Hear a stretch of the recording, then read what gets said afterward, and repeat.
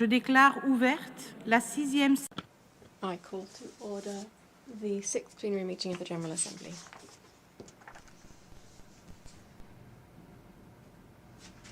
The Assembly will hear an address by His Majesty Don Felipe VI, King of Spain.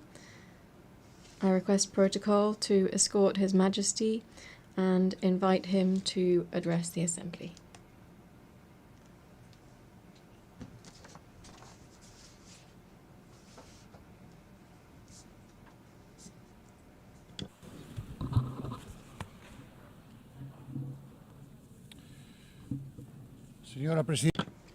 Madam President, Mr. United Nations Secretary General, heads of state and government, ambassadors, authorities, ladies and gentlemen, a very good morning to you. I appear before you today as representatives of the member states of the United Nations in this year which marks the 80th anniversary of the organization's founding. This is a timely opportunity to reflect on the present, the past and the future of this universal organization and on its contribution to peace, stability, and enforcement. Rules are the voice of reason used in international relations. They are the best defense against the law of the strongest. A world without rules is uncharted territory. A time without rules is returning to the Middle Ages. The path proposed by the United Nations Charter is fraught with obstacles, and will never be fully completed. That is why the example of those who have been committed to its values is so precious. These are people working under extreme conditions, risking their freedom, their physical integrity, or even their lives, in a world plagued by conflict in all too many regions. We see this in Europe, in Ukraine, where war has been unleashed by Russia's unprovoked and unjustifiable aggression, violating the country's sovereignty and territorial integrity. Peace in Europe will not be possible without justice and accountability. Spain will continue to support all efforts aimed at achieving a just and lasting peace, grounded in the principles of international law, respect for human rights, and accountability. We also see this in its full severity in the Middle East, in Palestine, in the Gaza Strip. We cannot remain silent or look away from the devastation, the bombings, including of hospitals, schools, and places of refuge. In light of the countless civilian deaths, famine, starvation, the forced displacement of hundreds of thousands of people. To what end? These are abhorrent acts that stand in stark contrast to everything that this forum represents. They offend human conscience and shame the entire international community. Spain is a nation deeply proud of its Sephardic roots. When we speak to the people of Israel, we speak to a people of brothers and sisters, a people who, when they return to Spain, to Córdoba, Toledo, Seville, Barcelona, and so many other places, come home. This was the spirit behind the 2015 law, which was passed with broad consensus, granting Spanish nationality to descendants of Sephardic Jews originally from Spain. It is for this reason, and it is so difficult for us to understand, that we are so pained by the actions of the Israeli government in Gaza. We therefore cry out, we implore, we demand, stop this massacre now. No more deaths in the name of a people that are so wise and ancient, who have suffered so greatly throughout history. Let us be clear. We unequivocally condemn the heinous terrorism of Hamas, especially the brutal massacre of the 7th of October 2023 against the Israeli population, and we recognize Israel's right to self-defense. But with equal strength, we demand that the Israeli government fully uphold international humanitarian law throughout Gaza and the West Bank. We demand that humanitarian aid be delivered without delay, that a ceasefire be established with guarantees, and that all hostages still held by Hamas be released immediately. The international community must shoulder its responsibility to achieve as soon as possible a viable solution that would include the existence of two states, the recognition of the State of Palestine by an increasing number of member states of this organization, to which Spain added its voice this past May, must contribute to achieving a just and definitive regional peace based on the implementation of United Nations resolutions and on the universal recognition of the State of Israel. President, delegates, as we know, many conflicts are both caused by and result in resource scarcity, state fragility, and inequality. The gap between current realities and the fulfillment of the 2030 agenda remains vast, and the current funding shortfall for sustainable development exceeds $4 trillion per year. The call for efficiency and resource optimization made at the 4th International Conference on Financing for Development that we held recently in Seville must be sustained. Accordingly, Spain, in line with the consensus-based commitment adopted there, has launched the Seville Plan for Support to Multilateralism. We have increased our contributions to international development funds, and we have reaffirmed our commitment to defending human rights, gender equality, and the environmental transition, which are central and distinctive elements of our foreign policy. Allow me to briefly address each of these three areas. First, human rights. Spain is, as of this year, a member of the Human Rights Council, enabling us to continue advancing causes such as the fight against racism, the abolition of the death penalty, and the promotion of economic, social, and cultural rights, while at the same time persisting in the struggle against all forms of discrimination. Because we support plural, open societies in which all citizens participate, and we are concerned by the erosion of democracies, the growing disaffection towards values that are essential to democratic coexistence. In these confusing times, which are testing our capacity for dialogue, we must remain steadfast in our commitment to these values. In harmony with these principles, we believe that immigration, when properly managed, is a vector of mutual development for countries of origin, transit, and host countries. We believe that the human rights of migrants must, therefore, be the principal reference for our actions. Therefore, we fully support the implementation of the Global Compact on Migration and the Global Compact on Refugees. Secondly, I wish to refer to gender equality. This year marks the 30th anniversary of the Beijing Declaration and Platform for Action.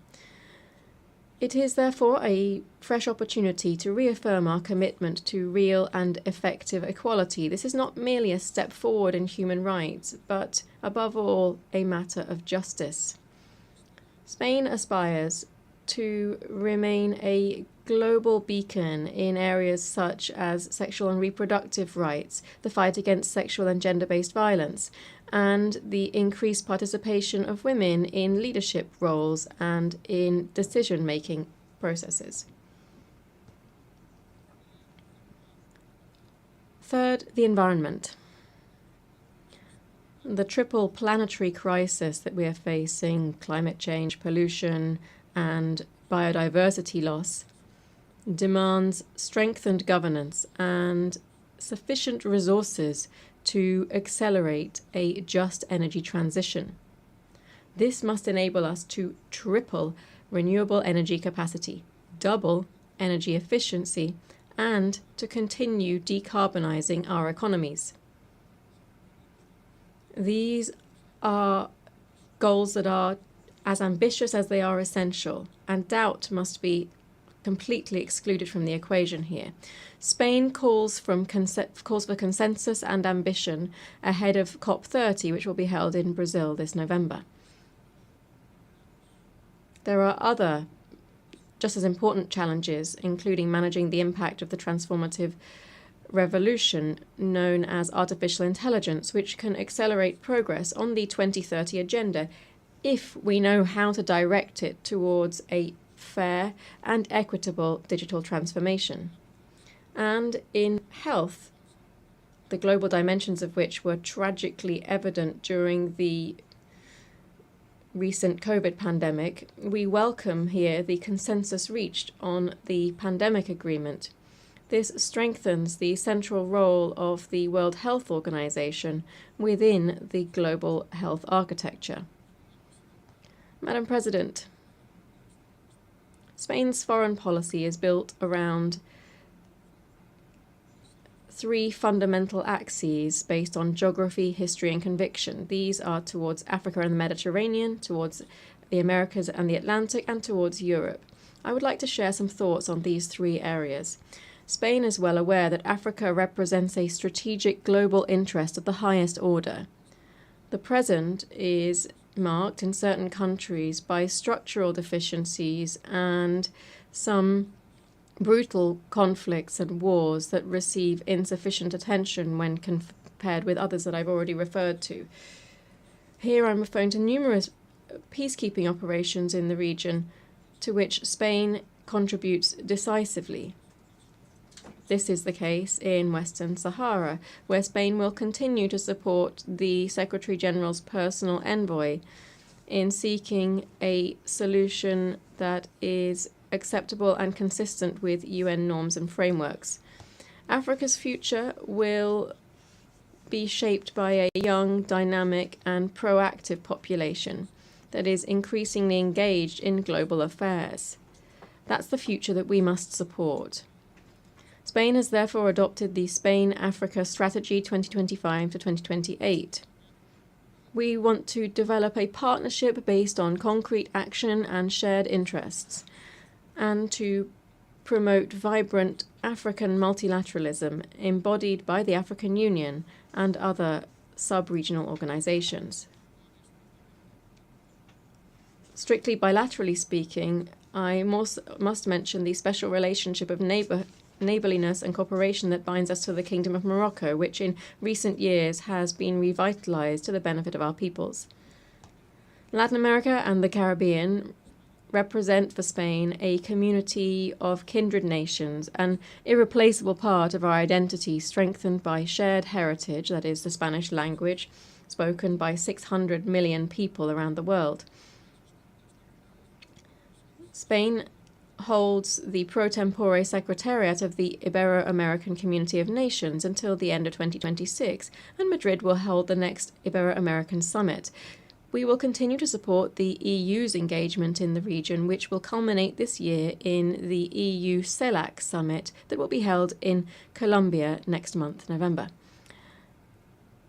The European Union is one of the greatest achievements of concord and a model for multilateralism. Its voice is more necessary than ever in these times. We therefore advocate for a union that is increasingly effective, cohesive, secure, and competitive on the global economy. I think it's important to recall that on the 11th of June this year, we launched a definitive political agreement regarding the key aspects of the future accord between the European Union and the United Kingdom. This was a historic agreement that respects Spain's position on sovereignty and jurisdiction over Gibraltar, which will bring confidence, legal certainty, and stability to the lives of the populations of the Campo de Gibraltar and Gibraltar itself. Madam President, I began speaking about the past and present of the United Nations, and I shall dedicate my last few words to its future. In these times of severe budgetary constraints, I call on all member states to reaffirm their commitment to this organization. I encourage all of its personnel, led by the Secretary-General, to persist in their enormous efforts towards efficiency and effectiveness, prioritizing those areas whose neglect would represent an unacceptable breach of the ethical standards that must always guide their work. We continue to believe in the need to advance reform initiatives, and we offer our capacity for dialogue and consensus building, as well as our firm multilateral conviction in this endeavour. On this 80th anniversary, which coincides with the 70th anniversary of Spain's accession to the organisation, I wish, Madam President, to renew my country's recognition of all of the men and women working within the United Nations. You are the custodians of the memory of the 20th century and the guardians of the hopes invested in the 21st. And it is now, when so many questions are surrounding multilateralism and cooperation, that we need you most. Thank you very much.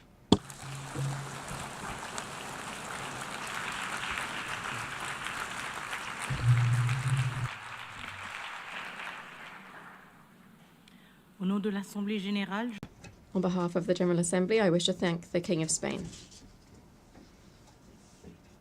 The Assembly will now hear an address by His Excellency Volodymyr Zelensky, President of Ukraine. I request protocol to escort His Excellency and invite him to address the Assembly.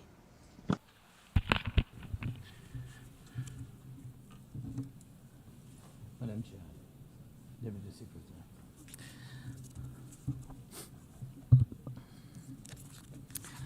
Dear leaders, dear friends, and all those who can become our friends, because you want safety and peace just as much as we do. Today, no one but ourselves can guarantee security. Only strong alliances, only strong partners, and only our own weapons. The 21st century isn't much different from the past. If a nation wants peace, it still has to work on weapons. It's sick. But that's the reality. Not international law, not cooperation. Weapons decide who survives. Excellencies, you know perfectly well international law doesn't work fully unless you have powerful friends who are truly willing to stand up for it. And even that doesn't work without weapons. It's terrible, but without it, things would be even worse. There are no security guarantees except friends and weapons. No Ukrainian choice this kind of reality. And knowing our people, they would have chosen a different priority. Ukrainians are peaceful people, but they are people who want to live freely in their own independent country. That's why we invest in defense. For many nations, there is simply no other way left. Nations can speak about their pain from stages like this, but even during bloodshed, there isn't a single international institution that can truly stop it. That's how weak these institutions have become. What can Sudan or Somalia or Palestine or any other people living through war really expect from the UN or the global system? For decades, just statements and statements. And even everything happening in Gaza remains without a way out. Even now, Syria, after all the changes, still has to appeal to the world to ease the sanctions that are choking its economy. It has to ask and wait. Syria deserves stronger support from the international community. And as Russia's war against my country goes on, people are still dying every week. Yet there is no ceasefire because Russia refuses.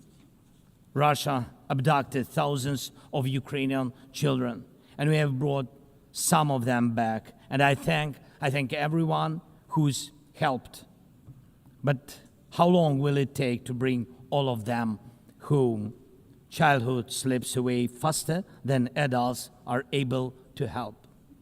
Look at Israel. Nearly 2 years have passed and hostages still haven't been freed. They must be freed, but even that still hasn't happened.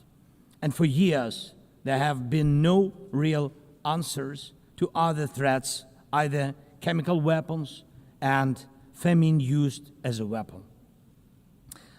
Last year, at this assembly, I warned the world about the risk of radiation disasters, especially due to Russia's occupations of our Zaporizhzhia nuclear power plant, the biggest in Europe, but nothing's changed. Nothing's. And yesterday, the plant went into blackout again, and Russia hasn't stopped shelling even in areas near a nuclear facility. And because of international institutions are too weak, this madness continues. Even being part of a long-standing military alliance doesn't automatically mean you are safe. Just recently, 19 simple Russian drones violated Polish airspace, and only 4 were shut down. Luckily, they were not shaheeds or even worse. Otherwise, the results would have been horrific.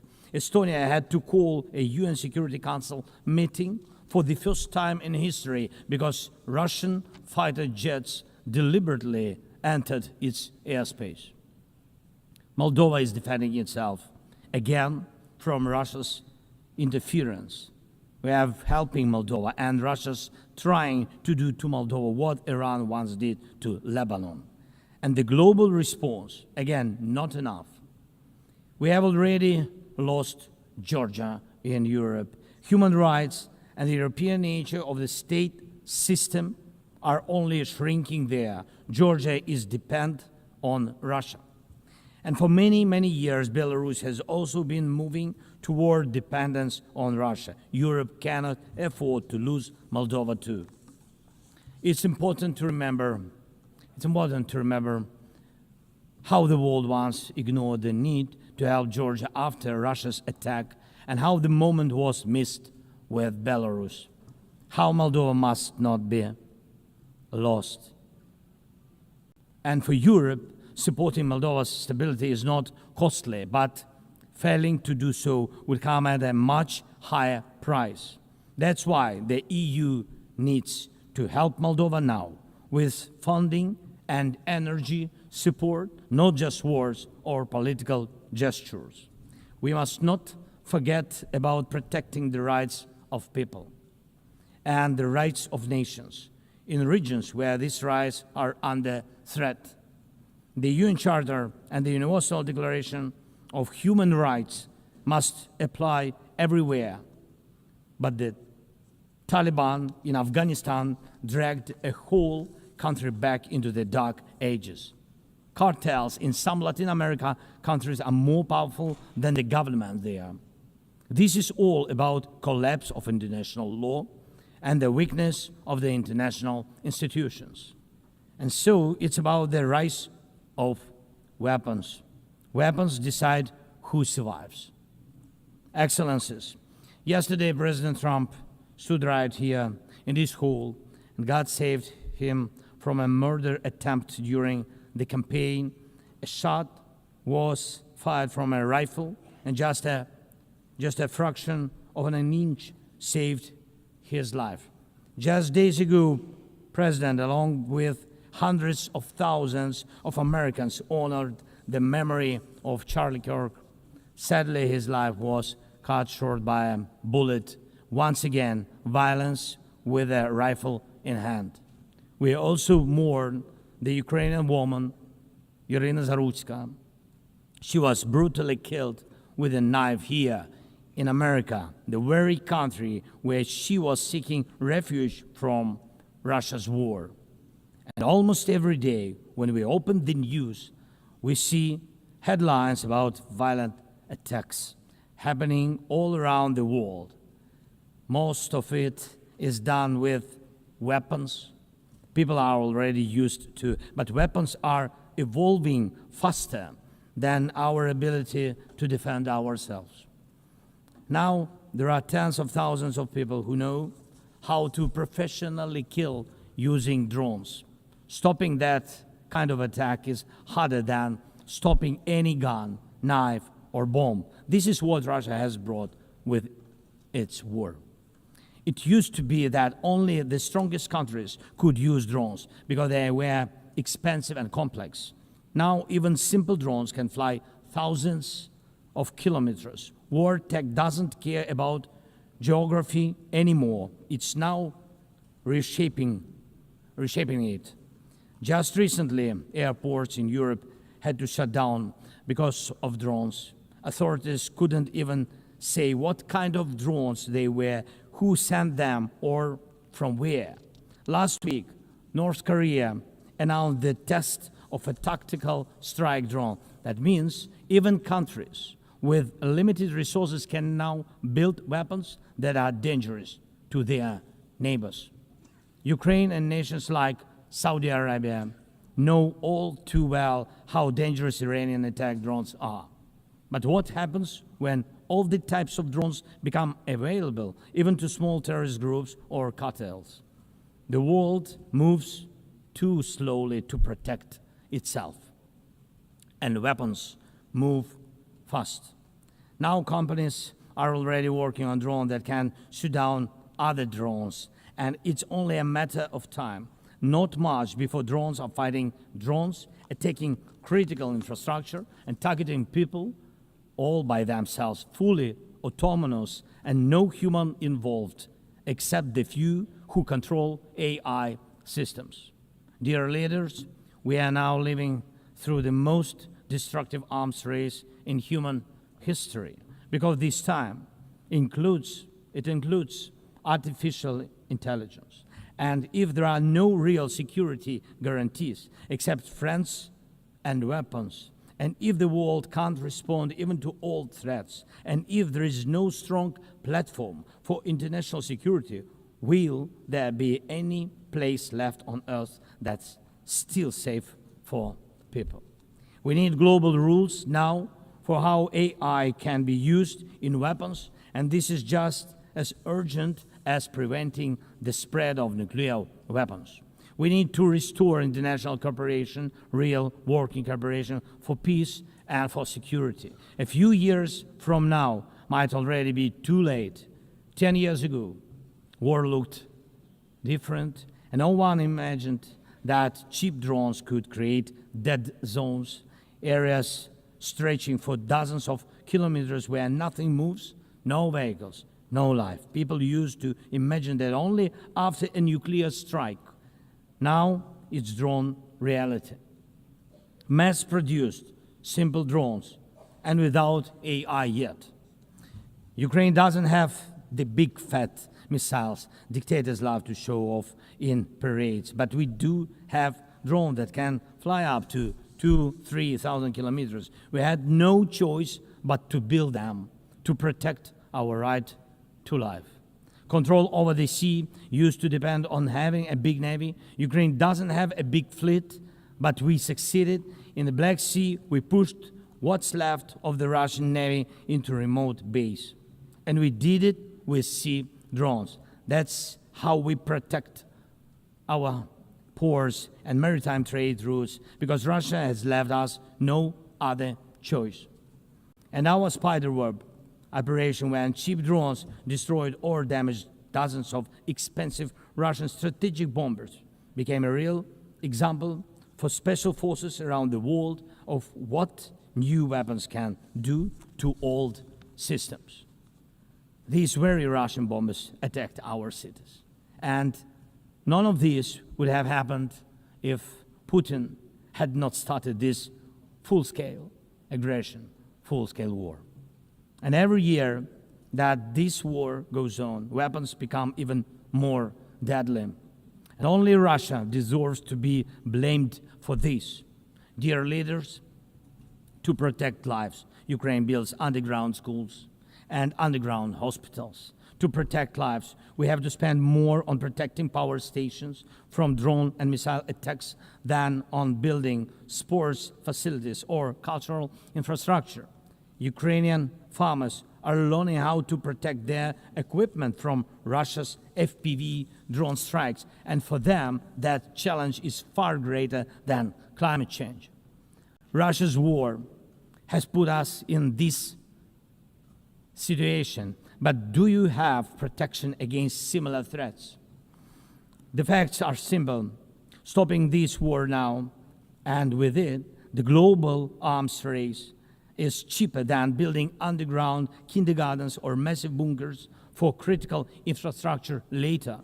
Stopping Putin now is cheaper than trying to protect every port and every ship from terrorists with sea drones. Stopping Russia now is cheaper than wondering who will be the first to create a simple drone carrying a nuclear warhead. So we must use everything we have together to force the aggressor to stop. And only then do we have a real chance that this arms race will not end in catastrophe for all of us. If it takes weapons to do it, if it takes pressure on Russia, then it must be done. And it must be done now. Otherwise, Putin will keep driving the war forward wider and deeper. And we told you before, Ukraine is only the first, and now Russian drones are already flying across Europe, and Russian operations are already spreading across countries, and Putin wants to continue this war by expanding it, and no one can feel safe right now. So first, we are now building a new security architecture for ourselves. More than 30 countries are already part of our coalition, and we are strengthening army, launching joint weapons production with partners, and defining financial commitments for defense in a way that could become a security model for any other nation. If security guarantees work for Ukraine, something more than just friends and weapons, it will mean that people were able to make national security not a privilege for a few nations, but a right for everyone. Second, we are ready to make our modern weapons become your modern security, your modern weapon. And we have decided to open up arms exports. And these are powerful systems tested in a real war when every international institution failed. And we are also ready to grow our defense production together with strong partners so that their protection is modern and reliable. You don't need to start this race from scratch. We're ready to share what has already proven itself in real defense. And third, many in the world are still relaxed. Still. But look at how many countries are here at this General Assembly, countries that are at war, or just came out of war, or are trying to stop one, or openly getting ready for one. War has already reached too many people to pretend it has nothing to do with you. So it depends on you.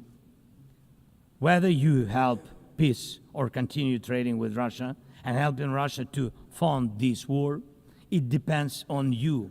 Whether prisoners of war will be freed, whether abducted children will come home, whether hostages will be free. It depends on you what will define existence, war like now, or our joint strong actions as it should be. Yesterday we had a good meeting with President Trump, and I also spoke with many other strong leaders, and together we can change a lot. Of course, we are doing everything to make sure Europe truly helps. And of course, we count on the United States. I appreciate the support we are receiving. Yes, much depends on the G7 and G20, but in the end, peace depends on all of us, on the United Nations. So don't stay silent while Russia keeps dragging this war on please speak out and condemn it. Please join us in defending life and international law and order. People are waiting for action. Thank you so much. Slava Ukraini.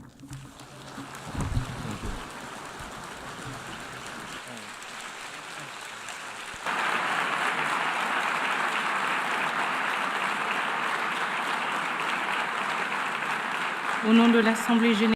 On behalf of the General Assembly, I wish to thank the President of Ukraine. L'Assemblée va The Assembly will hear an address by His Serene Highness, Prince Albert II, Sovereign Prince of Monaco. I request protocol to escort His Serene Highness and invite him to address the Assembly.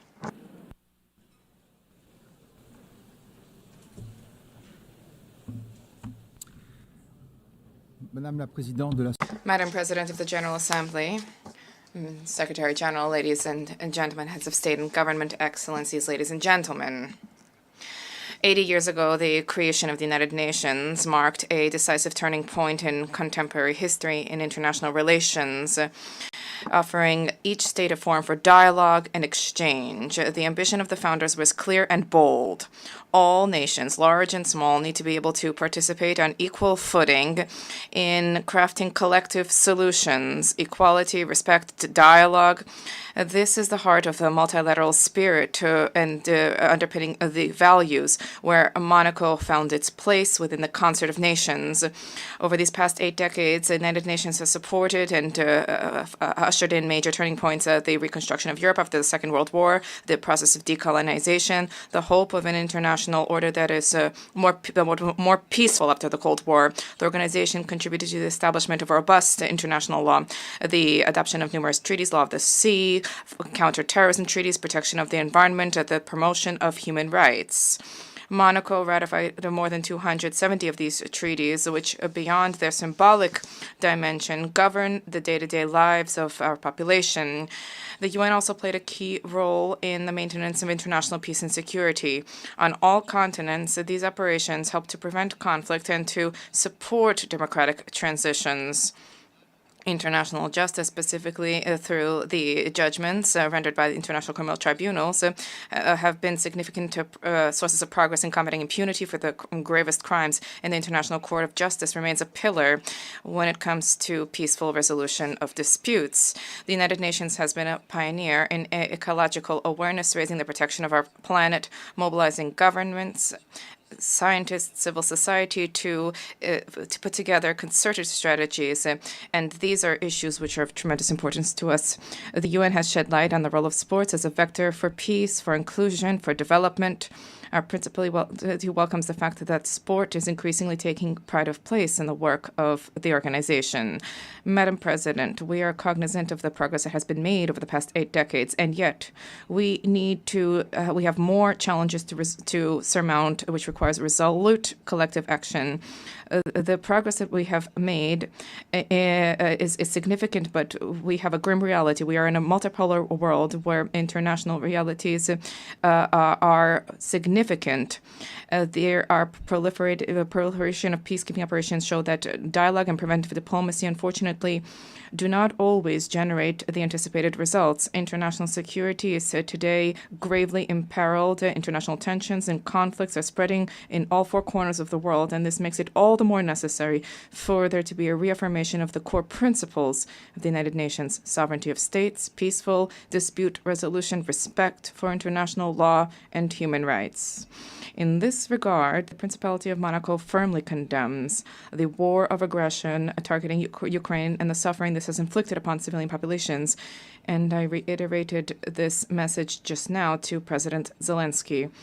I cherish the hope that a just and lasting negotiated peace agreement can be found soon to guarantee security and to rise to the expectations of the Ukrainian people. In the Middle East, violence has generated unacceptable human suffering, casualties. The risk of regional conflagration requires that there be an immediate de-escalation, protection of civilians, the unimpeded delivery of humanitarian assistance, and a sincere relaunch of the peace process on the basis of the 2 states. Peace is not a utopia. Peace is in overriding necessity. These security-related challenges are compounded by environmental challenges. The international community recently met in Nice for the 3rd UN Conference on Oceans, vehemently recalling the need to act for the protection of seas and oceans. The Principality organized, before the conference, a Blue Economy and Finance Forum. Heads of state, economic leaders, investors, philanthropists, development banks, NGOs, 1,800 participants arrived from nearly 100 countries, responding to the call to mobilize more financial resources to invest in a sustainable, regenerative blue economy. And yet, the commitments made under, notwithstanding, there are still challenges. BBNJ was adopted in January last, and this should lead us to implement immediately measures for the conservation and sustainable use of the diversity in the high seas. The fight against climate change is a responsibility, a historic responsibility. Acceleration of extreme events requires credible, immediate, financed responses. We are traversing a significant difficulties. There is science which is accessible, abundant, more reliable than ever before. The Paris Agreement, the 10th anniversary of which we are marking this year, provides a structured, transparent framework which should generate a robust trust among all stakeholders. This year, new nationally determined contributions have been published, and this is a reflection of the need to be more and more ambitious. I wish to recall that these ambitions are of carry moral significance, particularly vis-a-vis young people and succeeding generations, but also, as was recently recalled by the ICJ in the advisory opinion. And in this regard, and in accordance with the new collective goal for financing, which was adopted in Baku last year, I decided that my country will double specific financing under climate agreements, and this is by 2028. Let us not forget that there's a need to invest in countering climate change, but there's a need to take into account the depletion of biodiversity throughout the world. COP17 and the Biological Diversity Convention, October 2026, will be held in Yerevan. This is a key opportunity to transform the commitments into reality, specifically when it comes to financing and meaningful protection of ecosystems. Madam President, we cannot pass over in silence the alarming setbacks in human rights, freedom, the repression of freedom, civil society, excessive use of force. These are all undermining the very basis of civilizations and are resulting in a loss of trust of citizens vis-a-vis systems. Women's rights are a key pillar for peace, for development, and for justice. 30 years after the Beijing conference, gender equality between men and women has still not been fully universally attained, and this remains a key priority, which is something we need to reaffirm. There's an urgent need to generate collective commitment to combat violence against women and girls and against all kinds of persecution which they endure, including in conflict-affected areas. No society can be prosperous if such inequality persists there. Likewise, no society can develop without taking care of its young population, because young people are not just the future of the world. Young people are the present. 30 years after the World Youth Program, it is incumbent upon us to raise the role of young people in discussions on the economy, civic life, access to education, employment, digital issues. This is not a privilege. This is a right. Madam President, public global health is a key. Non-communicable diseases are the main cause of premature deaths, and there's a need for cross-sectoral mobilization to address this challenge. I welcome the key role of the WHO with the global action against these diseases, but there's a need to move further to strengthen synergies among the stakeholders to improve the effectiveness of action, particularly among budgetary constraints. The fourth high-level meeting on this issue should generate new momentum to intensify prevention and to provide universal access to high-quality care. Madam President, the 80th anniversary of the United Nations offers an opportunity to breathe new life into multilateralism, to reform its operations, and to address the liquidity crisis. Reform of the United Nations should restore people's trust and to establish an effective structure and based on core values. The United Nations is the only universal body which is capable of defending sovereignty of states and embodies the ideal of cooperation amongst peoples. But this is not only at the UN headquarters. There's specialized institutions, UNESCO, FAO, and IAEA, and many others. These all play a critical role by providing concrete support for environmental, educational, and social policies of states, helping them to fully meet their responsibility without duplication of mandates in New York. And let us recenter the work of our organization to focus on the priorities enshrined in the Charter. We need to rekindle a spirit of dialogue, the spirit of organization. The general debate should once again become this unique opportunity where leaders of the world listen to one another and seek to achieve a mutual understanding. The Principality of Monaco cherishes the hope that through reform, the UN will once again become the center with a harmonization of UN efforts for the maintenance of peace and security in accordance with Article 1 of our Charter. No state alone can resolve the crises plaguing our times. It's by sharing ideas, resources, and willingness that we can together build a future of peace, of lasting peace, because together we are better. Thank you.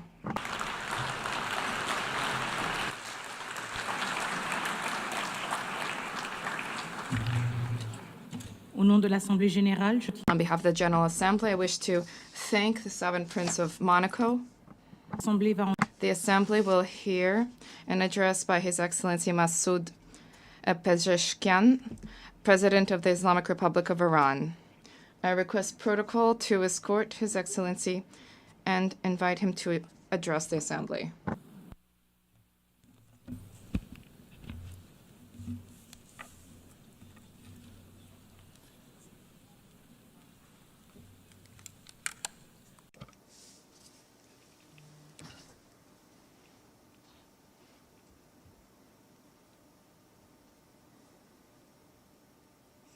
In the name of God, the most compassionate, the most merciful, Mr. Secretary General, Madam President, distinguished representatives, ladies and gentlemen, the theme of this year, and I quote, "Better Together, 80 years and more of peace, development, and human rights," unquote, is in truth a summons to solidarity and to a shared vision of a brighter future. Our religious conviction, as well as the call of the prophets, rests upon the equality of the rights of all human beings. That which renders man more worthy is piety, namely truthfulness, wisdom, purity, and benevolence. The bedrock of all divine religions and of the human conscience is this golden maxim: that which you would not approve for yourself, do not approve for others. Jesus Christ, peace be upon him, once said, "Act towards others as you would have them act towards you." The Prophet of Islam, peace be upon him, said, "None of you is a true believer unless he desires for others what he desires for himself." The sage Hillel, the elder, expressed the essence of the Torah as such: "That which is hateful unto thee, do not do unto thy fellow." In the traditions of the Orient, likewise, the central teaching is this very principle, and secular schools of ethics grounded in reason and conscience have arrived at the same conclusion. Excellencies, is this the state of our world? Let us behold the past 2 years. The world in these 2 years was witness to genocide in Gaza, was witness to the destruction of homes and repeated violation of sovereignty and territorial integrity in Lebanon, was witness to the devastation of Syria's infrastructure, was witness to assault against the people of Yemen, was witness to the forced starvation of emaciated children in the arms of their mothers, was witness to the assassination of Iran's scientists, was witness to the surreptitious raids infringing upon the sovereignty of nations, violating the territorial integrity of states, and openly targeting leaders of people. And all of this under the full support of the most heavily armed regime in the face of the earth, and under the pretext of self-defense. Would you countenance such things for yourselves? Who is the disturber of the stability of the region and the world? Who is the actual threat against international peace and security?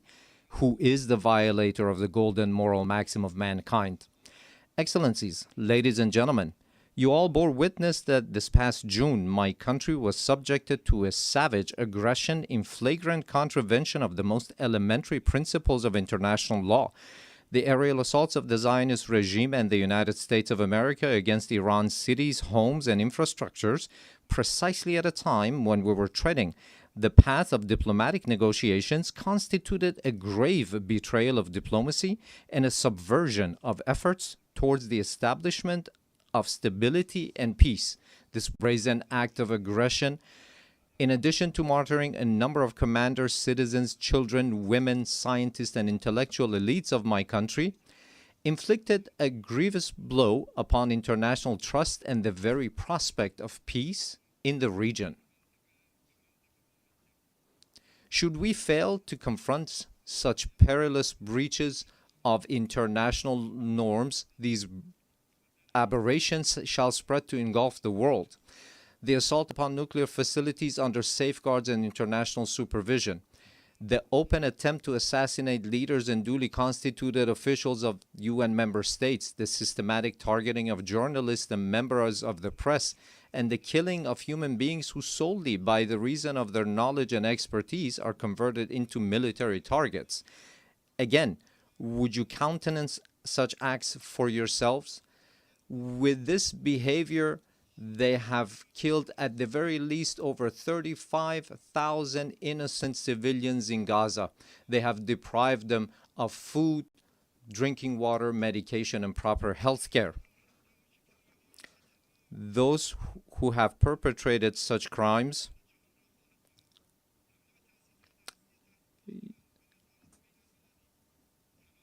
this nation, with a magnanimous spirit and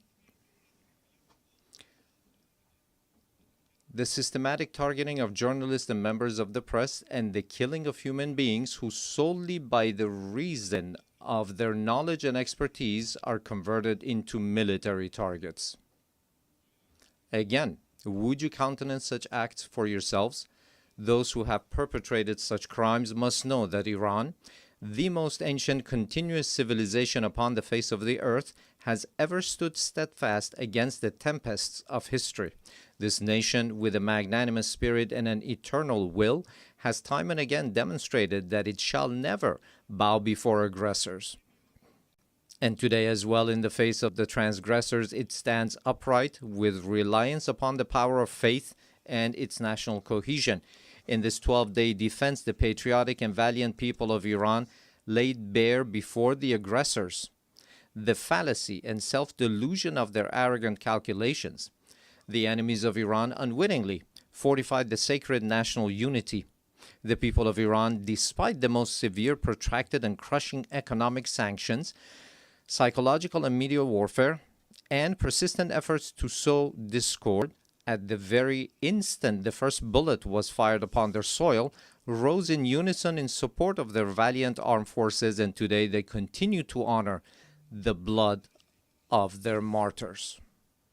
Here, in the name of all Iranian people, I extend my heartfelt gratitude to all personalities, nations, governments, and international and regional organizations that stood in solidarity with Iran during this war. Ladies and gentlemen, today, after nearly 2 years of genocide, mass starvation, the perpetuation of apartheid within the occupied territories, and aggression against its neighbors, the ludicrous and delusional scheme of a greater Israel is being proclaimed with brazenness by the highest echelons of that regime. The scheme encompasses vast swaths of the region. The map itself lays bare the true intentions of the Zionist regime, intentions that have, of late, been openly endorsed by its criminal prime minister. None in the world is secure from the aggressive machinations of this regime. It is manifest that the Zionist regime and its sponsors no longer even content themselves with normalization through political means. Rather, they impose their presence through naked force and have styled it peace through strength. Yet, this is neither peace nor power. It is nothing but aggression rooted in coercion and bullying. But we envision our powerful Iran alongside powerful neighbors within a strong region with a radiant future. a future in which we stand together against a grand project that imposes genocide, destruction, and instability upon the region, a future in which collective security is assured through genuine mechanisms of defensive cooperation and joint response to threats, a future in which human dignity and cultural diversity are cherished as foundational values, a future in which collective development is realized through joint investment in infrastructure and modern sciences, a future in which energy security and the equitable use of vital resources from the pillars of economic stability, a future in which the environment is safeguarded for posterity, a future in which national sovereignty and the territorial integrity of states are regarded as non-negotiable principles, a future not in pursuit of peace imposed by force, but founded upon strength derived through peace. In such a strong region, slaughter and bloodshed shall find no place. It is for this very reason that my country has, for many years, been among the staunchest advocates of establishing a region free of weapons of mass destruction. Yet those who themselves possess the largest nuclear arsenals and who, in flagrant breach of the NPT, make their weapons even deadlier and more destructive, have for years subjected our people to pressures on the basis of spurious allegations. Last week, 3 European states, having failed through a decade of bad faith and thereafter by supporting military aggression, to bring the proud people of Iran to their knees, at the behest of the United States of America, sought, by means of pressure, coercion, imposition, and manifest abuse, to reinstate against Iran the Security Council resolutions that had already been terminated. In doing so, they set aside good faith. They circumvented legal obligations. They sought to portray Iran's lawful remedial measures taken in response to the United States' withdrawal from the JCPOA and to Europe's breach and utter incapacity as a gross violation. They falsely presented themselves as parties of good standing to the agreement, and they disparaged Iran's sincere efforts as insufficient. All of this was in pursuit of nothing less than the destruction of the very JCPOA, which they themselves had once held as the foremost achievement of multilateral diplomacy. This unlawful measure, which has also met the opposition of certain members of the Security Council, possesses no international legitimacy and will not garner the approbation of the international community. I hereby declare once more before this assembly that Iran has never sought and will never seek to build a nuclear bomb. We do not seek nuclear weapons. This is our belief based on the edict issued by the supreme leader and by religious authorities. Therefore, we never sought weapons of mass destruction, nor will we ever seek them. Whereas those who disturb the peace and stability in the region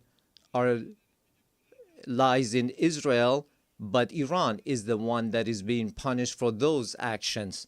There is a poem that roughly says something to the effect that someone in one side of the world does something to disturb the peace and someone else is punished for those actions. Ladies and gentlemen, the Islamic Republic of Iran welcomes peace and stability. We believe that the future of our region and of the world must be built upon cooperation, trust, and shared development. In this framework, Iran supports the peace process between the Republic of Azerbaijan and the Republic of Armenia and hopes that its outcome shall be enduring and serve as a foundation for improved relations between these two neighboring states. Iran also hopes that the efforts to bring an end to the war in Ukraine may result in a just and lasting agreement between Russia and Ukraine and bring solace to the human suffering caused by this crisis. Iran welcomes the defensive pact between the two brotherly Muslim countries, the Kingdom of Saudi Arabia and the Islamic Republic of Pakistan, as a beginning for a comprehensive regional security system with the cooperation of the Muslim states of West Asia in the political, security, and defense domains. Finally, Iran condemns the criminal aggression of the Israeli regime against Qatar, which resulted in the martyrdom of a number of Palestinian and Qatari nationals, and declares its support and solidarity with the government and people of Qatar. Ladies and gentlemen, true security is not achieved through force, but through confidence building, mutual respect, regional convergence, and multilateralism grounded in international laws. Based on this foundation, a call upon all to practice listening to one another instead of raising voices, to re-examine the intellectual premises of polarization and political violence, which today ensnares not only the international community, but also renders societies internally with tension and turmoil.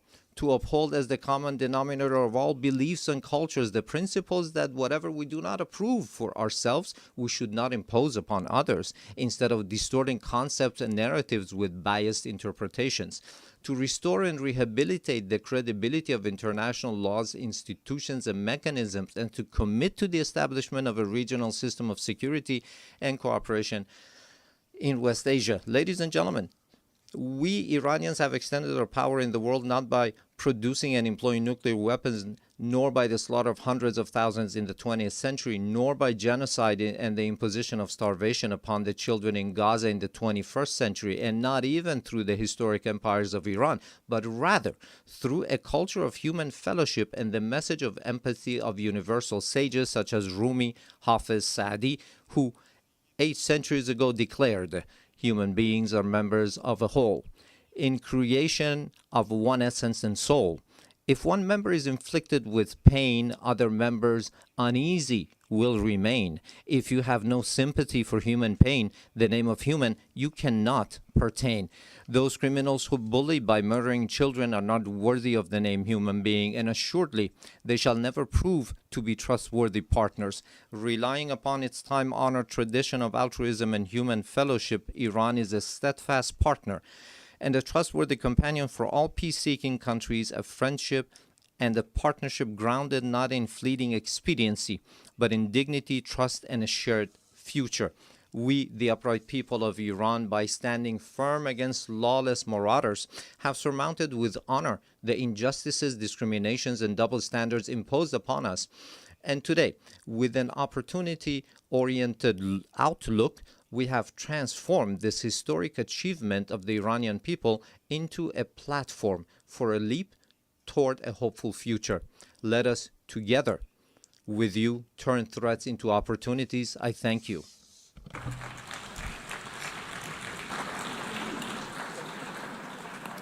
On behalf of the Assembly, I wish to thank the President of the Islamic Republic of Iran. The Assembly will hear an address by His Excellency José Raúl Mulino Quintero, President of the Republic of Panama.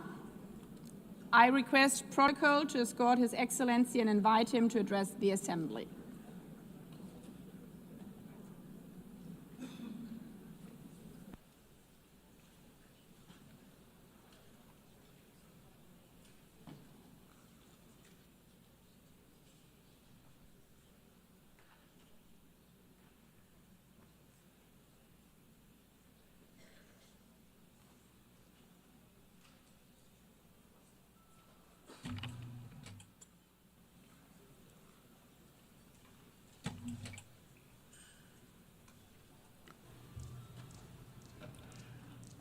Muy buenos días. A very good morning, Madam President, distinguished heads of state and government, honorable delegates. On behalf of the Panamanian people, with profound respect and renewed hope, I appear before this honorable assembly on the 80th anniversary of this organization, which remains a beacon for peace, cooperation, and progress. Panama has been committed since the signing of the Charter of San Francisco in 1945 to peace building, security, sustainable development, and human rights. Over these 8 decades, our country has championed multilateral diplomacy and public international law as a cornerstone of our foreign policy. The UN 80 initiative, presented by the Secretary General Antonio Guterres, offers an opportunity to reflect on the past, to raise awareness of present threats and to envision a fairer future. We firmly believe that today more than ever, we must strengthen the value of multilateralism to respond to global challenges and crises as a tool to mitigate asymmetries among nations. In this regard, I wish to highlight that multilateral policy contributed to our country's removal, for instance, from discriminatory lists imposed by the European Union and the Financial Action Task Force. Since it does not make sense to be a member of the Security Council of this organization, while at the same time appearing on lists alongside countries that promote terrorism, we believe it is the right time to undertake a comprehensive reform to make the Security Council more effective, to make the General Assembly more representative, to make specialized agencies more inclusive, and, above all, to reduce bureaucracy. Panama, just like other countries, calls for greater representation of Latin America and the Caribbean in decision-making bodies. The time has come to update the architecture of multilateral governance. Our region is the world's leading exporter of food. It is home to a strategic canal linking the Atlantic and the Pacific, and it holds more than 50% of the planet's biodiversity. We are major suppliers of minerals. We possess the largest freshwater reserves. We live together in peace, and we strive to preserve this. All of these elements make us a key global actor, and we must ensure that our representation reflects our role and our global significance. In line with our mission to contain and prevent the tragic outcome of a global war, which was its fundamental raison d'être, the United Nations is also facing a challenge of promoting urgent action to achieve the Sustainable Development Goals.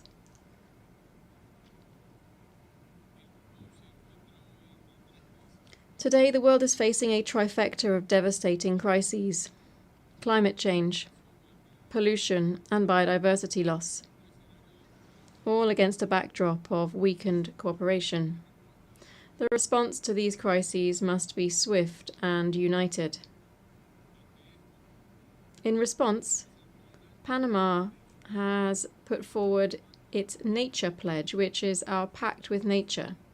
This is a new way of understanding environmental and climate policy, integrating our obligations on climate, biodiversity, and land into a single national commitment. In practice, Panama is pledging to curb its emissions by 2035. Even as a carbon-negative country, we believe there's always room to take further steps towards sustainability for future generations. To this end, we will be restoring 100,000 hectares of priority ecosystems, including mangroves and water basins, because nature, we think, is our front line of defense against climate change. Panama trusts in a renewed United Nations, one that strengthens digital security and international cooperation with ethical and inclusive principles, that supports just energy transitions, and one that upholds freedom of expression.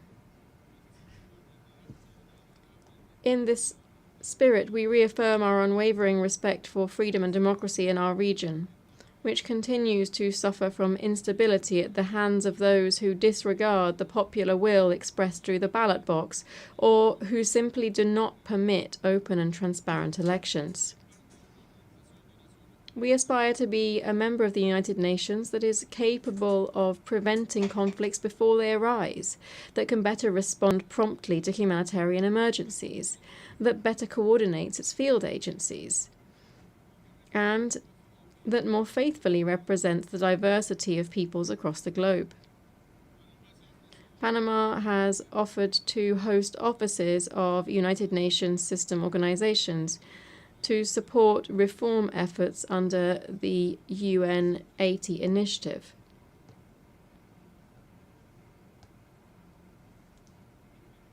I also wish today to express my solidarity with the Japanese people. This on the occasion of the 23rd anniversary of North Korea's admission of its abduction of at least 17 Japanese nationals. The world needs to know the truth so that these events are never repeated, and Japan deserves justice. Ladies and gentlemen, I cannot let this opportunity pass without highlighting that we have now completed a quarter century since our canal was transferred into Panamanian hands. As of the 31st of December 1999, the Republic of Panama took up the works and operations of the canal efficiently, safely, sustainably and neutrally, this in accordance with the Panama Canal Treaty, Torrijos Carta Treaty, and the Permanent Neutrality Treaty, which were both signed in 1977. Since then, we have administered the waterway in exemplary fashion, contributed to the country's economic development, and operated the canal for the benefit of international navigation. Over this period, Panama expanded the interoceanic route using our own resources to meet the demand of larger vessels. Now we are taking another step forward. We are supporting the Panama Canal Authority in the development of the Rio Indio Reservoir. This is an ambitious project to ensure water supply for our population and the canal, so that vessel traffic is not threatened by recurring droughts in our region. Our waterway serves more than 180 maritime routes and more than 140 nations, and approximately 4% of global trade passes through it. We are committed to ensuring efficiency in support of international logistics.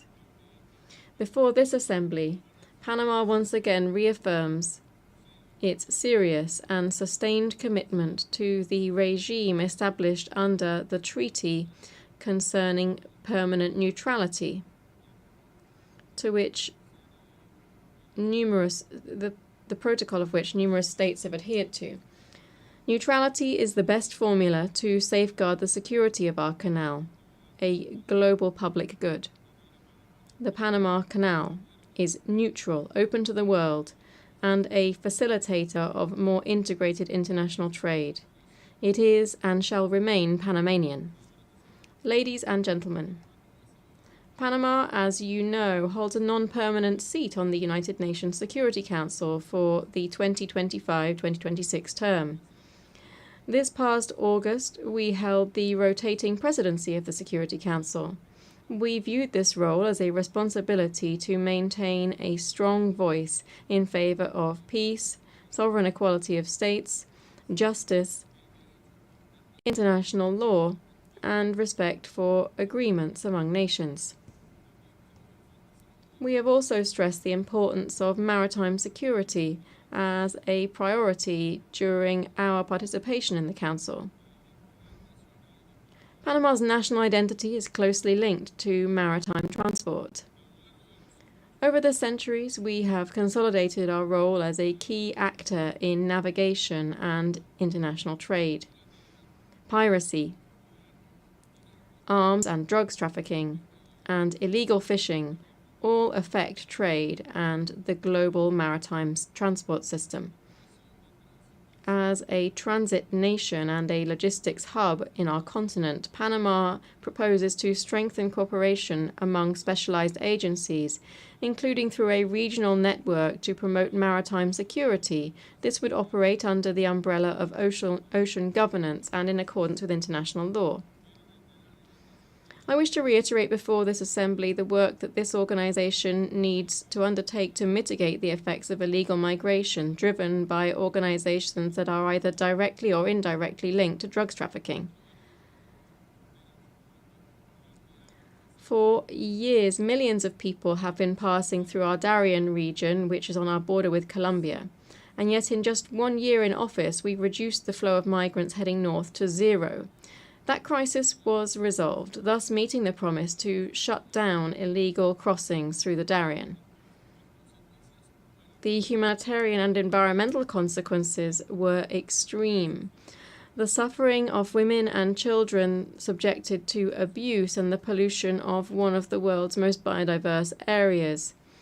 These continue to cause pain to those of us who have had direct contact with the situation. Today we are seeing north-south migration on a much smaller scale, but which renews our commitment to the orderly transit of people so that they may return home. I must say that while the migratory crisis has been resolved, the causes of mass emigration remain unaddressed. The fact that our country has resolved this scourge doesn't mean that we should let up in our demands for concrete responses, such as in the case of the border between Haiti and the Dominican Republic, which is facing unchecked migration that also has an effect on the entire region. It's essential that we find clear solutions both for the Haitian crisis and, more generally, for effective control of migratory flows. We are currently suffering from the growth of another illegal activity, which is drug trafficking. Today, it poses a threat to human lives and a grave risk of instability throughout the entire region due to the different cartels operating there. Just to give you a quick idea, this year alone, Panama has seized nearly 150 tons of cocaine and other drugs. This is an historic and alarming figure, one which compels us to step up our efforts to seek greater cooperation and to galvanize resources in a struggle that must be a common cause among all nations of the world. Honourable members, next year the Amphictyonic Congress of Panama, convened by the liberator Simón Bolívar, will celebrate its bicentenary. Its proposal was for an international system based on the sovereign equality of states, justice, law, and international cooperation to achieve the people's common goals. We hope that this commemoration will serve as a new starting point for international cooperation, one that respects and elevates the values of sovereignty, peace, and peaceful coexistence, values that must guide our work in this and other global fora. Honourable members, before this forum of global peace and international cooperation, I reiterate the faith of the Panamanian people in the United Nations system. At times of crisis, when the winds of unilateralism, polarization, and fragmentation are blowing, Panama will raise its voice in defense of multilateralism. Panama will remain an enthusiastic member of the United Nations, a defender of international law, and a tireless proponent of global peace. Because, as this year's theme reminds us, we are stronger together, and only together can we build a fairer and more humane future for all. Thank you very much.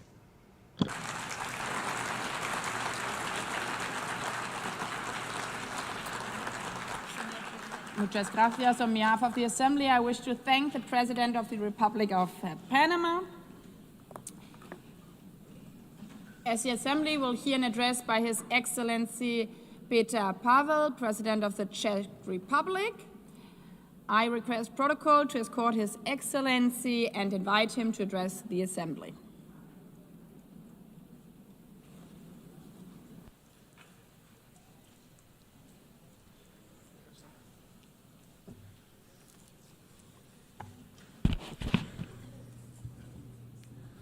Madam President, Excellencies, ladies and gentlemen, I am humbled to speak here in front of you again.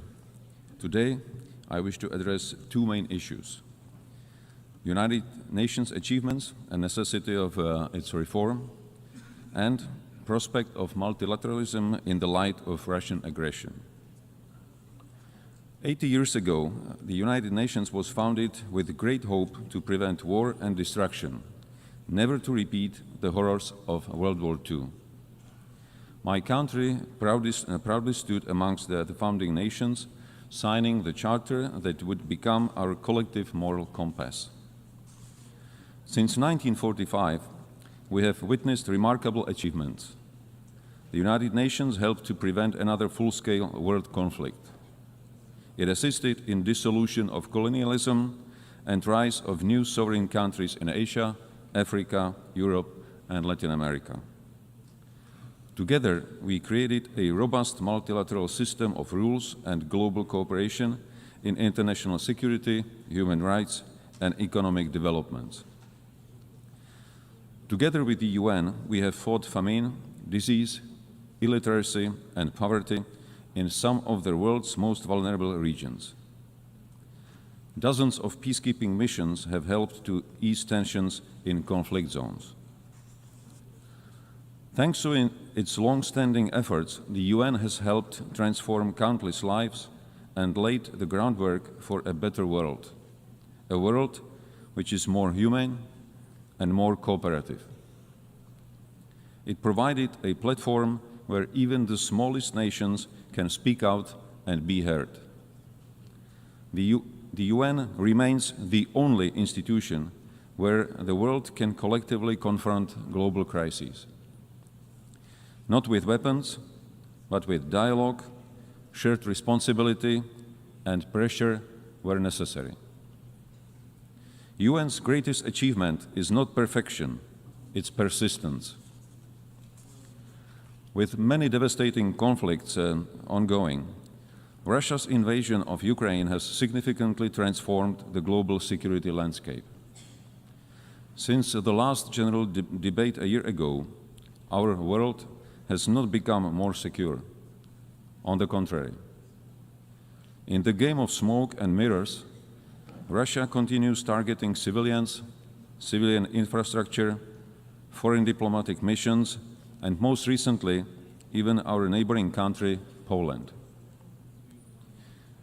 Not to forget the acts of hybrid warfare on our own territory. These range from disinformation campaigns and attempts to undermine public trust, to cyber attacks, and even acts of sabotage carried out by mercenaries recruited online. Despite being the largest country on the map, Russia still aims to seize Ukrainian territory and expand its sphere of influence. Backed by China, Iran, North Korea, and other countries that help it circumvent sanctions and provide economic or political support. Russia, a permanent member of UN Security Council, is not only violating the principles of state sovereignty and territorial integrity enshrined in the UN Charter, but also sets a dangerous example and precedent, sending the message that aggression can yield territorial and political gain and remain unpunished. Ladies and gentlemen, our multilateral system was created on the premise that rules apply to all without exception. The consequences of this war go far beyond the news headlines. This war threatens to dismantle our system of governance based on mutual respect, equal partnership, and rules we all subscribe to. What is happening in Europe today could happen anywhere else tomorrow, under different circumstances, but under the exact same pretext. If Russia wins this unjust war, it will legitimize the triumph of brute force. Turning a blind eye to Ukraine today is a green light to any future aggressor anywhere in the world.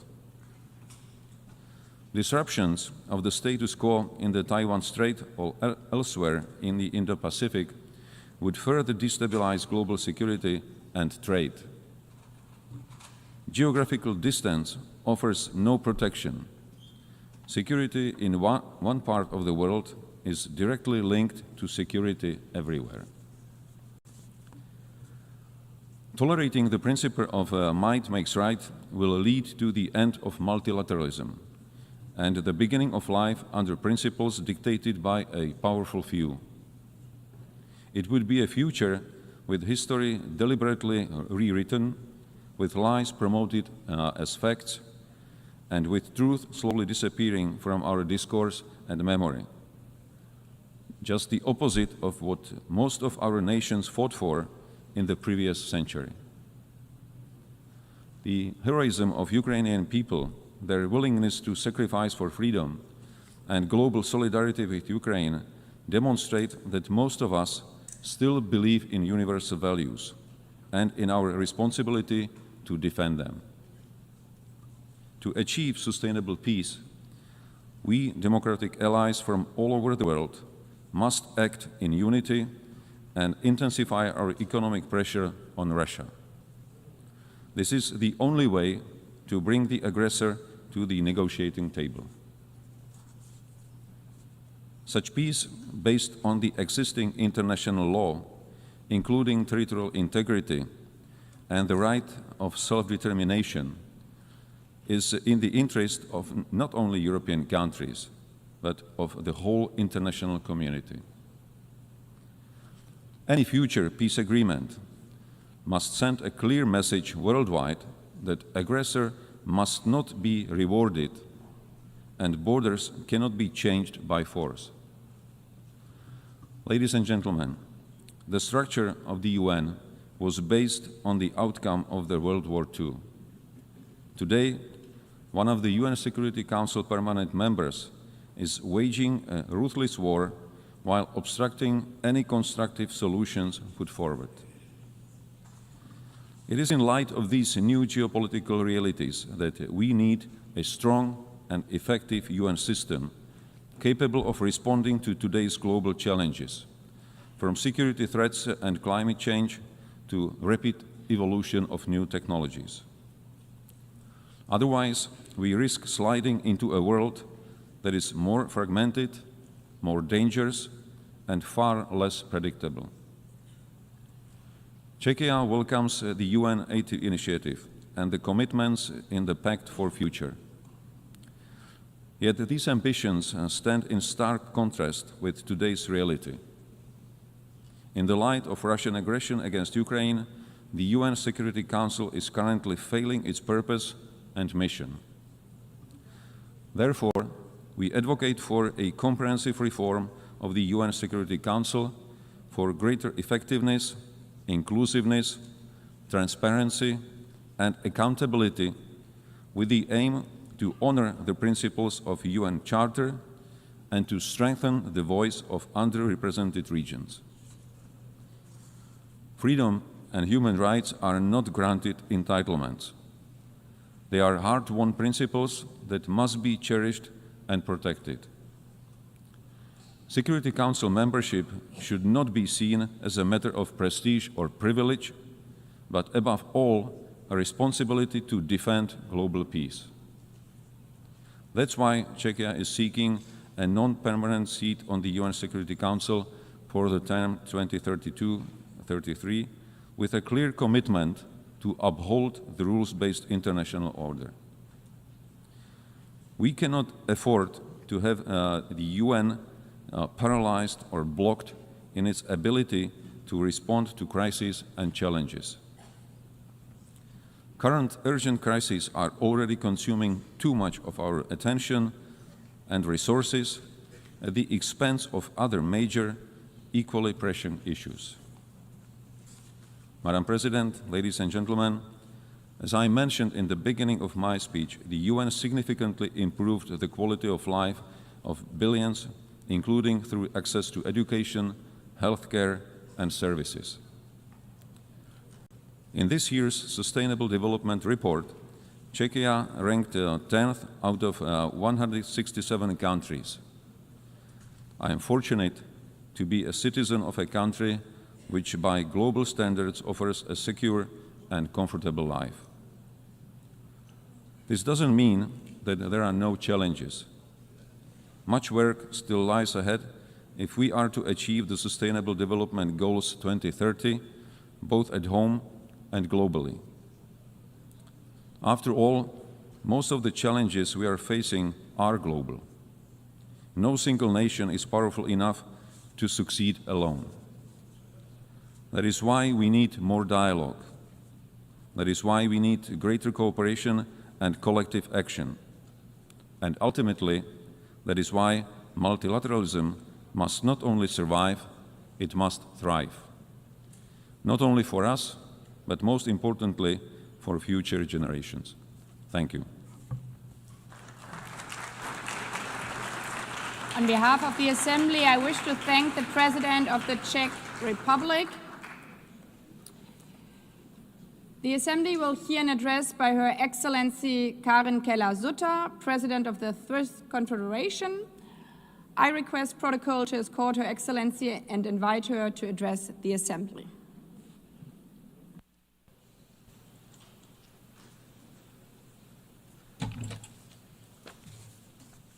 Madame la Présidente, Madam President of the General Assembly, Excellencies, ladies and gentlemen, 80 years ago, the world entered a new era, better times. On the 27th of January, 1945, the Auschwitz concentration camp was liberated. On the 8th of May, 1945, the war in Europe ended, and on 25 June 1945, 50 states adopted the United Nations Charter in San Francisco. And I quote from the Charter, "They were determined to save succeeding generations from the scourge of war, which twice in our lifetime has brought untold sorrow to mankind." End of quote. Upon the ruins of the Second World War, a new international order was born out of a shared conviction and determination to bring peace and prosperity to the world. The horrors of this time also gave rise to the Geneva Conventions of 1949, which protect the victims of armed conflict. At that time, the foundations for progress and democracy, the rule of law, and the market economy were laid down. Foundations which, despite all of the limitations and setbacks, also benefited international cooperation, free trade, peace, and international law. Without drawing any historical parallels, it is clear that this year, as we mark the 80th anniversary of the United Nations, we are experiencing a new era of particularly extreme political and economic upheaval at a time when, once again, too many wars are raging with civilian populations experiencing unbearable suffering, a time in which a just, lasting peace in the Middle East and Ukraine still seems beyond reach, and during which autocratic tendencies are gaining ground, including in Europe, a time in which free trade is being put to the test, and where ultimately international law, including the Charter of the United Nations, risk becoming dead letter. These upheavals are not coming out of nowhere. They are the result of developments that, in some cases, date back a long time, in which, in retrospect, we failed to take seriously enough for far too long. We need to be honest with ourselves. These are developments that have no simple solutions, neither at the international nor at the national levels, nor is it enough today to reiterate yet again, merely in speeches, the merits of a particular form of government, the rule of law, international law, free trade, and multilateralism. No, if we wish to surmount the challenges which we face, we have a duty to redouble our efforts. For what is the benefit of the achievements of civilization? What are they worth if they do not tangibly contribute to freedom, security, and prosperity, if they do not bring tangible benefits for people in their day-to-day lives?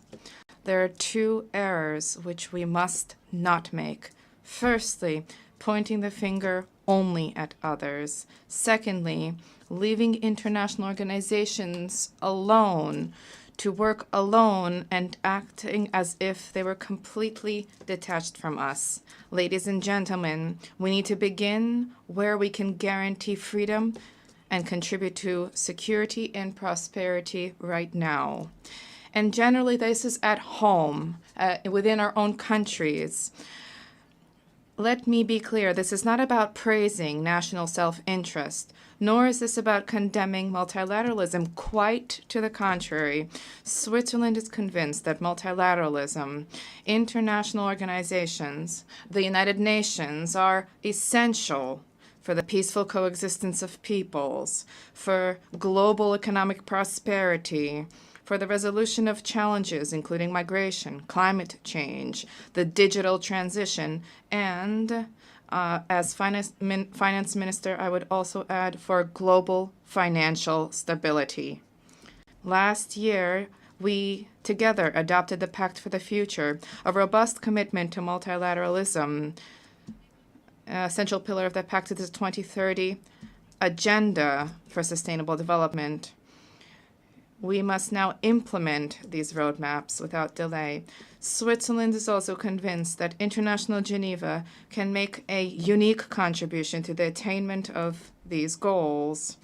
Geneva, as the United Nations leading operational center, has robust expertise in numerous crucial areas for our future, particularly those related to humanity and innovation.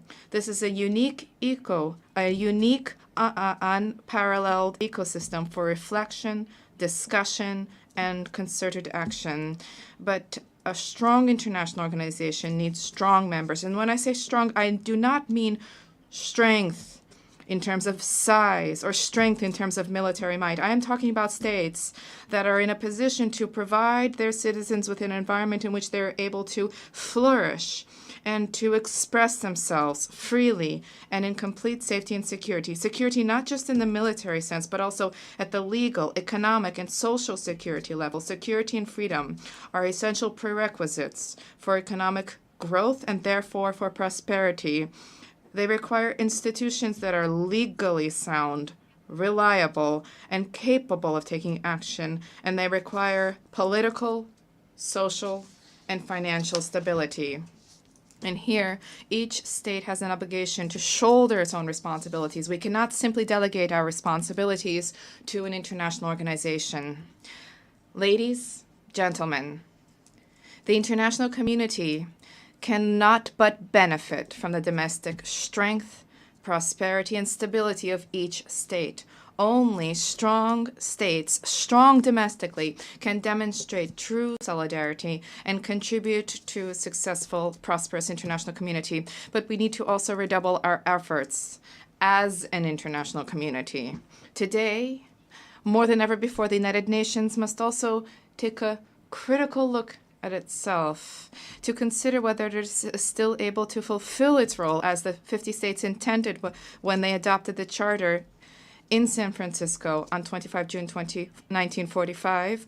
Multilateralism is also undergoing unprecedented upheaval. These upheavals are punctuated by a resurgence of violations in the normative framework and the very principles and values that underpin multilateral action. Dialogue, cooperation, consensus building, respect for international law, and sovereign equality of states, regardless of size, of economic strength, or political influence. Switzerland calls upon all states to make a firm commitment to uphold the principles and values enshrined in the Charter of the United Nations 80 years ago. This is the prelude to any reflection on reforms and efficiency measures to strengthen the impact of our actions in the three pillars of the organization. With this in mind, we fully support the UN 80 reform program of the Secretary General. A greater effectiveness, coherence, agility, and impact of multilateral action should each guide our decisions. A structured, well-thought-through approach together for defining the UN of the future is vital. I can assure you that Switzerland will continue to work towards reform. We remain committed to the reform efforts to a more effective and efficient United Nations and to sustainable multilateralism, both as a reliable host state and as a committed member state. Excellencies, ladies and gentlemen, we are not in the same situation today as we were 80 years ago. We are in the midst of a critical phase, and the next chapter of history is yet to be written. This also means that we can play an active role in shaping it. And I quote an Auschwitz survivor, the Italian writer Primo Levi, "It happened. Therefore, it could happen again. This is the core of what we have to say." End of quote. But it doesn't have to happen again, and indeed it must not happen again. This is why the United Nations was created 80 years ago, and this is also why we are here today. It is up to us to ensure that this turning point in history, which is so often invoked, as was the case 80 years ago, for this to usher in a new era of better times. Let us guard against arrogance and complacency, and let us get to work at home, in our countries, and together at the United Nations. Thank you. Merci. I thank, on behalf of the Assembly, the President of the Swiss Confederation. The Assembly will hear now an address by His Excellency Edgars Rinkēvičs, President of the Republic of Latvia. I request protocol to escort His Excellency and invite him to address the Assembly.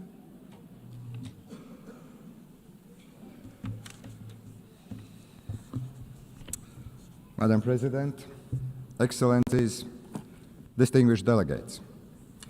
First of all, allow me to congratulate Your Excellency, Madam Anna-Lena Baerbock, on assuming the presidency of the General Assembly. You will have Latvia's full cooperation. Latvia believes that we are stronger together, stronger in advancing peace, fostering development, upholding human rights.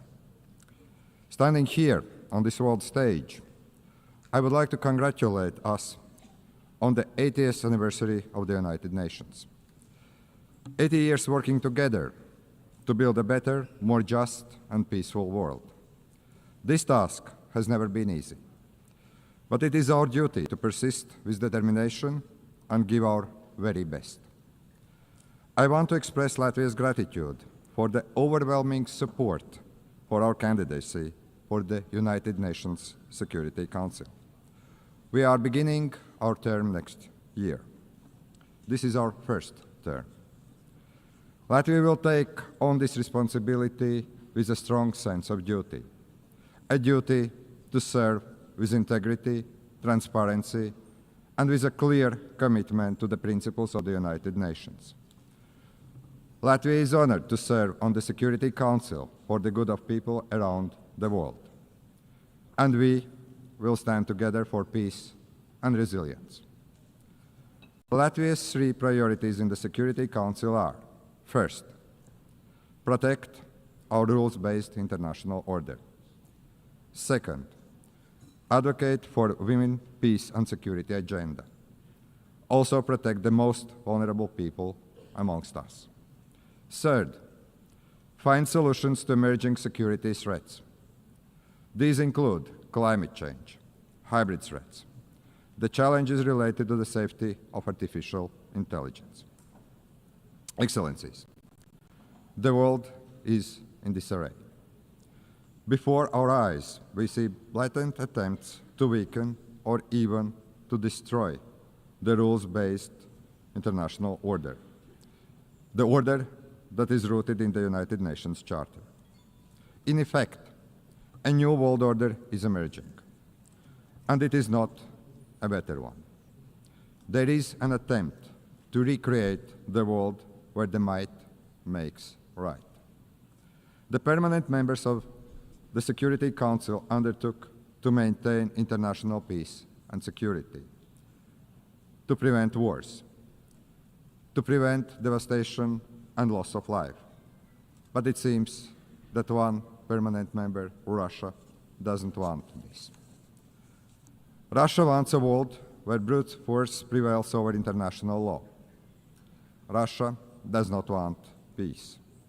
Russia wants to get what it wants, and Russia is willing to inflict destruction and misery on others. Unfortunately, Russia has partners in crime, notably Iran and North Korea. Ukraine is fighting back, bravely, with all it has. Ukraine is facing an existential threat to its people, to its land, to its freedom. Ukraine is fighting for all of us, for the rules-based international order, for independence and sovereignty, for territorial integrity, so that international borders are not changed by force. These actually are the very principles at heart of the United Nations. Latvia stands with Ukraine and will advocate for its sovereignty and territorial integrity at the United Nations Security Council. We are and we will be advocates for Ukrainian children abducted by Russia. They must be returned. We will be advocates for the Ukrainian civilians who have lost their homes and livelihoods. Latvia will use its position on the United Nations Security Council to help achieve a just and lasting peace in Ukraine. I want to express my appreciation to President Trump, President Zelensky, and my European colleagues for their efforts to achieve peace, for trying to stop the unnecessary destruction and the misery we are witnessing in Ukraine. It is our collective duty to uphold the principles of the United Nations Charter, especially when a permanent member of the United Nations Security Council openly violates them. We need no reminding that the United Nations was founded on the ruins of the World War II, to save future generations from the scourge of war, to maintain international peace and security, to protect human life. Distinguished delegates, in war, it is the most innocent that pay the highest price. It is our duty to strengthen international cooperation to tackle the escalating crisis in Gaza. The humanitarian catastrophe in Gaza continues to spiral. Urgent action is needed to end civilian suffering. Latvia condemns all terrorist attacks. Nothing can justify terrorism. We recognize Israel's legitimate right to self-defense, but it must be exercised in line with the international law, and particularly international humanitarian law. The law is there to protect every one of us. Latvia calls for an immediate ceasefire in Gaza. The terrorist organization Hamas must release all hostages. Hamas must be destroyed, as this organization is responsible for so much human suffering in the region. We need to ensure that the access to humanitarian aid in Gaza is safe and unconditional. The ongoing escalation confirms the need for a sustainable political solution, the need for a two-state solution in accordance with international parameters, the need to break the cycle of violence, to reach a just and lasting peace, a peace that addresses the security concerns and the legitimate aspirations of both the Israelis and Palestinians. Latvia is keenly aware of the ongoing conflicts around the world. We must work together to resolve the dire humanitarian situation in Sudan and Democratic Republic of the Congo. We will not look on helplessly as crises unfold. As a member of the Security Council, we will call on the international community to take collective action and to facilitate humanitarian aid, to try to end unnecessary human suffering. Distinguished delegates, we must do everything in our power to protect the most vulnerable people, especially women and children. Women and girls suffer disproportionately in times of war. We, the global community, have a responsibility to protect the rights of women and girls, to empower them, to ensure their voices are heard in peace processes. The first deportation of Ukrainian children to Russia is beyond disturbing. We call on the United Nations to do more, do much more. We will do all we can to help bring these children home. Madam President, it is not only conventional warfare that threatens peace, security, and stability. Emerging threats like climate change, cyber attacks, hybrid attacks, and the misuse of the artificial intelligence are testing us on a daily basis. Our modern world is connected in ways that most of us can't imagine. Today, many countries are experiencing a growing wave of hybrid attacks, also Latvia. We have to deal with damage to undersea cables, GPS jamming, arson attacks, the Russian shadow fleets. Russia continues, and actually Poland and Estonia. The intensity of Russia's drone attacks against Ukraine has created incidents in Latvia, Lithuania, Poland, Romania. This is the new reality. Russia bears full responsibility for these acts and also consequences. This kind of reckless behavior is a direct threat to international peace and security, and we must act to stop it before such acts spiral out of control. We must counter these threats by resilience and increased cooperation with our friends and allies. But hybrid warfare is evolving, as are emerging and disruptive technologies. The challenge is to maximize the benefits these technologies can bring, while remaining vigilant of the potential risk they pose. We share the United Nations view that we need to develop artificial intelligence responsibly, but we should not halt the progress. Artificial intelligence can promote economic growth, drive scientific progress and innovation, even improve healthcare and make education more accessible. Artificial intelligence is already part of our daily lives. We must acknowledge this reality and work to make it safer and more beneficial for the people. The governments should not take years to create regulations. We should act swiftly and do it right. As a responsible United Nations member, a future UN Security Council member, Latvia is ready to work with our partners to address these issues. Ladies and gentlemen, the United Nations has stood the test of time for 80 years. It is the primary architect of international law and protector of rules-based international order. The United Nations is not perfect, but it is the best we have, the only truly global organization. As one of UN Secretary Generals, Dag Hammarskjöld, famously said, the United Nations was not created in order to bring us to heaven, but in order to save us from the hell. But after 80 years, it is time to adjust to new realities. The United Nations must evolve to remain relevant, to be effective and fit for the challenges ahead. That's why we support the UN 80 initiative by the Secretary General. Let us work together for peace and resilience. Let us protect the rules-based international order and the United Nations Charter, because we all are better together. Thank you very much. On behalf of the Assembly, I wish to thank the President of the Republic of Latvia. The Assembly will hear an address by His Excellency William Samuel Ruto, President of the Republic of Kenya and Commander-in-Chief of the Defense Forces. I request protocol to escort His Excellency and invite him to address the Assembly.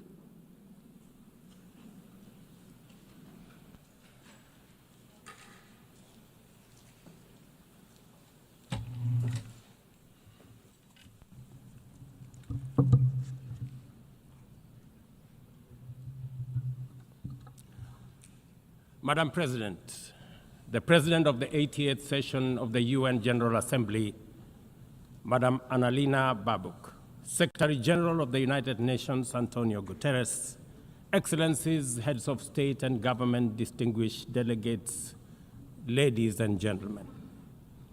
I congratulate you, Madam President, on your election to preside over the 80th session of the UN General Assembly. Madam President, you can count on Kenya's full support throughout your tenure as you steer the Assembly into the future. Ladies and gentlemen, 8 years ago, in the aftermath of the unprecedented global destruction and devastating war, the international community came together in hope. They created this organization, the United Nations, as a shield against the horrors of war, as a platform for dialogue, and as a bridge to a better, fairer, more secure global community. What is often forgotten or not mentioned today is that the United Nations grew out of the failure of the League of Nations that existed between 1919 and 1945. The League of Nations did not collapse for lack of good intentions or noble objectives. Formed at the end of the First World War and as part of the Treaty of Versailles, it was humanity's first attempt to build a permanent international organization to stop aggression and war and bring nations together. Its ambitions were to achieve collective global security, disarmament, peaceful dispute resolution, and cooperation on humanitarian and social issues. Despite these ideals, the League of Nations failed.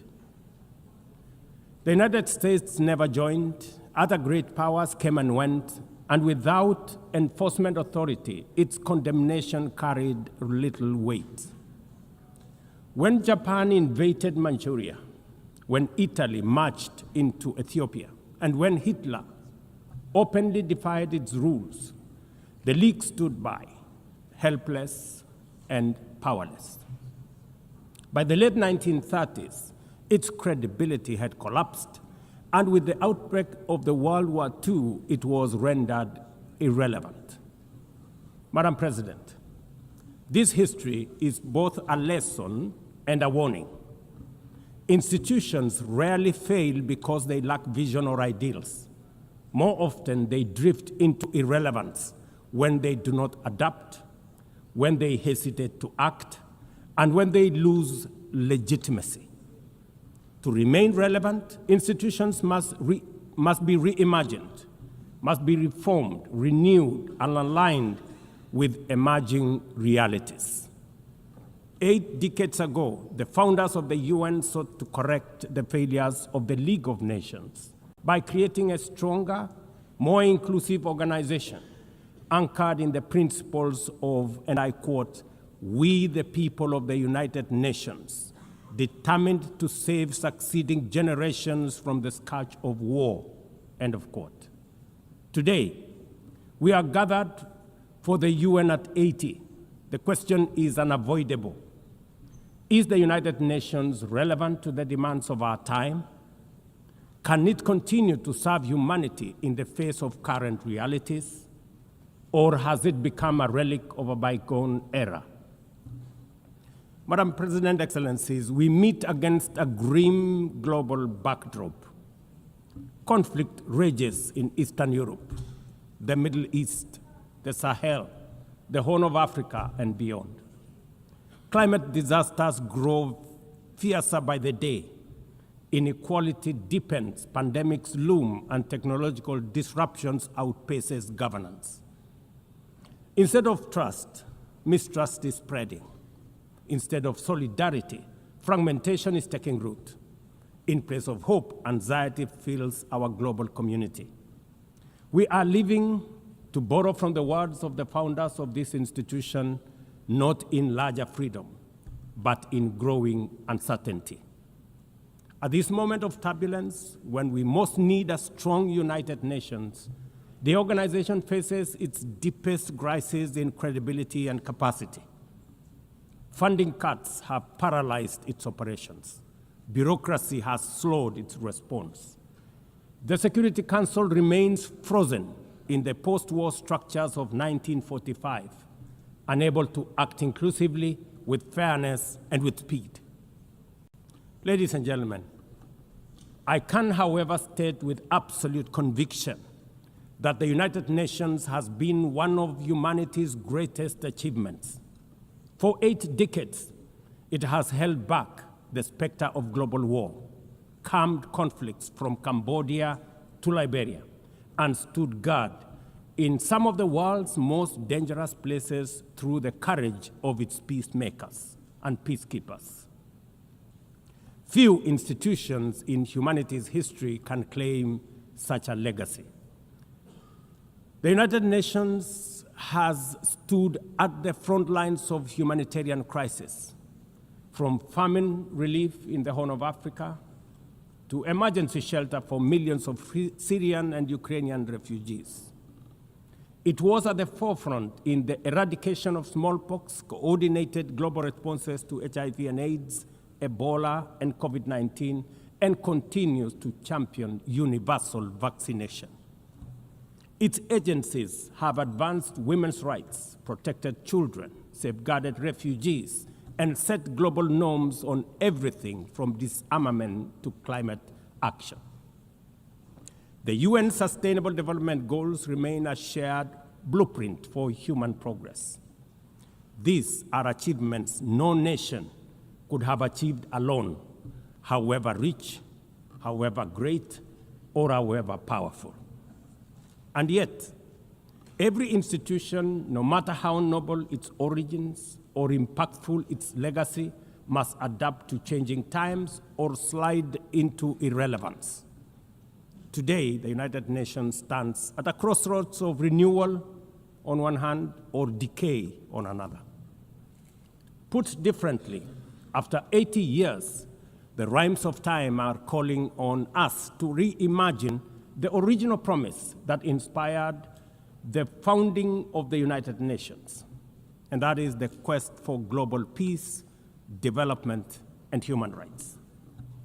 But this call must now be answered in a global context that is profoundly different from the post-war era in which the UN was conceived then.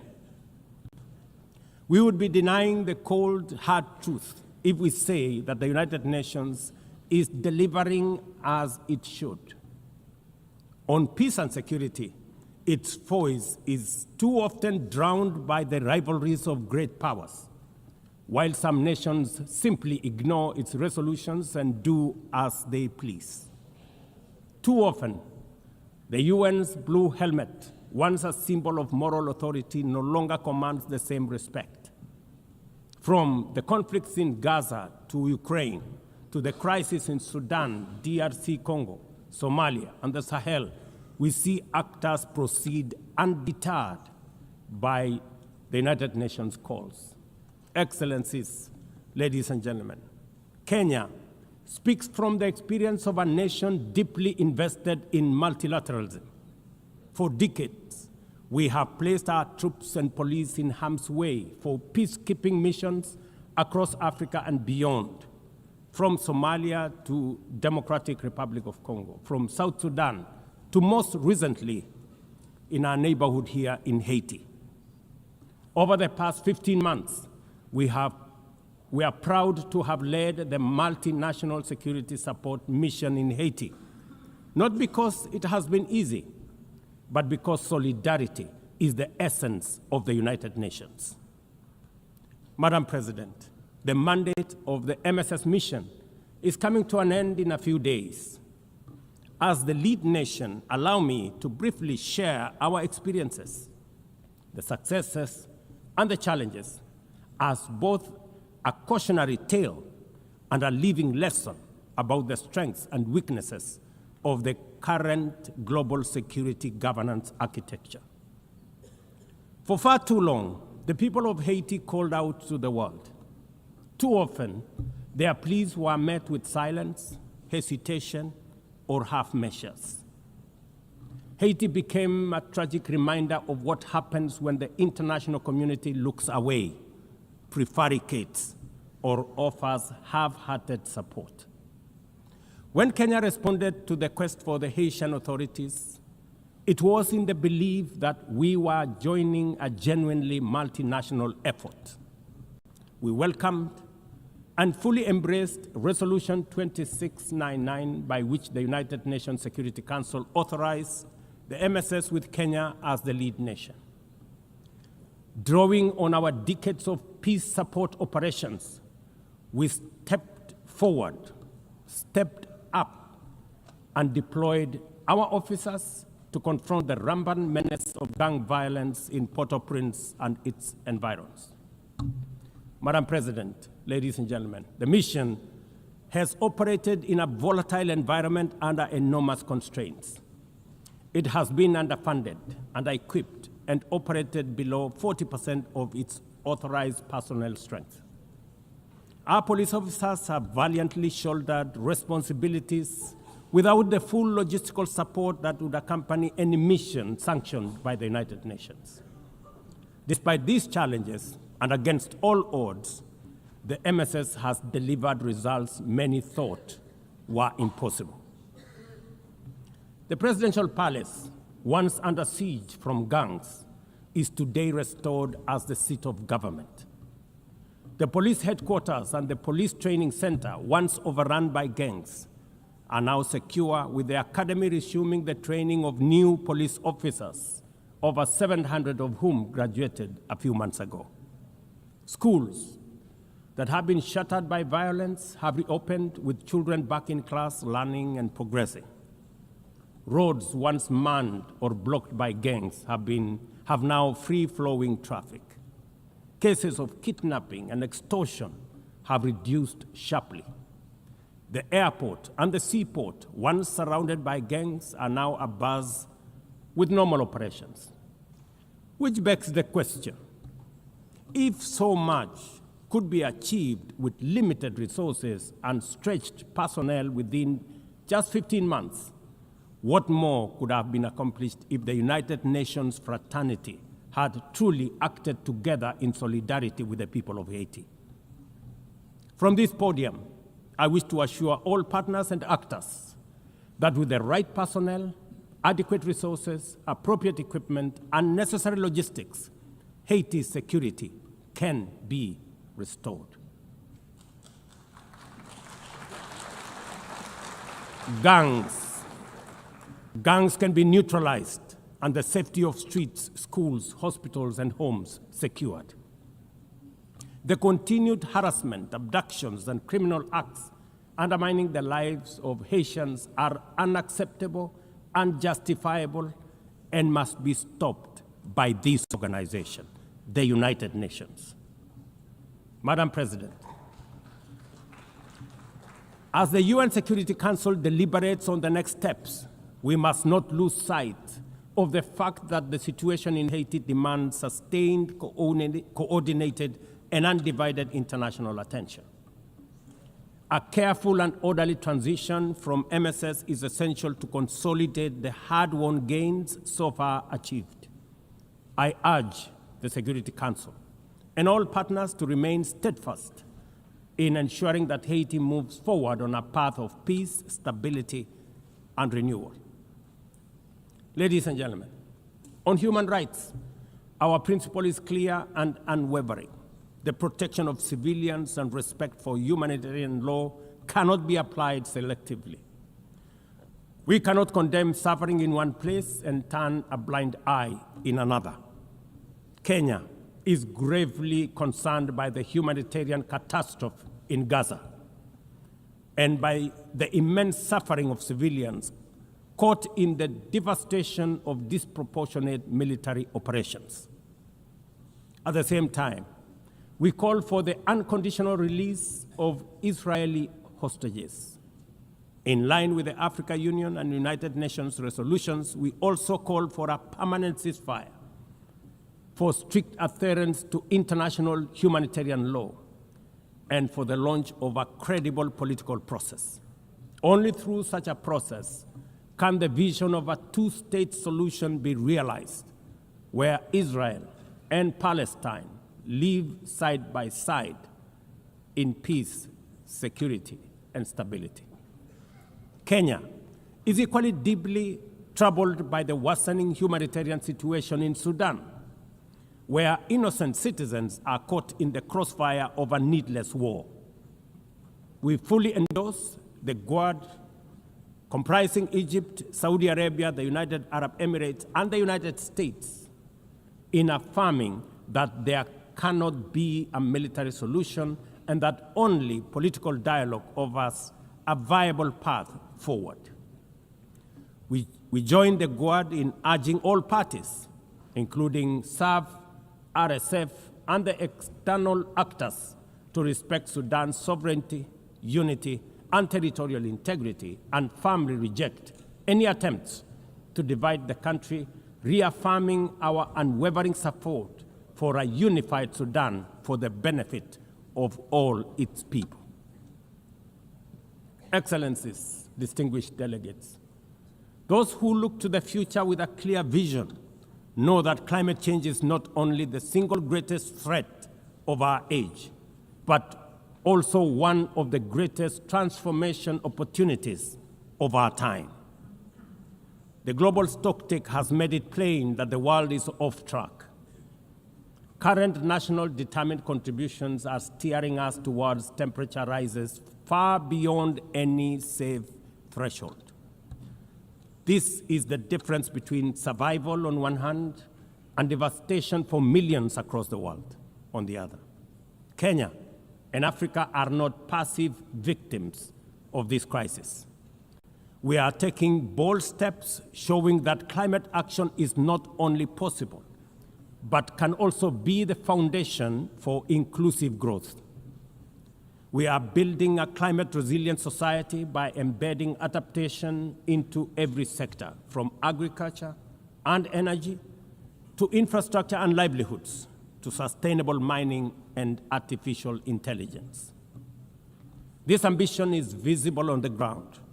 Today, 93% of Kenya's electricity comes from renewable sources: geothermal, wind, solar, and hydro. We are expanding investments in e-mobility, climate-smart agriculture, clean cooking solutions, and green manufacturing. We are also pioneering nature-compatible solutions such as sustainable waste management and circular economy interventions. Africa, too, is uniting its voice. In 2023, in Nairobi, we hosted the inaugural Africa Climate Summit, where the continent adopted the Nairobi Declaration on Climate Action and Call to Action. Just 2 weeks ago, in Addis Ababa, Africa came together once more at the second Africa Climate Summit to reaffirm our commitment and strengthen our ambition for climate-positive growth. We declared Africa not just as a victim of the crisis, but as a source of solutions, with climate action driving economic growth, transformation, and job creation for our communities. Ambition, ladies and gentlemen, cannot stand on willpower alone. Implementing our new NDCs will require $56 billion. That is why we call on the global community to unlock the $300 billion agreed at Baku, and to accelerate negotiations towards the new $1.3 trillion goal under the Baku-Belém roadmap. Without affordable finance and without reform of the international financial architecture, the promise of climate action in Africa will remain constrained. Madam President, in the aftermath of World War II, the Bretton Woods institutions were created to stabilize the global economy and rebuild war-torn Europe. At that time, their design reflected the power and interest of the victorious nations, who were also their primary shareholders and beneficiaries. The IMF was tasked with upholding the gold standard exchange rate system, while the World Bank was established to finance Europe's reconstruction. Both have since evolved into development finance institutions, but their structures, decision-making, and governance remains dominated by wealthy nations. Today, the global context is vastly different. The global standard collapsed 5 decades ago, and Europe has long since been rebuilt. Yet, the governance of these institutions has not kept pace with needs of a multipolar world, especially the needs of poor and developing nations. The mismatch between shareholders and stakeholders has become starkly visible. For instance, during the IMF's recent allocation of special drawing rights, 64% went to wealthy nations. Just imagine, 64%. With little need for liquidity support. They didn't need the money anyway, but they got 64%. While the poorer countries received just 2.4%. What a disconnect. The imbalance highlights how the very institutions meant to safeguard global finance stability often perpetuate inequality and instability. I have argued, and I say it again, that the current global financial architecture punishes poor countries with high interest rates and enormous conditionalities while rewarding rich nations with lower interest rates and softer lending rates. Its rules, priorities, and allocation mechanisms consistently favor those already prosperous, while trapping vulnerable economies in cycles of debt, high borrowing costs, and inadequate access to emergency support and concessional funding. It is imperative to transform these institutions into genuinely independent, apolitical global bodies that their operations are aligned with their global mandate. Such a shift would democratize decision-making, restore credibility, and allow the IMF and the World Bank to serve all countries fairly rather than reinforcing old hierarchies. But Africa is not merely waiting for external prescriptions. We are taking bold and deliberate steps to strengthen our financial independence, safeguard our stability, and accelerate our development. Kenya, for instance, fully endorses the establishment of the Alliance of African Multilateral Financial Institutions, launched with the Africa Union in February 2024. This alliance brings together our homegrown banks, Afrexim Bank, the Africa Finance Corporation, the Trade and Development Bank, Shelter Africa Re, Africa Development Bank, Africa Trade and Investment Development Insurance, and ZEPRI, institutions that embody Africa's determination to mobilize resources, finance trade, and build resilience on our own terms.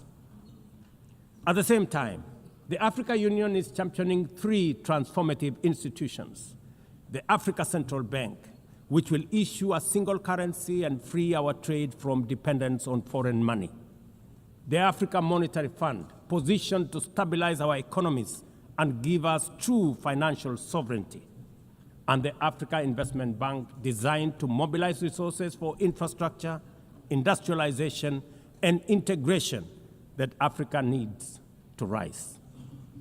And to complete this vision, the Africa Credit Rating Agency, one that understands our realities, values our uniqueness, and tells our story with fairness and truth, has already been established.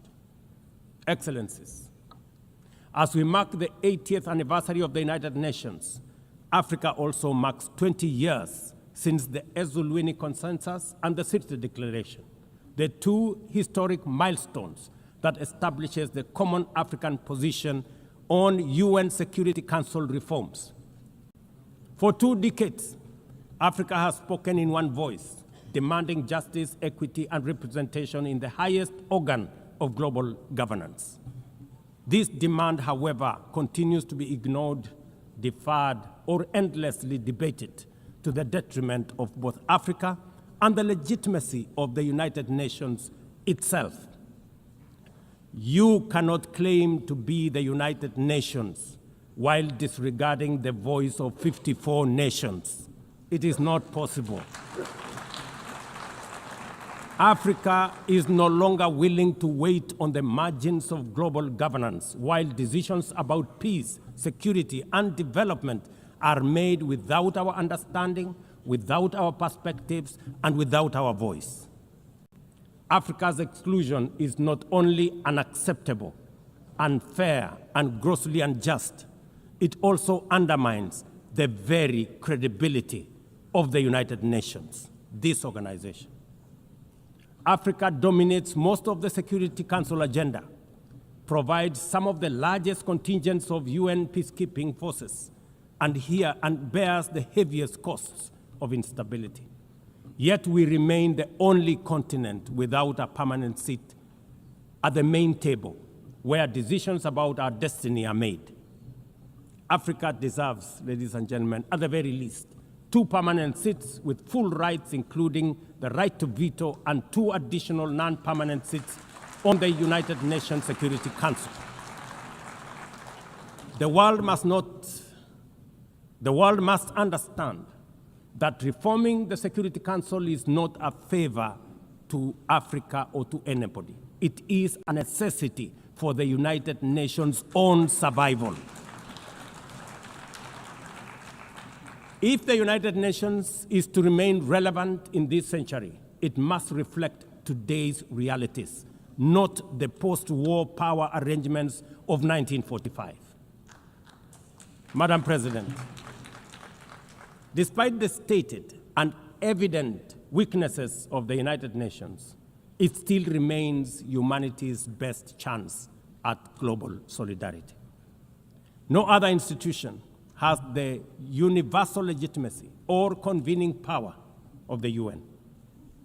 From coordinating humanitarian relief in times of war and disaster, to mobilizing the global response to COVID-19, to driving consensus on climate change through the Paris Agreement, the UN has consistently shown that the world can achieve together what no nation can accomplish on its own, however mighty or great or powerful. As Dag Hammarskjöld, the UN's Second Secretary General, once observed, and I quote, "The United Nations was not created to take humanity to heaven, but to save it from hell." End of quote.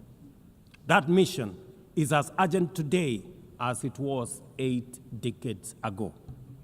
At a time when conflicts are multiplying, when climate change threatens every economy, and when inequality is widening, the need for a functioning, credible, effective, and a multilateral system has never been greater.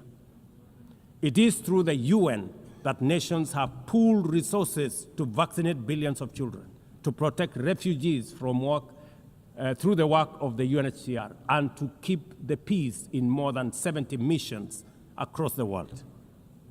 Without the UN, these achievements, modest though they may sometimes seem, would not have been possible.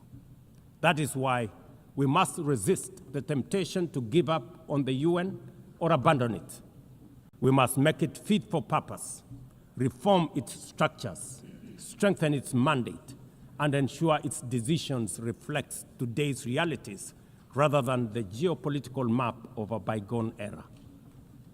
As one of the hosts of the UN headquarters and the only one in the Global South, Kenya stands ready to do its part to enable the organization to go through this phase of renewal successfully as envisaged by the Secretary General under UN 80 reforms. In conclusion, Madam President, ladies and gentlemen, the 80th anniversary of the United Nations must be more than a commemoration. It must be a turning point for the organization. Let us seize this moment to reimagine and rebuild the UN into a body that commands legitimacy, responds with speed, and delivers justice for all. I thank you, and God bless you. On behalf of the Assembly, I wish to thank the President of the Republic of Kenya and Commander-in-Chief of the Defense Forces. The Assembly will now hear an address by His Excellency Santiago Peña Palacios, President of the Republic of Paraguay. I request protocol to escort His Excellency and invite him to address the Assembly.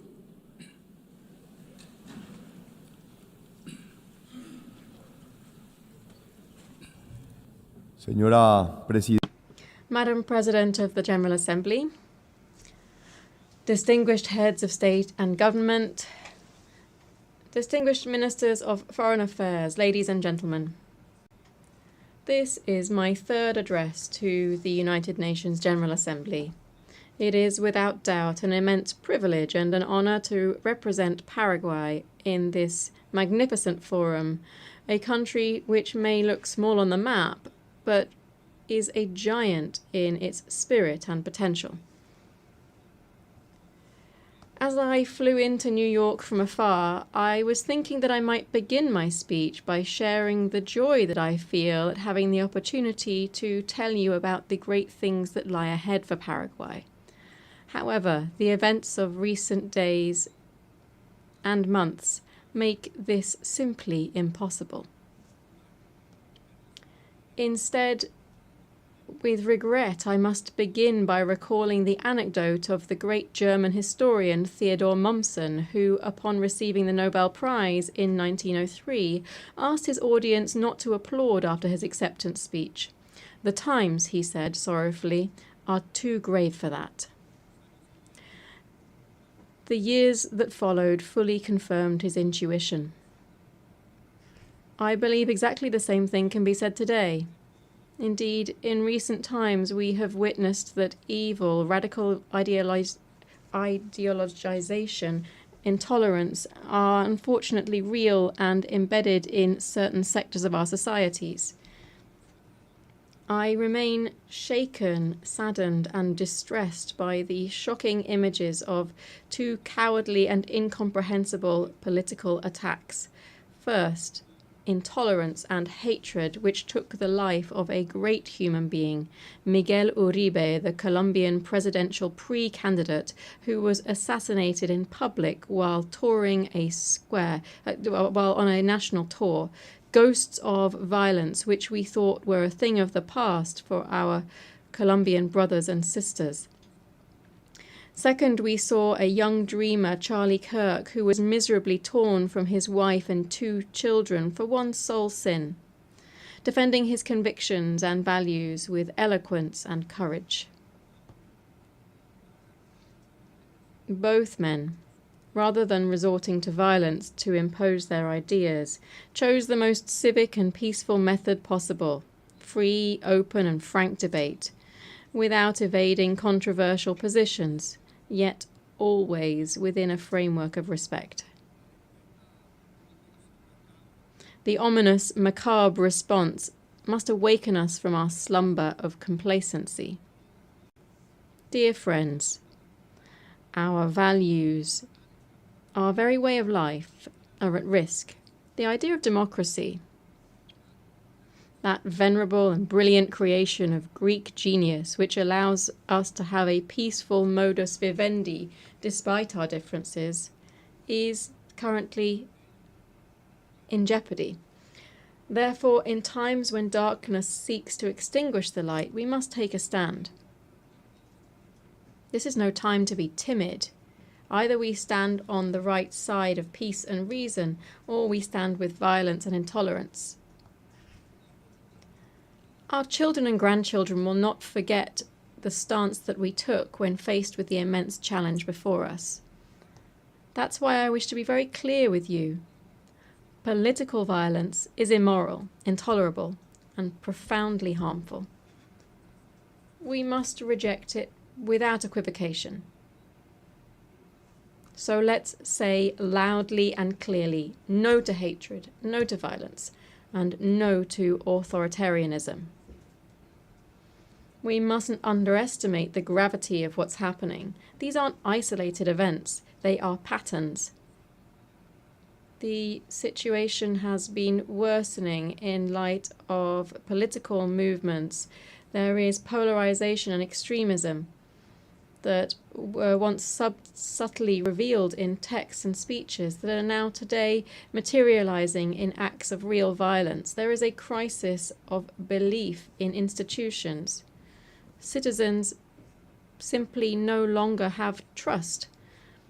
Our democracy, this is a democracy which for decades guaranteed the most basic human rights, embodied in that magnificent instrument which is the Universal Declaration of Human Rights, the everlasting achievement of the United Nations system, is under siege from all quarters, both on the left and the right. And this, ladies and gentlemen, might be a path of no return. This crisis situation is the perfect breeding ground for authoritarianism, where democratic values are eroded.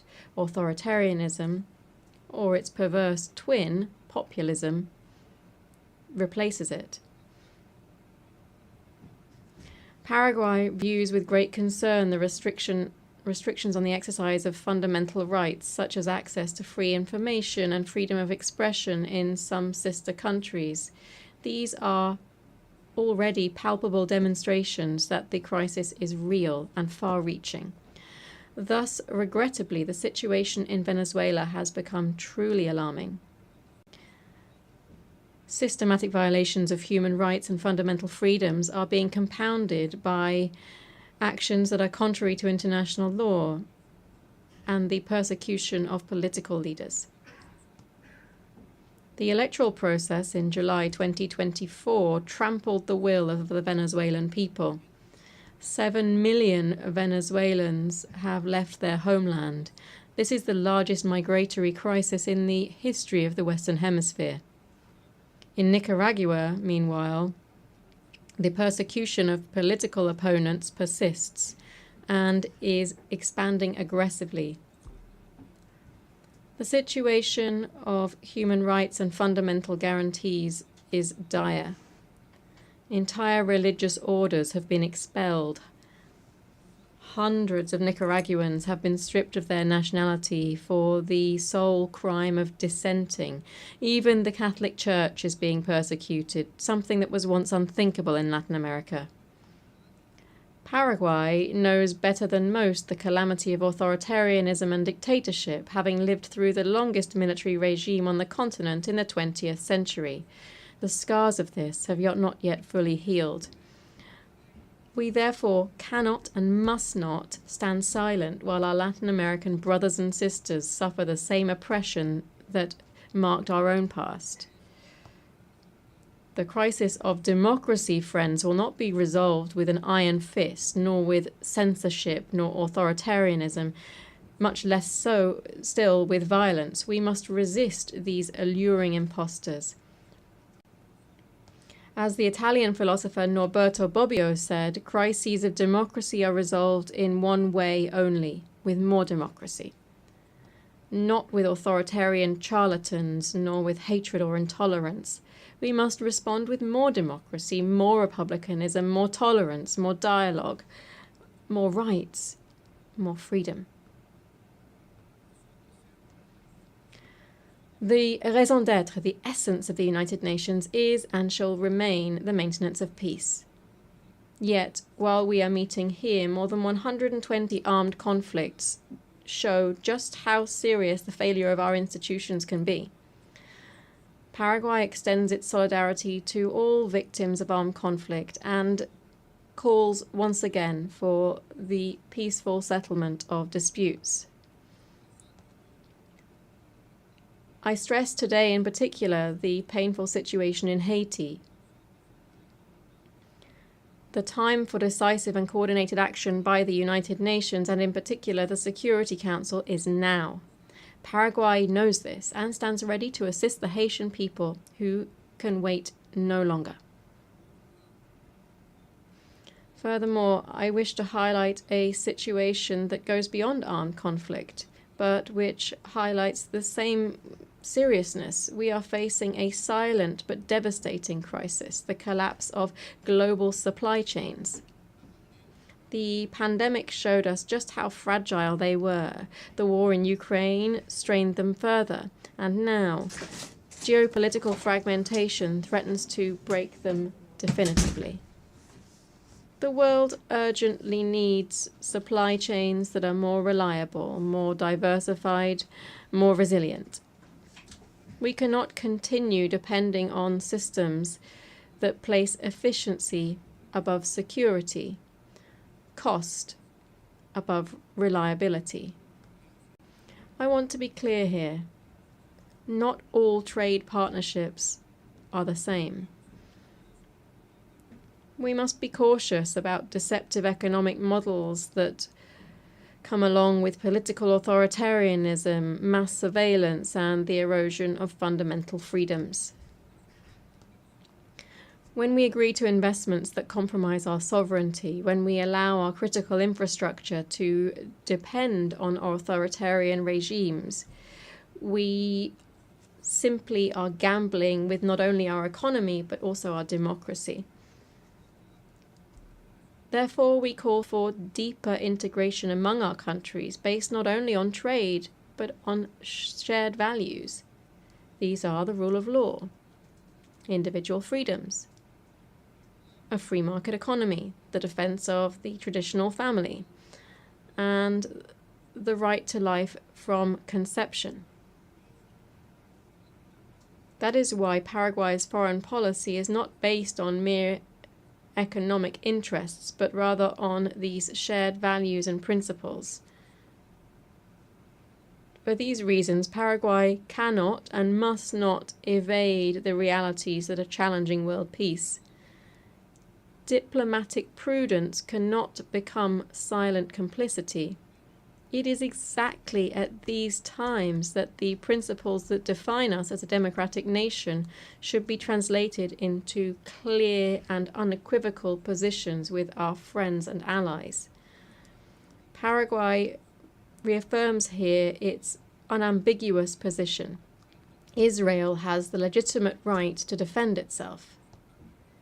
The terrorist attacks on the 7th of October 2023 against Israeli civilians were grotesque acts of barbarity which no cause can justify. We reject any biased attempt to equate the responsibility of Israel's democratically elected authorities with that of the leaders of the terrorist group Hamas. Anti-Semitism, ladies and gentlemen, as daily events show us, is no accident of the 20th century. It is alive and kicking. It forms part of that irrational cycle of violence and hatred that I referred to at the start of my statement. And I must confess here that I have never understood how so many have adopted this appalling worldview, given how much the Jewish people have contributed materially, culturally, and spiritually to the world. Yet, lamentably, this perversion persists among us. The only answer is to remain vigilant, to say no to hatred. Shoah never again. That is why Paraguay was one of the first countries in the world to designate both Hezbollah and Hamas as international terrorist organizations, and why it has consistently condemned their wicked acts. I decisively condemn these criminal organizations before you all again today. My country will continue to oppose those who deny the sacred value of human life, a fundamental idea that underpins Paraguay's vision of the human person. We also urgently appeal for the implementation of a solution that will alleviate the humanitarian situation in the Palestinian territories, bringing an end to the violence and securing the immediate release of the hostages, promoting a constructive dialogue that leads towards peaceful coexistence between both peoples and lays the foundations for a lasting peace in the Middle East. Paraguay's extremely principled diplomacy based on conviction rather than mere convenience also explains the moral stance that we have taken with regard to another democracy facing existential threats. Consistency in defending democratic values doesn't allow for selective geographies or calculations of convenience. Principles, when they are genuine, stand by their intrinsic worth, not by their political profitability. Paraguay has proudly maintained 67 years of diplomatic relations with the Republic of China, Taiwan. This friendship, forged through shared democratic values, has shown that cooperation between nations can be based on more than mere interest. Certainly, this decision costs us dearly economically, but believe me, the value of doing what is right is priceless. The growing tensions in the Taiwan Strait deeply concern us. Increasingly aggressive military exercises, constant aerial incursions, bellicose rhetoric, all of this points towards a dangerous escalation that could destabilize not only Asia, but the entire global order. Ladies and gentlemen, let it be said without timidity or pusillanimity, Taiwan deserves a place in this forum. Allow me to repeat it. Taiwan deserves a place in this forum. This is a matter of strict justice. Its exclusion from the UN system is an affront which undermines the legitimacy of our institutions. 23 million decent, hard-working and dignified people cannot remain invisible to multilateralism. Ladies and gentlemen, as in other cases, the question of Taiwan and its international status must inevitably form part of the discussions of this General Assembly. It is time to uproot this tree of injustice which has grown for decades and to give a place to Taiwan, China in the United Nations.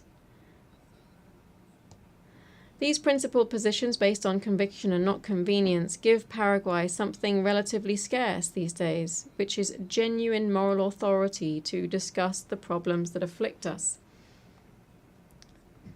Against this backdrop of global crisis, Paraguay stands as an intermediate power with a central role in building consensus and strengthening the multilateral systems.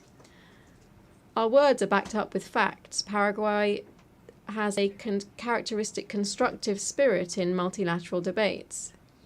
In line with our active leading role, my country is currently a member of the Economic and Social Council, and we have national experts on the Tribunal for the Law of the Sea, the Human Rights Committee, the Committee on Economic, Social and Cultural Rights, and the International Narcotics Control Board, as well as the Advisory Committee on Administrative and Budgetary Questions, among others. Over the term 2026 to 2027, we aspire to the presidency of the Bureau of the 6th Committee of the General Assembly, and we shall take up membership in the PBC.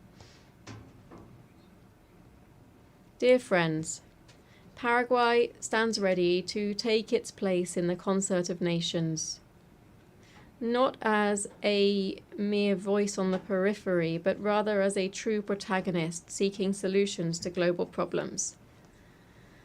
Thus, Paraguay accepts and commits to the objectives set out in the Secretary-General's UN 80 initiative.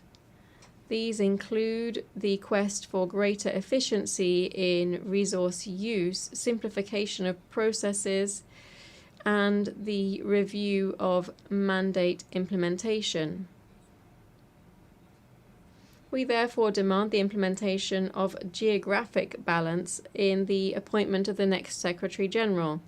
This would strengthen the legitimacy and representation of this organization. In this process, we are convinced that attention must be paid to our region. Since we have candidates meeting the highest standards of experience, integrity, vision, and above all, leadership to build bridges, helping us to overcome challenges that are global in nature and that also pose systemic risk.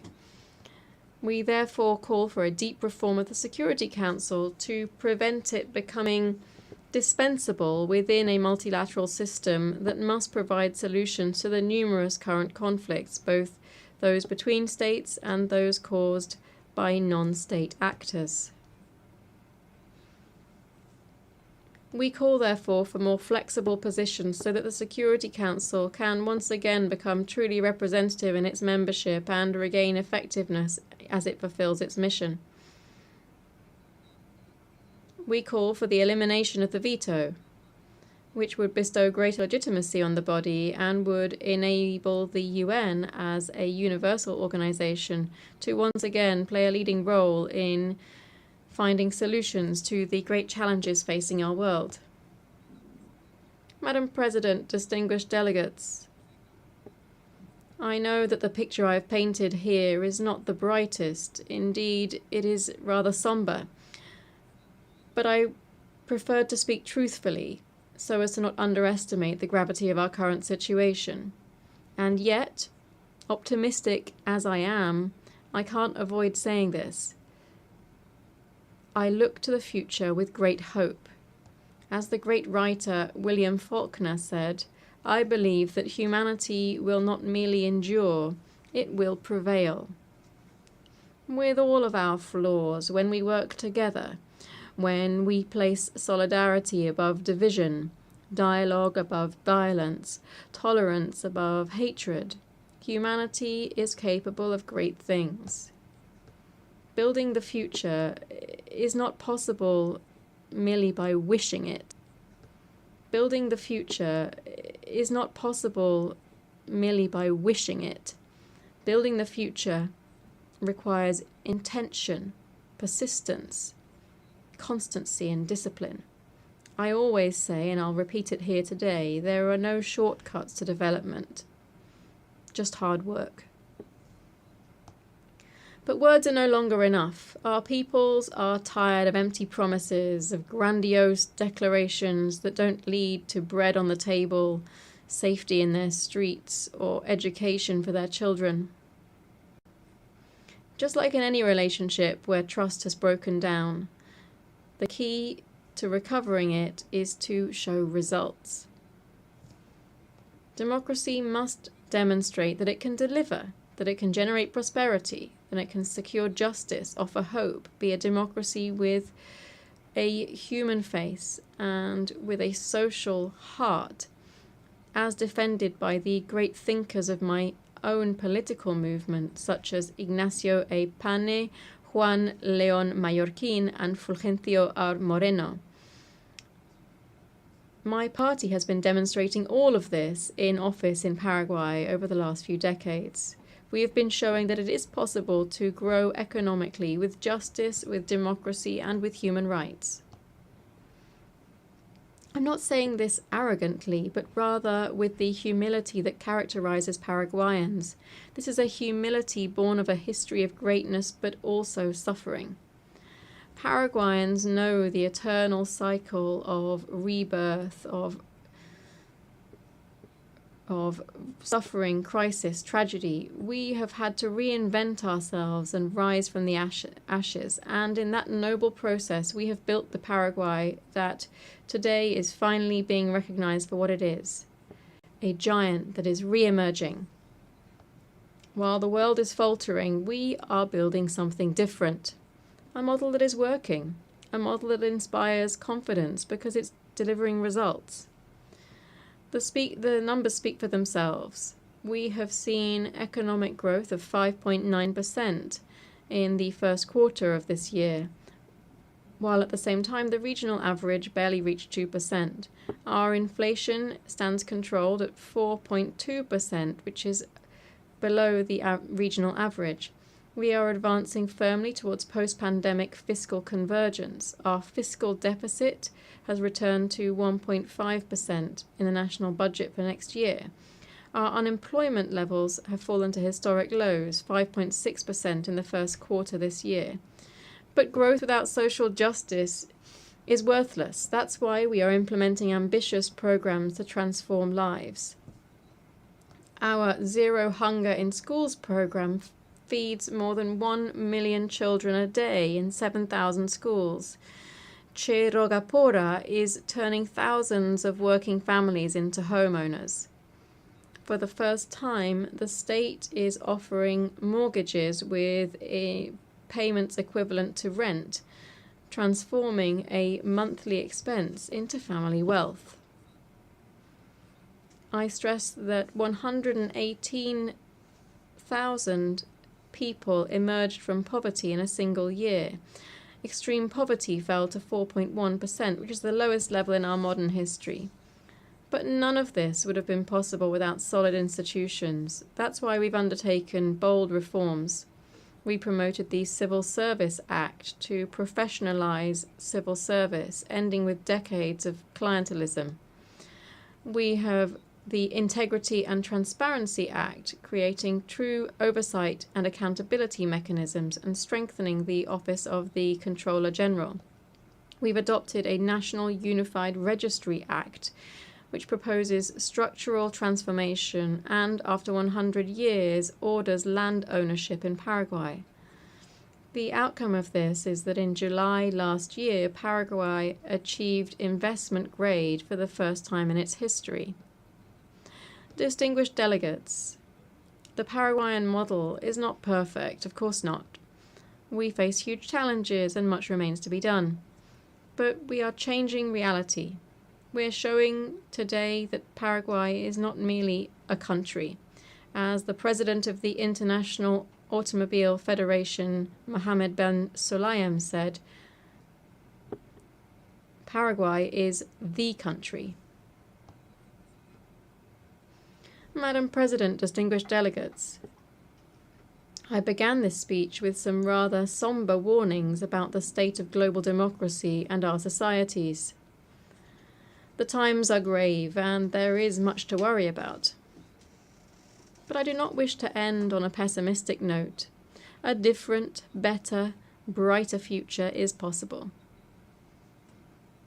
It just depends on all of us. It depends on our ability to diagnose the problems with courage and to confront them with perseverance and conviction. The future isn't predetermined. Paraguay is living proof that despite the chaos and desolation of war, it is possible to rebuild.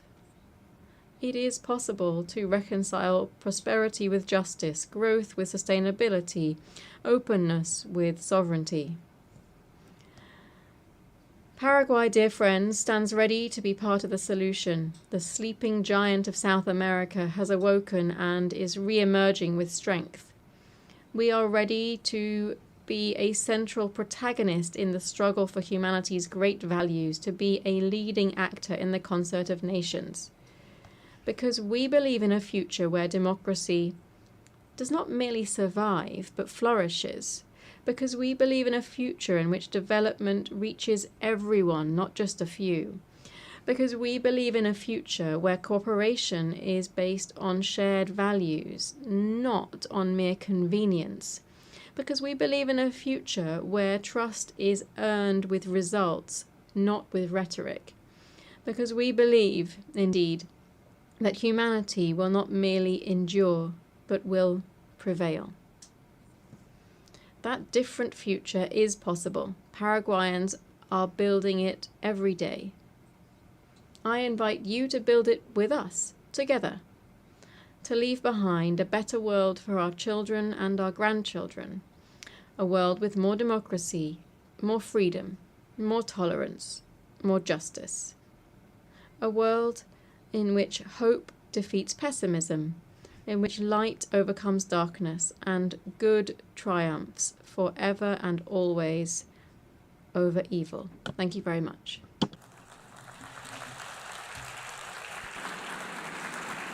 On behalf of the Assembly, I wish to thank the President of the Republic of Paraguay. The Assembly now will hear an address by His Excellency Karis, President of the Republic of Estonia. I request protocol to escort His Excellency and invite him to address the Assembly.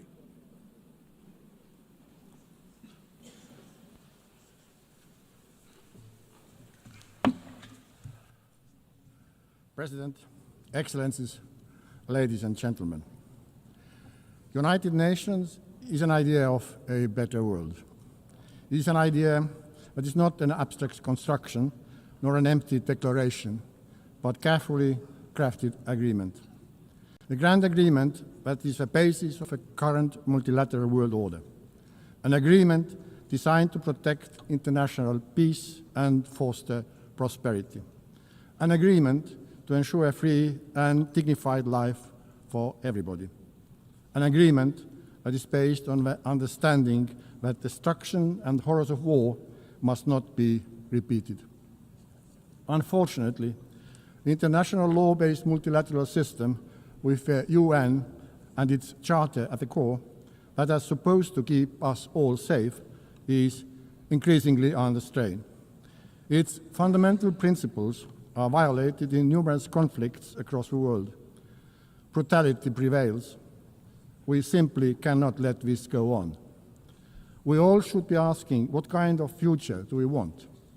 Will it be a world dominated by barbaric use of force and violence, where might is always right? Or do we want a peaceful and prosperous world, where law and order, justice and universally agreed rules and principles prevail? This question is relevant for everyone in this room, despite the distance of our own homes from front lines in Ukraine, Gaza, Sudan, or DRC.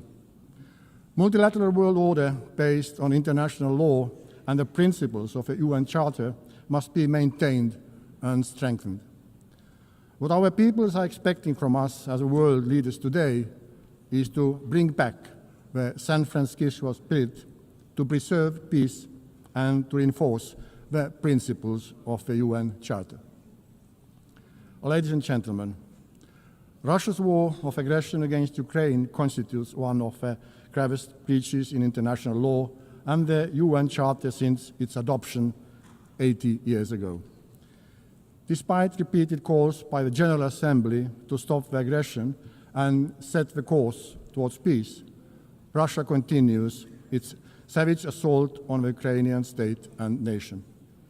Russia's war and its war crimes undermining the reputation and credibility both of the Security Council and the entire United Nations. This blatant assault on the principles of Charter is undermining the multilateralism, global peace and security. Regrettably, as we speak, Russia is targeting Ukrainian kindergartens, schools, hospitals, nurseries with missiles, drones, gliding bombs, mines, shells, and bullets. The same permanent member has been systematically abducting and deporting Ukrainian children, erasing their identity and forcing them into integration. A human suffering in Ukraine has reached unprecedented levels.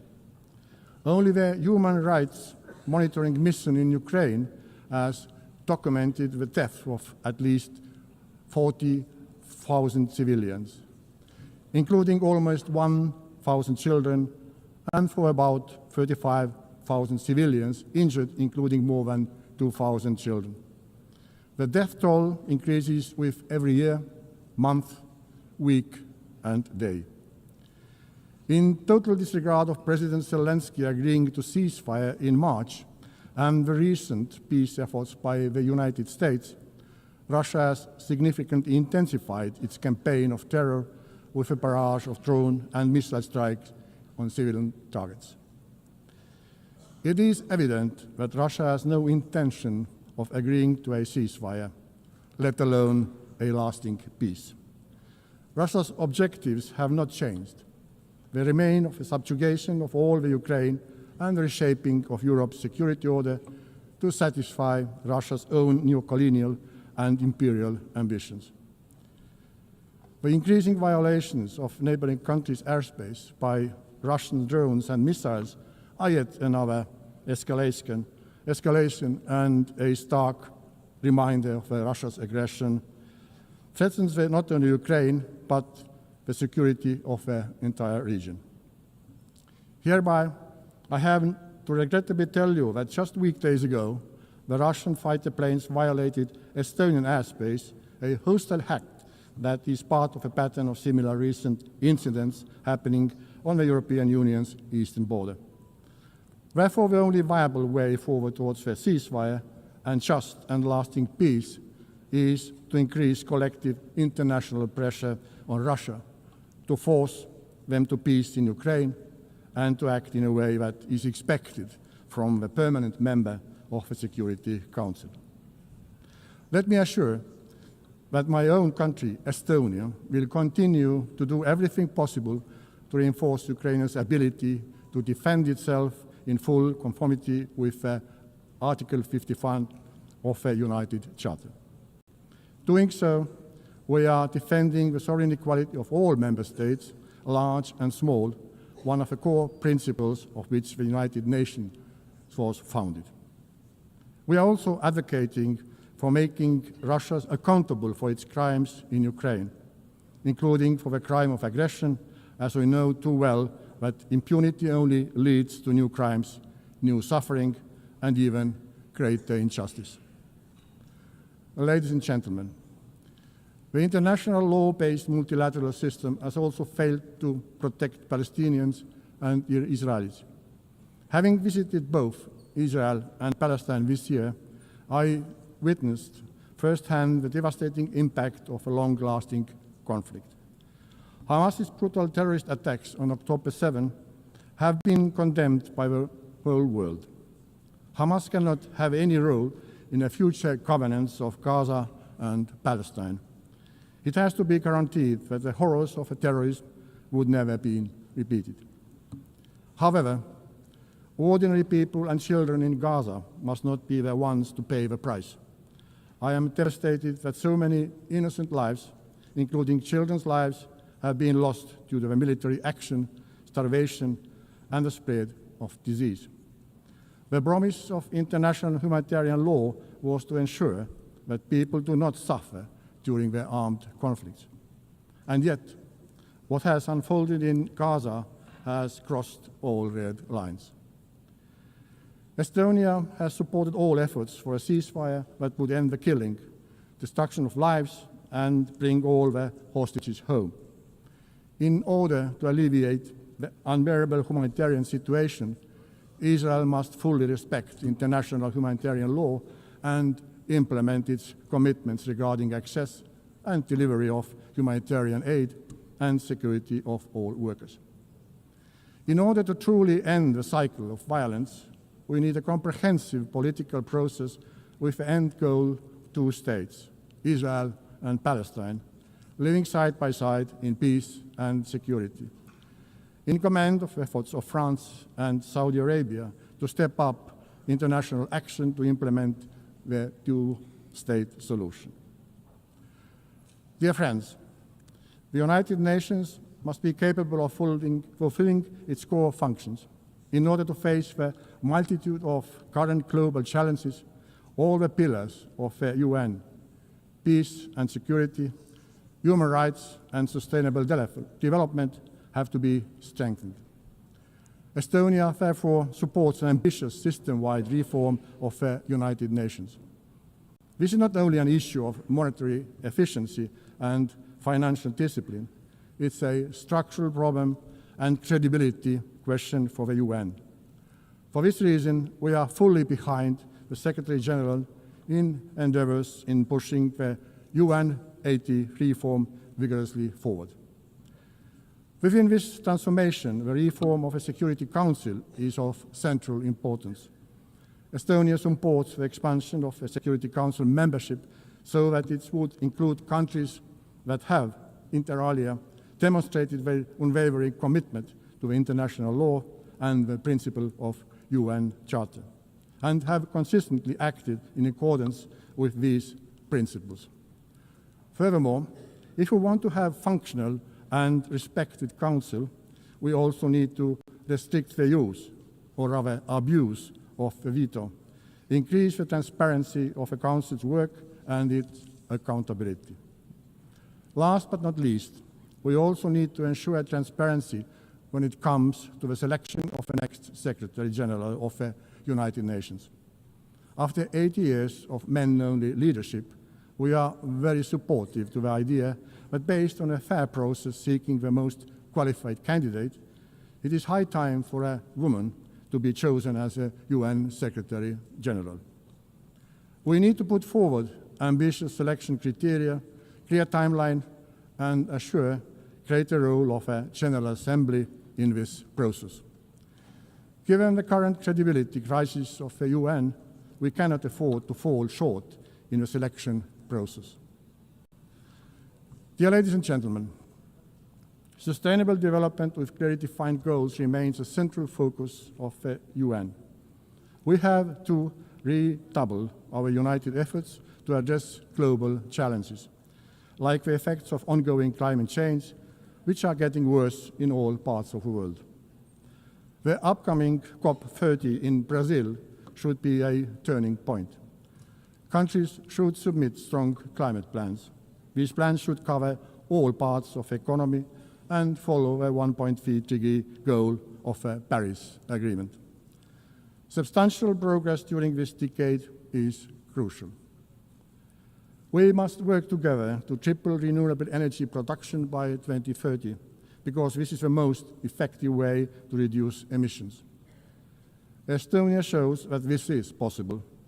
We used to rely on oil shale, a local fossil fuel, for our energy production, but today nearly 40% of our electricity comes from renewable sources. This change happened because of political will and private investments. Let us now raise our ambition together, like we did when we agreed on a World Cleanup Day to be acted upon on 20th September at Estonia's initiative and example worldwide. Not to celebrate it, but to do it. Dear colleagues, in myriad of challenges we face, accessible education is a prerequisite of understanding the current problems, learning from the mistakes of the past, and crafting a better world. Estonian educational system ranks high in many international rankings. We see how this has had an impact to many other fields where Estonia has been doing well, including digital governance, media freedom, and innovation. Our goal is to share with our partners, including through UNICEF board, our diverse experience in innovation, in education, developing educational policies, reforming education, and improving the availability of high-quality education. Every situation, every culture, every context is unique and requires specifically developed solutions. However, allow me to draw your attention to one of specific experience of ours. In 1991, at the start of the Internet revolution, we decided to radically integrate computers and Internet into our educational system. The program Tiger Leap, which had the aim of opening a computer class in every Estonian school within a year, was a cornerstone of Estonia becoming one of the most digital societies in the world today. The world today looks different from the one 34 years ago. But new technology is there again and waiting to put it into the best use. Therefore, Estonia is making a new leap, the artificial intelligence leap. We are again providing the best technological tools available to our students and teachers, so that we keep comparative edge in education for years to come. Equipping citizens with the skills to use AI wisely and responsibly is essential. AI must serve dignity, development, and human rights, not the other way around.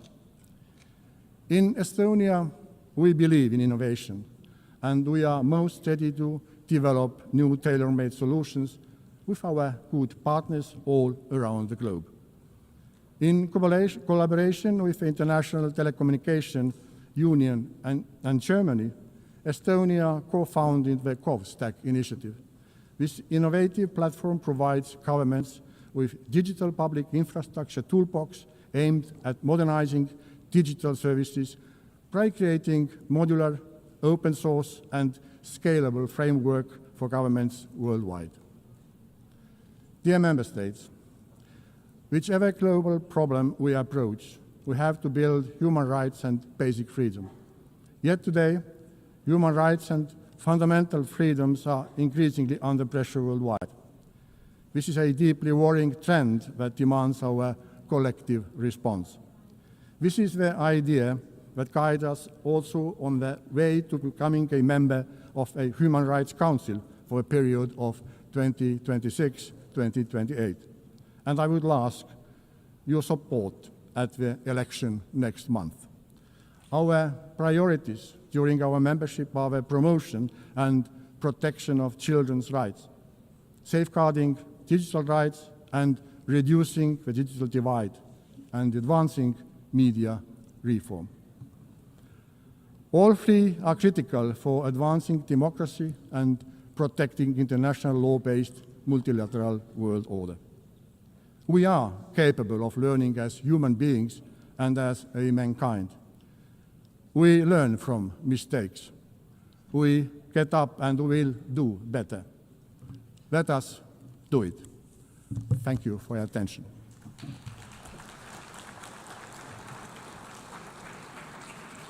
On behalf of the Assembly, I wish to thank the President of the Republic of Estonia. The Assembly will now hear an address by His Excellency Javier Gerardo Milei, President of Argentina Republic. I request the protocol to exhort His Excellency and invite him to address the Assembly.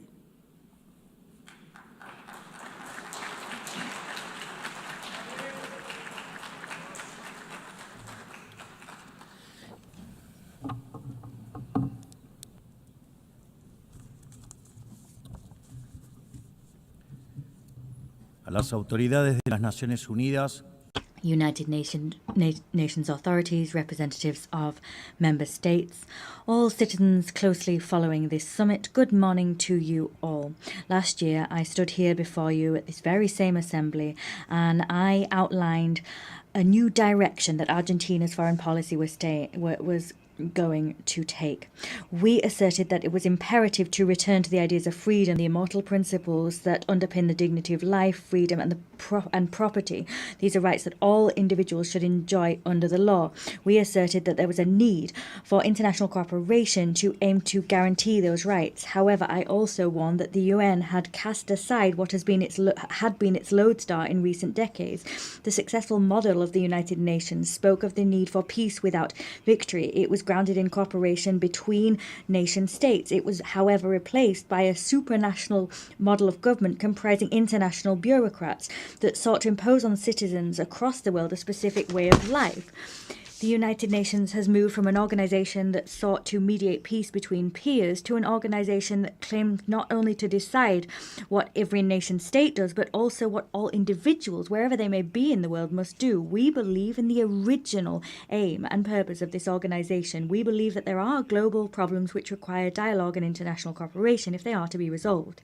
However, for that reason, and to achieve that goal, we must reject these abuses of authority that often go hand in hand with noble agendas. As we maintained last year, we will never support the amputation of indigenous or commercial freedoms, nor will we support the violation of natural rights of citizens of member states. In the last year and a half, we have voted in accordance with that principle. I am saying this to you well aware that many of you don't share my views. But as I've always said, it's preferable to say an uncomfortable truth than to speak a comforting lie. In that vein, today I want to talk to you about a specific problem facing all modern countries. As things stand, the world is seeming to pit the present against the future and seeing it as a contradiction. This is a political, economic, and philosophical problem. And the response to that problem and that opposition will determine the course of humankind. If we push to the end this idea of comfort versus discomfort, the entire world, I would say that now the entire world seems stagnating in the comfort at the present, overlooking the consequences that will have for the future. Given that doing what is uncomfortable seems to strip votes and power from those that take it on, leaders prefer to do everything in their power to protect the status quo that they inherited, and they do so disregarding future consequences. They light a fire to heat the future and heat the present and disregard the future. Modern states have thus entered into a very complex dynamic from which they cannot return. Incentives both for the people and politicians mean that we tend to talk about the distribution of wealth today, overlooking the need to compile wealth for tomorrow. Currently, decision makers are facing the decision. Either they preserve the legacy that was entrusted to them or they destroy it. This legacy can be accumulated wealth, productive capacity, laws, or any other thing that serves the common good. In general, they tend to... If they burn their legacy, if they opt to continue with what's comfortable, they'll have a lot of profit and benefit in the future, but there will be great future costs. What you put aside today, you lose for tomorrow. They seem to be preserving growth and prosperity in the present and casting aside the well-being of future generations.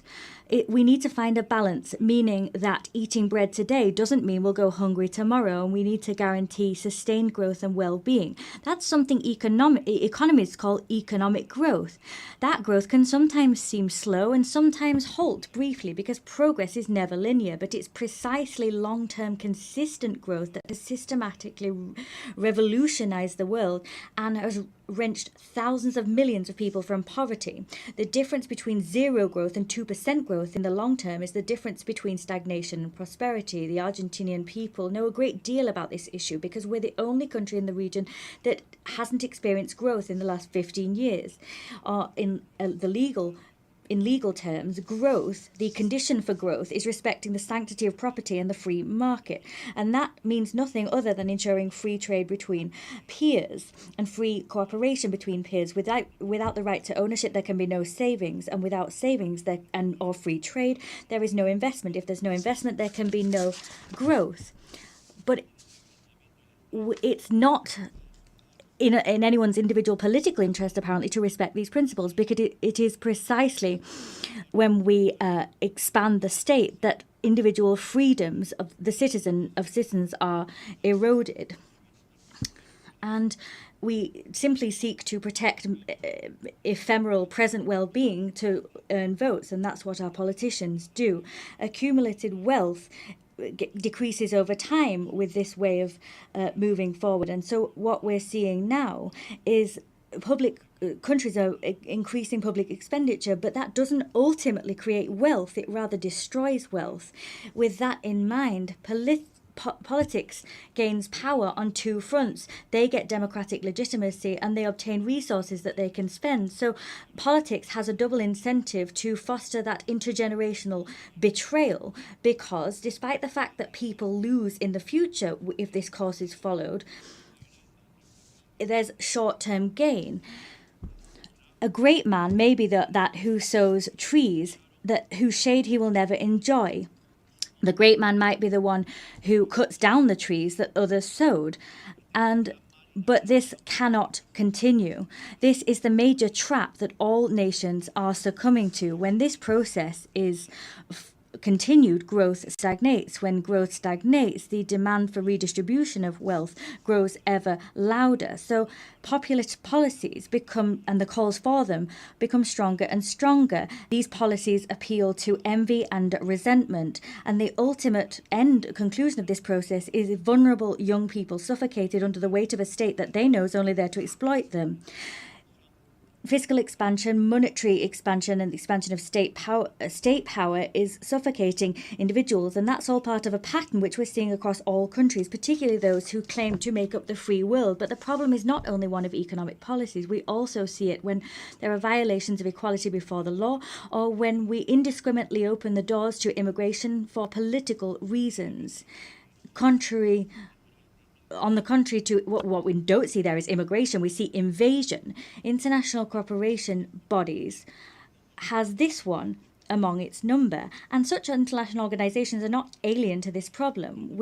As the years have passed, this organization has acquired responsibilities that run counter to its founding spirit. It has created layer upon layer of organizations, agencies, and programs until it achieved this hypertrophy of administrations that are barely effective when it comes to resolving the problems for which they were created.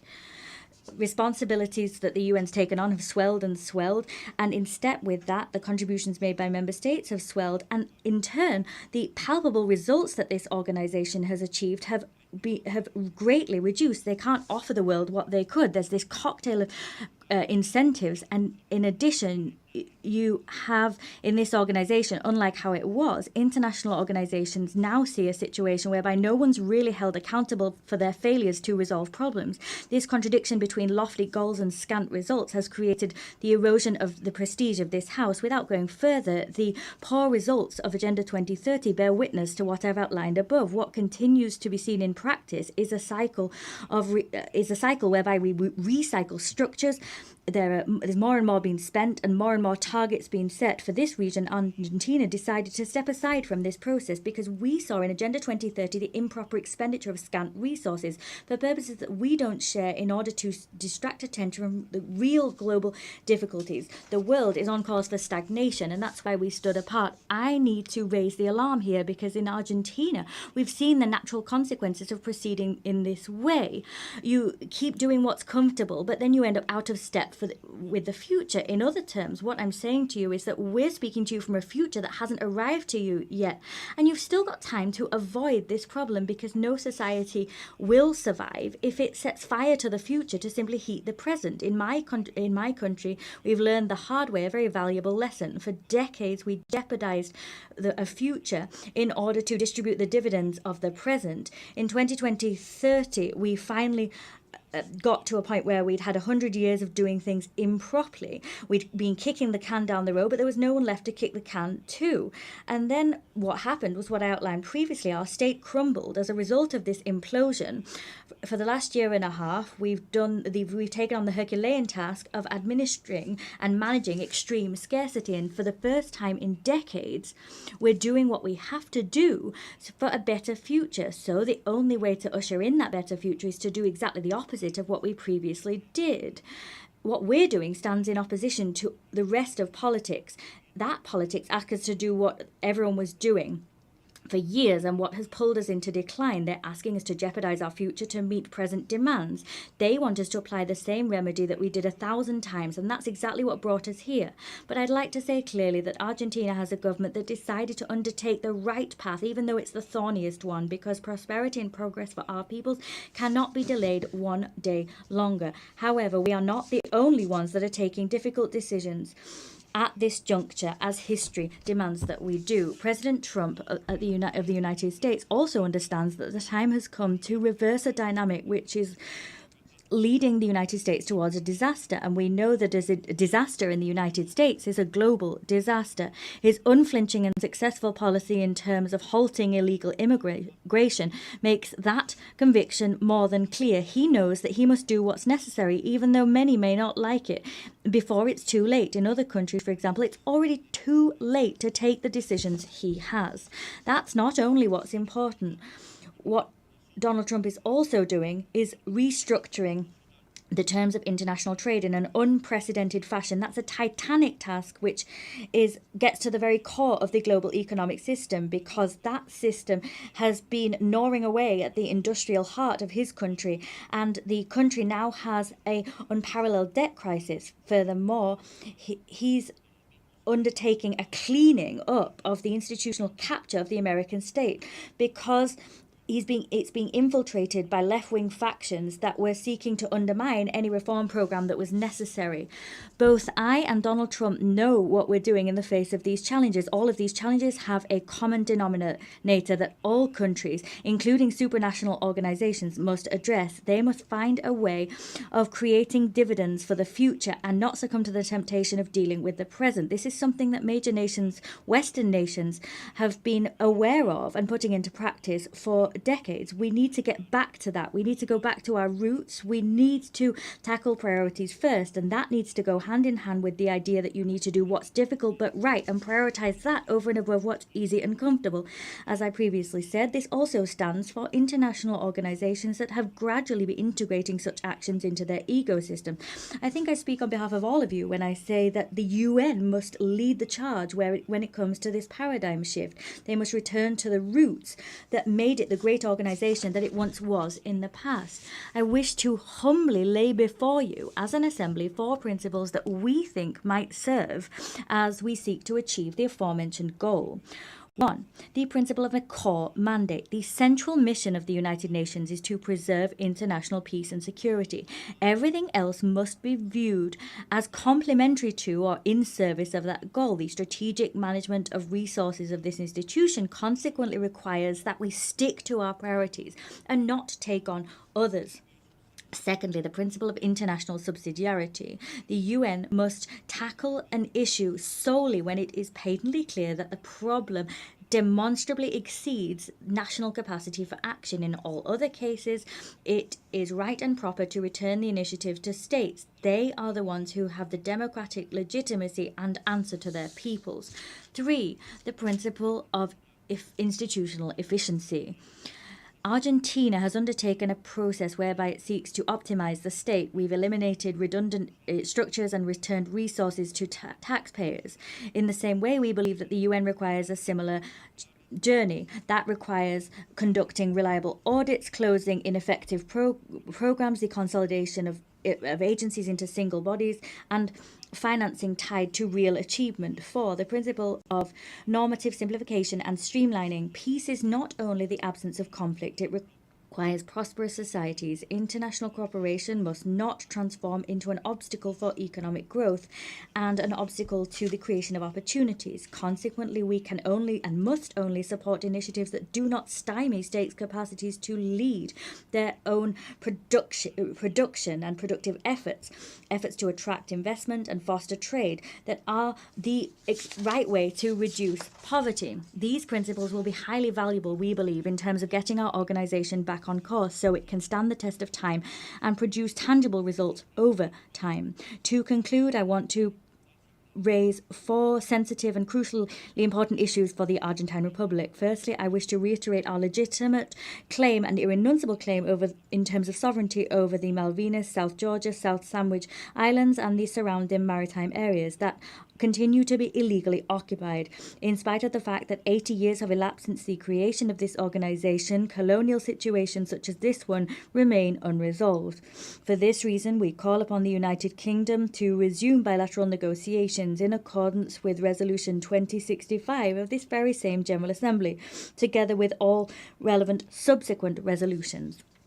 Secondly, I wish to once again roundly reject expressions of fundamentalist violence that continue to be seen and that are spreading throughout the world. In Argentina, we already suffered this horror with the attacks against the Israel embassy and La Amia in 1992 and 1994, respectively. For this reason, we urge the international community to strengthen legal cooperation to guarantee that Interpol and its signs are respected and those responsible for such atrocities are brought to justice. That will help us to ultimately be able to heal this painful wound that plagues our country's history. Thirdly, we're witnessing an unacceptable escalation in political violence on the left at a global level, violence that in Argentina we know only too well. It is unacceptable to use force where reason fails. For this reason, we emphatically reject any procedures which essentially undermine the basic norms of democratic peaceful coexistence.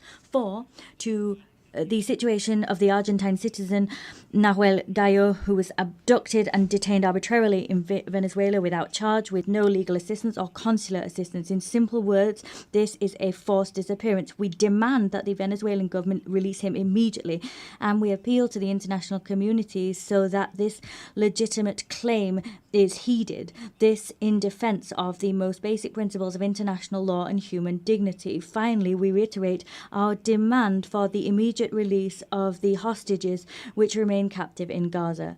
Finally, May God bless the free world. May the forces of heaven accompany us. Thank you. Thank you very much on behalf of the Assembly, His Excellency, the President of Argentina Republic.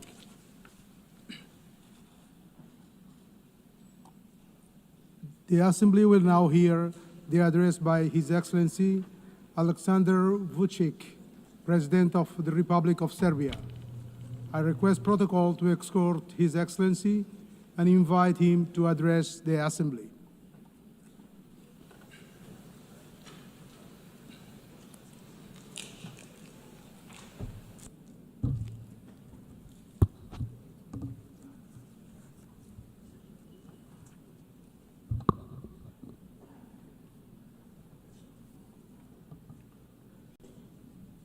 Excellencies, ladies and gentlemen, I'm very honored to address this 80th anniversary session of the General Assembly of the United Nations on behalf of the Republic of Serbia, a founding member of the United Nations and a freedom and peace-loving country proud of its history.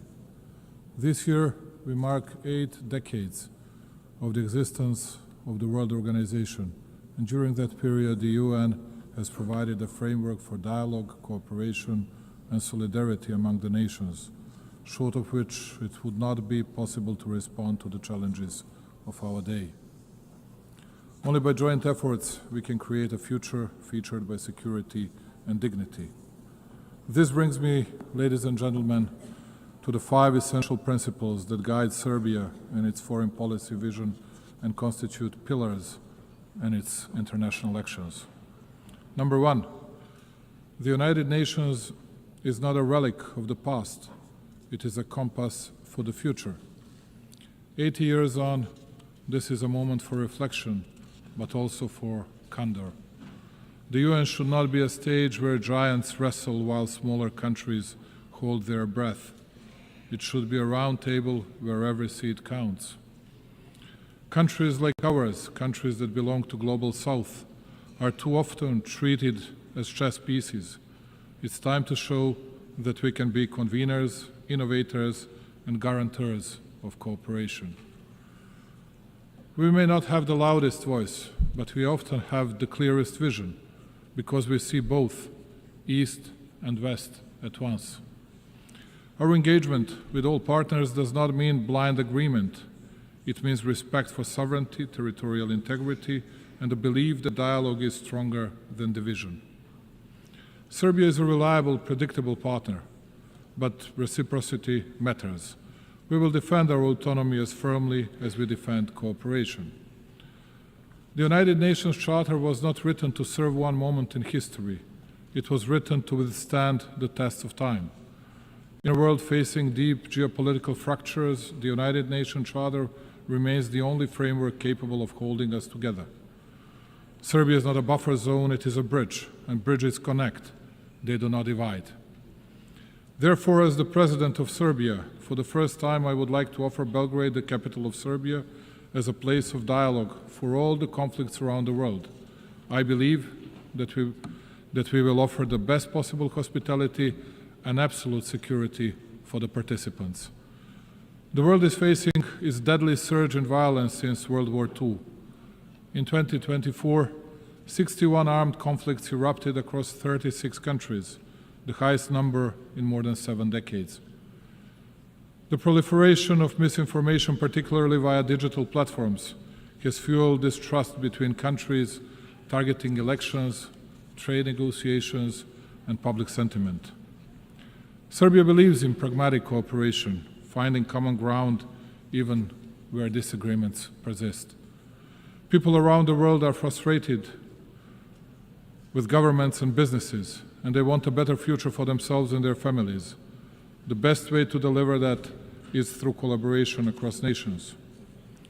We live in times of the most difficult conflicts and the most difficult divisions within countries, continents, and regions since the foundation of the UN. A particularly worrying thing is a fact that, provoked by different factors, we have the deepest and the most difficult divisions within each society, with, most often, extremely violent consequences of actions of mutual non-understanding non-communicating and distancing from what used to be accepted as elementary decency and behavior in both country-to-country and people-to-people relations. The world is divided, believe it or not, less by ideological, but much more by emotional, hate-driven differences caused by undermining of countries, societies, elementary moral values as well. In each village and hamlet worldwide, and particularly with the members of the citizens' alleged elite, at least it used to be the case, no matter who dies of natural causes, and especially if someone dies in an accident or gets killed, the biggest part of the society felt the need to pay their respect to the deceased, even those who didn't think highly of the respective person during his or her lifetime. Today, we are witnessing the unprecedented wonder, a sick expression of joy for the crime committed against an innocent person. The example of Charlie Kirk is the best confirmation of that. He was savagely assassinated just because his killer didn't like his ideas. He was shot, even after death, by the same ones who had prepared political and media grounds for his assassination. And please do not be surprised because I'm speaking about this more than about big world conflicts.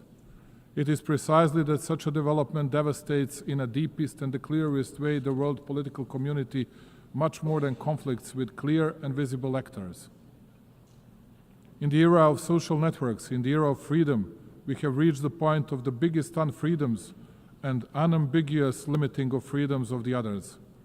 How can it be possible that, let's say, ABC television hosts get bigger media attention in the US than the attempted assassination against, let's say, President Trump?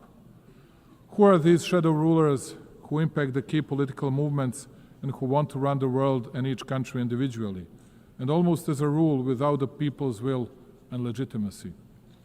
They run all the processes, and all of us because they're chosen by God, as they like to put it.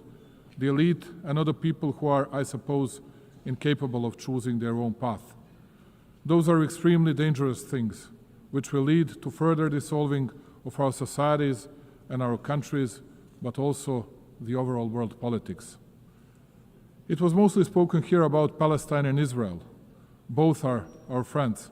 And I cannot easily, because of more likes on social networks, nor I want to take sides and speak about good and bad people just because it brings us another point in daily politics.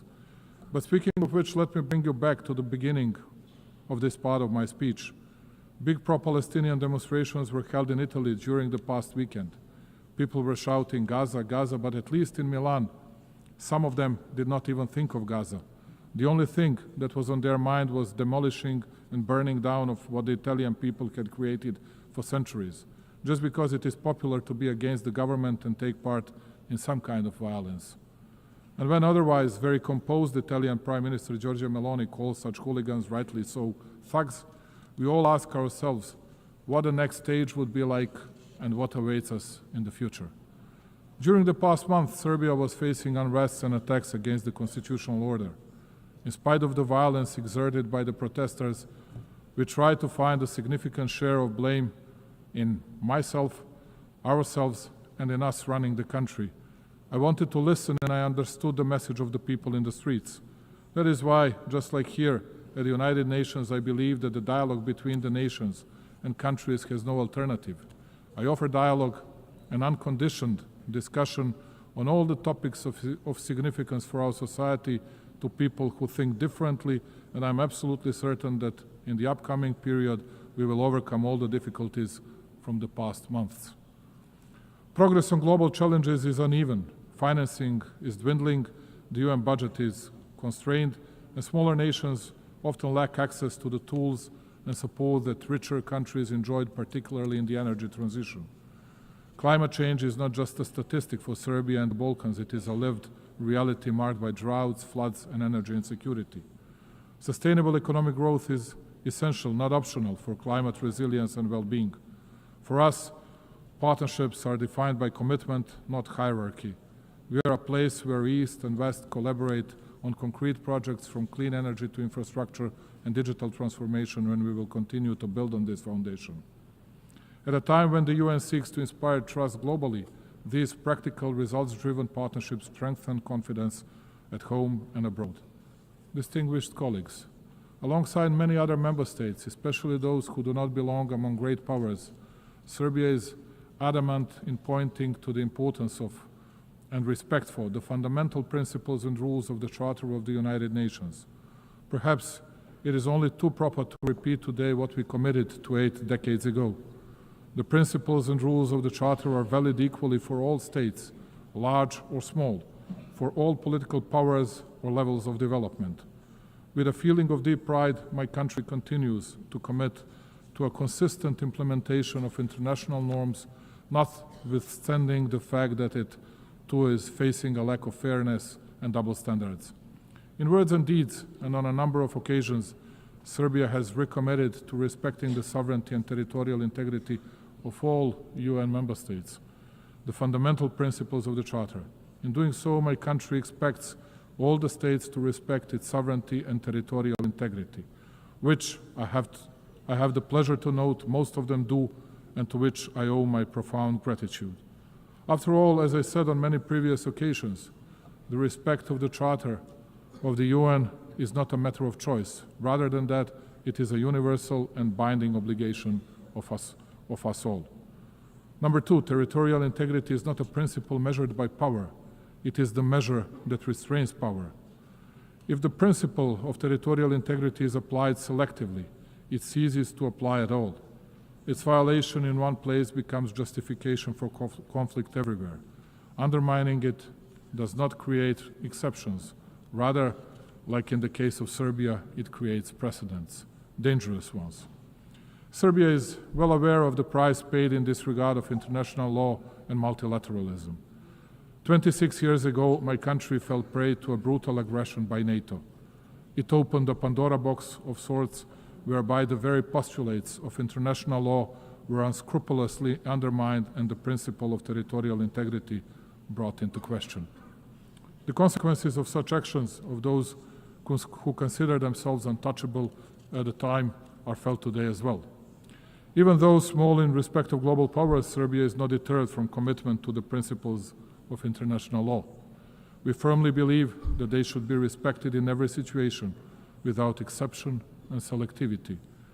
As a persistent drop can shape stones over time, so does our perseverance in defending universal norms help assert their durability. Serbia will continue advocating those principles, as the observance of the respective is the only reliable way to peace and stability. This rostrum and this occasion are the best opportunity to reiterate that my country will never forget its history, its people, its sanctities. Kosovo and Metohija is an inseparable part of Serbia, the main pillar of its identity, culture, and spiritual heritage. For us Serbs, it is not only a piece of land, it is the cradle of our spirituality and our existence on that land over centuries. Our concern is not only moral and historical, it is humane too.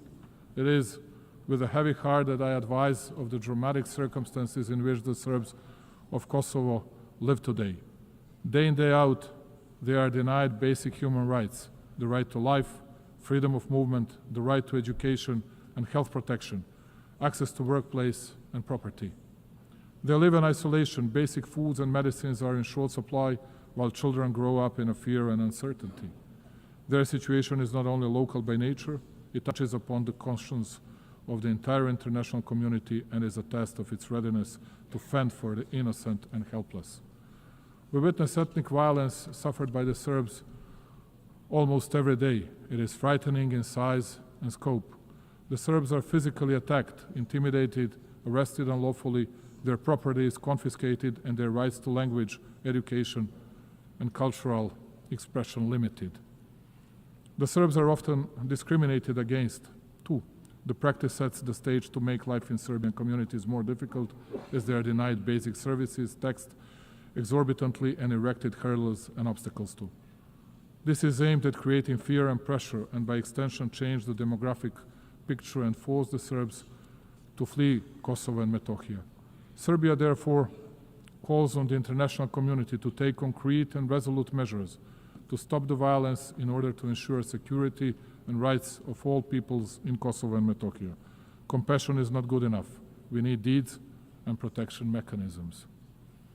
Notwithstanding the continuous, open and obvious violations of UN Security Council Resolution 1244, Serbia continues to believe in dialogue under the European Union auspices.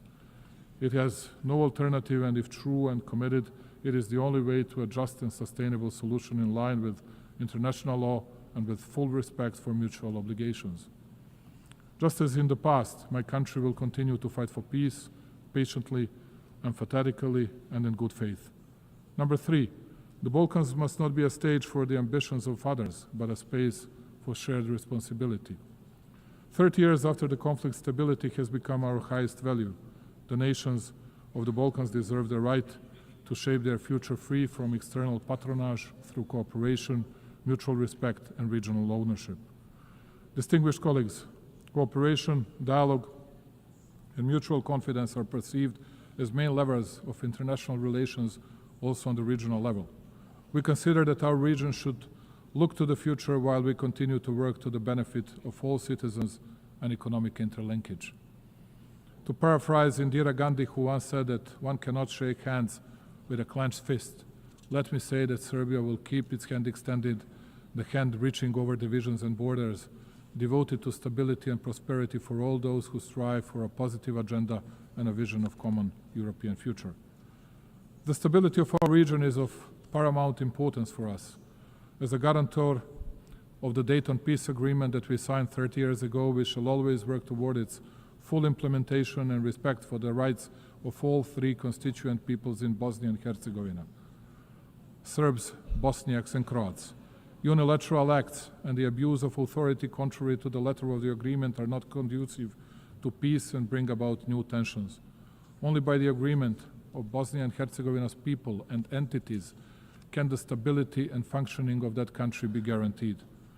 Absence of dialogue and unilateral initiatives without agreement by all interested sides, in particular the initiatives that take advantage of international organizations, are but a step back to a painful past and create new divisions. Serbia will use all diplomatic means to prevent these activities from taking place as they undermine regional dialogue, the process of reconciliation and understanding. We shall not hesitate in our resolve to promote regional stability in an effort to contribute to global security. For exactly 30 years now, and in this distinguished institution and everywhere else, a false campaign has been ongoing against both the Republic of Serbia and Republika Srpska, the entity within Bosnia and Herzegovina. All over the world, everywhere, countless times, you could hear how, as they used to say, from well-informed sources, they heard that it was only a matter of days before Serbia would attack someone in the region, and that Republika Srpska and its leadership would violate the territorial integrity of Bosnia and Herzegovina. And all this time, it has been a lie, a real smoke screen intended to enable international representatives who are not elected by the people to deal with legitimate representatives of the Serbian people, one of the 3 constituent peoples in Bosnia, imposing sanctions against them, believe it or not, replacing them from the positions the people elected them to, and conducting criminal proceedings and issuing convictions for words spoken for verbal offenses. Thus, all of you are witnesses to a fact that for 3.5 years since the beginning of the conflict in Ukraine, we have been hearing stories that we, as an alleged Russian puppet, will attack someone in the region, which of course did not happen and will not happen. The only thing we have never heard is an apology from those who spread such falsehoods, and it is quite certain that we will never hear one. Let me reiterate, Serbia is a free, independent, and sovereign country that makes its own decisions independently. We are committed to our European path. We do not plan to attack anyone, but equally, we will not allow anyone else to threaten our freedom and our country. Number 4, the world is changing, and the United Nations must evolve to remain a pillar of global stability. Reforming the United Nations is not simply an institutional task. It is a moral duty to safeguard the future of global peace and justice. We are well aware of the need to reform the UN and revitalize its system in order to increase its credibility and shore up multilateralism so as to make our organization more effective, just and close to the needs of its member states. Also, the SC should become more effective in and better adapted to the pursuit of its primary goal of safeguarding international peace in order to reflect more accurately the reality of the present-day world. Africa in particular, the youngest continent which comprises 54 states, must be better represented. Many countries rely on the UN for technical expertise, development funding, and guidance to achieve the Sustainable Development Goals. Cuts to funding or reduced access to UN programs risk widening the gap between wealthy and developing nations. As the UN looks for ways to reduce costs, we are happy to offer to host any of UN bodies, institutions, agencies in Serbia with the best possibility to continue being a bridge between developed and developing regions. Serbia is situated at the crossroads of Europe, easily accessible to both East and West. And speaking about cost effectiveness, we are able to offer lower operational costs compared to Geneva, New York, or other big hubs. Belgrade offers modern facilities, reliable connectivity, and proven capacity to host large international events, for example, Expo 2027. Hosting an agency in Belgrade strengthens the UN's presence in Southeastern Europe, a region with transitional and developmental experience relevant to global priorities. This would expand the UN's geographic footprint, ensuring agencies are more representative and globally distributed. And number 5, Serbia will remain independent and will overcome internal challenges through the strength of its statehood tradition, focusing steadfastly on building a prosperous future. True sovereignty today is not insulation. It is the dignity to choose, to say yes on our own terms, and to use that choice for cooperation. Serbia's independence is not a privilege granted. It is a sovereign right exercised, and its sovereignty is not situational, it is foundational. Notwithstanding numerous global challenges, Serbia has remained on a steady course. Its macroeconomic situation is stable and its economy continues to grow, which only shows how commitment to reforms and responsible economic policies lead to great results. Investments in infrastructure, energy transition, and digitalization bear out my country's commitment to sustainable development and the 2030 Agenda goals. Let me take a moment, ladies and gentlemen, to inform you that in 2027, Serbia will host the specialized exhibition Expo 2027 with a motto, Play for Humanity, Sport and Music for All. This event will provide an opportunity for my country to show to the world the strength of our culture, sport, and creativity as a universal language that transcends differences. This will be a moment in which, along with its partners, Serbia will build bridges of friendship and togetherness, promote understanding, and open new horizons of cooperation. Serbia's way is the way of development, progress, and prosperity, and it is fully committed to becoming a full-fledged member of the European Union. This commitment, though, makes us no less devoted to promoting and deepening cooperation with countries from other parts of the world, maintaining and cherishing all along our traditional friendships and relations of trust in the East. Strengthening overall bilateral relations with key actors of the international community and with our European partners tops our agenda. Also, Serbia has raised in the past several years the level of cooperation with numerous countries in Africa, Asia, and Latin America, and played in that way a respectable role on the global stage. I trust and believe that we can count on mutual respect and the traditional bonds of friendship with these countries in our future relations. Ladies and gentlemen, closing it and looking to the future and committed to dialogue and understanding, we in Serbia believe that peace is the highest value and the most solid foundation of development.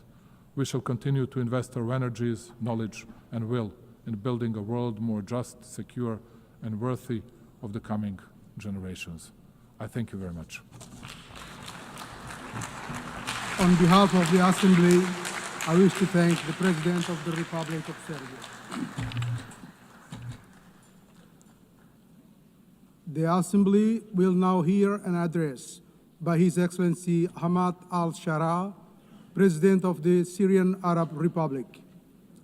I request protocol to escort His Excellency and invite him to address the Assembly.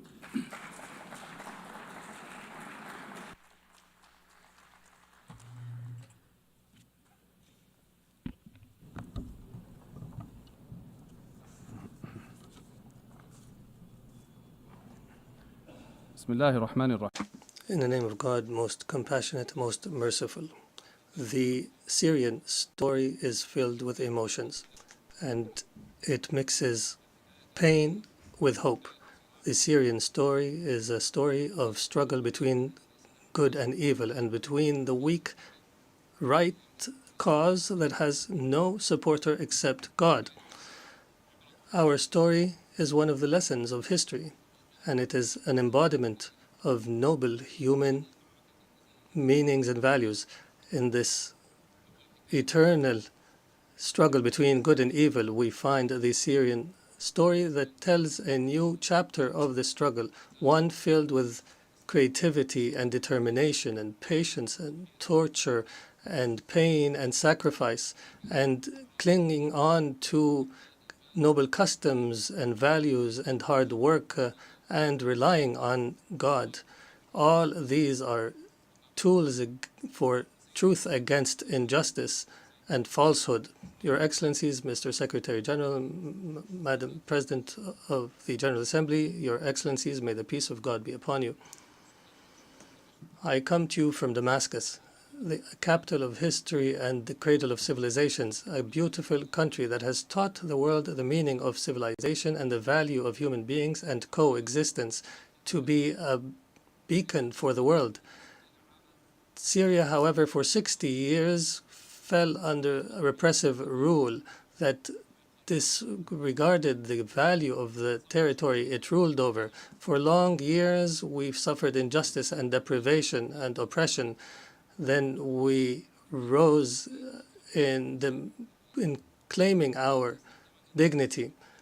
The previous regime has used the worst kind of torture against our people, chemical weapons and bombardment and torture in prison and displacement and sectarian strife, and used drugs against our people and the world.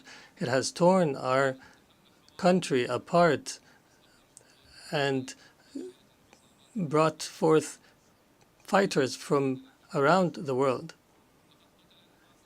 The former regime killed around 1 million innocent people and displaced thousands and millions and demolished 2 million homes. Ladies and gentlemen, the unarmed people were attacked using chemical weapons. Our women and children have inhaled toxic gases, all this to silence truth. And with all this criminality, there was no language for solution, despite the offers. This people had no means and choice but to organize itself and to organize militarily to oust a criminal regime. It was a military operation that was filled with mercy and good and that prioritized tolerance and that did not target civilians. It targeted justice without vengeance. We restored our right and we became victorious for sake of our grievances. We were victorious for the mothers of martyrs and for all of you, people of the world, for the future of our children and yours. And we paved the way for the return of refugees, and we destroyed the trafficking of drugs. Accordingly, Syria has transformed from an exporter of crisis to an opportunity for peace for Syria and the region. Ladies and gentlemen, this unique Syrian achievement and the solidarity between our peoples have led us to try to uproot sectarianism and to fight against attempts to divide our country once again. But the Syrian people are aware enough to understand and to resist. We formed commissions for fact-finding and granted access to UN fact-finding missions. I guarantee to bring to justice everyone accountable and responsible for bloodshed. And in this context, Israeli strikes and attacks against my country continue, and Israeli policies contradict the international supporting position for Syria, which threatens new crises and struggles in our region. For this purpose, and in face of this aggression, Syria is committed to dialogue, and we're committed to the Disengagement of Forces Agreement of 1974. And we call on the international community to stand beside us in the face of these attacks. Ladies and gentlemen, from the very moment the former regime fell, we set out a clear strategic policy built upon 3 pillars: balanced diplomacy, security, stability, and economic development. We filled the power vacuum, called for an inclusive national dialogue, and announced a government of competence. We strengthened the principle of participation and established a national commission for transitional justice and another for the missing, ensuring justice and fairness. We are now proceeding toward electing representatives of the people in the Legislative Council. We restructured civil and military institutions, dissolving all previous formations. Through intensive diplomatic activity, Syria restored its international relations and forged regional and global partnerships and achieved the gradual lifting of most sanctions. And we call now for the complete lifting of sanctions so that they no longer shackle the Syrian people. Investment laws have been amended, and major regional and international companies have already begun entering the Syrian market, contributing through investment and reconstruction. Syria today is rebuilding itself through establishing a new state, building institutions and laws that guarantee the rights of all without exception. A land of ancient civilization and culture deserves to be a state of law, protecting everyone, safeguarding rights, guaranteeing freedoms, and fostering life to flourish while turning the page of a wretched past. We are determined to restore Syria's glory, dignity, and honor.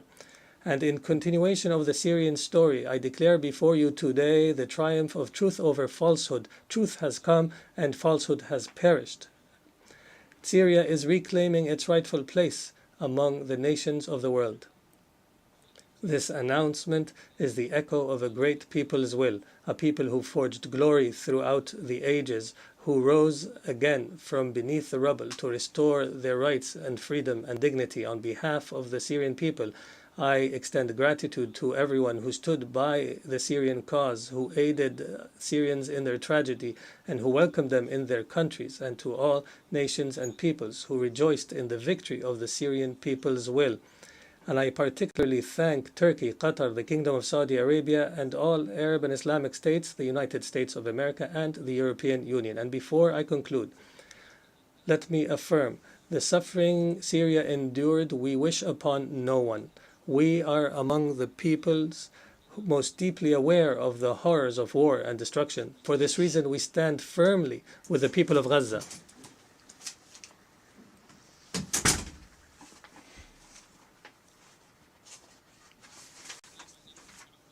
For this reason, we stand firmly with the people of Gaza, its children and women, and all peoples facing violations and aggression. We call for an immediate end to the war. In conclusion, the Syrian story has not come to an end. It continues to write a new chapter entitled Peace, Prosperity, and Development, and may the peace of God be upon you.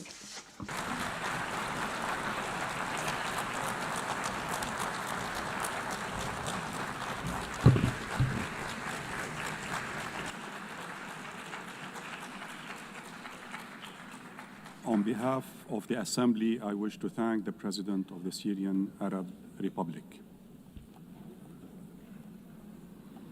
The Assembly will hear an address by His Excellency Zoran Milanović, President of the Republic of Croatia. I request protocol to escort His Excellency and invite him to address the Assembly.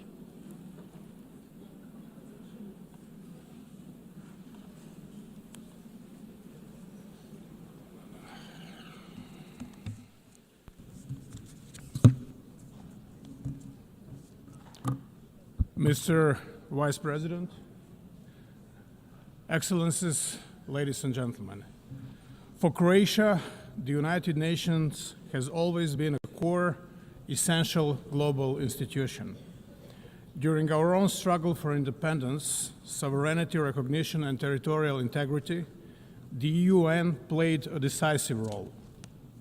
Our path to admission and early years of membership were about braving the stormy seas rather than smooth sailing. And it was this organization and what it represents, the principles of the Charter of the UN, that served as our safe harbor.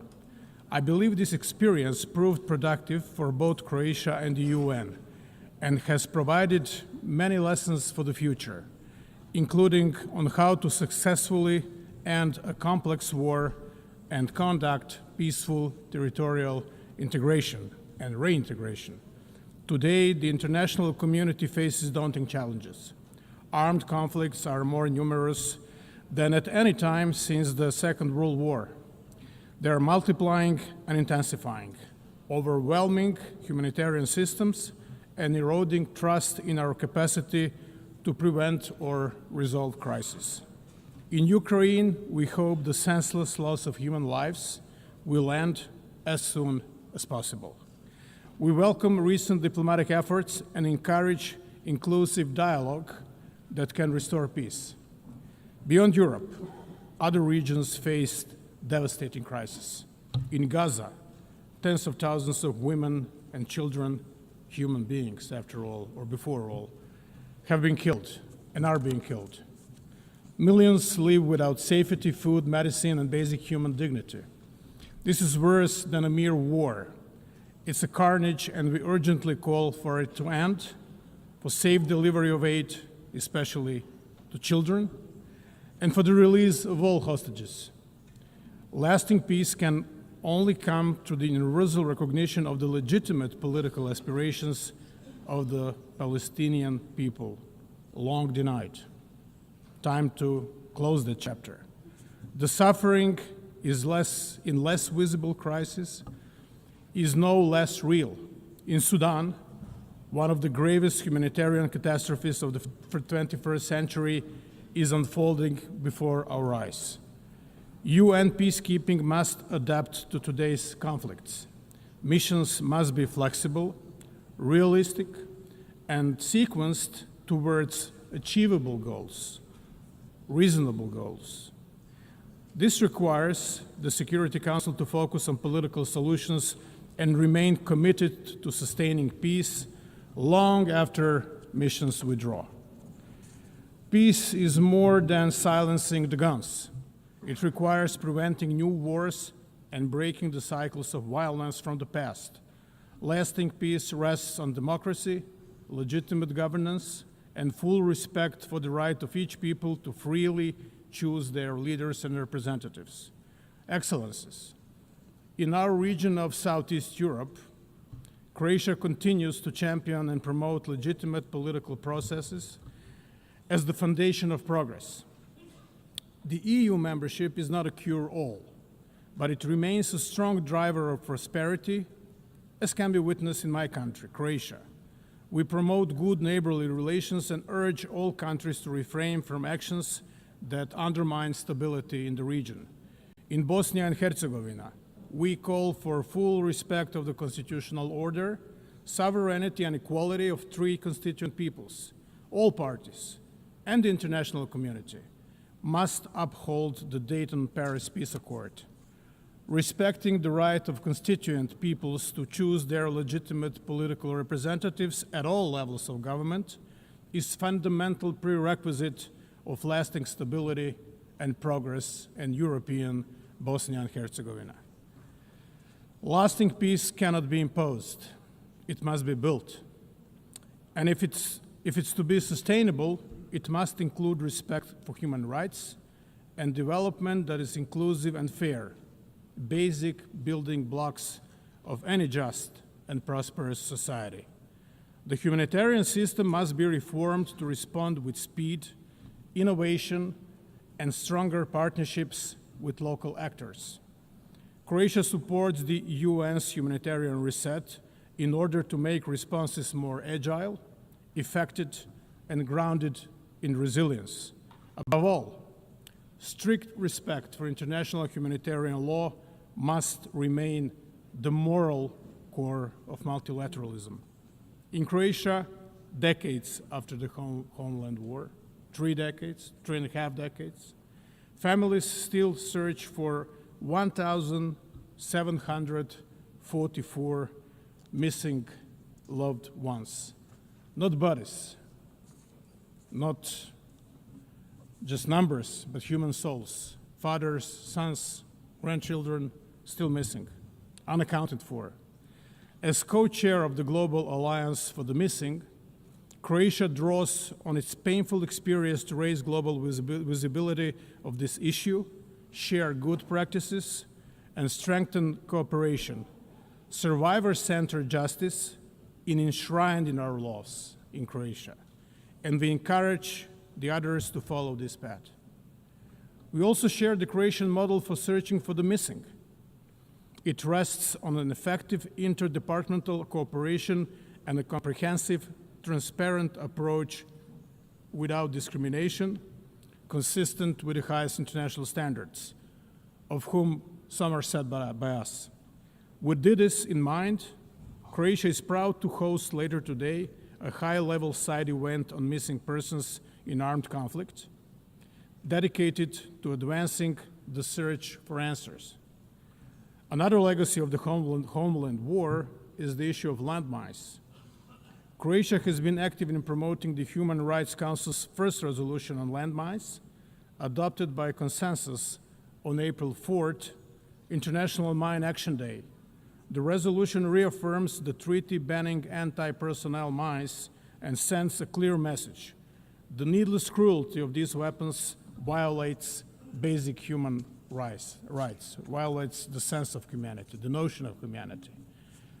The togetherness which is promoted throughout this debate especially means inclusion of the most vulnerable. Therefore, Croatia is proud to have led the initiative resulting in consensus adoption of an impressive 99 member states co-sponsoring the General Assembly resolution declaring the June 27th as the International Day of Deaf Blindness.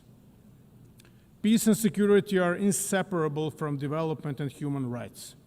The founders of the United Nations acknowledged this when they placed these three pillars at the heart of the organization.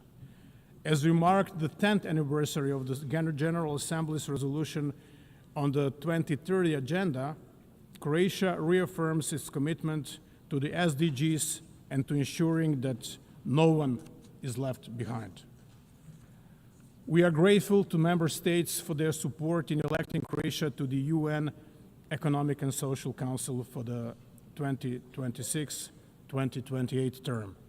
Our priorities will include accelerating the 2030 agenda, preparing momentum for the 2027 SDG Summit and the agenda beyond 2030, and strengthening links between humanitarian, development, and peace efforts. At home, in Croatia, sustainable development is fully embedded in our national planning.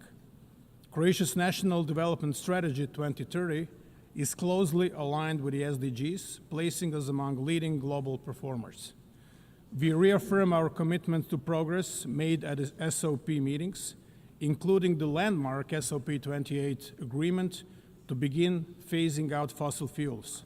COP29 in Baku, Azerbaijan, must deliver a new quantified climate finance goal, and COP30 in Belém must raise ambition, advance fossil fuel transition, and scale up climate finance. Croatia supports a credible climate finance roadmap.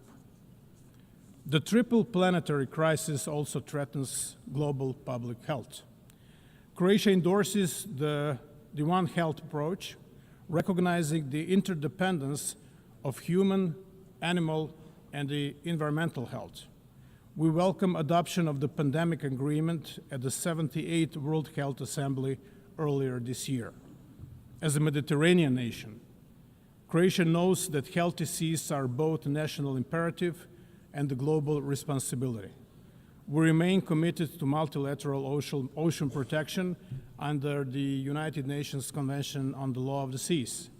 We welcome the outcome of the third UN Ocean Conference in Nice, France, have ratified the BBNG agreement, and urge others to do so without unnecessary delay. Croatia's contribution to development cooperation and humanitarian aid continue to grow. Since 2011, we have steadily increased our support, reaching record levels in 2023. We share lessons from our own recovery, from democratic transition to mine action and veteran reintegration. In Ukraine, our expertise in humanitarian demining is particularly valued, making us one of the leading contributors relative to GDP.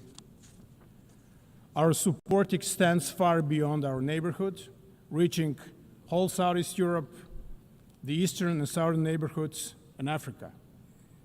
Excellencies, fundamental changes we are witnessing in our world are not mere historical echo, but an all-encompassing global transformation. We are at the defining moment of an era to come. Emerging technologies are reshaping every aspect of society: how we live, how we trade, and how we defend ourselves.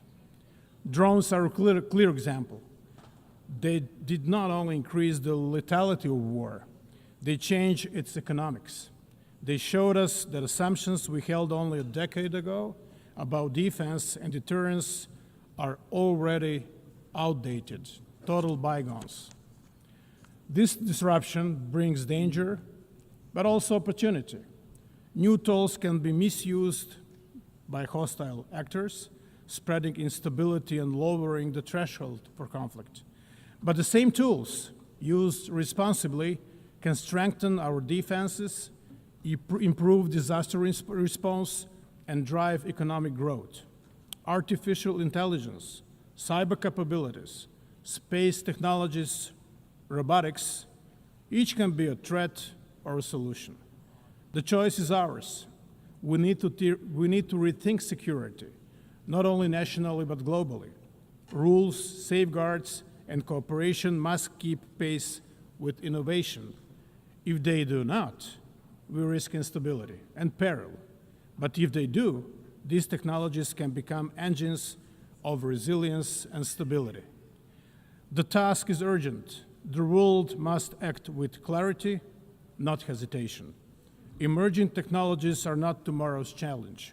They are today's reality. And how we choose to guide them will define not just the future of defense, but the future of peace. Reforming the United Nations is an existential necessity. At Haiti, the UN must adapt to stay relevant and effective. We welcome the Secretary General's UN Haiti initiative as an opportunity not only to celebrate achievements, but also to reform and revitalize the organization. Security Council remains essential. Its reform is at the fundamental. The Council must become more inclusive, effective, transparent, and accountable. Croatia supports comprehensive reform, including enlargement in both categories of membership and stronger representation of unrepresented regions, in particular Africa. The financial stability of the UN is also vital. All member states must pay their due, their contributions, in full, on time, and without conditions. Without predictable financing, mandates fail and trust weakens. The upcoming peace-building architecture review offers another chance to turn commitments into action. Croatia will contribute actively, emphasizing prevention, coherence, and strong links between peace, development, and human rights. We welcome the decision to provide assessed contributions for the Peace-Building Fund from 2025, but needs still outpace resources. Mr.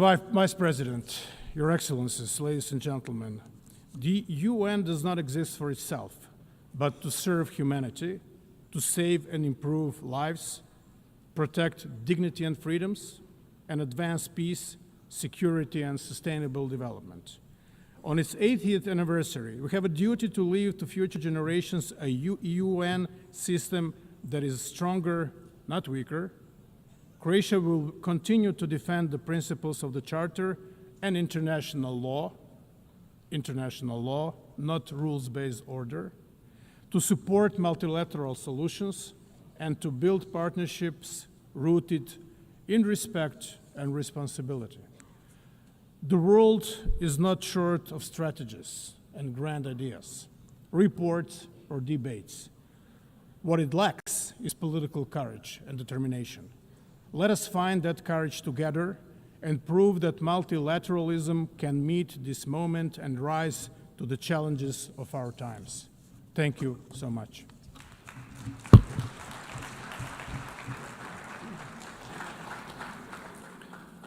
On behalf of the Assembly, I wish to thank the President of the Republic of Croatia. The Assembly will hear an address by His Excellency Nikos Christodoulides, President of the Republic of Cyprus.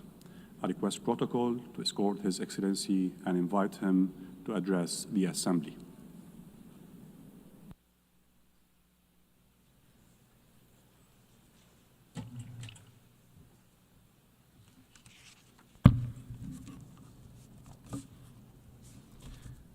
Mr. President, Your Excellencies, we stand at the brink of a precipice. International order, as we noted, is challenged in an unprecedented manner 80 years since the United Nations emerged out of World War II. Today, we stand before drastic, unpredictable geopolitical shifts, instability that appears to spiral, and an uncharted landscape that seems resistant to the international order and norms as we know them. We are witnessing devastating wars, an unimaginable humanitarian catastrophe, and human suffering. Blatant violations of international law and international humanitarian law that bring our system to its knees.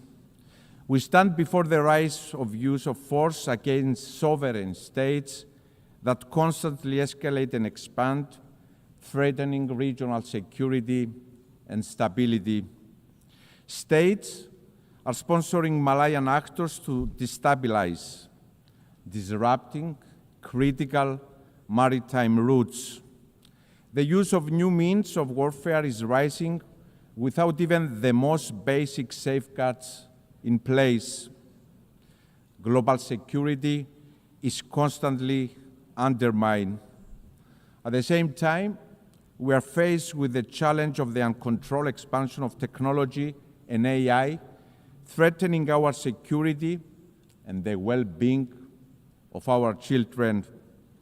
And climate change is looming, threatening livelihoods, economies, creating new migration routes, and inequalities are becoming embedded.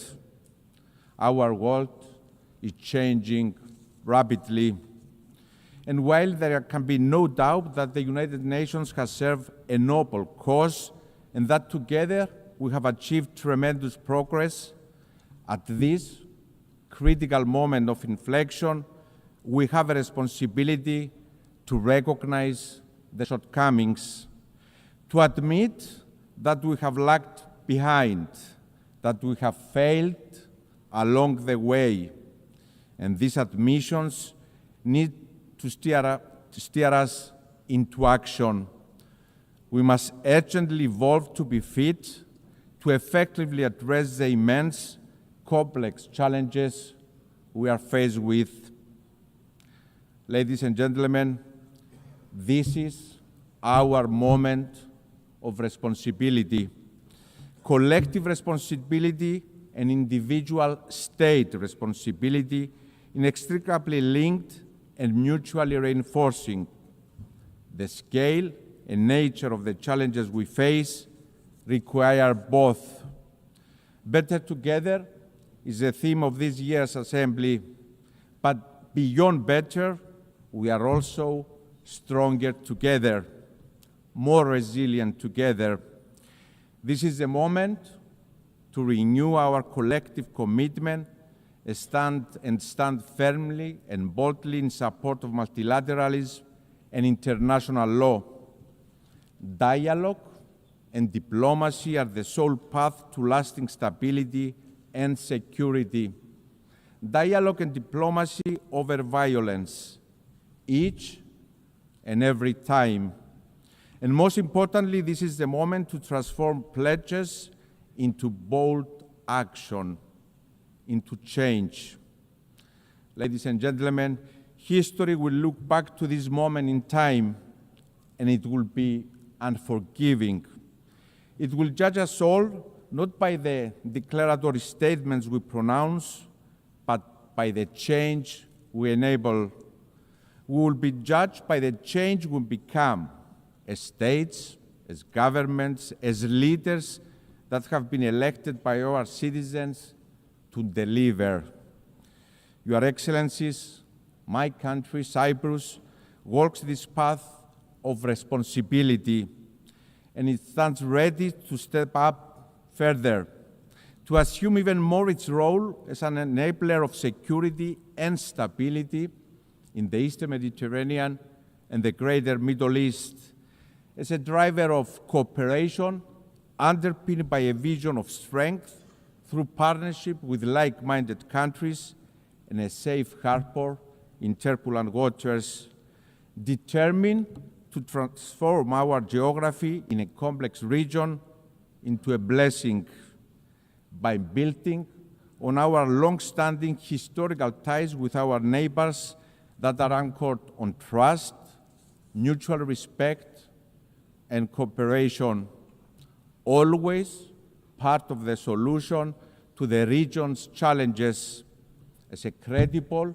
reliable, responsible partner. We have proven this time and time again. Cyprus will always be a stable, trustworthy, safe harbor. And let me be clear, this is not theoretical. It takes shape and form through concrete initiatives that build on Cyprus' role as a hub of stability and cooperation in a challenging part of the world. Cyprus has consistently provided the necessary infrastructure and support for the evacuation of foreign nationals from areas of danger or conflict, from Sudan, from Lebanon, from Israel, from Iran. Following the barbaric Hamas terrorist attack of October 7 and the subsequent war that has led to a humanitarian tragedy in Gaza, Cyprus assumed yet again its moral responsibility to its region. We did so through the development of the Amalthea Maritime Corridor for the delivery of humanitarian assistance to the civilian population in Gaza. The route was reactivated as recently as this past week. We worked with like-minded partners, the United Arab Emirates, the United States, the European Union, the UK, and others, and yes, we deliver. Furthermore, in the face of persecutions in the region towards religious and other minorities, Cyprus couldn't remain idle, proving our long-standing commitment to upholding fundamental rights and freedoms, demonstrating once again responsibility. We appointed a special envoy on the protection of religious freedom and the protection of minorities in the Middle East. At the same time, my country has responded to the calls of our neighbors for assistance in the face of fires, sending our brave firefighters as reinforcement, and our neighbors have reciprocated. Also, as a part of our regional responsibility in addressing climate change, Cyprus and Jordan's proposed initiative for a European firefighting hub in Cyprus covering our region is now in the path of implementation by the European Union. And the aforementioned example, dear friends, are only a snapshot of Cyprus's active, tangible responsibility. And I'm very proud that my country walks this path of responsibility, and we are determined to expand it, always part of the solution and never part of the problem. Your Excellencies, Cyprus stands ready to assume its regional responsibility also in the context of bringing an end to the war in Gaza and, given our proximity, to play a role in its reconstruction. Let me be clear, there are no substitutes for peace. This war must end. A first necessary step is the immediate ceasefire in Gaza, and I really hope that President Trump's initiative has a positive outcome. At the same time, the humanitarian catastrophe must be alleviated. This means unhindered flow of aid in Gaza. The displacement must also end. International humanitarian law must be respected. We also call with the same fervor for the immediate release of all hostages. And, dear friends, as unreachable as it may seem at this moment, we must not lose sight of the path for peace, for a two-state solution in line with the United Nations Security Council resolutions.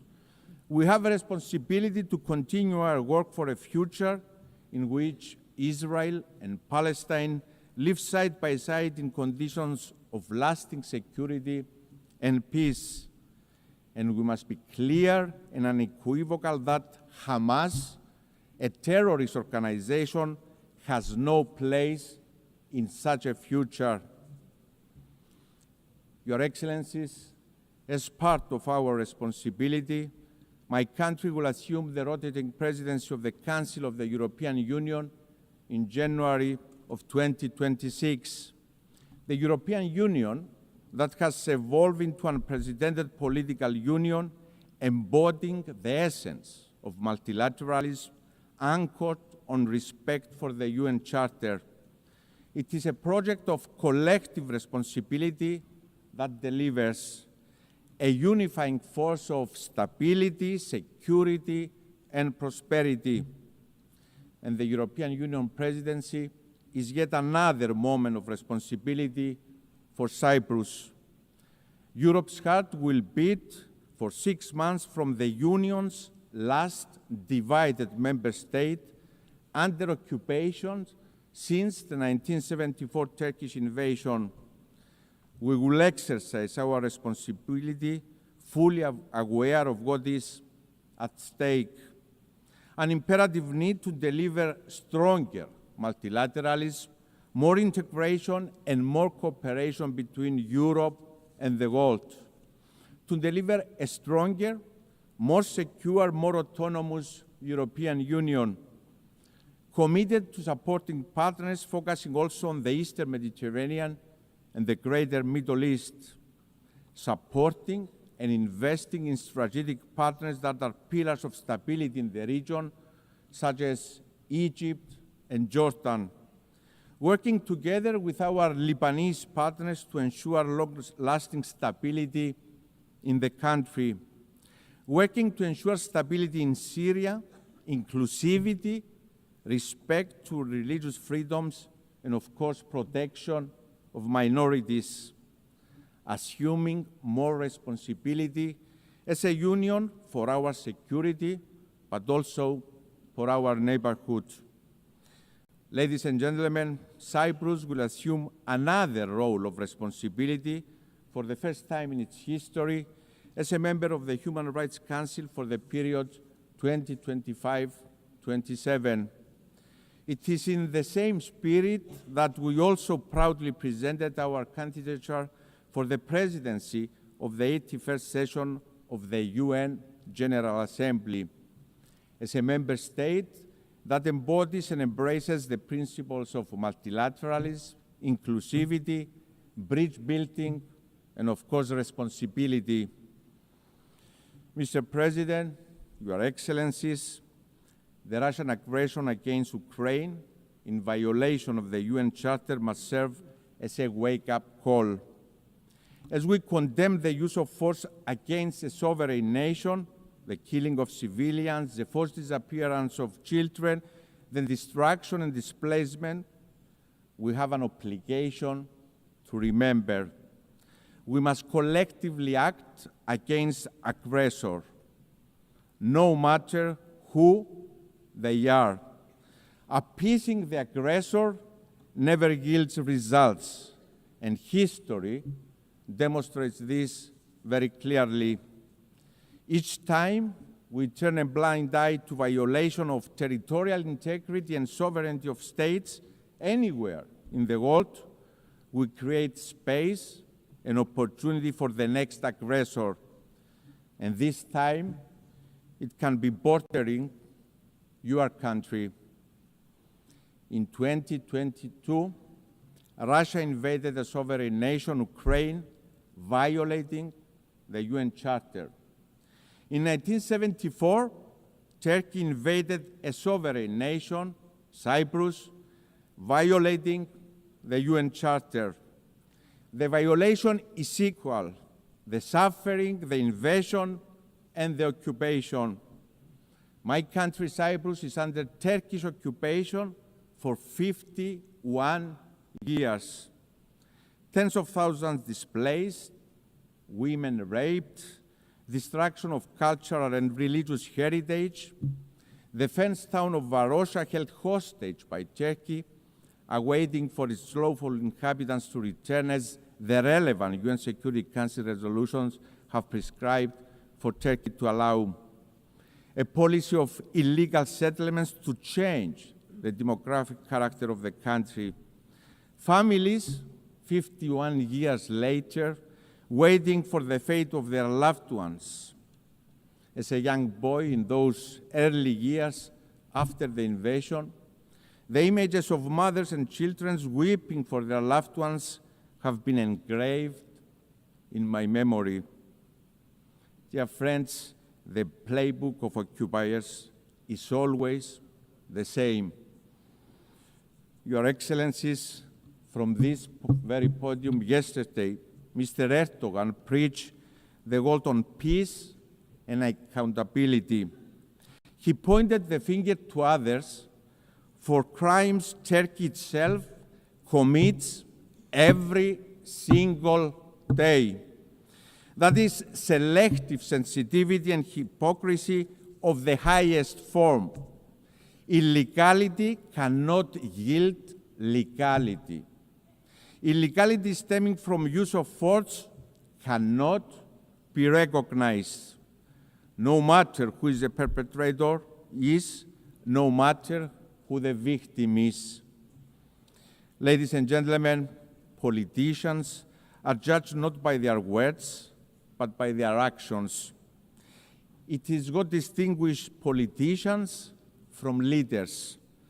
Cyprus has proven time and again that it is a reliable, responsible actor. A country that not only talks the talk, but also walks the walk of responsibility. And my call to Mr. Erdogan is to join that path of responsibility, to end the occupation through negotiations for a comprehensive settlement that will reunify Cyprus in a bizonal, bicommunal federation with political equality, always in line with UN Security Council resolutions, European Union law, values, and principles. This is the only way. Therefore, let me repeat, the call for responsibility is the loudest for my own country. I'm ready for this moment of responsibility, ready to deliver on the call of history to reunify Cyprus, to reunify my people, Greek Cypriots, Turkish Cypriots, Maronites, Armenians, and Latins. Mr. President, Your Excellencies, we stand at the brink of a precipice. And while the impulse may be to shrink away from the immense responsibility we inherited from the visionaries who stood here 80 years ago, now is the moment for us to assume our responsibility collectively and individually as states. Rest assured that my country, Cyprus, will continue to do its part by being responsible, by being advocates for responsibility. for the good of humanity, for our peoples. Thank you very much.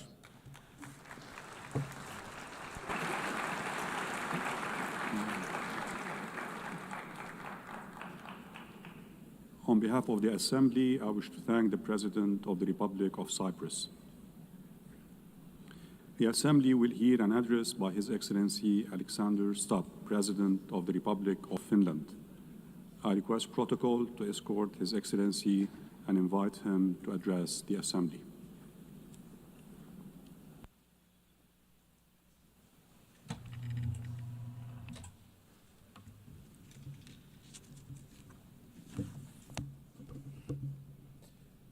Mr. President, Excellencies, ladies and gentlemen, in its simplest form, foreign policy is really about three things: about values, interests, and power. I come from a relatively small country, Finland, and our toolkit is mainly about two of those three things. It's about values and interests. Power, hard or soft, is usually the luxury of bigger players. The power of smaller country arises from its capacity to cooperate with others. Smart diplomacy gives smaller player at least relative influence. The UN is, of course, case in point. Big players have power through their permanent membership in the UN Security Council. But we, the smaller players, can influence the ebb and flow of international relations by being active in the corridors of diplomacy. Now, most of the speeches that we've heard here today have highlighted the fact that the world order, balance, and dynamics are changing, much like they did after World War II when the UN was founded. I actually think that the post-Cold War order is over, but we don't know what the new order is going to look like.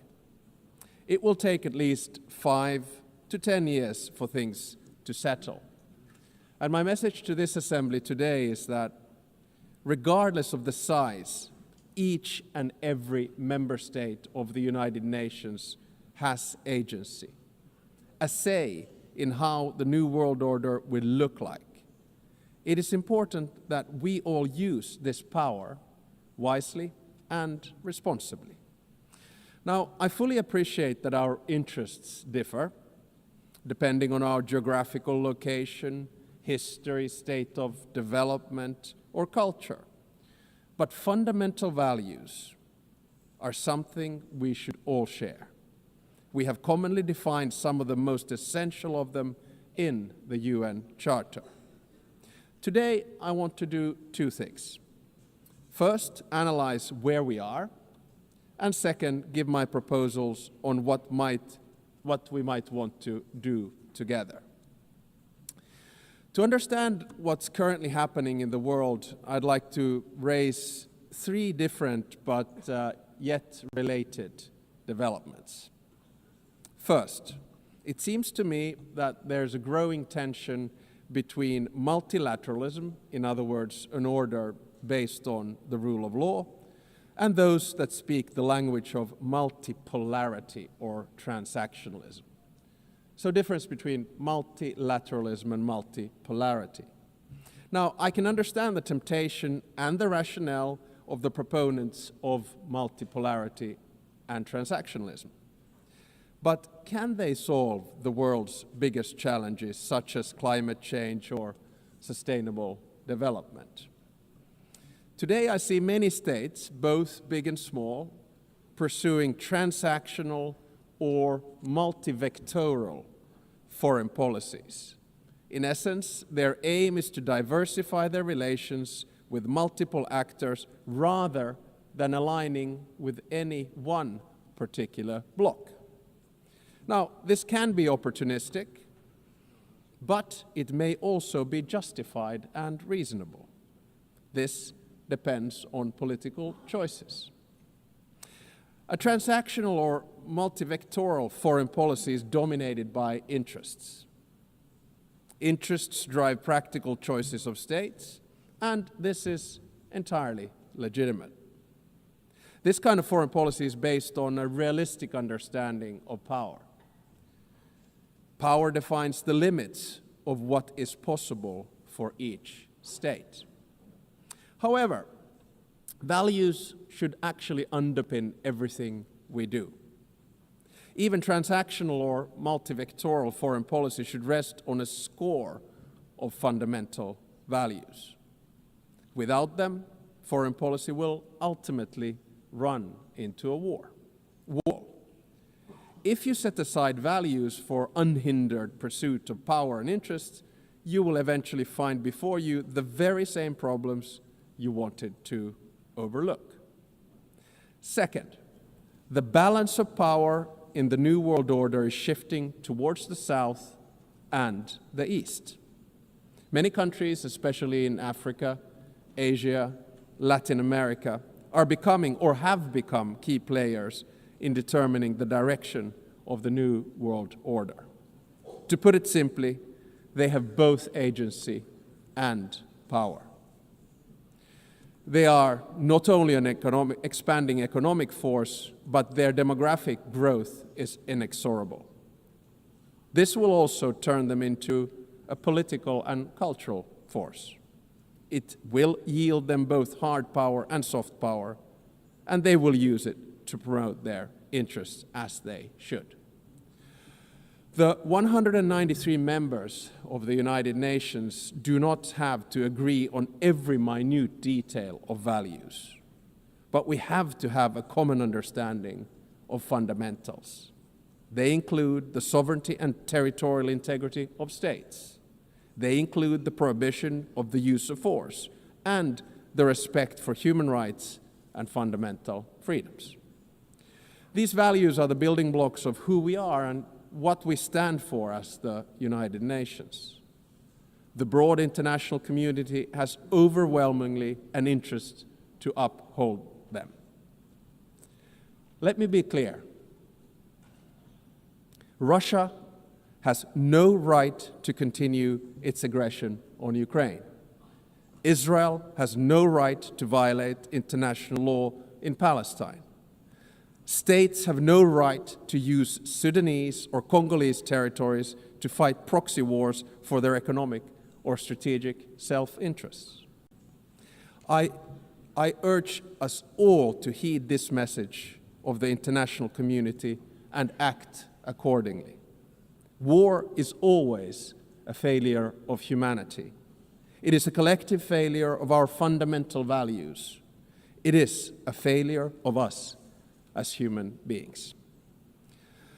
Thirdly, I would like to say a few words about the state of the United Nations, the institution where we are. The UN was created to maintain and promote peace, stability, development, and friendly relations among nations. In order to achieve this, the balance between the three elements was required. The power at the highest level was represented by the UN Security Council. The interests of the wider membership were reconciled here in the General Assembly, and the values were enshrined in the Charter and consolidated as rules of international law.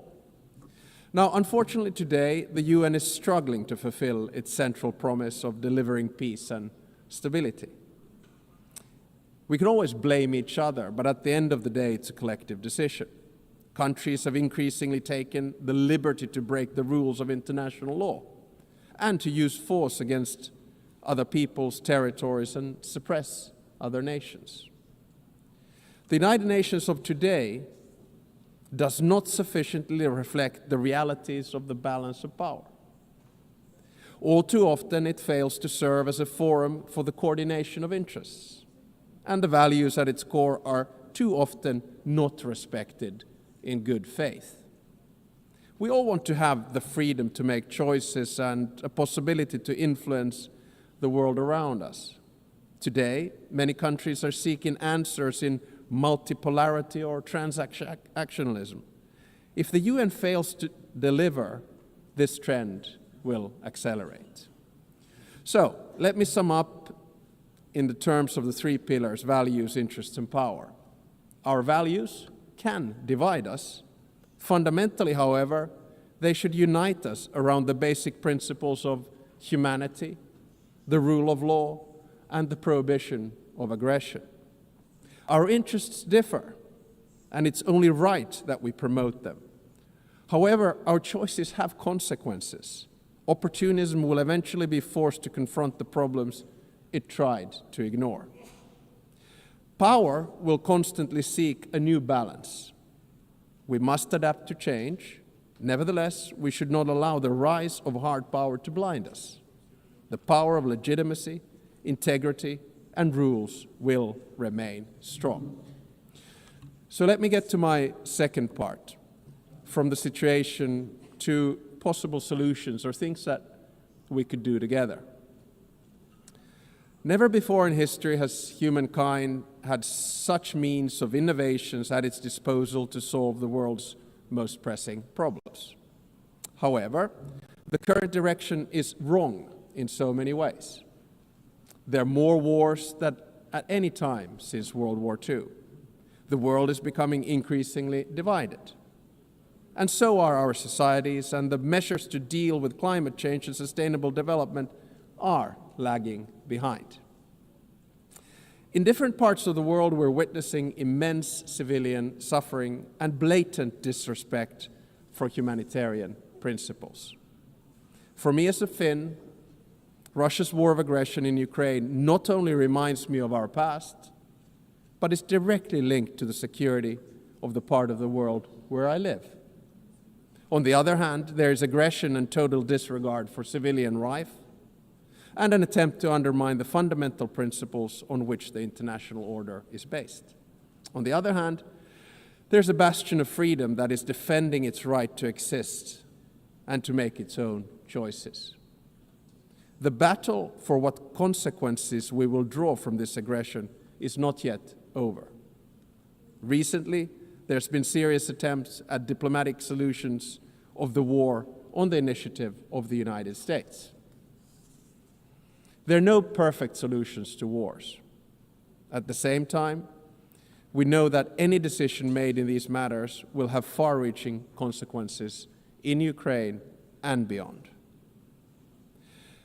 There can hardly be a stronger unifying interest among the UN's broad membership than our opposition to the wars of conquest. Aggression must not be rewarded. Accountability for the most serious international crimes must be pursued.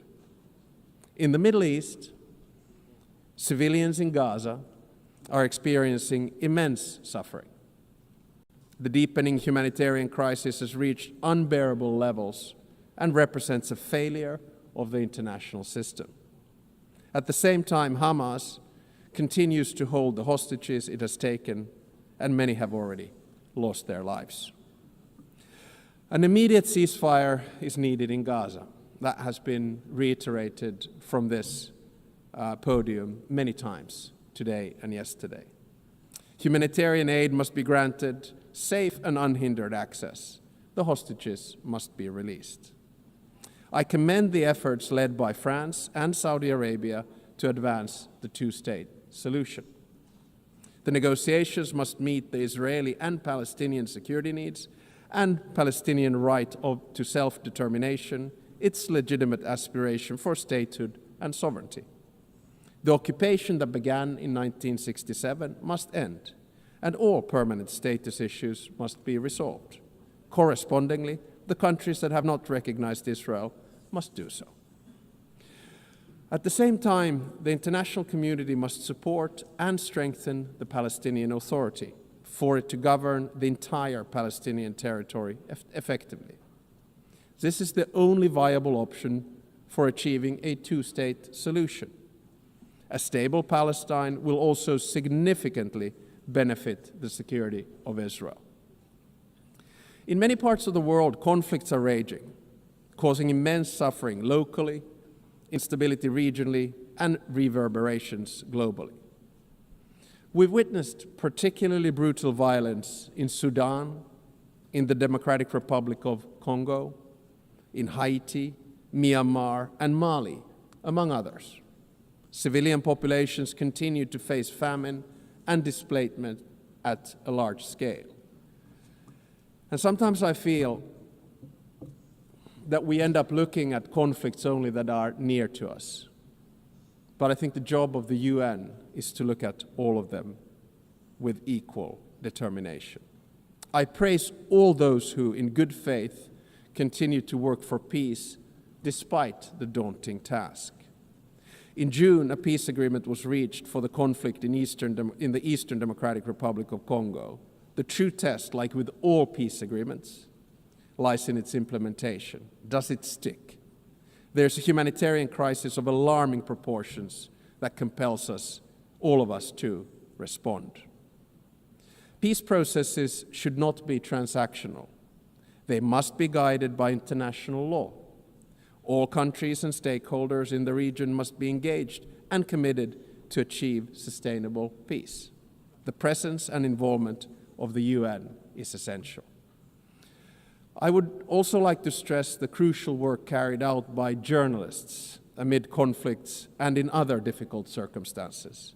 Attacks on members of the media are unacceptable. Media freedom is the basis for democracy. It is a prerequisite for an open society. The ability of the press to carry out its work is important for all of us. Ladies and gentlemen, the composition of the UN still largely reflects the world of 1945. As the world has changed drastically, so should the decision-making at the UN. Last year, in this very hall, I argued for a reformed Security Council, a council where currently underrepresented regions would have a stronger voice through permanent seats at the table. The number of permanent members should be increased in the UN Security Council. At least there should be 2 new seats for Asia, 2 for Africa, and 1 for Latin America.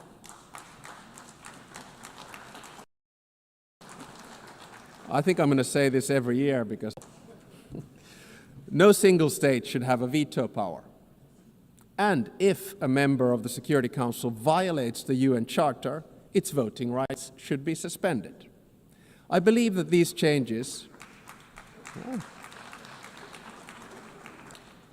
at the top of the UN are necessary in order to maintain the UN's central role in international relations. At the same time, a more comprehensive reform of the UN is needed. I commend the Secretary General for his UN 80 initiative, and I encourage him to take bold and ambitious action. So Finland strongly supports the UN and wants it to succeed. Therefore, we stress the need for true reform to enhance the organization's credibility, relevance, and efficiency. This will ensure that the UN can act. The UN needs to focus its efforts on its most important goals: ending and preventing wars, protecting human rights, and acting as a catalyst for sustainable development. And also, we need to get the UN back into peace mediation. I would argue that one of the reasons that we have so many wars right now is that the UN is absent from peace mediation. No other organization can offer the legitimacy comparable to that of the UN.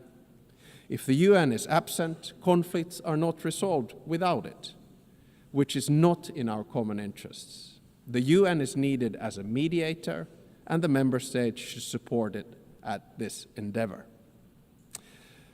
Finally, Finland is strongly engaged in the work of the UN and will remain so.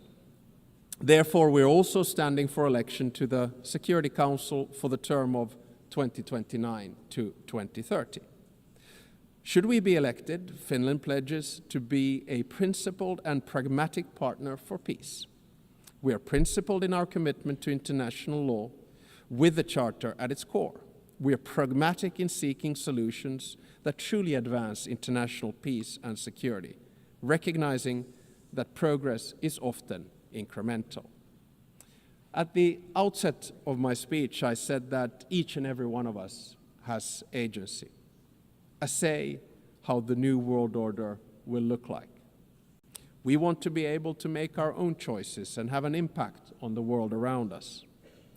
Nelson Mandela saw truth and reconciliation as the only hope for nations that are bitterly divided. The same applies to relations between states. We should learn from history, but always look to the future, bearing in mind that our decisions will shape it. Thank you very much.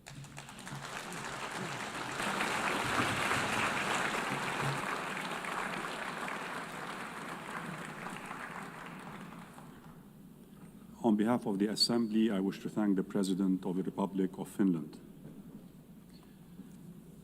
The Assembly will hear an address by His Excellency Julius Mahada Biu, President of the Republic of Sierra Leone. I request protocol to escort His Excellency and invite him to address the Assembly.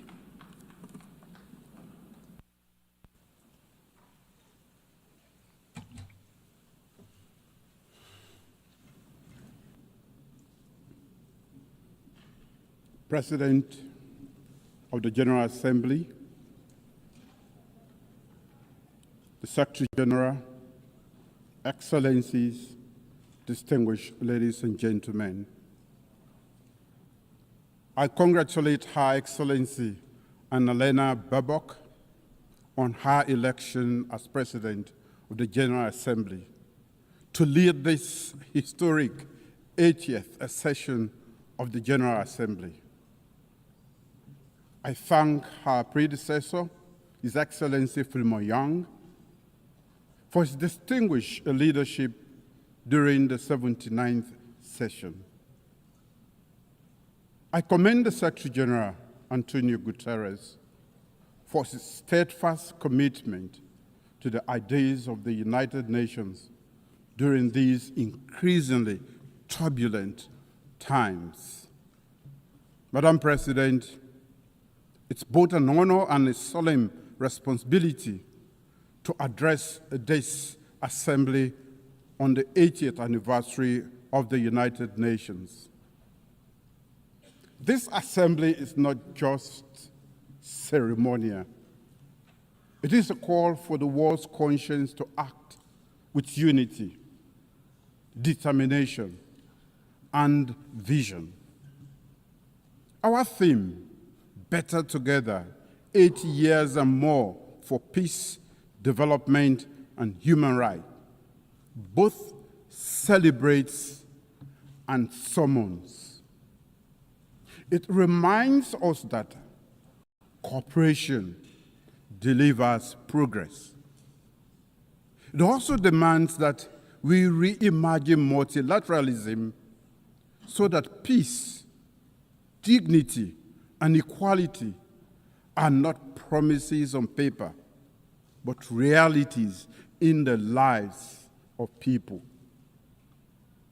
This anniversary is not a time for complacency, but for courageous renewal. Today, we face deepening inequalities, climate crises, geopolitical fragmentation, technological disruptions, and entrenched conflict. No nation can meet these challenges alone. We need bold multilateralism and a united nations that is not only reformed, but reinvigorated. The UN must be more than a meeting place. It must be a working place for people, for peace, and for our planet. Madam President, Sierra Leone is a small state that has relied heavily on the United Nations chapter and now helps to uphold it. We speak with independence and conviction because we have lived the cost of its absence. I also serve as chair of ECOWAS Authority of Heads of State and Government, and coordinator of the African Union Committee of 10 heads of state and government on Security Council reform, C10. For both myself and the people of Sierra Leone, these roles are not just titles, they are responsibilities.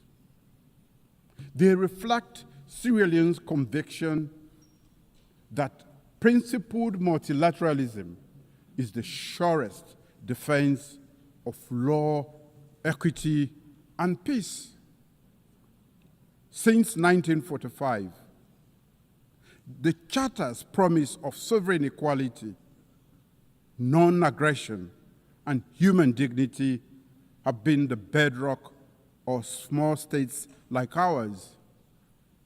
In 1961, when Sierra Leone first addressed this assembly, our founding Prime Minister, Sir Milton Magai, pledged that our voice would be independent and principled, guided not by bitterness, but by conviction. That pledge remains our compass. We stand for justice and equality. We uphold the rights of all people to self-determination. We speak truth. We speak truth to power and act in defense of humanity and the rule of law. Small states are not inherently small. Our sovereignty is equal and our responsibilities are the same. Leadership is not the loudest voice in the room. It is the clearest voice for justice. Madam President, our current term on the UN Security Council has deepened these convictions. Guided by the Charter, we have championed peace through dialogue, upheld international law, and promoted prevention as the first duty of collective security. We have supported efforts to stabilize Eastern Democratic Republic of Congo, de-escalated tensions in the Middle East, and supported political transition in Lebanon and Syria for peace and stability. We have also seen the Security Council's limits, its paralysis in the face of grave human suffering. Nowhere has this failure been heart-wrenching than in Gaza.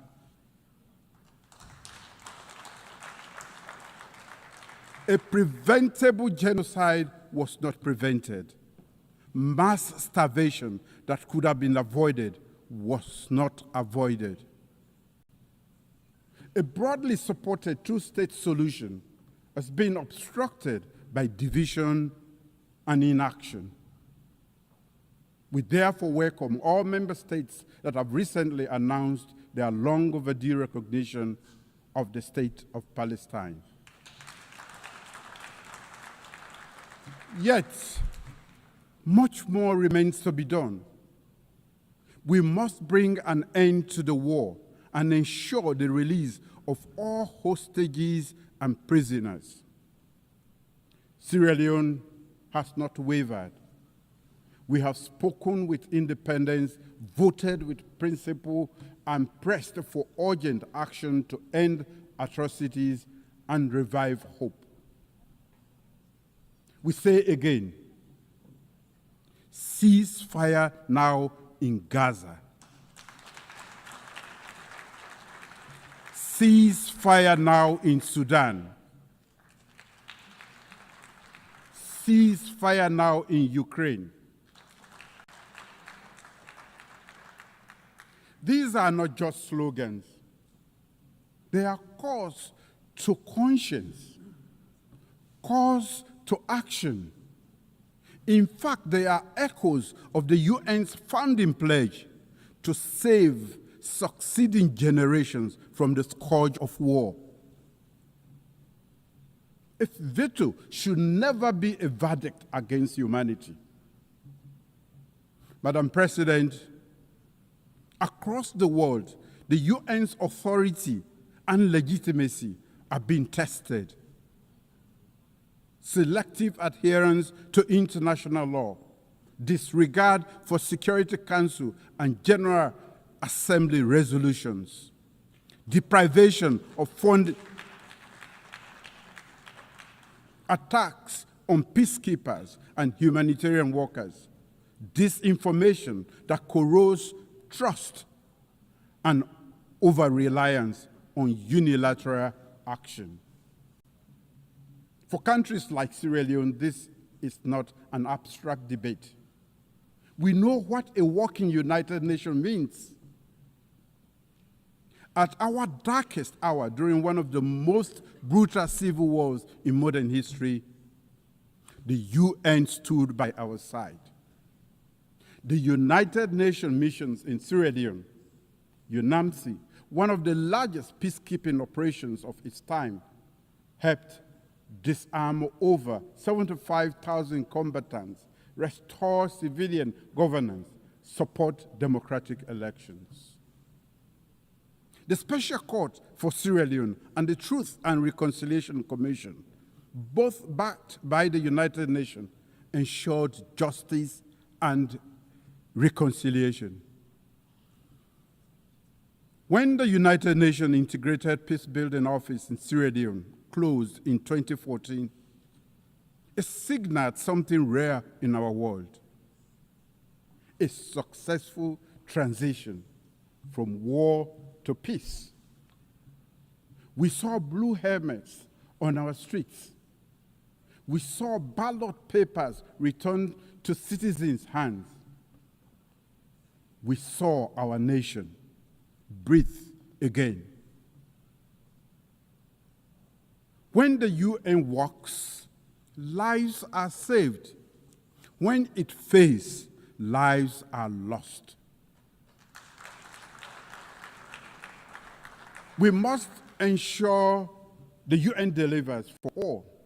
And to do so, we must respect and implement UN decisions, protect those who serve under the United Nations flag, invest in prevention and peace building, and reform the Security Council so its authority and legitimacy match today's world. The United Nations cannot protect vulnerable people if it cannot protect its own authority. As a nation, Sierra Leone does its part and contributes troops to peacekeeping missions.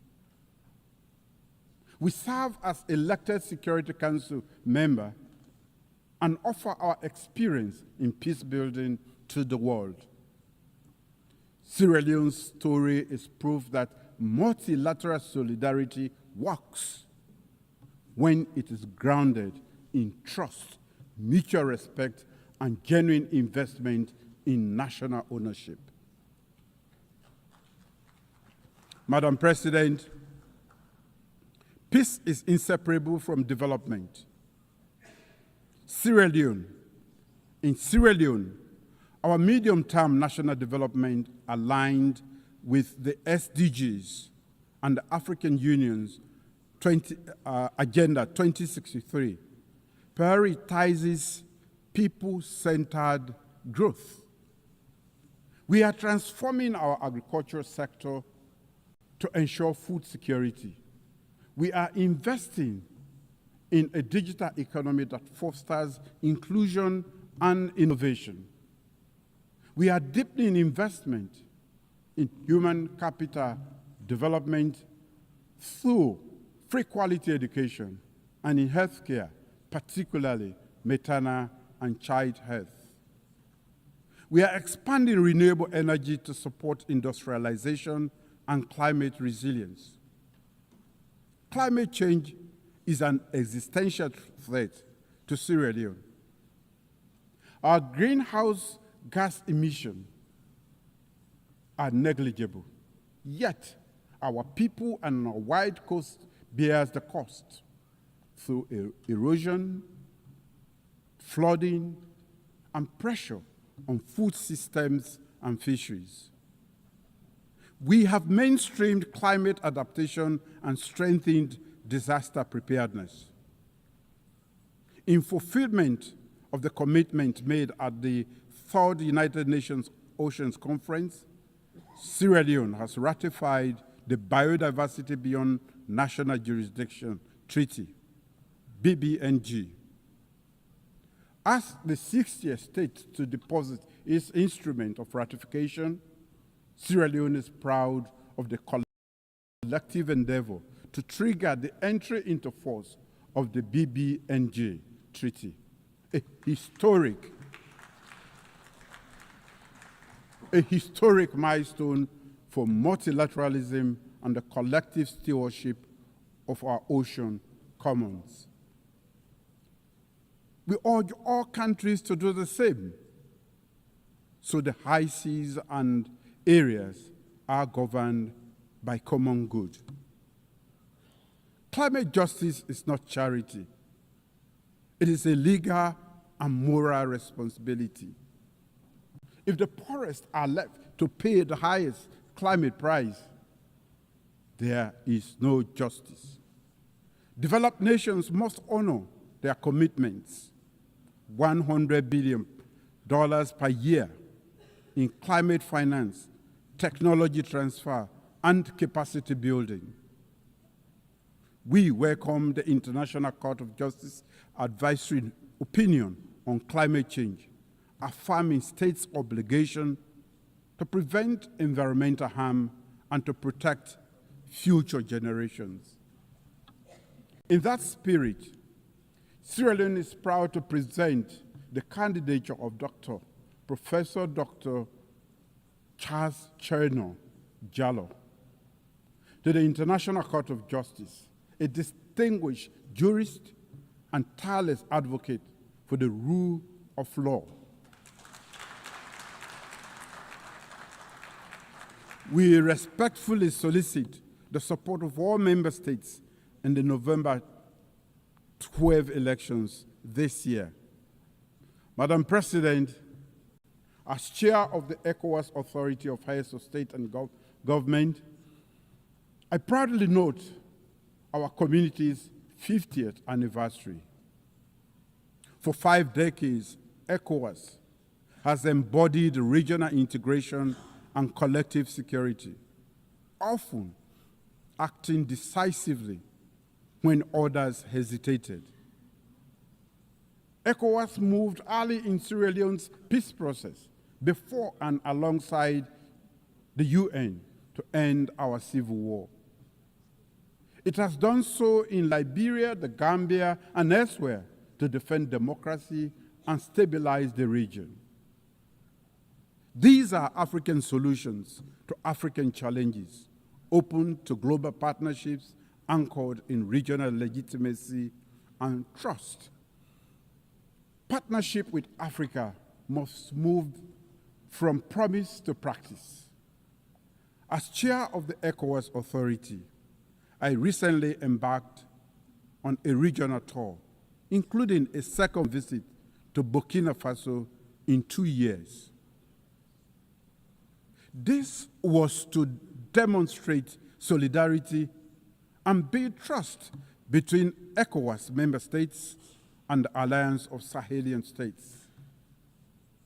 I commend the leadership of Burkina Faso for its willingness to engage and I look forward to continued dialogue with the leadership of both Mali and Niger. In my role as chair of the ECOWAS Authority, I have placed emphasis on advancing and safeguarding democratic governance with a strong commitment to upholding constitutional order and reflecting the people's will.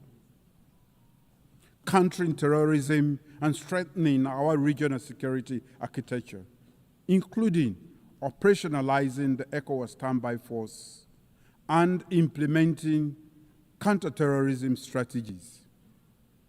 enhancing economic integration by promoting trade, liberalization, developing cross-border infrastructure, and advancing towards a common ECOWAS currency.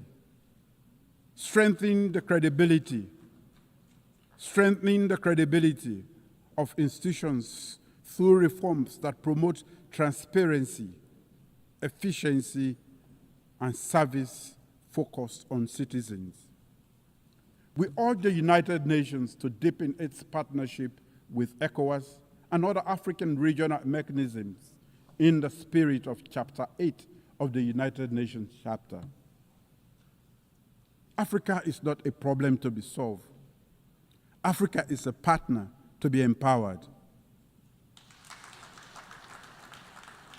Madam President, during Sierra Leone's tenure as elected member of the Security Council 2024-2025, we have highlighted the urgent security challenges in West Africa and the Sahel, where terrorism and violent extremism transcends borders and destabilize the entire region.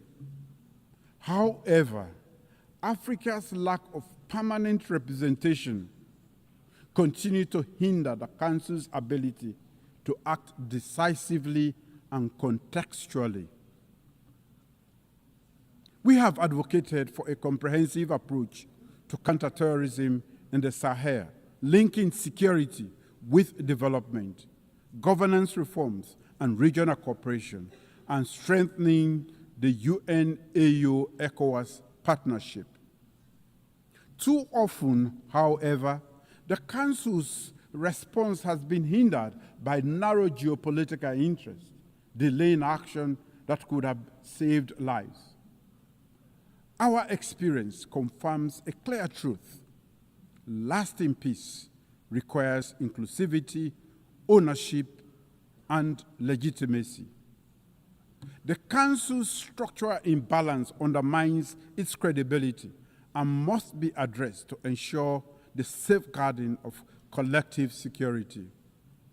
Madam President, in my capacity as coordinator of the African Union Committee of 10 on Security Council reforms, I speak on behalf of a continent still excluded from the permanent representation on the Council. Africa, home to 1.4 billion people and the largest regional bloc in the United Nations, still has no permanent seat. This is unjust and untenable.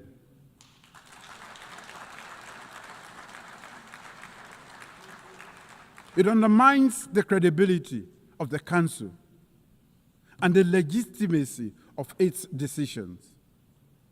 The common African position expressed in the Eswatini Consensus and SAT Declaration calls for at least 2 permanent seats for Africa with full rights and prerogatives, including the veto, if retained, and 2 additional non-permanent seats.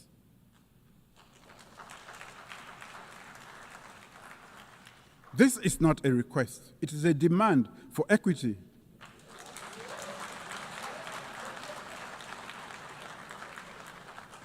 It is a test of UN's commitment to fairness and its own charter. During our Security Council presidency in August last year, we gave this issue unprecedented prominence.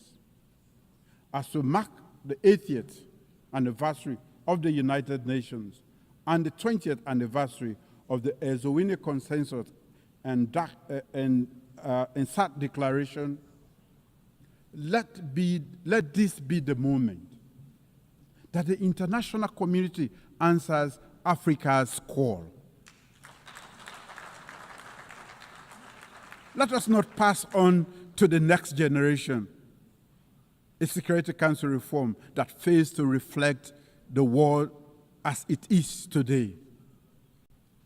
Madam President, the United Nations at 80 must look forward. Sierra Leone stands ready, committed to principled multilateralism, to speaking with independence and conviction, and to working for justice, solidarity, and the dignity of all peoples. Let this anniversary be a turning point, measured not in the many speeches we make here, but service, not in declarations, but in delivery.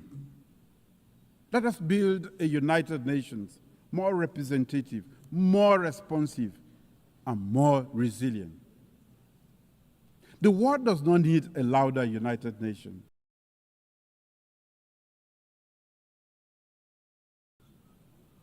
It requires a braver United Nations. Now is the time to make the United Nations work for all. Together, let us forge a future of peace, shared prosperity, and human dignity. For in unity, we are not only better, we are stronger. Thank you.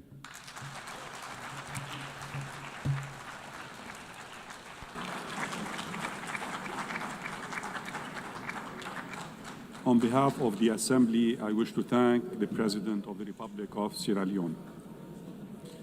We have heard the last speaker in the general debate for this meeting.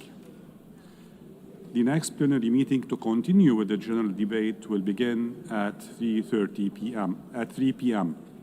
The meeting is adjourned.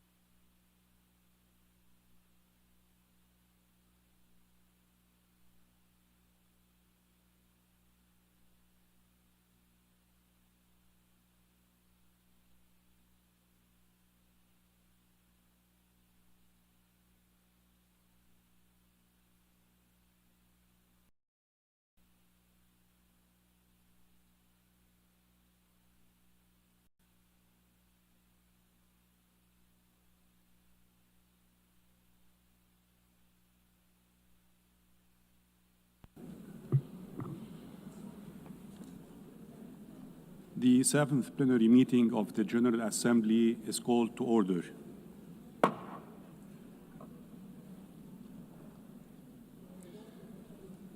The Assembly will hear an address by His Excellency Luis Rodolfo Abinader Corona, President of the Dominican Republic. I request protocol to escort His Excellency and invite him to address the Assembly.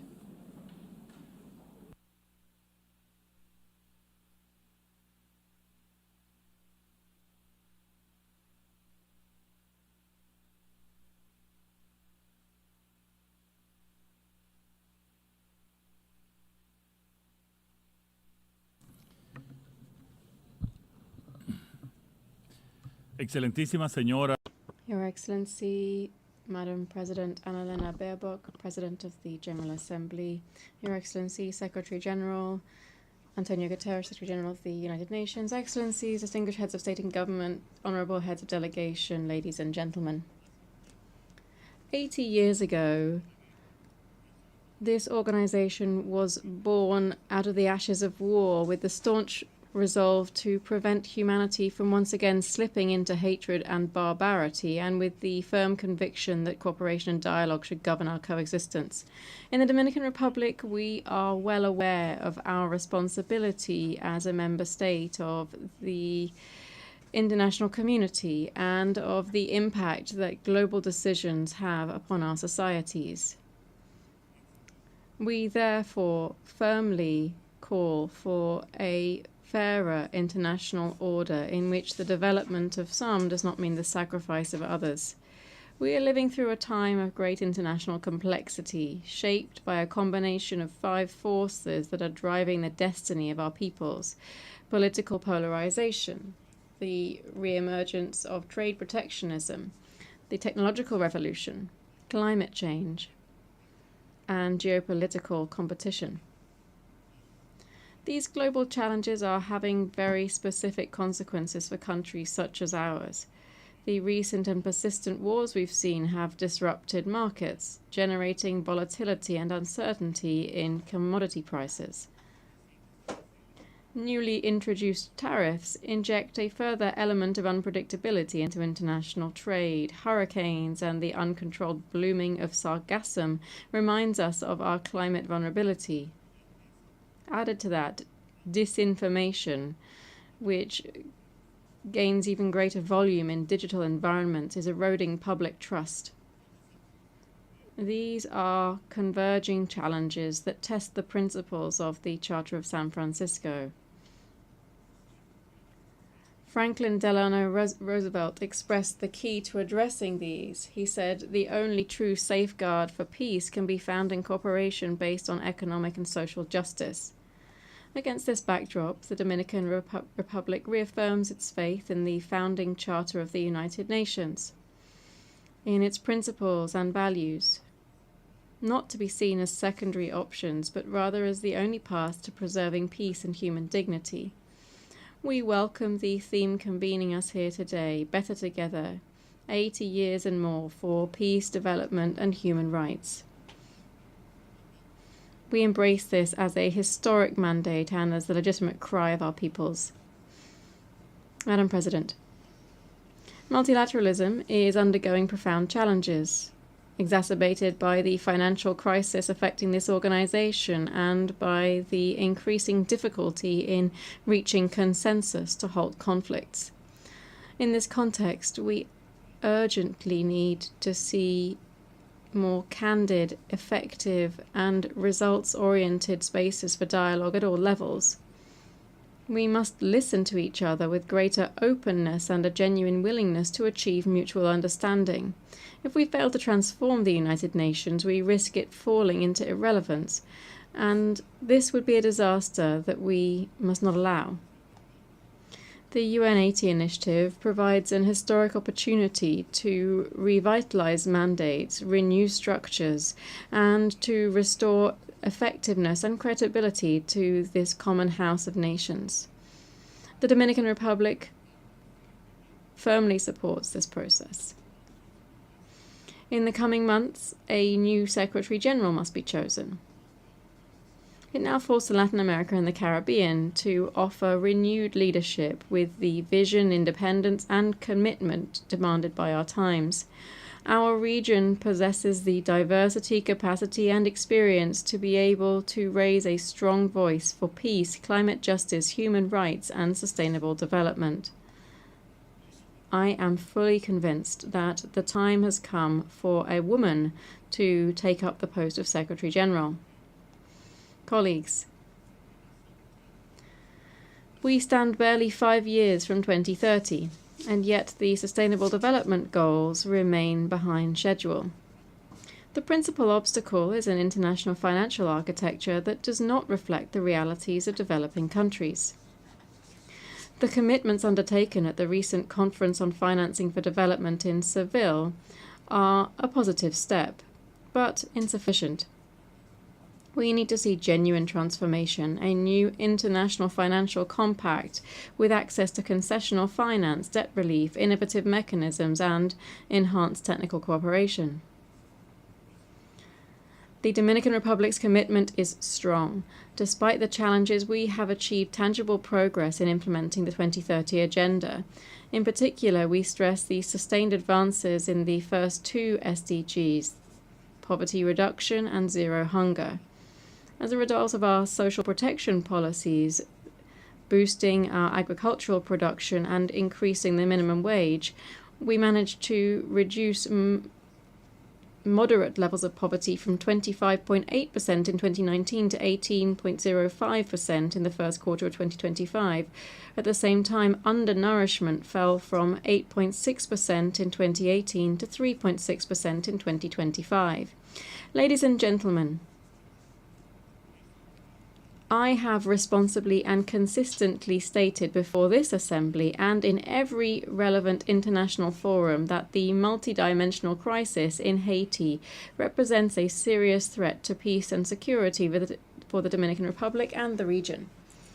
Since 2021, we have clearly stated that the only solution for Haiti is consistent and sustained international action ensuring minimum conditions of security and opening the way to the broadest democratic and sovereign agreement among Haitians themselves.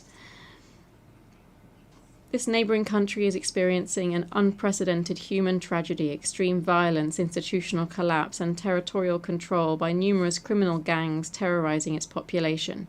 These are groups that the Dominican and United States governments have designated as terrorist organizations and with which no negotiation is possible. In light of this reality, the Dominican Republic has mounted a sustained diplomatic offensive to achieve an effective international response. In this vein, the Security Council approved a multinational security support mission, the MSS, together with an arms embargo and a sanctions regime for those individuals and institutions supporting such criminal organizations. We're grateful for the leadership of Kenya, Jamaica, Belize, the Bahamas, Guatemala, and El Salvador, and for the financial support provided by the United States, Canada, and other countries, which enabled the initial deployment.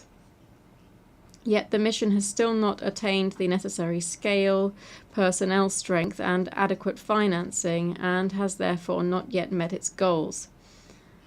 For this reason, we strongly support the draft resolution tabled by Panama and the United States to the Security Council based on the proposal of Secretary General Guterres to transform the MSS into a force capable of imposing order and restoring peace with a reinforced command structure, clear and measurable goals, and the logistical and operational backing of an office under UN command. This proposal would establish a more robust presence with greater coordination, oversight, and accountability standards in both human rights and operational performance. We issue an urgent appeal to the members of the Security Council, especially the 5 permanent members, to adopt this resolution without delay. We must bear in mind that the MSS's mandate expires on the 2nd of October. We are at a delicate transitional stage that calls for legitimacy for the mission's entire current contingent. The Dominican Republic calls for support for this request. We do so as we stand on the very brink of Haiti's collapse. We also appeal for political, financial, and operational backing from Latin America and the Caribbean for the mission in Haiti. This is a country in our region, one that demands shared responsibility as neighbors. It's important to make clear that the Dominican Republic will continue to protect its territorial integrity and to enforce its national migration regime. No state can be blamed for defending its borders nor for guaranteeing the security of its citizens. We cannot, nor we must not, bear alone the burden of a crisis that exceeds any national capacity. It is neither sustainable nor safe for anyone. Every day of inaction pushes the solution to the crisis further away. We must act now. Friends, for small island developing states, the triple planetary crisis, that is climate change, biodiversity loss, and environmental pollution, is an existential threat. In the Caribbean, this crisis can be specifically seen through the presence of sargassum, a devastating phenomenon affecting our coasts, our public health and livelihoods. We demand solidarity and climate justice, translating into accessible finance, technology transfer, and urgent action to protect our oceans. The Dominican Republic is moving towards the ratification of the BBNJ Treaty, convinced that the protection of marine biodiversity is a shared duty. The seas are a source of life. Caring for them means caring for our future. Distinguished delegates, this 80th anniversary should not stand as a ritual of nostalgia, rather a resounding call to renew humanity's covenant with itself. Although we're not facing a world war, the world is hurting on multiple fronts and uncertainty is spreading like a shadow. This is neither the future our predecessors envisioned nor the present that our peoples deserve. The UN cannot limit itself to merely recording crises. It must be a compass in the storm and a beacon in the night. We must ensure that faith in dialogue and consensus, in the power of multilateralism, in human dignity, and in progress that excludes no one, does not fade. Power without justice and progress without equity are nothing more than mirages. The world cannot remain a plan drawn by a handful of architects and inhabited by millions of tenants. A world designed for a few would be a punishment. One designed by and for all would represent a horizon of shared prosperity. The Dominican Republic raises its voice to ensure hope and to summon action. Let peace not be a mere aspiration, but rather a collective decision. That is our cry. That is our dream. That must be our common pact. Thank you very much.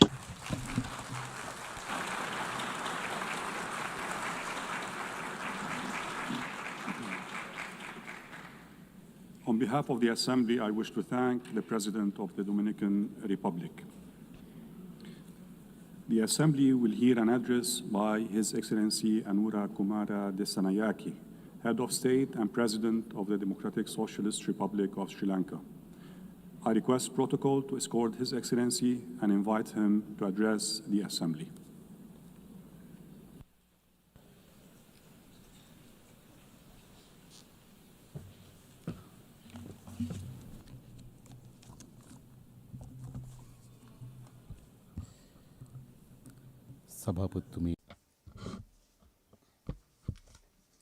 Madam President, Mr. General Secretary, honored invitees and distinguished delegates. Allow me, Madam Annalena Baerbock, representing the beautiful country of Germany, to begin my speech by offering my warmest congratulations to you on being elected the President of the 80th session of this organization, formed with the noble aim of bringing about a just and lasting peace among the nations of the world. I would also like to use this opportunity to express my country's appreciation to His Excellency Philemon Young for the exceptional leadership he provided during the 79th session. We are gathered here today to plan the future path of this organization, which has worked tirelessly for 8 decades to bring about a world of peace. It is my honor to address this august assembly for the first time as the President of Sri Lanka. As representatives of nations, we all bear the responsibility to work towards fulfilling the aspirations of our people. The decisions we make now will impact people across the world and play a decisive role in the future of this planet, our common home. Distinguished delegates, our decisions will have a very important impact on our future. Poverty, a tragedy as old as human civilization, has accompanied humankind on its journey through time. For centuries, countries across the world have faced this painful and relentless struggle. Poverty and problems stemming from it are also casting an oppressive shadow on our future. This assembly must pay special attention to eradicate extreme poverty. I believe our conscience dictates us to do so. Distinguished delegates, for centuries, many countries in the world are struggling against poverty. Poverty is a terrible enemy with many faces. Even as we gather here, in the countries we represent, including in my own, children are suffering from hunger. A child's right to education is an internationally accepted fundamental right. This right is enshrined in the constitutions of most of our nations. Yet, across the world, poverty has denied this right to hundreds of thousands of children. In a world which boasts of its technological advances, how can there be children without access to education? Education is the foundation of every great nation. It is the most vital factor deciding one's future. We firmly believe that investment in education is an investment in global progress. Many developing countries are constrained in their struggle against poverty by indebtedness. Low-income countries allocate twice as much on debt servicing than on education or healthcare. Our people and our countries are caught in debt traps. The 2030 Agenda for Sustainable Development pledges to leave no one behind and to reach the last first. The agenda acknowledges the most critical challenge before the world is the challenge to end poverty. I would also like to recall the decisions taken at the Global Summit for Social Development in Copenhagen in 1995. However, wars and political upheavals and the COVID pandemic have obstructed the fulfillment of these hopeful agendas. I propose to you that the time has come for us to accept inequality and poverty are a global catastrophe, and we should act accordingly. Madam President, esteemed guests, drugs and organized crimes linked to drugs have become a serious concern to this world. This has been acknowledged in the World Drug Report 2025 published by the United Nations Office on Drugs and Crime. The drug problem is a complex issue affecting millions of people globally. The market for drugs and the related criminal organizations are creating issues globally. Drug cartels are turning entire states into their hunting grounds. They pose a major threat to global health and global politics, and eventually global well-being as well. While Sri Lanka is taking effective steps to address this challenge, I respectfully request all of you to join in the effort to implement the global agenda on drugs and crime.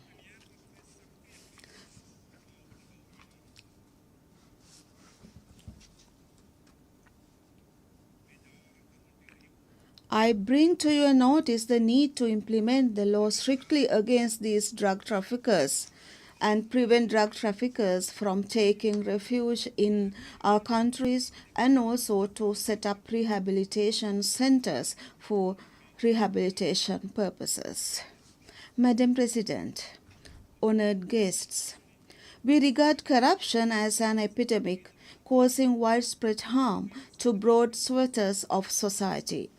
We believe corruption to be an obstruction for development, a decisive threat to democracy and global well-being, and also a cause for poverty.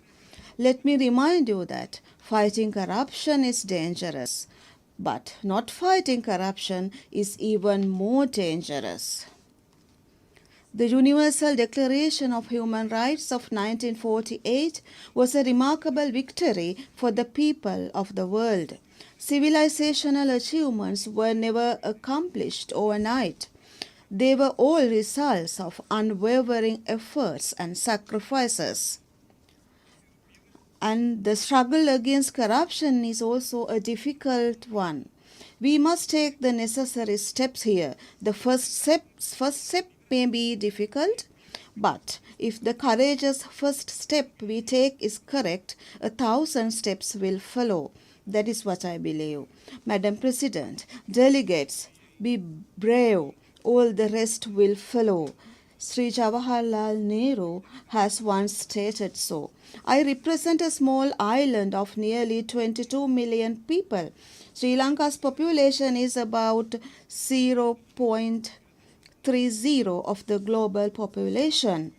It is true that we are small in size and in numbers. Yet, we have begun the struggle against corruption for the future generations of our country and the world. I propose that corruption should become an integral part of the culture of all UN member countries, the struggle against corruption. Madam President, I feel confident that all of you will join me in condemning war. There is no nation in the world that desires a war. The result of a war is a tragedy wherever it happens. We all know that. Even now, many countries of the world are experiencing the pain of that tragedy.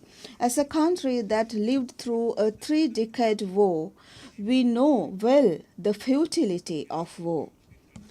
No one who sees the pain and the suffering of parents, spouses, and children of the victims of war would never dream of another war. We have witnessed these painful sights with our own eyes. Even as suffering caused by conflict has reached unprecedented levels, the international community has become reduced to bystanders. Opportunistic power politics has turned the lives of children and innocent civilians into a game. No one has the right to inflict pain and suffering on another to enhance one's own power. The duty of a ruler is not to destroy lives, but to protect them. We are deeply distressed by the ongoing catastrophe in the Gaza Strip.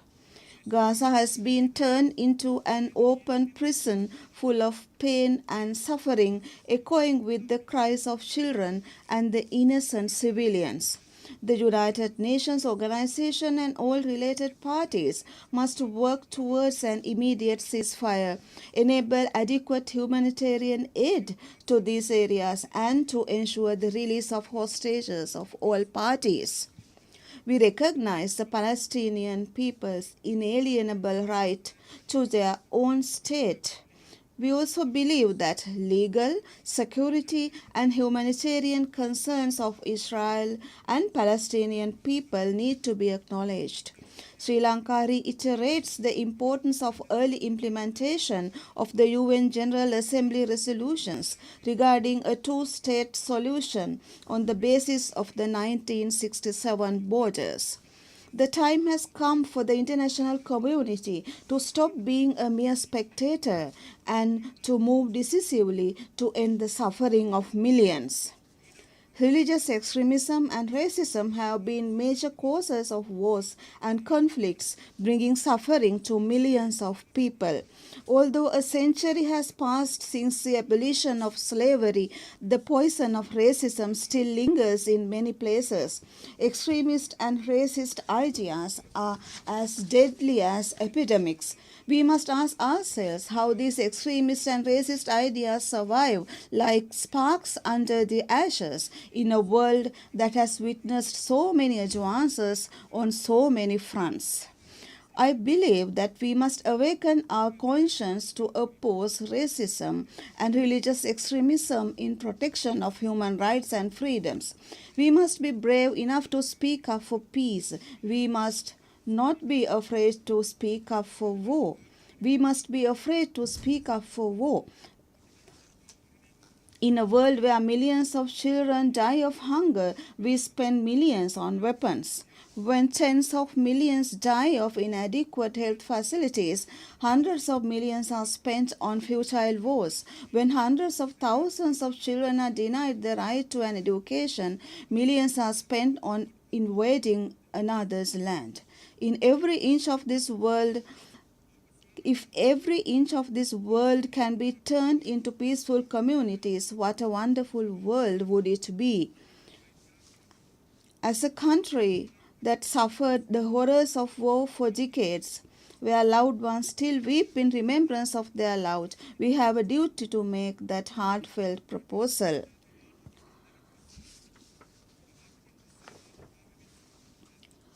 I would like to remind you that at the last election, people of Sri Lanka decided in favor of a centuries-old dream.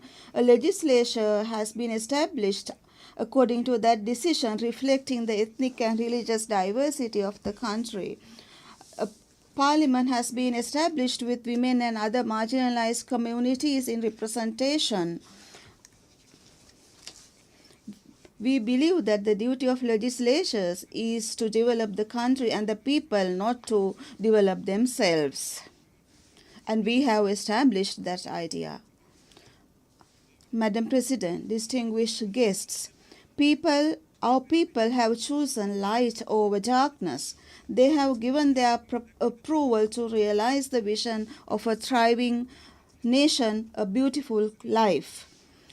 To fulfill this historic mandate, we have focused on establishing non-corrupt administration, poverty eradication, and digitalization, and we have also placed great emphasis on education, health as well. We are moving towards these goals step by step. Digital democracy is one of our aims, ensuring that every person and every country can enjoy the opportunities of the digital age is a global challenge. If we succeed in our task, we will be able to open doors to technology, accelerate development, and to strengthen governance. If we fail, technology will turn into one more force, worsening inequality, insecurity, and injustice. The digital gap between states that can and cannot establish access to digital tools is clear. An even greater gap is being created in relation to artificial intelligence. Sri Lanka and many other developing nations in Asia and also many other nations are facing challenges in using AI as a development tool due to the inadequate infrastructure facilities. Madam President, distinguished delegates, I ask the international community to work together, and we have to develop a dignified society, a dignified world. I present this August Assembly a proposal to set up a neutral sovereign artificial intelligence zone. We must build a new and better world, a world which represents the dignity of humankind. You, as members of this assembly, must be the architects of that better world. As President Harry Truman stated on the occasion of founding the United Nations, in your hands rests our future. We must not act in fear or under compulsion, but with hope for a better and more secure world. Today we must commit ourselves not to lead the world to another disaster, but to make it a better place for the next generation. I have dreams and expectations for my country. Similarly, you have dreams and expectations for your countries. My dream is to ensure that my people are rich and they have happiness. I believe that you too have such dreams. We must try to achieve these dreams not in competition with each other, but by walking arm in arm. Peace, dignity, and equality on a healthy planet. That is the motto of the United Nations organization. Therefore, let us become the true healers of the world. Thank you very much.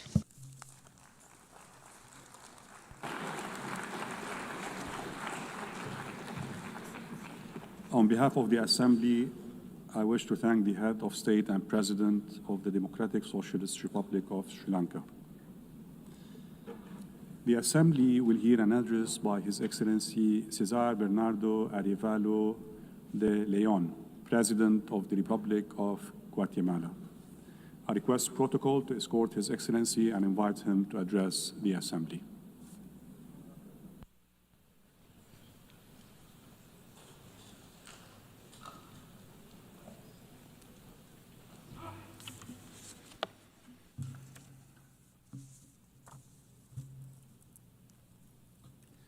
Señora Presidenta.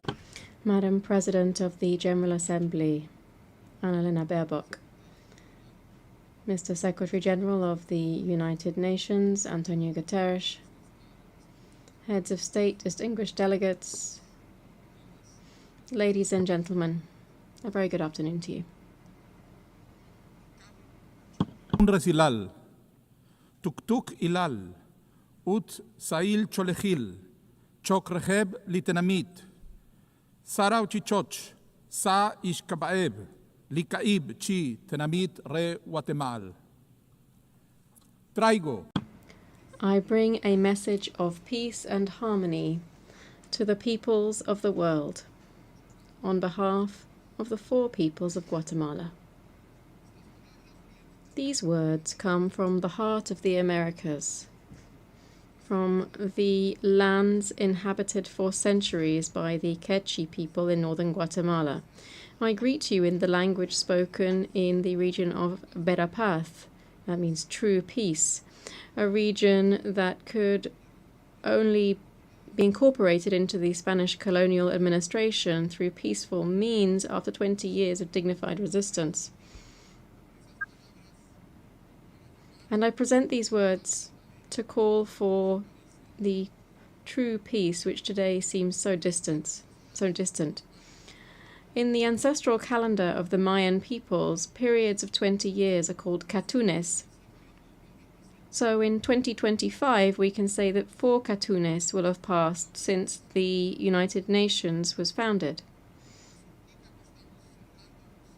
This means that we are closing one cycle and opening another. Before us, we have an opportunity to seek well-being, to reflect and repair, to achieve justice, and to begin anew. 80 years ago, the peoples and governments of the world decided to establish a new way of relating to one another.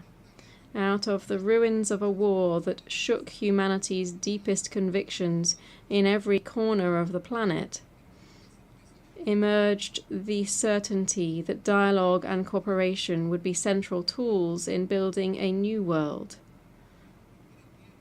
in transforming fear, dismay, and shame into hope, responsibility, and into a steadfast commitment to peace. Today, The shadows of war are once again visible on the horizon, and military abuses committed against vulnerable communities affront humanity as a whole. The current crisis is a harsh reminder that we have not done enough to achieve the ideal of a world in which the life and dignity of all persons are respected without question. We must recall the transformative momentum that we saw in 1945 and the courage of those leaders who dared to believe that a world of peace, justice, solidarity, and harmony was possible, and who began to work to build that. Our predecessors imagined, constructed, and bequeathed to us a permanent forum for dialogue and mutual understanding, grounded in the belief that the destiny of each nation is also the destiny of humanity. A forum where the voices of all countries would be heard, regardless of the size of their territory, economy, or army. A multilateral forum guided by the principle of sovereign equality in the pursuit of peace and committed to preventing the repetition of past suffering and ensuring the full enjoyment of human rights. This organization was built upon the principle that no single nation can guarantee world security alone. We should by now have learned that unchecked power can tear irreparable holes in the fabric of humanity. We should have learned by now that advances in science and technology can produce unimaginable catastrophes if left in the hands of unchecked power. We should have learned by now that any international mechanism must include strong, binding, and enforceable agreements in order to be effective. Ladies and gentlemen, just how much has the world changed since 1945? This organization has contributed significantly to decolonization processes and to the ending and stabilization of armed conflicts across the globe, including in my country, Guatemala. The various UN bodies have actively sought well-being in all corners of the earth, achieving major advances through cooperation and mutual support in areas such as public health, environmental protection, the fight against poverty, and the promotion of gender equality. Guatemala saw firsthand the watershed represented by the founding of the UN in terms of how it established universal multilateral diplomacy as a way of addressing conflict. Our country attended the San Francisco conference with the drive and transformative enthusiasm of the democratic revolution of the 20th of October 1944. This was a revolution that today remains a fundamental touchstone for continental aspirations of sovereignty, dignity, and genuine independence. However, from 1960 onwards, Guatemalans endured one of the longest and bloodiest internal wars in our continent. This war claimed the lives of hundreds of thousands of people, entailed countless human rights violations, and opened a deep wound in the collective soul of Guatemalan society. That long chapter of intolerance and political violence came to an end in 1996. Since then, our governments have adopted the peace accords to ensure the full effect of human rights and the non-recurrence of the horrors that we've left behind. The support of the United Nations verification mission in Guatemala was decisive in giving the country's diverse sectors the certainty that peace was possible. But this is a struggle that never lets up and that continues to pose important challenges for our society. Guatemala's democracy was supported by the United Nations and other multilateral bodies such as the Organization of American States. In recent decades, we have received support to strengthen our judicial institutions and to combat corruption and impunity. This has helped the people of Guatemala to strengthen their struggle to secure effective government, an independent justice system, clean and transparent elections, and a future of progress and well-being. After a long period of institutional dismantling, during which corruption was simply how the system conventionally worked, Guatemala is now returning to the path of democratic recovery. We're convinced that cleaning up our institutions is essential to consolidating democracy. This despite the difficulties posed by the constant harassment that we suffer from anti-democratic actors entrenched within our justice system. In a hostile context, we have acted to combat corruption and impunity and to promote transparency and accountability. My administration defends, promotes, and protects human rights and does so firmly. We remain committed to safeguarding the freedoms enshrined in the Universal Declaration of Human Rights. After more than 7 years, we have reopened our doors to the monitoring mechanisms of the United Nations Human Rights Protection System. We have received 7 official visits, including that of the UN High Commissioner for Human Rights, the visit of the Special Rapporteur on the independence of judges and lawyers, and of the Special Rapporteur on adequate housing. However, the results that we've achieved so far are not enough. The process of change that we're undergoing requires improving how we take collective decisions. In a country where exclusion and discrimination were everyday features of our public administration, my government is breaking down historical barriers and is working hand in hand with the ancestral authorities of indigenous peoples, with civil society, and with various business sectors, so that together we can foster development throughout the country. We know that there can be no democracy without social justice, nor social justice without democracy. We are engaged in a decisive struggle against corrupt and authoritarian forces who seek at all costs to keep institutions in their control and to perpetuate impunity. In their determination to pervert justice, they criminalize and persecute indigenous leaders who defended democracy, such as Luis Pacheco, journalists who denounce corruption, such as José Rubén Zamora, judges such as Virginia La Parra, and anyone else who opposes their designs of corruption and impunity, driving them into exile or imprisoning them arbitrarily. 2026 will be a crucial year for Guatemala. It will bring elections for new authorities in key oversight and justice bodies. It's essential that these selection processes be conducted transparently, impartially, and in accordance with the law. We have therefore formally requested the technical and political support of our strategic partners to ensure that these processes meet the highest standards of legitimacy. Preserving our democracy and the possibility of building a genuine rule of law in Guatemala depend on this. I invite the international community to continue supporting these efforts through technical oversight, institutional assistance, and further cooperation. Madam President, distinguished delegates, beyond our domestic efforts, Guatemala strives to meet its commitments to its neighbors and to the world.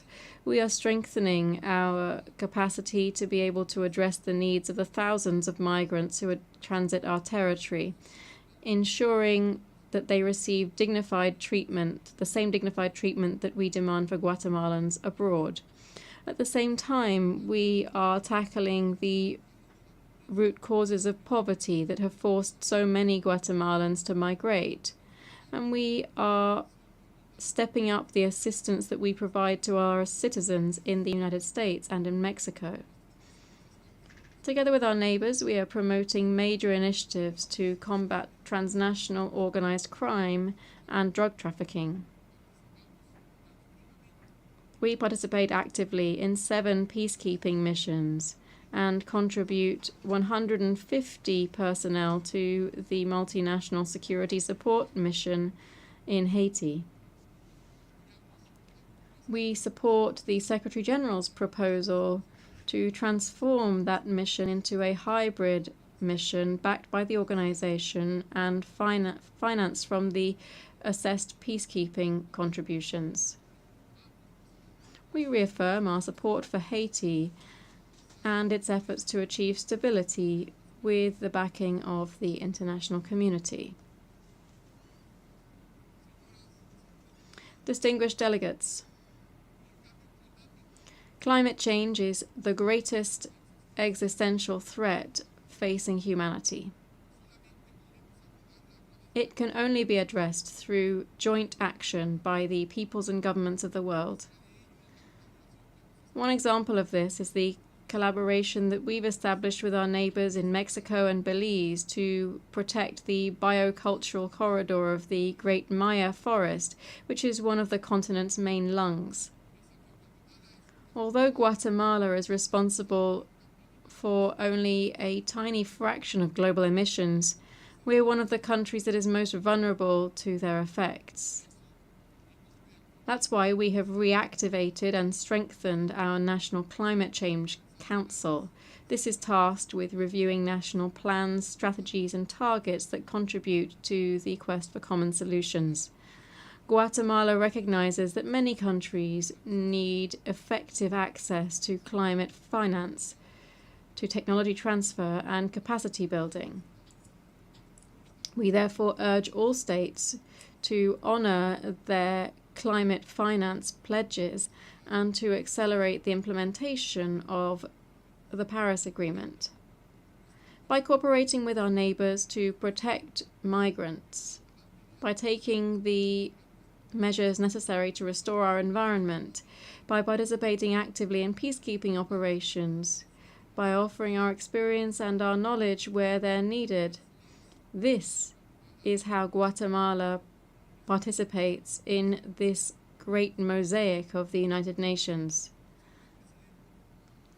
Madam President, the forthcoming judgment of the International Court of Justice will bring an end to the territorial, insular, and maritime dispute with our neighbor Belize. The written phase has now been concluded and the oral hearings are scheduled for next year.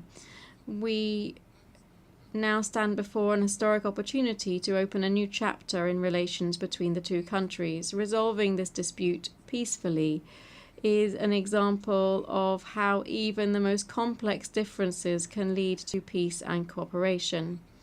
Guatemala reiterates its commitment to strengthening its bilateral relations with Belize on the basis of mutual respect, peaceful cooperation, and the observance of international law. Distinguished delegates, we are at a crossroads. At times when dialogue and consensus building are seen as signs of weakness, when the shadow of authoritarianism grows in many parts of the planet, when disinformation is leading many people to seek out quick fixes, even at the cost of sacrificing their own freedoms, it is our duty to reaffirm the values and principles of solidarity, which for 80 years have guided the spirit of this organization.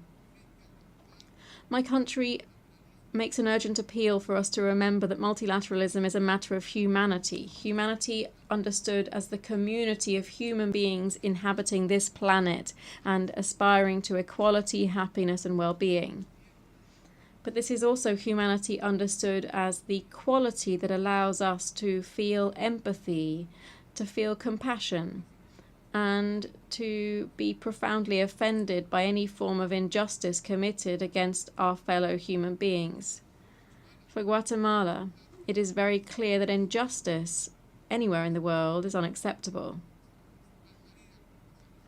Our main task as the United Nations is to recover a certainty, which is that we can and must live together in peace.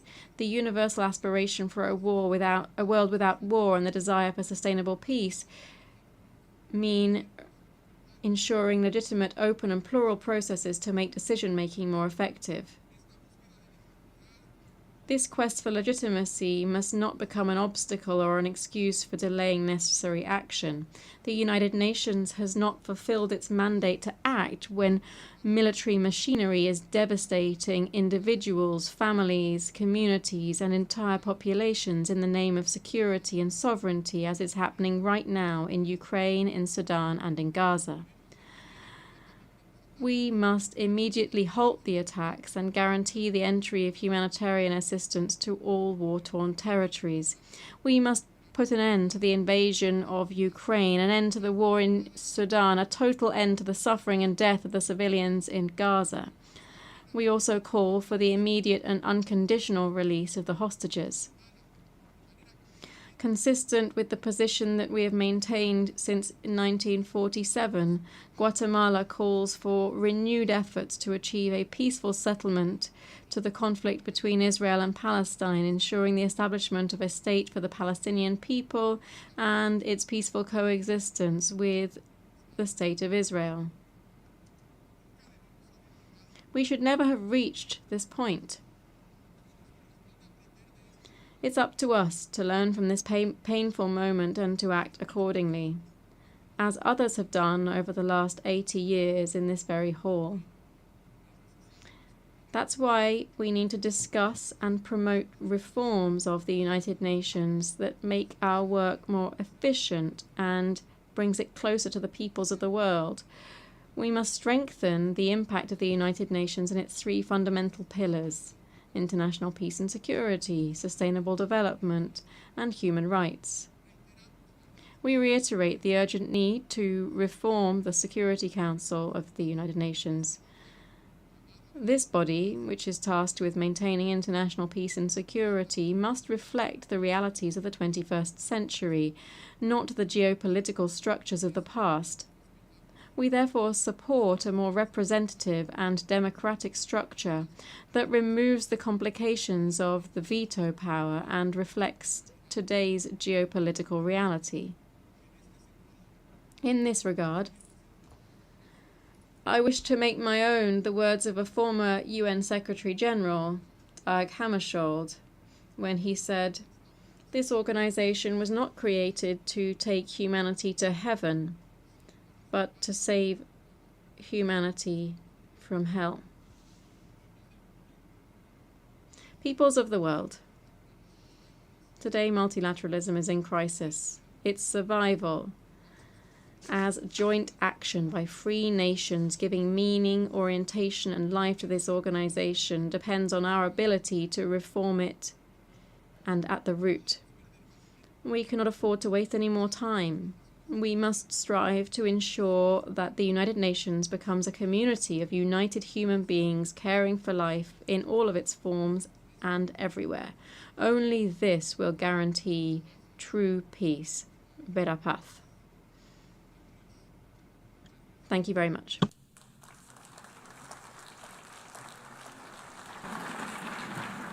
On behalf of the General Assembly, I wish to thank President of Guatemala.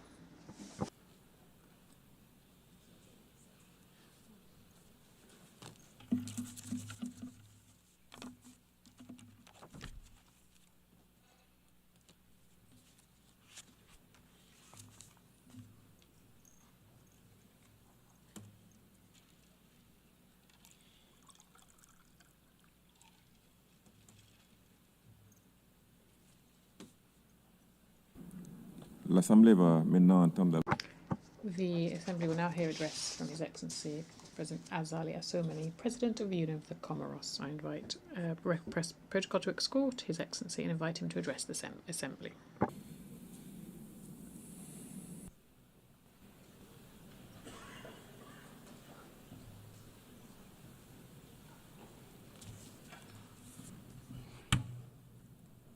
Bismillahirrahmanirrahim. Excellence, President of the General Assembly, Excellencies, Secretary General of the United Nations, Your Majesties, Royal Highnesses, Heads of State and Government, Heads of Delegation, distinguished guests, allow me first of all, on behalf of the Comorian delegation, to address our warmest thanks to the American authorities for the hearty welcome and the excellent organisation of the 80th session of our Assembly. I would also wish to congratulate Her Excellency Madame Annalena Baerbock on her election to preside over this session of our Assembly, and wish her every success in this noble mission, and also at the same time pay tribute to His Excellency Mr. Philemon Yang, and note the wisdom and rigour with which he led the work of the previous session of the General Assembly. Finally, I wish to commend the enlightened leadership of His Excellency Mr. Antonio Guterres, United Nations Secretary General, whose tireless commitment to peace and development accurately embodies the ideologies enshrined in our Charter at a time when the international order is unfortunately facing severe turbulence. President, the theme of this 80th session, Better Together, 80 years and more for peace, development and human rights, is as urgent and relevant as ever in the current global context. 10 years ago, in this very room, we set the ambition to build a better world by 2030. The Sustainable Development Goals were supposed to eradicate poverty, protect the planet, and provide everyone with peace and prosperity. However, with 5 years to go before the deadline, it is notable that the world is not more just, more peaceful, or more equitable. On the contrary, inequalities have increased, conflicts multiplied, and humanity is moving further and further away from the vision that once drove us. This is the case in Europe with the conflict in Ukraine, in Africa, the situation in the Sahel, and the crisis in the Great Lakes region. The Palestinian tragedy is perhaps the most shocking demonstration of this. For more than 70 years now, and today even more so than before, the Palestinian people have been suffering the pillaging of their ancestral lands, suffering exile, torture, and humiliation. Their recent history is simply a succession of pages written in blood, indifference, and scorn. When faced with this tragedy, rightly qualified as a genocide by many experts, the international community is far too often simply verbally condemning this without any concrete action. We, rightly, condemned the barbaric acts committed on the 7th of October in Israel, but the disproportionate response that has been unleashed in Gaza since then is indeed a genocide. 80% of the victims are children, older persons, or the ill. They have been killed by shelling which does not spare hospitals, aid distribution centres, schools, UN staff, or journalists. The crimes perpetrated against Palestine stem from an untenable contradiction. Indeed, how can a government elected by a people who were victim of the Holocaust, how can they commit a genocide before the very eyes of the entire world and inflict similar trauma on others today? War, exile, and oppression. How can Israel, in addition, take it out on everyone else entering into deadly conflict with all of its neighbours. As the old adage goes, we don't choose our neighbours, but we have to live in peace and security with them. Thus, we must welcome the courage and the humanity of the Israelis, friends from Israel who are raising their voices against this barbarity. Bravo and thank you to you, dear friends. And as history reminds us, when we look at the tragedy of the Holocaust, Arab, African and Muslim countries have never been on the side of the perpetrators of genocide. On the contrary, our forefathers and our ancestors were risking their lives. They fought alongside the Allies to defend the Jewish people and hosted them, welcomed the survivors into their countries. President of the Union of the Comoros, loyal as it is to its principles and respecting international law, reaffirms its tireless support to the two-state solution, living side by side, with East Jerusalem as the capital of the State of Palestine, which is the only solution for peace and security for Israel and for the entire Near and Middle East region.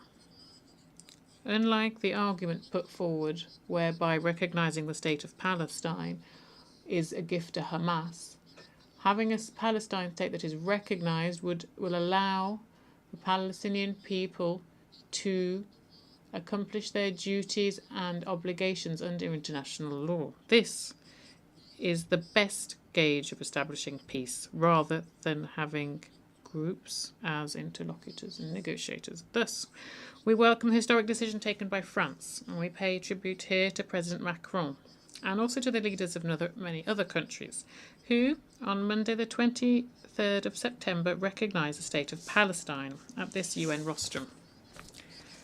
We welcome this positive initiative, which comes following the New York Declaration, which was adopted also in September by the General Assembly. In a continuation of this international conference, organised in August by France and Saudi Arabia under the aegis of the United Nations. We called on this assembly to put the future of the Palestinian state once and for all on our common agenda. It is our moral responsibility to act, because with every day that goes by without action being taken, thousands of innocent people, women and children, die. No one will be able to say anymore, I didn't know. History will be our judge. It will not forgive silence nor inaction. Let us think of the future generations so that tomorrow they could be proud of what we did. President, peace and development cannot be built without justice and inclusion. That is why, 65 years after a wave of independence, Africa is a continent of more than 2 billion people. Now Africa must finally obtain its legitimate and rightful place within the Security Council of the United Nations. The vision of the African Union, a united, prosperous, peaceful Africa that is master of its own fate, fully echoes the spirit of this session. During my presidency of the African Union, I prioritised conflict resolution and mediation to, once and for all, silence the guns. This is a flagship initiative of the African Union as part of the 2063 agenda, the Africa we want, and it is in line with the norms and principles and protocols of the African Union regarding the African Peace and Security Council. This commitment is the key for the effective implementation of the African Free Trade Area, which itself is a pillar for a strong Africa within the concert of nations. President, distinguished guests, in the same vein, I wish to recall that the declaration adopted by the General Assembly at its 26th session declared the Indian Ocean a zone of peace, free from nuclear weapons and military bases. However, still today, competing ambitions are threatening this stability. Thus, I strongly condemn and denounce any project to install a military base in Mayotte, a Comorian island which, unfortunately, is still under French administration. The Union of the Comoros, they were just celebrated 50 years of independence and accession to the United Nations. We remain committed to the full entirety of our national territory, Anjouan, Grand Comore, Moélie and Mayotte, all of it. I wish to reiterate the gratitude of the people and the government of the Comoros to all of those who, as we mark this half-century anniversary, have congratulated us and sent their best wishes. In this context, from this rostrum, I cannot also ignore the question of Mayotte, a Comorian island which is still under French occupation, despite clear and repeated resolutions of the UN, of the African Union, and from other bodies too. The dialogue that has begun with France, what the late President Mitterrand called an unfortunate dispute, must reach a successful conclusion, because this dispute has gone on far too long, and every year it costs the lives of thousands of our compatriots in the stretch of sea that separates Mayotte and its sister islands. This week, very serious facts were unveiled by an investigation from the French newspaper Le Monde, which reported on deliberate manoeuvres on the part of the police operating in Mayotte, who carrying out regularly sinking boats which cost the lives of several Comorian citizens. Thus, the Union of the Comoros calls on the French state, the occupying power, to stop these operations, to launch the appropriate investigations and to punish the perpetrators of this barbarity so that justice be served and so that the dignity of human lives be respected. On our side, the Union of the Comoros will tirelessly continue its diplomatic and legal action so that justice can be served and so that a just solution can be found to the question of the Comorian island of Mayotte, which is one of the last open wounds of decolonization in Africa. We thus regret that some brotherly countries in Africa who've always defended international law and the Comorian cause are today prevaricating and undertaking unfortunate initiatives with France to establish relations with Mayotte, in spite of international law and our national sovereignty. We call on the African Union to act, to recall the duty and necessity for the respect of international law and the respect for unity of our archipelago. President, distinguished guests, much like many small island developing states, Comoros are on the front line of climate change, and we remain a vulnerable but determined country. Rising seas, coastal erosion, and the increased frequency of cyclones are posing a threat to our villages, our ecosystems, and our lives. We call for equitable and simplified access to climate financing. We call for increased solidarity, too, so that our people can not only survive, but prosper. In recent years, the Union of the Comoros has launched an emerging Comoros plan, which seeks to transform our economy, strengthen our infrastructure, modernize our education system, and improve our people's health. Our country has a vast potential in terms of renewable energy, including geothermal energy. We invite our bilateral and multilateral partners and the private sector to join this promising development project. It is based on 3 pillars: inclusive growth, the energy and digital transition, the blue economy, one of the great riches which is the Indian Ocean. The security across our region depends on the stability of each and every one of its states, and thus we condemn strongly all forms of terrorism and transnational crime. We advocate for strong and just multilateralism and solidarity based on the UN Charter and the respect for the sovereign equality of states. We must reaffirm also our commitment to a fairer world order, where small states have a voice and can fully participate in global governance, and to turn back the tide of protectionism and stop people looking inward. We advocate for reform of the international financial architecture.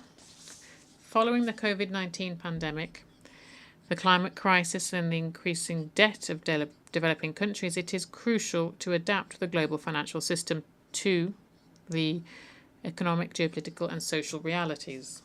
50 years after its independence, the Comorian nation is still a young one, but it is buoyed by its experience and by its dreams.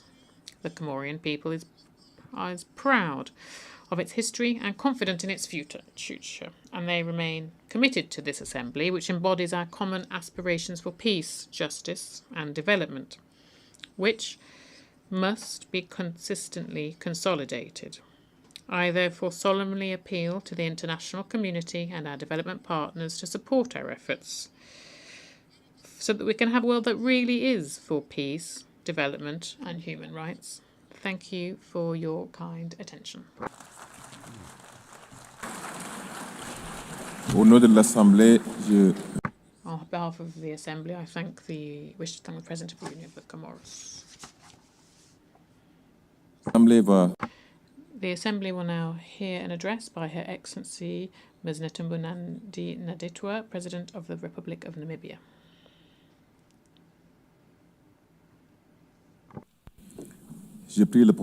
I request protocol to escort Her Excellency and invite her to address the Assembly.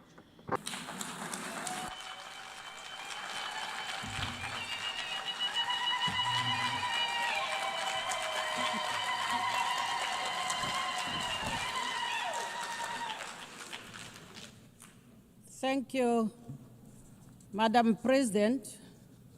When the founders of the UN convened 8 years ago, they did so to establish an organization, among others, to save succeeding generations from the scourge of war, to reaffirm faith in fundamental human rights, dignity of human person, and equal rights of men and women, and of nations, large and small, and to lay the groundwork for a durable system that promotes justice and respect for the obligations arising from treaties and international laws.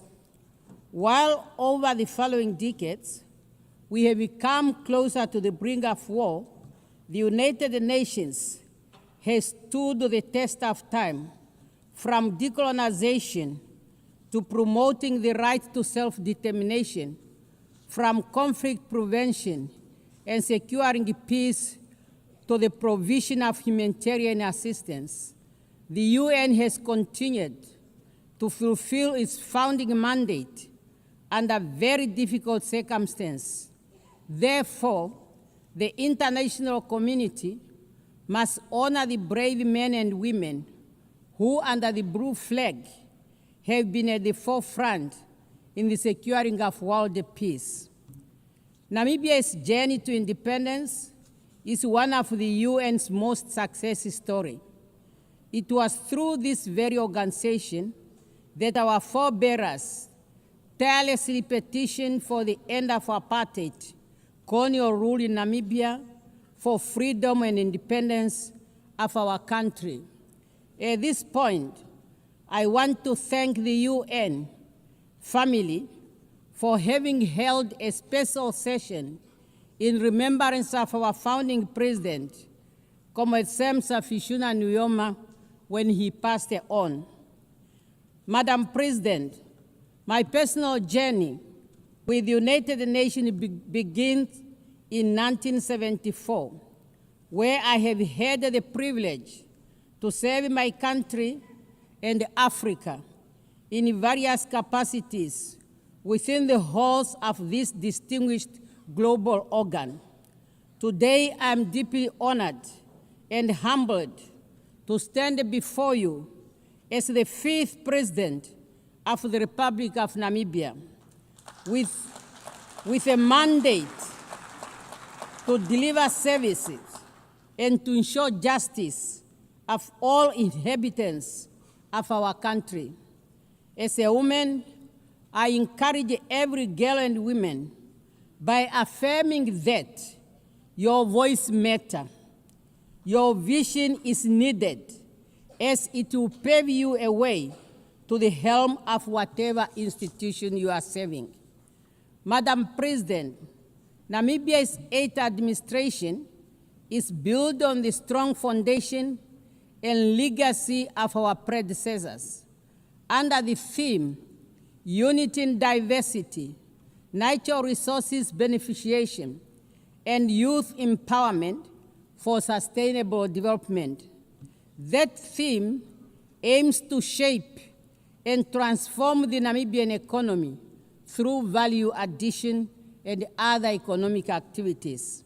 Hence, we have identified agriculture, sports, youth empowerment, education and training, creative industry, health services, land and housing as critical sectors supported by mining, energy, water, tourism, infrastructure development, transport, logistics, to sustain our economic development through our long-term development blueprint, Vision 2030. This vision is being implemented through a series of national development plans, NDPs. Recently, we launched the 6th NDP with its fundamental pillars clearly aligned to the global agenda, such as the SADC Regional Inductive Strategic Development Plan, the African Union Agenda 2063, and the UN Agenda 2030 for Sustainable Development. Some of our achievements include the launch and the operationalization of the National Youth Fund, which is to assist young entrepreneurs in their economic activities. In the area of education, we will abolish registration and tuition fees in all public institutions of higher learning and vocational training centers to ensure skill development. On energy, Namibia is diversifying her energy mix using all our natural resources. In addition, Namibia presented her energy compact at the African Energy Forum, thus enabling us to access concessional funding for national energy initiatives. Madam President, climate change is scorching our lands and drying up our rivers. Global instability is impacting our economies, our markets, and jeopardizing our livelihood. These are interconnected symptoms of deeper fragility in our shared system. They require our collective action rooted in apathy and shared responsibility. In this regard, I am glad to announce Namibia's bid to host the Africa Regional Hub of the Green Climate Fund.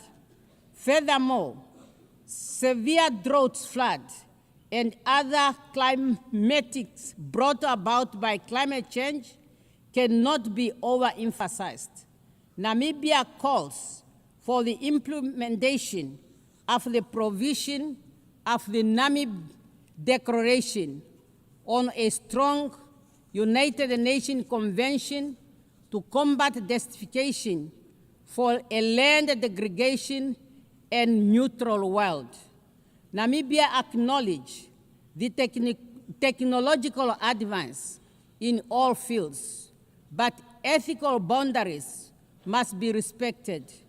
However, artificial intelligence must not be a substitute for human judgment or responsibility. We therefore call for a global standard that ensures that the usage of artificial intelligence remains transparent, fair for humanity. youth unemployment, increased economic inequality, lack of adequate housing, quality education and health care, water, energy, and debt distress are among the common challenges that no one country can address alone.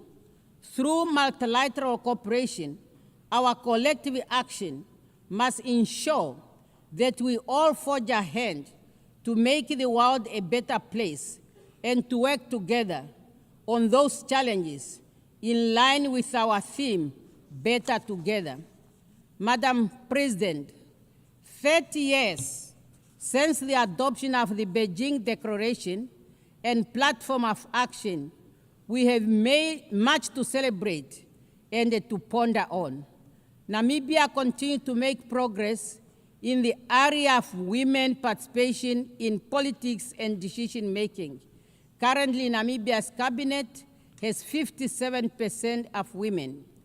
As we gear up to commemorate the 25th anniversary of the adoption of the UN Security Council Resolution 1325 on women, peace, and security, adopted during Namibia's presidency of the UN Security Council, Namibia will host two high-level events in Windhoek and New York. I look forward to the participation of all member states in those events to collectively reaffirm commitment to women, peace, and security agenda. And through the Namibia International Women Peace Center, we will continue to advocate for the universal implementation of the Women, Peace, and Security agenda. Madam President, we note to the ongoing efforts of the UN to ensure that we remain fit for purpose, including the UN 8 initiative. We need an agile United Nations that is inclusive, respect of the UN Charter, and its purpose and principles must be our guiding star for our future endeavors. Madam President, we are meeting against a backdrop of profound global tension. The world is fractured by conflict, displacement, and economic instabilities straining multilateral cooperation and a serious issue for us to reach consensus. A global liquidity crisis threatens to plunge millions of people into poverty and insecurity. For Namibia, those crises are real. They impact our communities, test the resilience of our ecosystem, thus need urgent attention. In this context, the Southern Africa Development Community is committed to promoting peace, security, and stability in the Eastern DRC. Namibia welcomes the ongoing efforts by the AU, SADC, and AC to align the Rwanda and Nairobi peace process and encourage the continued strengthening of political and security aspects of the challenges faced in our region. We further call upon UN Security Council and good office of the UN Secretary General to strengthen negotiation and peacekeeping initiatives towards resolutions of all conflict, including those in different parts of Africa. The impasse in the UN security over the question of Western Sahara is an injustice. More than 34 years after the adoption of the Resolution 690 of 1991, the time for the holding of the UN referendum on the right to self-determination for the people of Western Sahara is now. This year marks the 20th anniversary of the Ezuwine Consensus and the Third Declaration, which jointly constitute the common African position on the reform of the UN Security Council. We acknowledge the support from all interested groups for the common African position, which culminated in the recognition of Africa as a priority and a special case in the reform process, as reflected in the outcome documents of relevant United Nations process, including the pact for the future. We can no longer delay the urgent call to redress the historical injustice to Africa and address our call for equitable and balanced representation on the Security Council. Madam President, the Charter of the United Nations has laid the foundation for conditions necessary for peaceful coexistence and harmony among nations. Therefore, unilateral cohesive measures should not be used as a tool to undermine sovereign state, for this violates the Charter and the principle of the United Nations. In this regard, we call for an end to the continued illegal economic, financial, and commercial embargo imposed on the friendly people of Cuba and removing her from the list of states sponsoring terrorism. We call for an end to the illegal sanctions on Zimbabwe. We are also gravely concerned about the emerging threats against Venezuela and call for the removal of sanctions and the threats against that country. Madam President, the UN Commission of Inquiry on the occupied Palestine territory, including Israel, Eastern Jerusalem, has just released its findings that indeed a genocide is being committed against the Palestinian people. Despite the clear provision of the Security Council and General Assembly resolutions and advisory opinion rendered by the international community of justice, the humanitarian situation in Gaza is worsening, and access to humanitarian aid is severely limited. A failure to address the crisis in Gaza could become the moral failure that defines this era.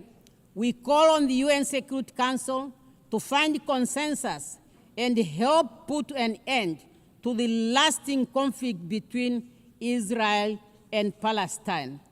Madam President, I call for a meaningful reform of the United Nations. Has a call for the meaningful reform of the United Nations has never been more urgent. This reform necessitated democratizing global governance, amplifying marginalized voices, and ensuring international law is not a tool for convenience, but a shield for most vulnerable. As I conclude, I wish to reaffirm Namibia's commitment to the international obligation and the multilateral order.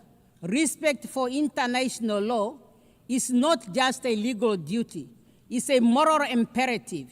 We must reaffirm our commitment to the principle that unite us, mutual respect, and peaceful resolution of dispute, and solidarity in the face of common challenge.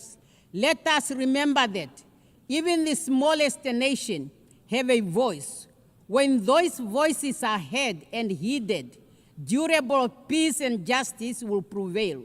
We have an obligation to make this our moment, not to disappear, but renewal. We have the opportunity to restore hope, to build a future defined not only by division, but by unity and preservation of human dignity. I thank you for your kind attention. On behalf of the Assembly, I wish to thank the President of the Republic of Namibia.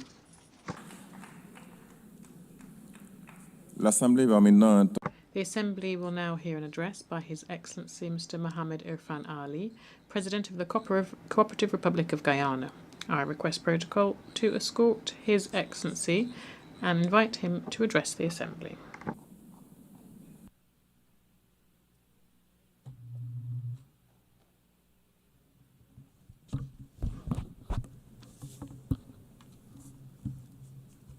President, Excellencies, distinguished delegates, friends, I extend my heartfelt congratulations to Madam President on her election as President of the 80th session of the United Nations General Assembly. I also record my profound appreciation for His Excellency Philemon Yang of Cameroon, whose distinguished stewardship and steady hand guided the 79th session. Today, as we mark the 80th anniversary of the entry into force of the United Nations Charter, we find ourselves at a crossroads.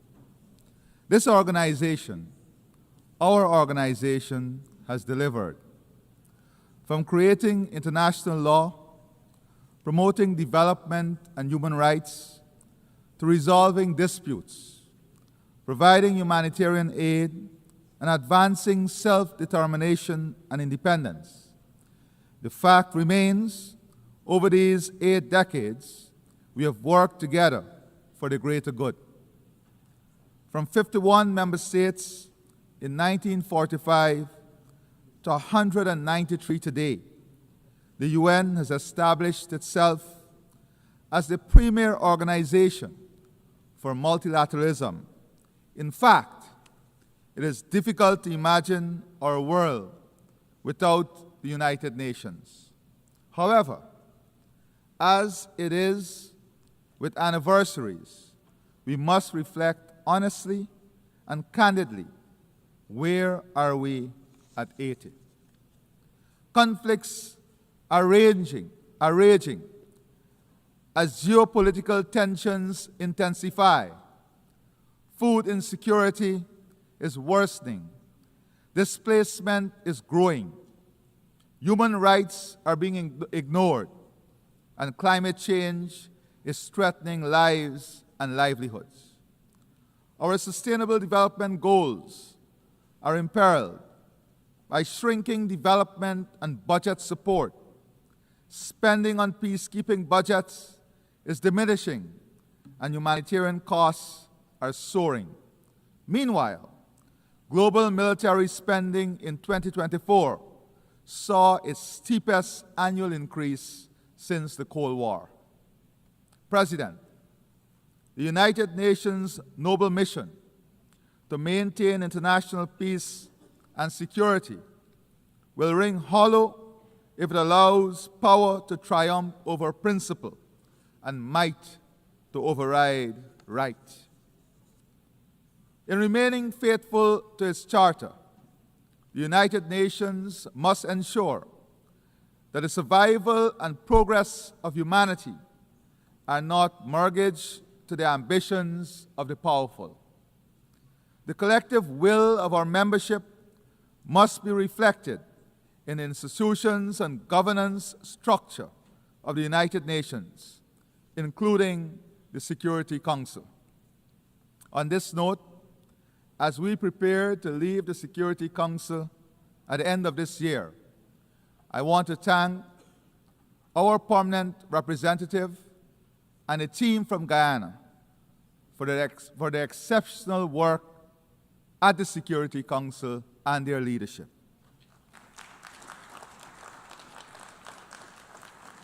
It is precisely when the ideals of the United Nations are tested by horrific realities that the collective must act in defense of the UN Charter and international law. At present, a dark shadow looms over the 80th session of the General Assembly. Genocide in Palestine, annexation of Ukrainian territory, persecution of women in Afghanistan, humanitarian catastrophe in Sudan, brutal gang violence in Haiti, increased transnational organized crime, trafficking, and illegal immigration. All this as new challenges are emerging: cybercrime, cyberterrorism, and the pandemic of misinformation and disinformation, alongside the abuse of social media. President, whilst we reiterate our condemnation of the attacks by Hamas on Israel on October 7, 2023, and again call for the immediate and unconditional release of all hostages, Israel's actions have long shattered any pretense of legitimate self-defense. What we are witnessing is not warfare, but mass extermination, a systematic slaughter and displacement of Palestinian men, women, and children. Those who escape the bombs and bullets are condemned to die slowly, starve of food, water, and hope. This is a war crime. The international community must not remain paralyzed while an entire people is annihilated. Impunity must never triumph over justice. We must take urgent action to halt the genocide, return the hostages, and accelerate our efforts towards the two-state solution. We urge Qatar, Egypt, and the United States to continue their efforts in this regard. Further, the situation in Ukraine remains of utmost concern. Guyana reiterates its call for an urgent end to the Russia-Ukraine war and reaffirms its support for Ukraine's sovereignty and territorial integrity. Equally, the international community must act decisively in Haiti, where gang violence, displacement, and shortages of food and medicine have pushed the nation into deepening despair. Restoring security is the foremost priority, requiring strict enforcement of the arms embargo and robust support for a UN-authorized mission. I emphasize that without urgent humanitarian funding and a Haitian-led and owned political process, stability will remain elusive. We must address the root causes of Haiti's continuing troubles, including its historical debt burdens, which stymies its development, prospects, and upliftment of its people. As President Macron acknowledged, making Haiti pay for its independence was unjust. This is a welcome step. President, turning to my own country, Guyana, a small and peaceful state, we have endured repeated threats and aggression from the Bolivarian Republic of Venezuela. The territorial controversy between our states is now before the International Court of Justice, which has twice reaffirmed its jurisdiction and which in 2023 issued provisional measures ordering Venezuela to refrain from altering the status quo. Yet, Venezuela persists with unilateral laws and threats of annexation, flagrantly violating international law, the UN Charter, and the very principles that sustain global order. If the rights of a small state can be trampled upon and legally binding orders ignored, what protection remains for any nation under international law? Yet, Guyana continues to repose confidence in international law. For us, the principles of sovereignty, territorial integrity, and non-interference are non-negotiable. We will not cower to coercion, intimidation, or unilateral action. We thank our international partners and allies for their solidarity. President, at Haiti, the time has come for a frank conversation on Cuba, one that would lead to the prosperity of its people, optimizing the full potential Cuba offers to its people and the rest of the world. Central to this dialogue is the lifting of the embargo on Cuba and its removal from the list as a state sponsor of terrorism. Also important to our region is our collective effort against drug trafficking, human trafficking, and illegal migration. We support efforts by the international community to addressing these crimes that are destroying the lives of our people, especially young people. The region must continue to champion efforts to enhance democracy, promote good governance, and respect the will of the people in determining governments of their choice through free and fair elections. President, this year marks the 30th anniversary of the Beijing Declaration and Platform for Action. The Declaration remains a blueprint for achieving gender equality, which, despite transformative strides, remains significantly unrealized in most parts of the world. In Guyana, the dividends of strategic investments in leadership and capacity building for women and girls are evident. More women have assumed leadership roles in government, in parliament, and in public and private sectors. We have achieved gender parity in education at all levels and advanced the socio-economic empowerment of women through land and home ownership and diverse job opportunities in traditional and emerging sectors. To enable women to participate equally and competitively in the workforce, government is offering child care support, which will include day and night care centers for children.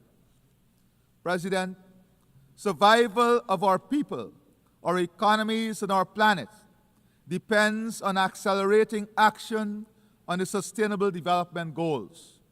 It requires a people-centered approach that prioritizes ending poverty and hunger, ensuring protection of children, support for persons with disabilities, and empowerment of young people.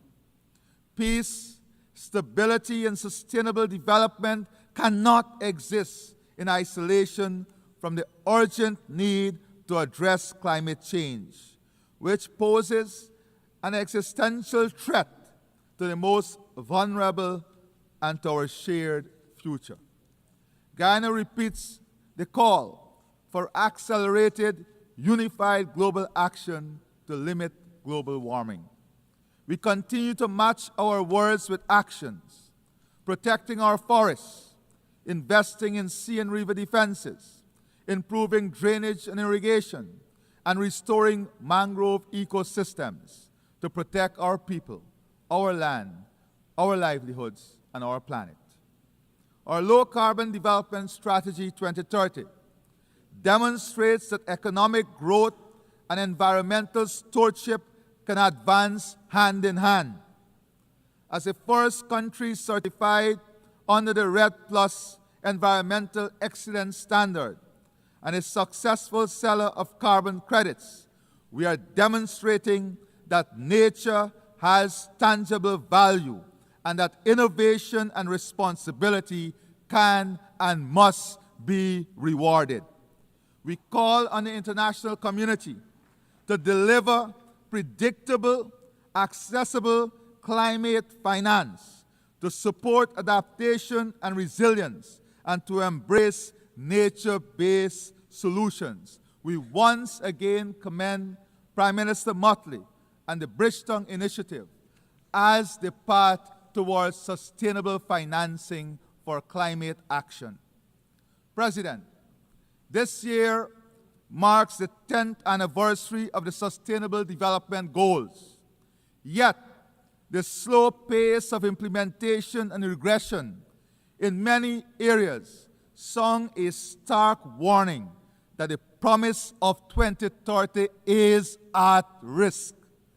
Guyana calls for renewed global commitment to financing for development, including fulfilling official development assistance pledges, mobilizing domestic resources, and addressing the crippling debt burdens that hinder progress in many developing nations.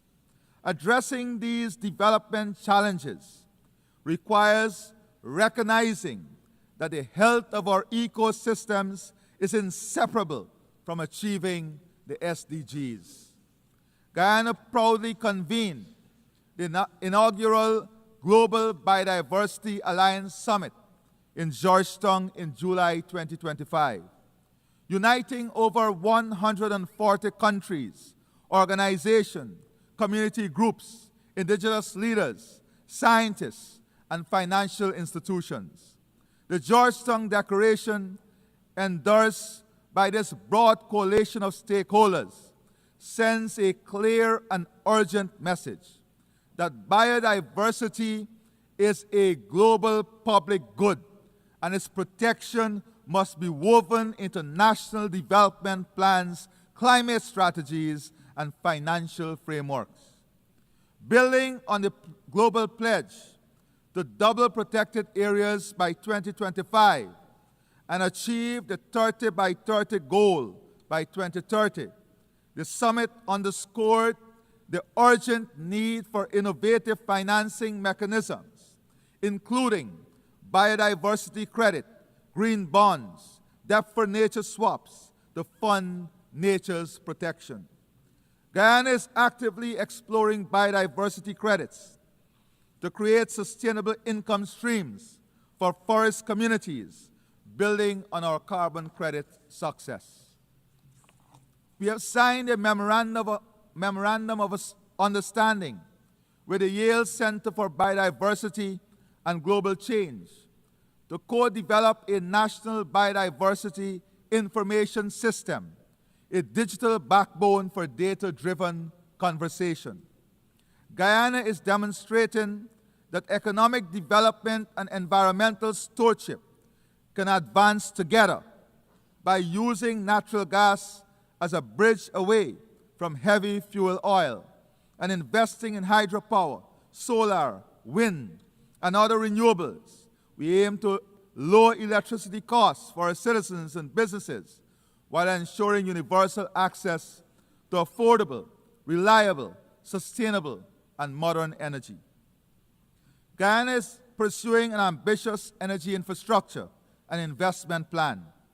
While climate change is an existential threat, the reality is that the world still requires energy, an energy source from petroleum, to power growth and development for which there is growing demand. This is essential for the survival of our economies. AI and digitization are accelerating this demand at an extraordinary pace. As you're aware, Guyana is quickly becoming one of the world's largest energy producers per capita, carefully balancing its green footprint with energy production. We'll use our vast gas reserves through a transformational gas-to-energy project. We'll use this resource, taking advantage of our strategic geographic location, to establish an AI hyperscale data center. Large AI data centers are rarely found in similar-sized territories. As such, implementing a project of this scale is of immense pride for Guyana. This investment will improve the competitiveness of our region, accelerate digitization, build out a fintech ecosystem, modernize the service delivery platform of government, and accelerate private investment, bringing new job opportunities. We recognize the indispensable nature of AI in our collective future. However, While there are immense benefit, there is no clarity on equity, access, and applicability. Regulations, ethical standards, and governance mechanisms are urgently needed. In this regard, we welcome the recent UN General Assembly decision to establish 2 global AI governance mechanisms. President, I now turn to food security.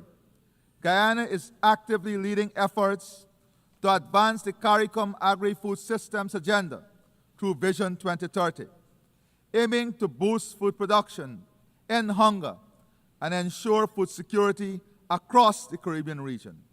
Our experience demonstrates that strategic investment and political will can transform national and regional food systems. Guyana calls for the transformation of global food systems to be more resilient, sustainable, and equitable by strengthening local production and reducing dependence on volatile markets. Guyana stands ready to share its experience and partner with others to ensure nutritious food for all. As the United Nations commemorates its 80th anniversary, let us recall that this organization was conceived not in comfort, but in crisis, forged from the ashes of war to serve as the conscience and compass of humanity. 8 decades later, that duty has not dimmed, it has only grown more urgent. If the UN is to remain humanity's best hope, it must stand firm against aggression and remain fully engaged with the great question of our time. We must be bold in recognizing the necessity for institutional adjustments that will advance the organization's success. Our generation will be judged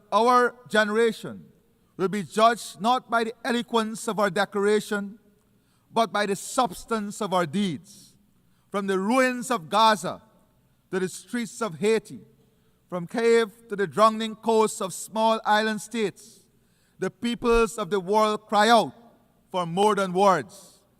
To honor 80 years of promise is to act with courage, to match principle with action, and to bind ourselves once more to the dream of a world united, not by fear or force, but by the shared destiny and enduring hope. I thank you, and may God bless all of our nations and all of our people. Thank you.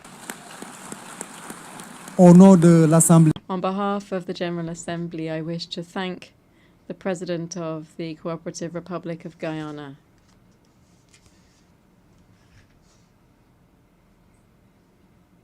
The Assembly will hear an address by His Excellency Mr. Taneti Mamao, President and Minister for Foreign Affairs and Immigration of the Republic of Kiribati. I request protocol to escort His Excellency and invite him to address the Assembly.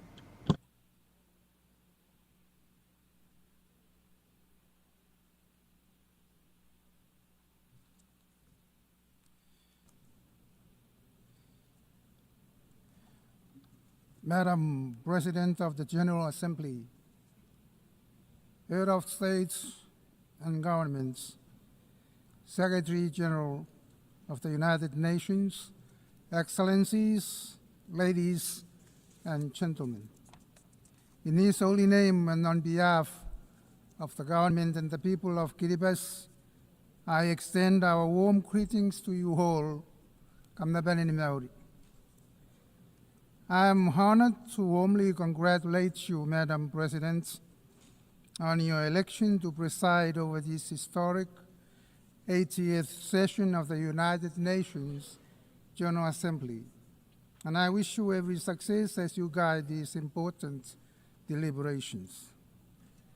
Madam President, we commend your theme, Better Together, 80 years and more for peace and development and human rights, reminding us of the enduring importance of multilateral cooperation in addressing global challenges.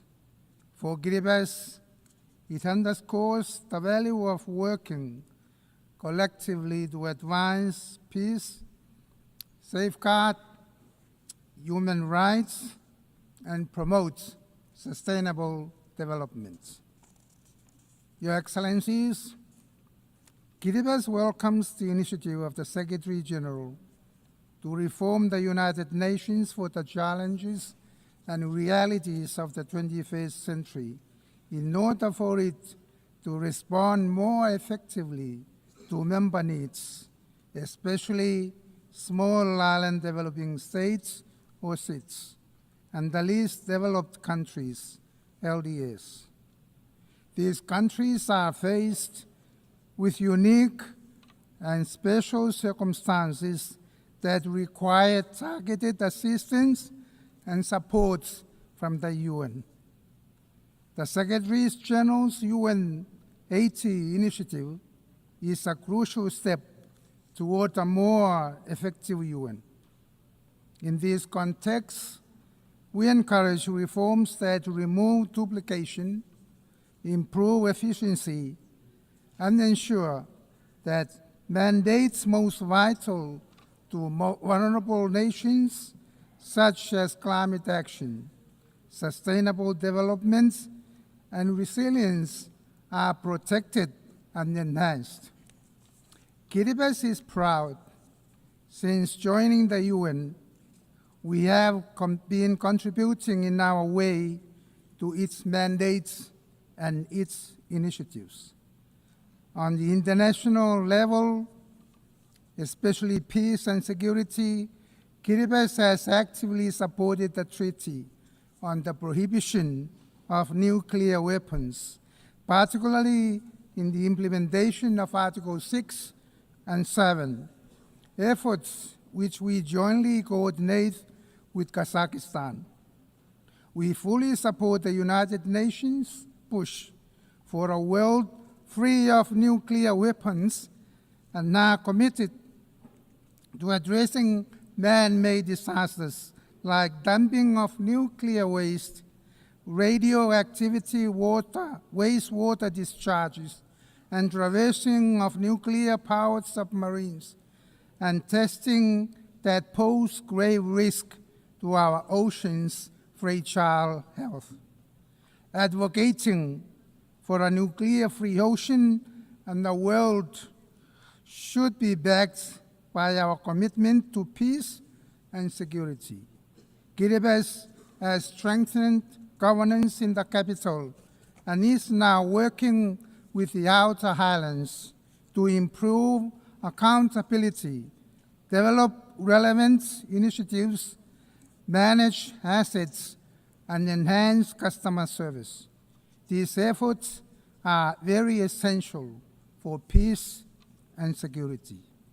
Aligned with our KV20 roadmap to transform Kiribati into a healthy, wealthy, and peaceful nation, we sent our police officers to support the UN peacekeeping missions. Kiribati also actively engages in social and cultural initiatives for peaceful living. Gospel Day, now celebrated across Kiribati, unites all faith-based organizations to worship together, fostering respect, unity, and peace. We hope this approach promotes religious tolerance worldwide, making it a better place to live. Peace, security, and respect for the UN Charter are essential for sustainable development. Kiribati is committed to SDGs, emphasizing SIDS, or small island developing states' unique circumstances. Along with the other SIDS in the Antigua and Barbuda Agenda for SIDS, ABES, we aim for resilient prosperity through technological and digital solutions.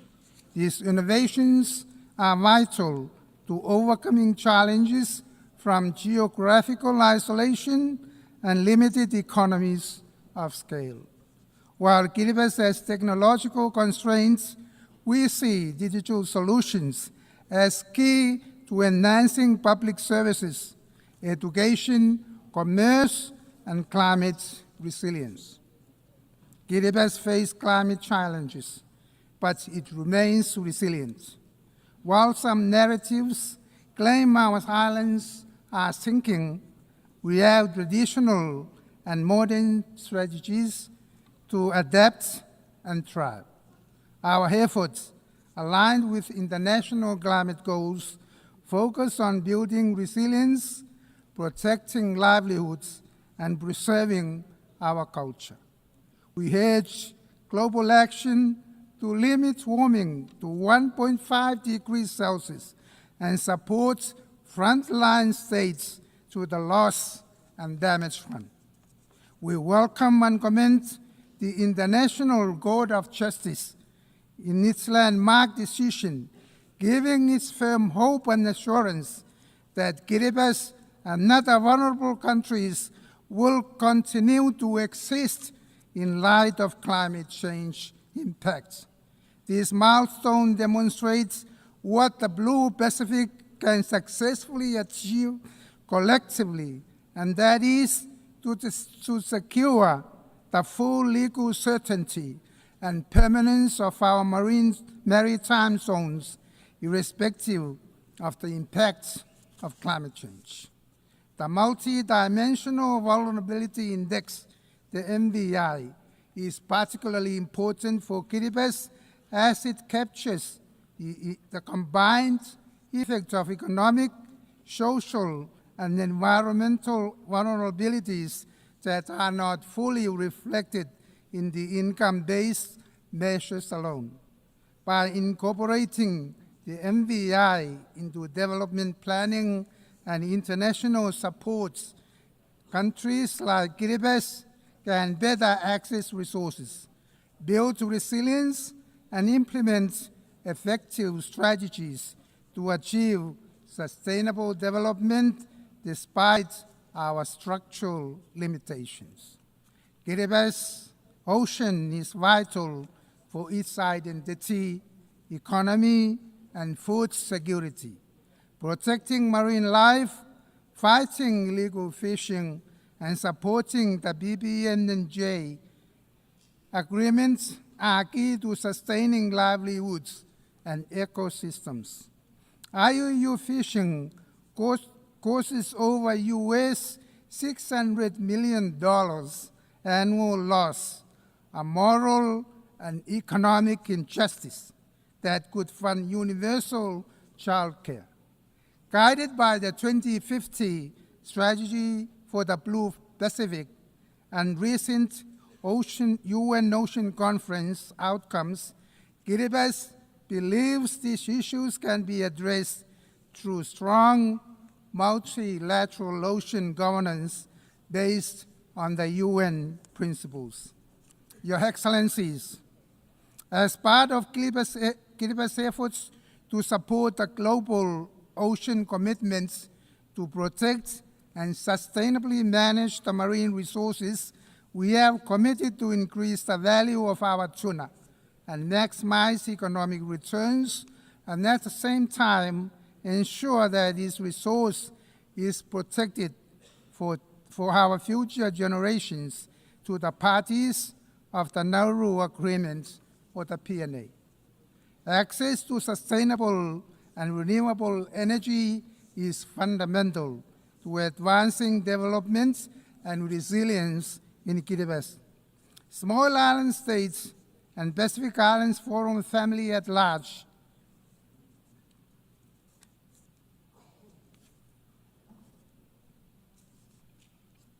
access to sustainable development and renewable energy is fundamental to advancing development and resilience in Kiribati, as well as small island states and Pacific Islands Forum family at large.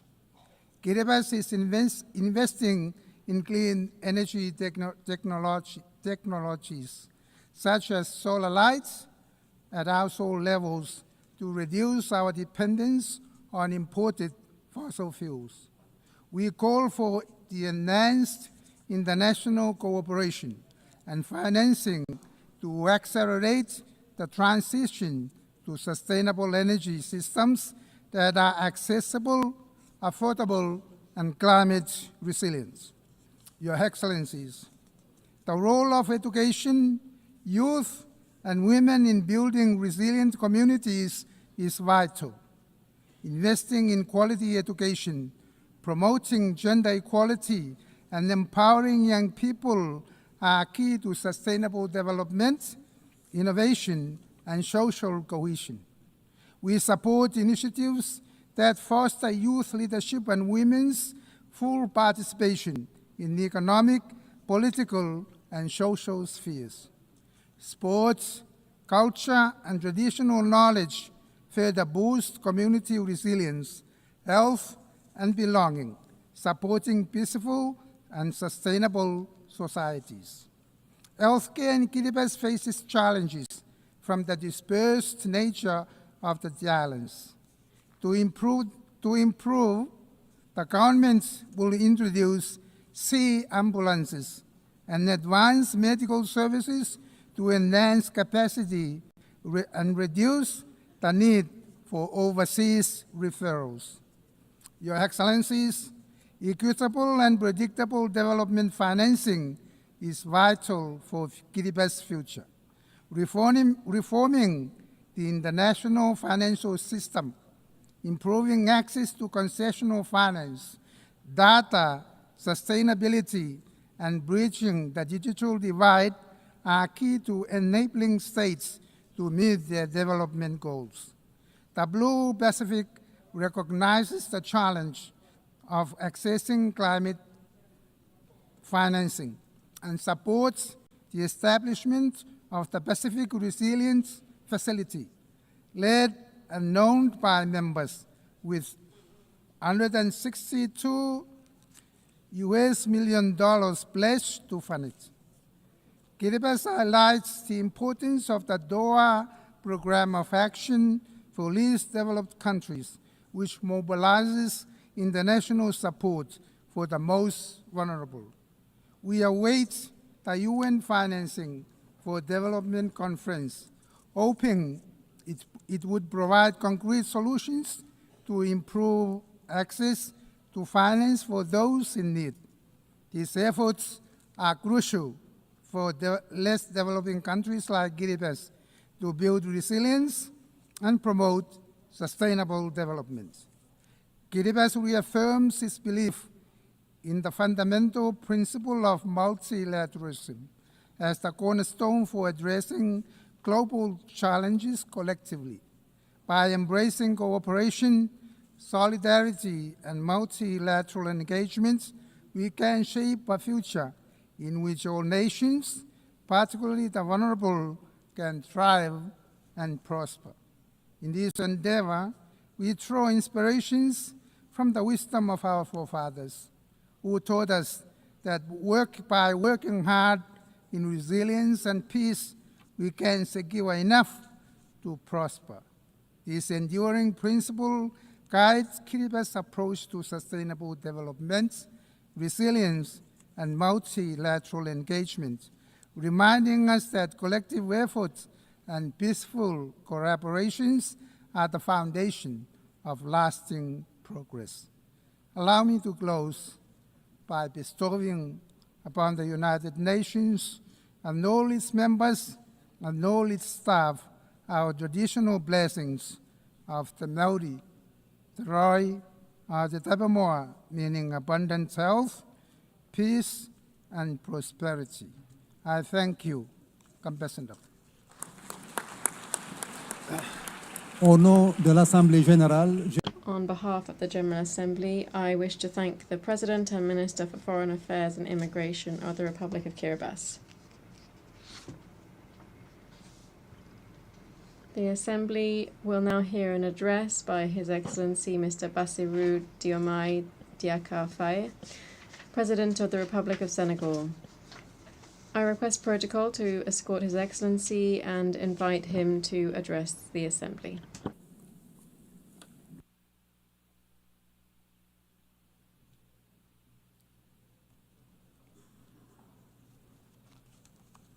Madame la Présidente, President of the General Assembly, colleagues,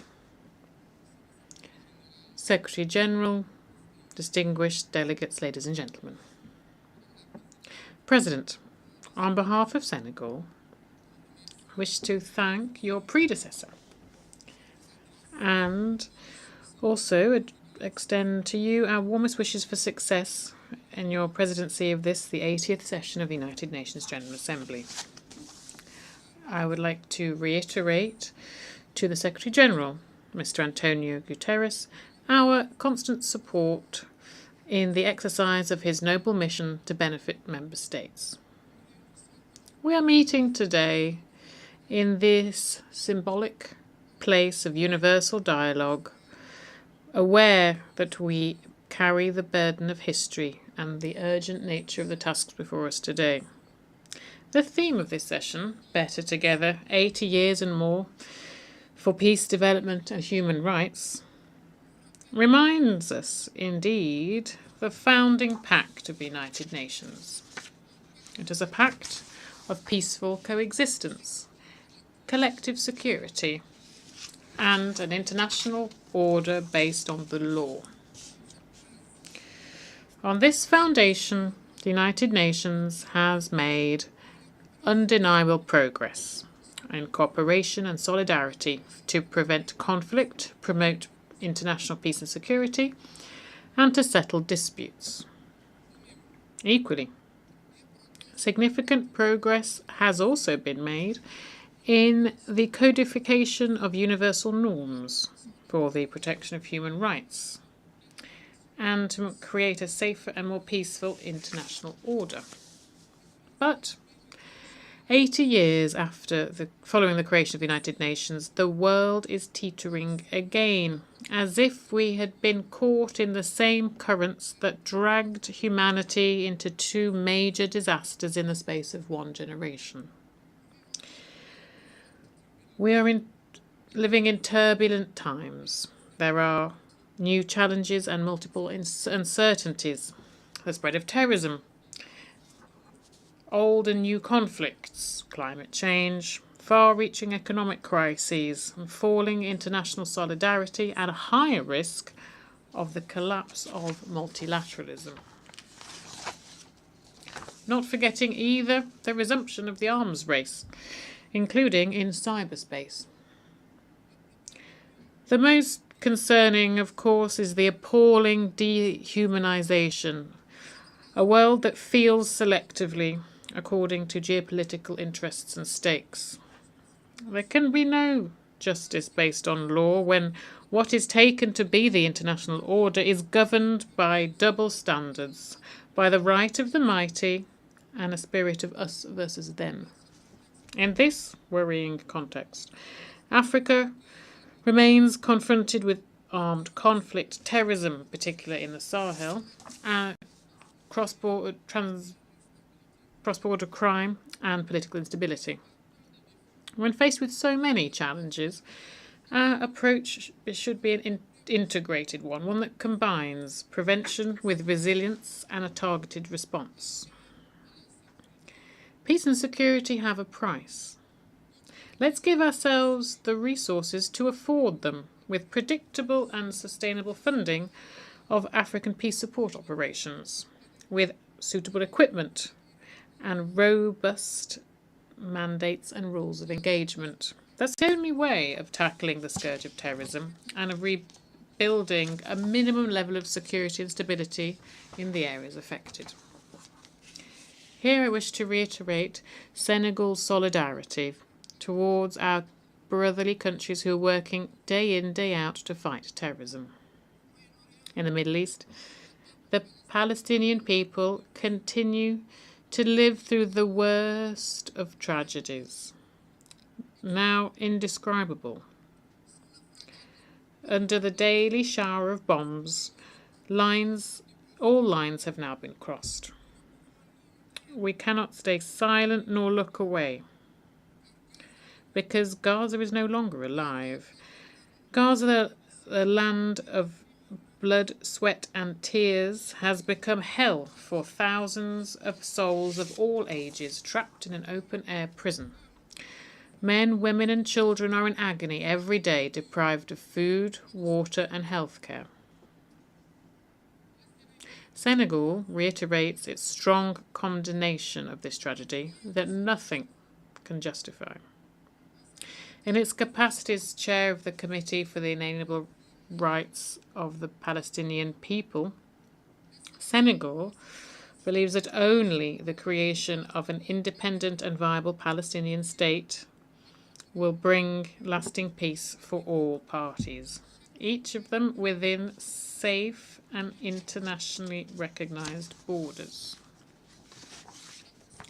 Ladies and gentlemen, 80 years ago, the founding fathers of the UN committed, when they created the UN, to spare succeeding generations from the scourge of war, which twice in a quarter of a century had caused millions of deaths and unutterable suffering. On behalf of Senegal, I wish to pay tribute to those pioneers and all of those who have embodied the universal values of our organizations, often at the cost of their own lives. In this world in crisis, our principles and our actions must remain the same. Peace over conflict, justice over indifference, and partnership over struggles for power. But this is only possible if we have a strong and revitalized multilateralism to make a single framework for action in favor of peace, stability, dialogue, cooperation, and the peaceful settlement of disputes. For multilateralism to survive, it needs to rediscover its very foundations: shared responsibility and proactive solidarity, the respect for international law and universal justice, in line with the statutes of the International Court of Justice and the International Criminal Court. In addition, we also cannot ignore the need for reform of the global political, economic and financial governance systems. The UN, through its universal vocation, must take the lead on this, on the to make deliberations and decisions more democratic, legitimate and better representative of its member states. In 1945 there were 51 of them, and today there are 193. Here I wish to reiterate the support of Senegal for the Zelenskyy consensus, for a fairer and more equitable representation of African countries at the Security Council. It is high time that the global economic and financial governance is more just and more inclusive, for it to meet the real needs of funding sustainable development. We know full well that public aid is not the solution. Other tools exist, for example, an equitable global fiscal framework so that taxes are paid in the place where wealth is produced. Access to credit on sustainable terms so that debt burdens don't hinder development efforts in our countries. Finally, the effective implementation of the Seville Commitment, the Pact for the Future and the Sustainable Development Goals to ensure better access to healthcare, water, food, education, energy and the digital technologies. Global heating also deserves our attention. It's not simply a threat, but it is an existential question. Reality that hits those who contributed to it least the hardest. Africa only contributes 4% of global emissions. And however, drought, flooding, coastal erosion, food insecurity are part and parcel now of the lives of our peoples. This is a double burden that has become untenable. Senegal would like to reiterate its commitment to the Paris Climate Agreement and calls for a just and fair climate transition through the use of available resources to ensure universal access to electricity and launch competitive industrial development.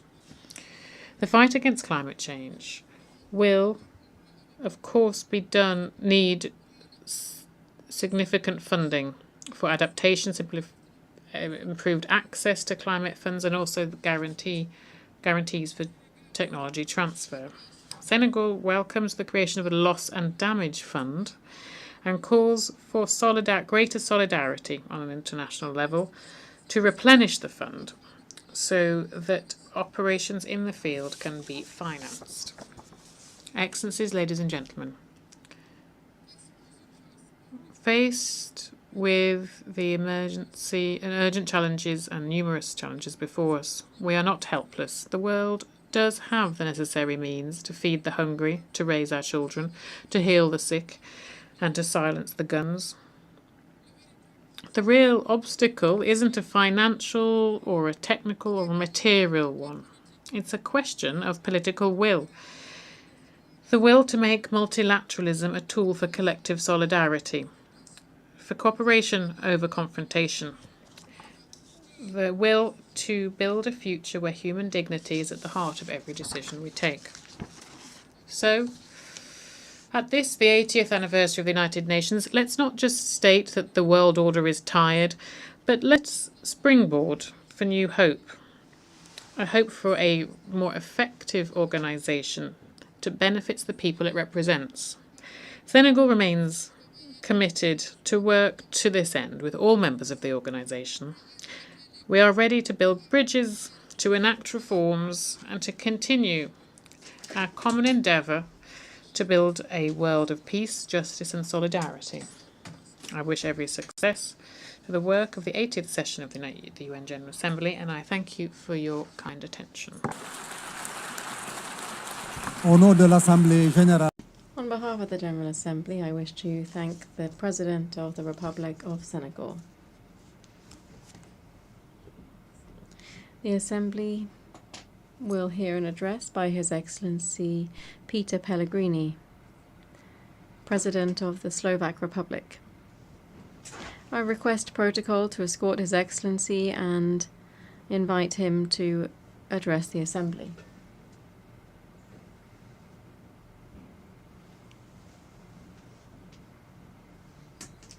Ladies and gentlemen, it is an honor to address this Assembly to mark 80th anniversary of the United Nations on behalf of Slovakia.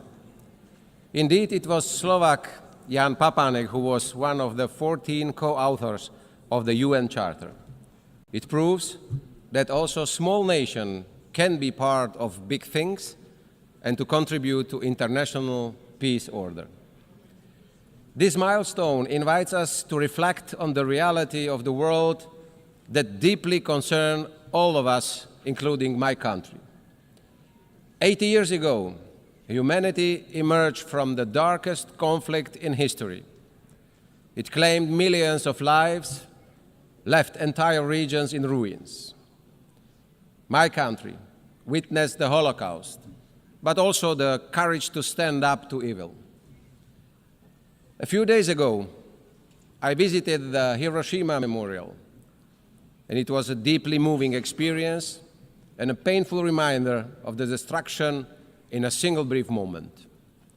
All this teaches us important lessons of the past.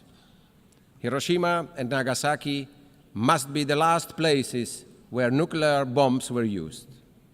It obliges us to denounce any threats of nuclear destruction. It obliges us to work each day on keeping the world safe and peace. Peace has become the UN's defining mission, alongside the protection of human rights, sustainable development, and international law. To quote Slovak diplomat Jan Papanek, "The success of the UN was my life's goal because peace means progress for my nation and security for my homeland." This is the ambition that we, humanity, agreed to accomplish. The authors of the UN Charter saw the danger of unchecked hatred and extreme ideologies. They understood that the world needed a framework to ensure it wouldn't slip into chaos again. The rules protected sovereignty, independence, and territorial integrity, as well as the resolution of conflicts by peaceful means, and the prohibition of the use of force. Those were the foundations of a stable and just world. 80 years ago, 51 founding states signed the Charter, including my own. Roughly 80% of the world's population and others followed. I take now the liberty to ask esteemed leaders, how many would have the courage to sign the same Charter today? How many would truly live up to its rules and obligations? Would we be even able to write the Charter in current post-truth societies? And what's worse, the Charter is openly questioned. The rule of the powerful and the use of the military force are returning as tools of policy.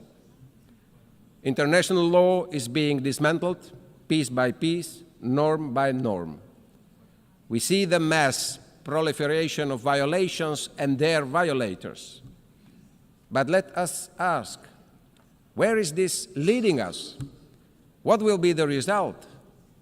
What will hold up the more unpredictable world? As a small country in Slovakia, we believe that small countries must be smart, and not only in times of confrontation. UN Charter and the rules must prevail always the guardrails against the false notion of the right of might and the illusion of spheres of influence where external powers dictate the lives of other nations. I sincerely believe that both in the global north or south, it is in the majority interest to uphold the world with the sovereign equality of nations, equal sovereignty for all. A world where the UN Charter, the rules and obligations remain the highest moral grounds and standards against which the action of states are judged. Esteemed leaders, peace is the defining mission of the UN to which we committed 80 years ago. Even so, the world is more violent today, with dozens of armed conflicts recorded last year. Today, the world is becoming a more dangerous place than it was before. Innocent people, elderly, children and women suffer because of war. It is not an anomaly, it is a structural shift. This is the reality, ladies and gentlemen. The Security Council, to which we have entrusted the greatest powers and special responsibility for maintaining peace, cannot pretend that it's succeeding. It's failing. The war in Ukraine reminds us daily how fragile peace is when the UN Charter is disregarded and international law is ignored. As its neighbor, Slovakia witnesses the immense cost of this war.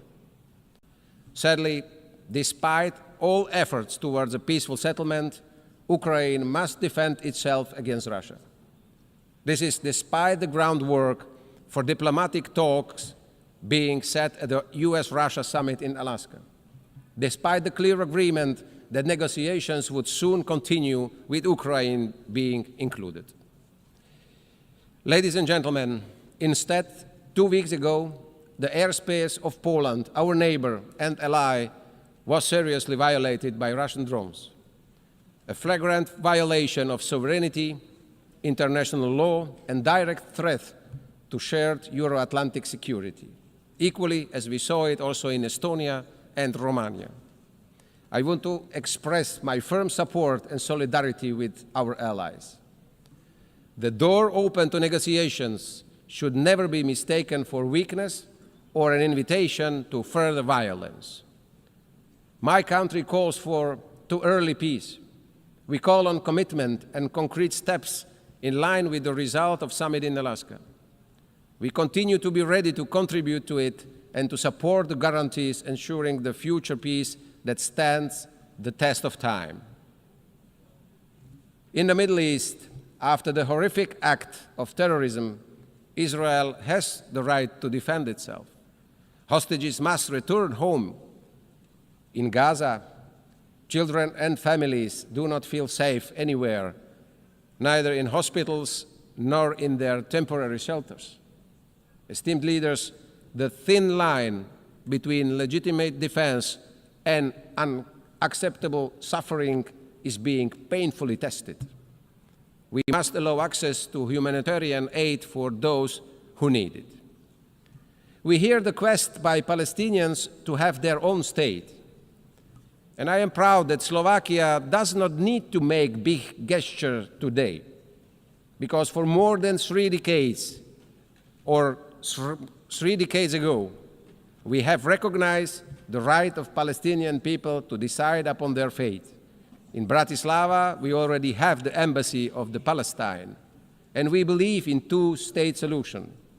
But this is achievable only at the table by diplomatic means, based on the will to live side by side as Palestine and Israel. Ladies and gentlemen, the world is changing at unprecedented speed. The triple planetary crisis and quick progress in artificial intelligence are moving far faster than we are able to react. Slovakia has been an active voice in both global climate debates and discussions on the artificial intelligence. I don't want to sound doom and gloom. In fact, we must get ready for the new era, the unstoppable revolution. We need a responsible approach from all international institutions, the private sector, and also the governments.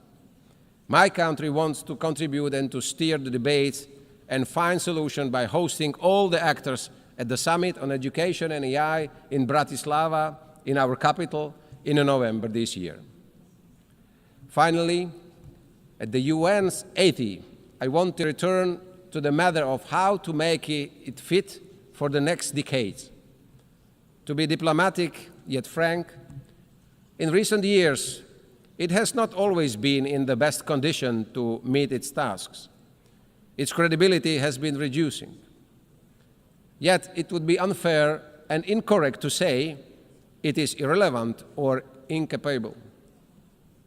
Over the past 8 decades, the UN has provided us a space to speak on equal footing and to be listened to. Enemies can meet here eye to eye. It has succeeded in a wide range of areas. There have been groundbreaking agreements in many fields, including human rights, disarmament, climate, and health. G7, G20, BRICS, and other regional organizations with their own goals will never be able to fully substitute UN. However, the UN's health cannot be a justification for disengagement. On the contrary, the situation calls upon us for reinvestment in its strength. It lies in our hands, member states, more than in the executive powers of the Secretary General. UN reforms is desirable and, in light of the current financial situation, also indispensable. Reform of the Security Council is long overdue, with representation of nations that better reflects the reality of the changed world. Slovakia welcomes the UN 80 initiative. It will be a difficult task, but we have a common goal. The UN must emerge from this as efficient and capable of having impact where it matters most in the field. Ladies and gentlemen, we have been called upon by our citizens to fulfill our duties in very difficult times. We can no longer sweep issues under the rug or pass the buck. We must respond. Our steps will be measured and we will be judged against it. Slovakia is ready to do its share, also as a candidate for non-permanent seat in the Security Council. Slovakia, a peaceful nation in Central Europe with multilateralism deeply in its DNA, we will always support international cooperation, a world based on rules with a strong UN in its heart. No child should be punished for being born in the wrong part of the world. Each child has the right to live in peace. Each child has the right for a decent life. It is our duty to make this real. Slovakia will do its part together with the nations that believe in peace and cooperation. We give this promise to the United Nations, and we give this promise to the future generations. Thank you very much. Au nom de l'Assemblée générale, On behalf of the General Assembly, I would like to thank the President of the Slovak Republic.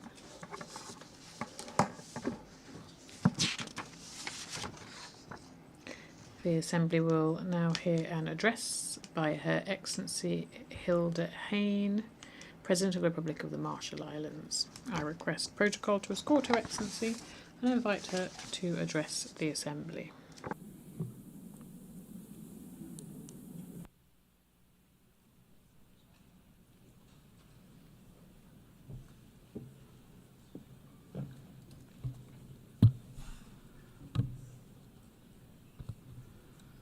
Madam President, Mr. Secretary General, Excellencies, the Republic of the Marshall Islands has a unique legacy with the United Nations, which reaches back to the creation of this organization 80 years ago.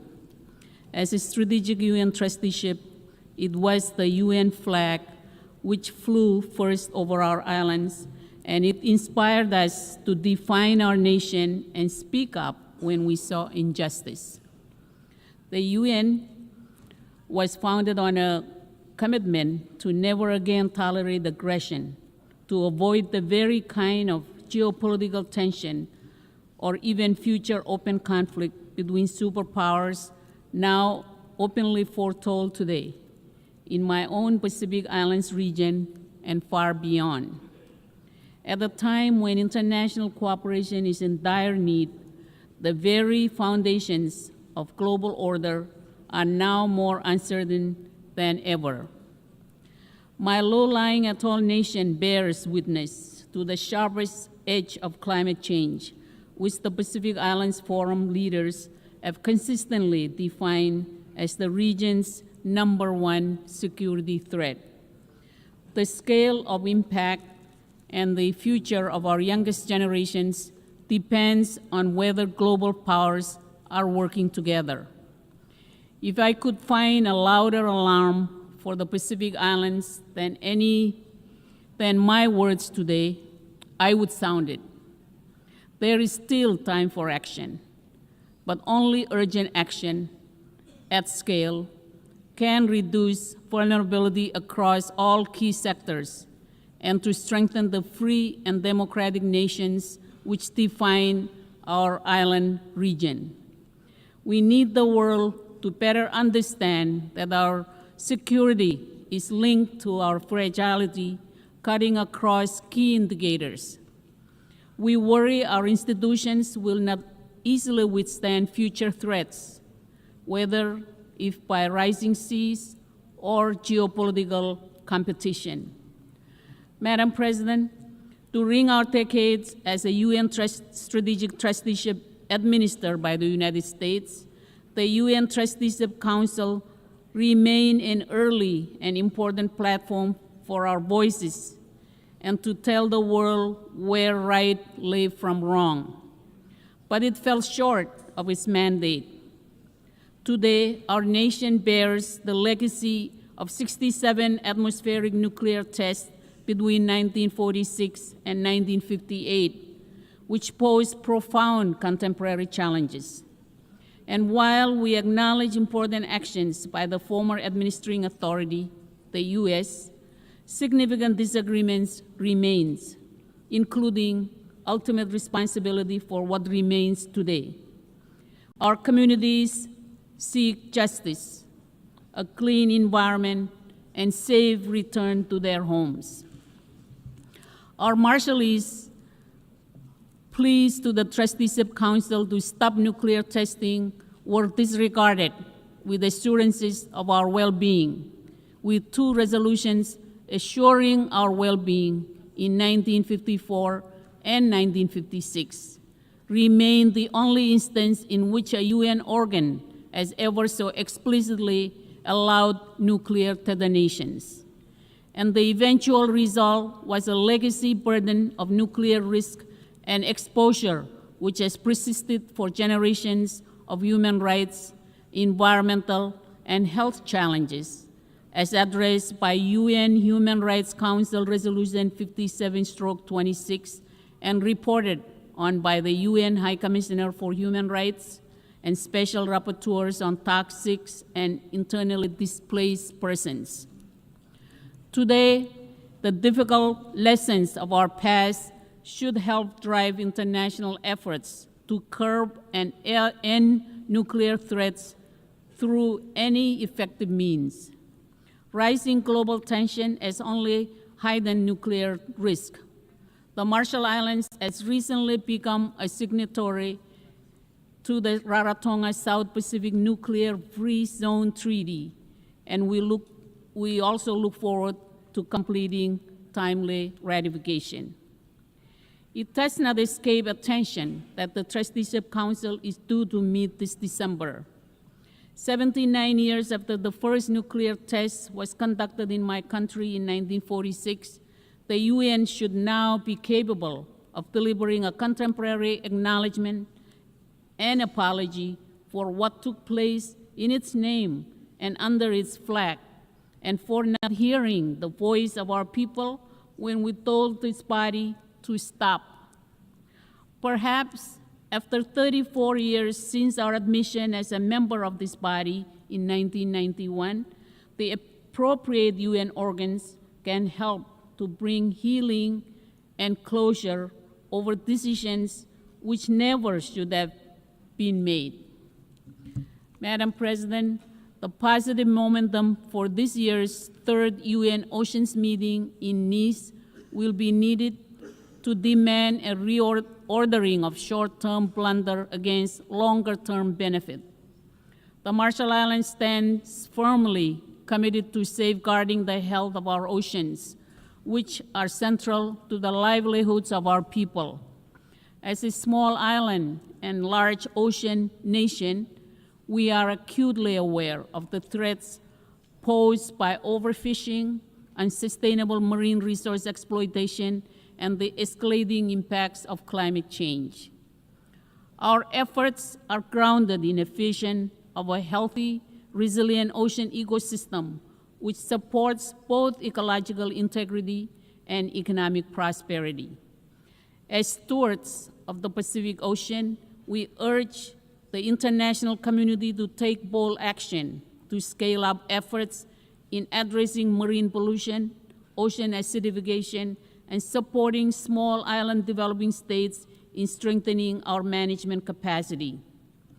The Marshall Islands joins 37 other nations who have already expressed their support for a moratorium on seabed mining in the high seas until there is a code with adequate safeguards and until we have a close understanding of impacts and biodiversity at stake.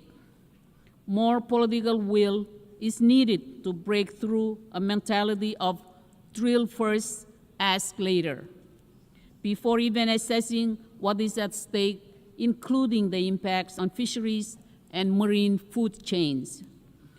We have enacted our own national ban on deep seabed mining permits, and as we move to document and manage seamount biodiversity within our EEZ, to our immediate north, high seas mining exploration threatens to expand into exploitation. As important an opportunity as seabed mining may become, it cannot be at the irreversible expense of our Pacific waters and vast fisheries.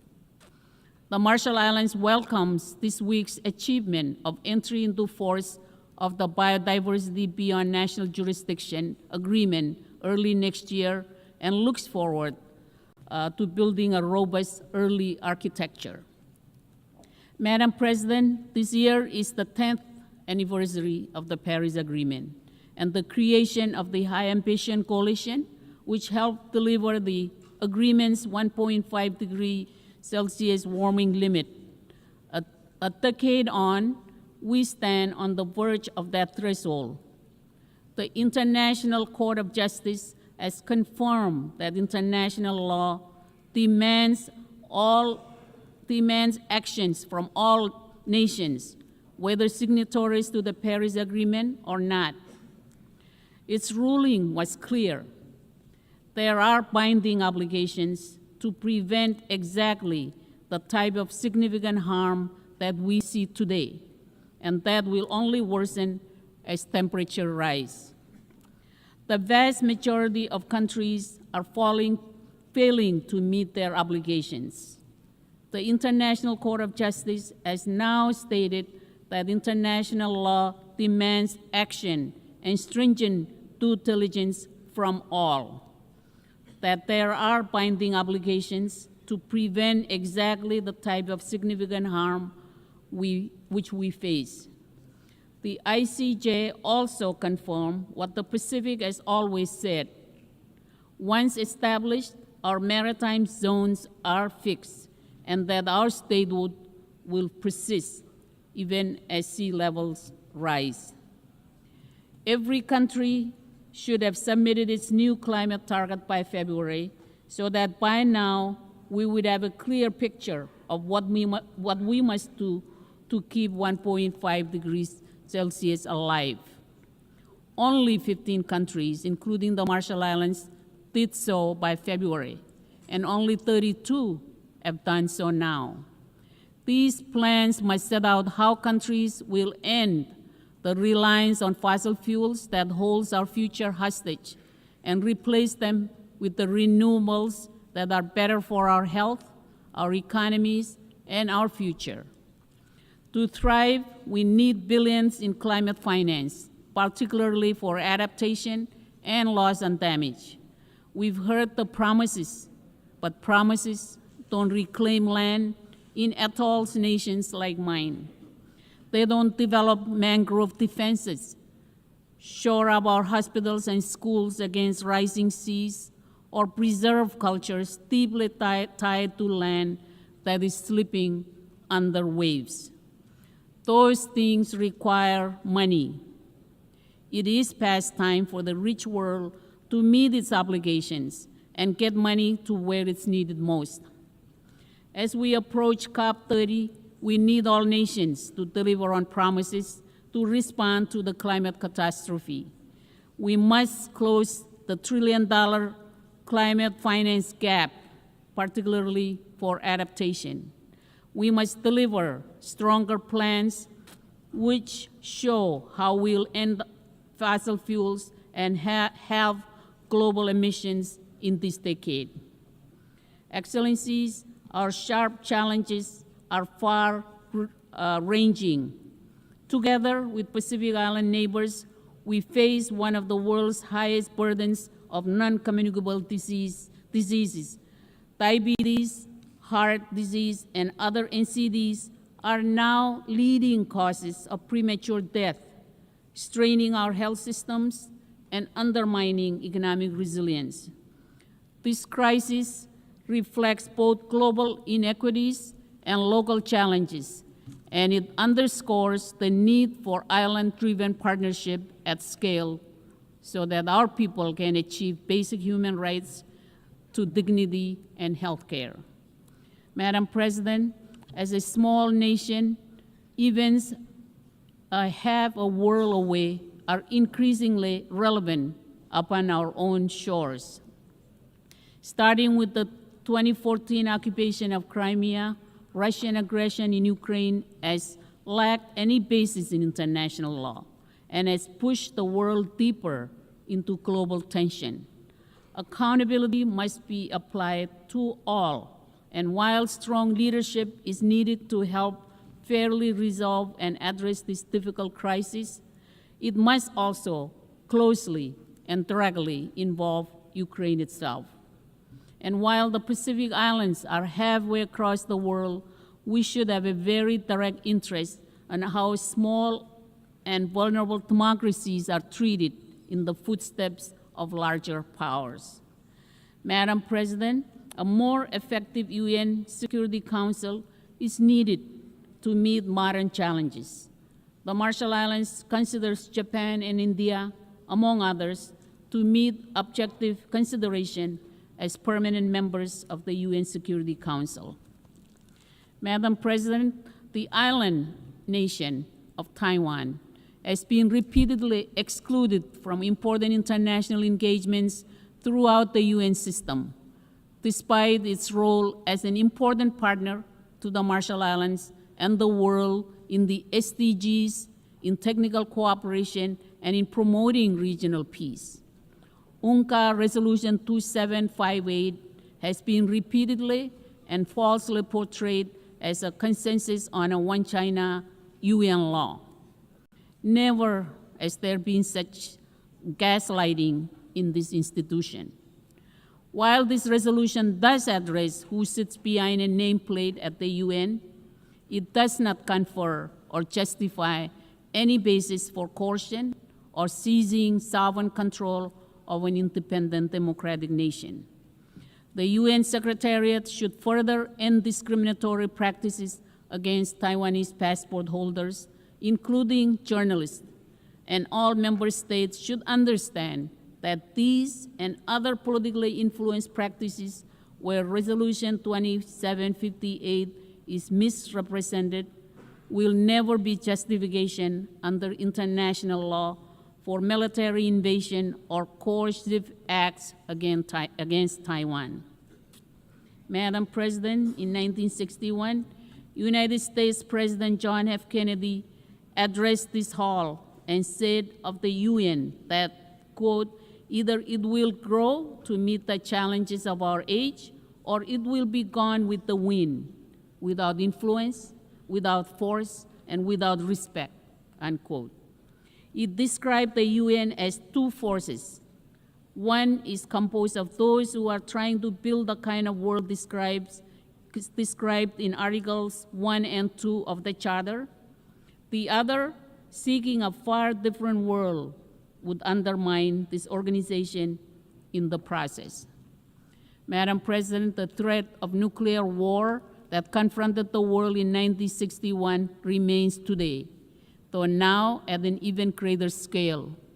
When President Kennedy spoke in 1961, climate change wasn't as widely understood. Today, we are confronted with a range of deep risks, any one of which does not bode well for the future of this world, let alone taken together. The hope for our youngest and future generations is in the profound vision of nations committed to peace and multilateralism. I thank you all. Con moltada. Au nom de l'Assemblée générale, je tiens. On behalf of the General Assembly, I wish to thank the President of the Republic of the Marshall Islands. The Assembly will now hear an address by His Excellency Mr. Faustin Archange Touadéra, Head of State of the Central African Republic. I request protocol to escort His Excellency and invite him to address the Assembly.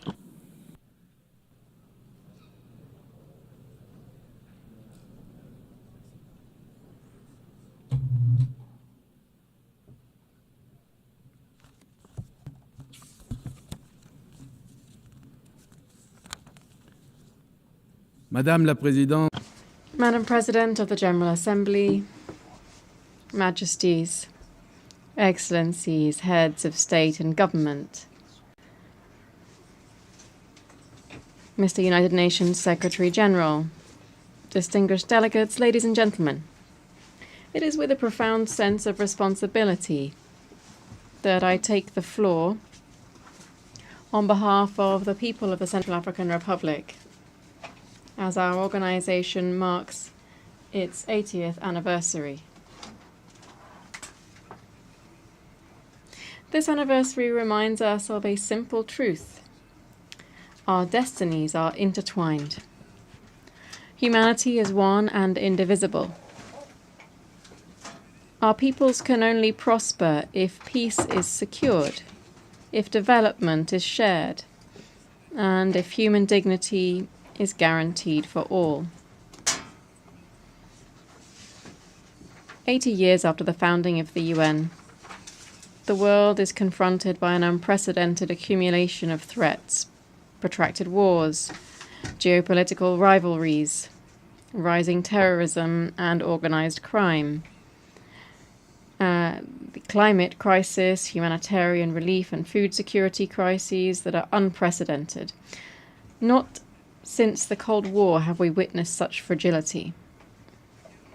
In Europe, the war in Ukraine continues to cause immense human suffering and to undermine global stability. In the Middle East, the persistent violence between Israel and Palestine plunges entire generations into grief and undermines the prospects for peaceful coexistence. In Africa, the crises in Sudan, in the east of the Democratic Republic of the Congo, in the Sahel, and in the Horn of Africa recall the fragility of the equilibrium that we have struck and the urgency for enhanced support for prevention and the peaceful settlement of disputes. Faced with these tragic situations, the Central African Republic proposes the strengthening of the United Nations mechanisms for preventive diplomacy through the creation of a global conflict prevention fund financed by the major powers and administered transparently. Such a fund should make it possible, at the earliest warning signs of a crisis, to finance good offices missions, international mediation, and the deployment of rapid intervention, credible peacekeeping forces. Likewise, we must systematize the creation of regional coalitions of mediators able to act alongside the United Nations to prevent local disputes from degenerating into open warfare. Madam President, if we wish to grasp the gravity of the moment, let us look particularly at Africa. In 2025, more than 40% of the world's armed conflicts are taking place on the African continent. The Sahel alone accounts for thousands of victims every year and millions of displaced people. One single figure is enough to summarize the urgency here. In certain African regions, 1 child in 2 lives in a conflict-affected area. How can we speak of the future when half of a generation is threatened by war? From the Central African Republic, we know that our own stability affects that of the whole of Central Africa. We also know that peace is never permanent, but always to be forged with patience and solidarity. To mitigate the harmful effects of climate change, we call for an integrated African mechanism for food and climate security, supported by the United Nations, to break the link between resource scarcity and conflict. We call for structural, sustainable financing of peace operations in Africa, based on mandatory contributions rather than voluntary ones. We affirm that peace must be inclusive. It must guarantee the participation of women and young people. Without security, there can be neither prosperity nor the effective enjoyment of human rights. Faced with the conflicts and humanitarian crises that have sorely tested our world, we must collectively recall the normative force of the United Nations Charter, this founding text which, in 1945, embodied the hope of a world free of the scourge of war. Yet today, 80 years later, the question arises: is the UN still capable of fulfilling that mission? The proliferation of conflicts, the fragmentation of the world into antagonistic blocs, the overuse of the veto and the paralysis of the Security Council give the impression of an organization that is running out of steam. Yet it isn't the UN that is weary, it is the member states, which, through a lack of political will, obstruct its action. Yes, Madam President. The UN can still carry weight in the concert of nations, but on one condition. That is, that we, its members, choose consensus over division, unity over deadlock. I commend and encourage the sustained efforts of the international community to promote peaceful outcomes to the various conflicts. For each day that passes prolongs the agony of the innocent and weakens global peace. In Africa, particularly in Sudan, unresolved conflicts are tearing apart a sister people and risk transforming our continent into a mosaic of fragmented states, unable to ensure stability or meet the needs of their citizens. This prospect is unacceptable. Africa calls for urgent mobilization, not to further militarize our land, but to invest in peace, mediation, and inclusive dialogue. It's for this reason that my country supports the Quad Declaration initiated by Egypt, Saudi Arabia, the United Arab Emirates, and the United States of America concerning the restoration of peace and security in Sudan. In my own country, the Central African Republic, we've chosen the path of dialogue. The policy of reconciliation has led to restored trust and the self-disbandment of almost all the armed groups. This choice was not an easy one. It would have been simpler to give in to the logic of weapons, but we preferred the boldness of forgiveness, patience, dialogue, and the force of consensus. Our experience shows that it is possible to substitute a dynamic of sustainable peace to a cycle of hatred. The Central African Republic, which was once considered as a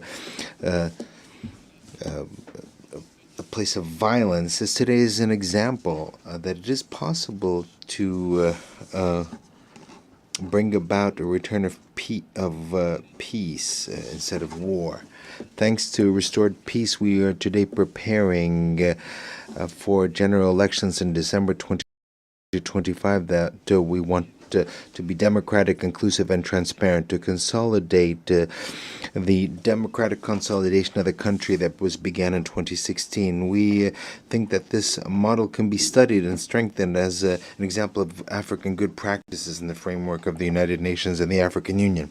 This example of good practice requires courageous political action, reforming the UN, reforming the world financial architecture, establishing a global prevention fund, strengthening the role of regional organizations, mobilizing major powers, not to divide, but to unite. The Central African Republic, based on this valuable experience, is ready to share its experience in building a world order based on justice, human dignity, and respect for international law. But peace cannot suffice without development. The 2030 Agenda for Sustainable Development remains our roadmap.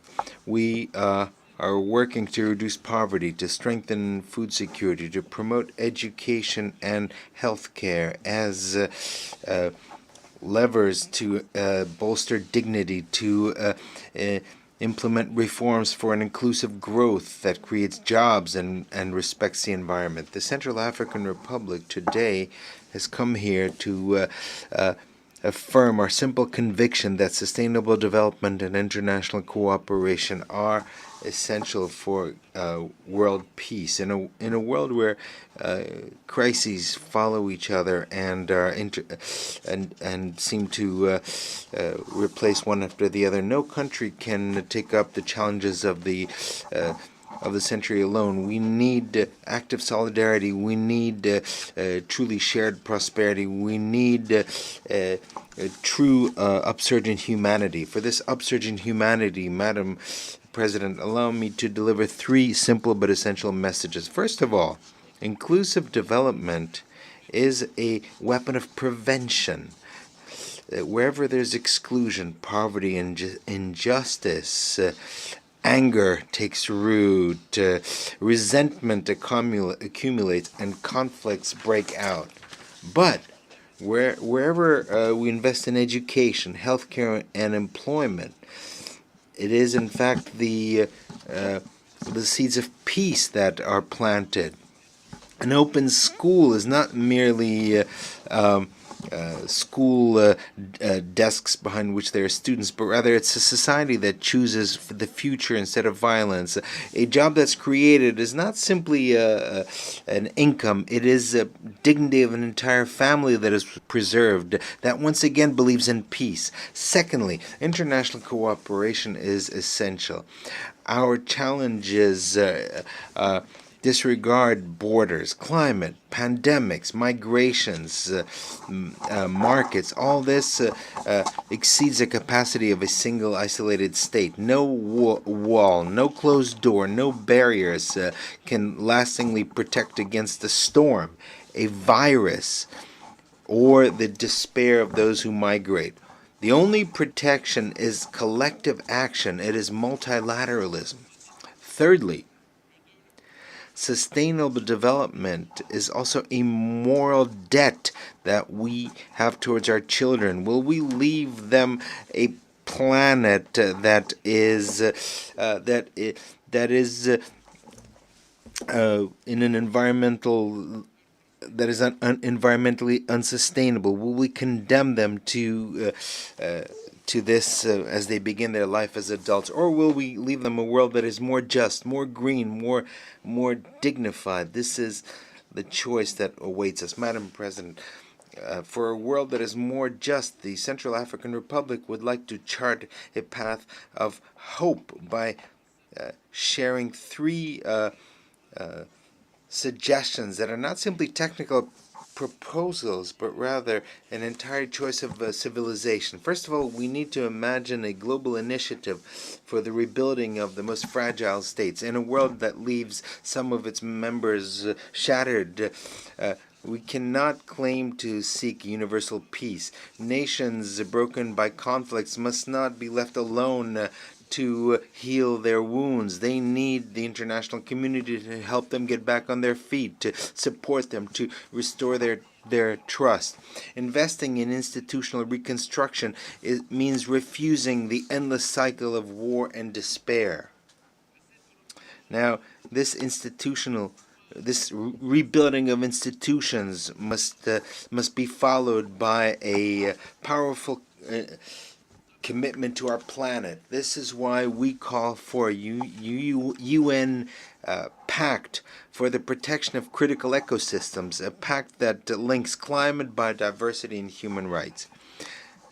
Destroying a forest not only means cutting down trees, it means erasing cultures, it means threatening lives and paving the way for future crises. Protecting nature is protecting peace.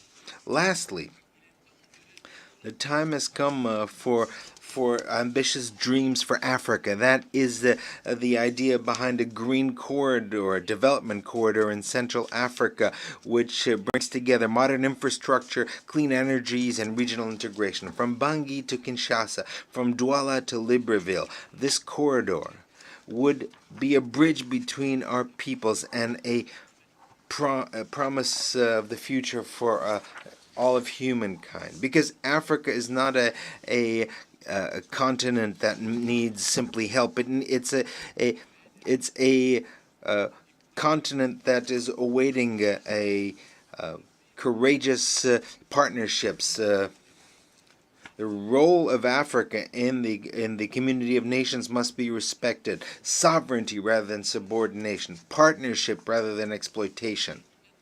It is unacceptable that poverty is worsening in Africa while wealth is accumulating in the northern countries. It's time for the injustices caused Africa to be repaired. That is why the Central African Republic supports the Pan-African Initiative on Reparations, as well as the efforts of the continent aimed at establishing a respectful and equitable dialogue with partners. Along these lines, my country supports the initiative for global governance launched on the 1st of September of this year by China, and that is the continuation of global initiatives for development, security, and civilization, stressing the need for the development of a more just and more equitable system of international governance. Madam President, we all agree on the principle of sustainable development. However, two obstacles stand in that way: financing and the distribution of responsibilities between the North and the South. On these 2 points, it's time for us to speak the truth. Each one should bear the burden based on their historic responsibilities, because solidarity is not a moral option, it is a political obligation. That political obligation implies that sustainable development is the very condition of our common future. The Central African Republic, in spite of its modest means, but strong with its unshakable political determination, is ready to take its place in this collective combat. We know that we're vulnerable. However, we also know that our vulnerability gives us a single voice, a voice that reminds the world that peace, justice, and solidarity are not mere far-off promises, but rather urgent choices to be made here and today. On this 80th anniversary, the Central African Republic reaffirms its unshakable attachment to the values embodied by the United Nations. However, we would like to underscore that these values cannot be ensured without a profound reform of the multilateral system, and in particular of the United Nations Security Council. Its current composition has become obsolete and even illegitimate.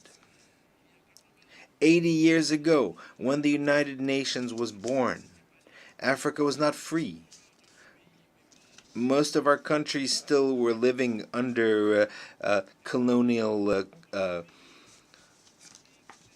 control. Our voice did not count at the time. Today, Africa is 1,400,000,000 inhabitants. In 30 years, there'll be 2,500,000,000. 1 human being in 4 will be African. Africa will be the youngest continent, and the one that will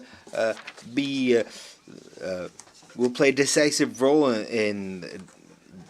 throughout the century. And yet, not a single permanent seat in the Security Council belongs to Africa. Not a single one. How can we speak of international justice and security when the continent of tomorrow is treated as though it was the continent of the past? The Central African Republic brings to you the voice of Africa to say, enough. Africa must have 2 permanent seats with the right to veto, not as a favor to it, but as a measure of justice, not as a privilege, but as a need. We propose also the establishment of a global charter for digital governance and ethical artificial intelligence so that human rights are protected in the digital sphere.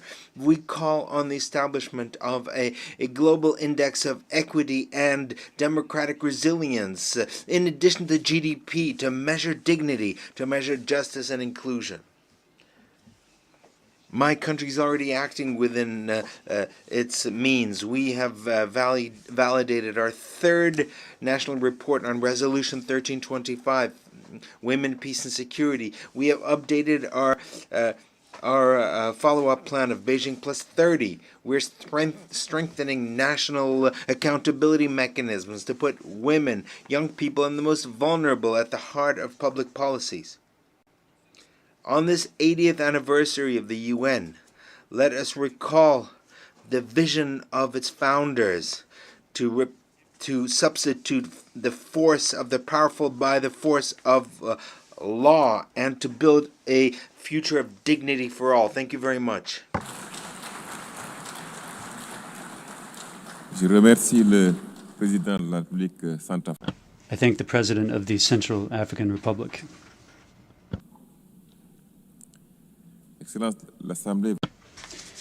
Excellency, the Assembly will now hear an address by His Excellency Bajram Begay, President of the Republic of Albania. I request protocol to escort His Excellency and invite him to address the Assembly.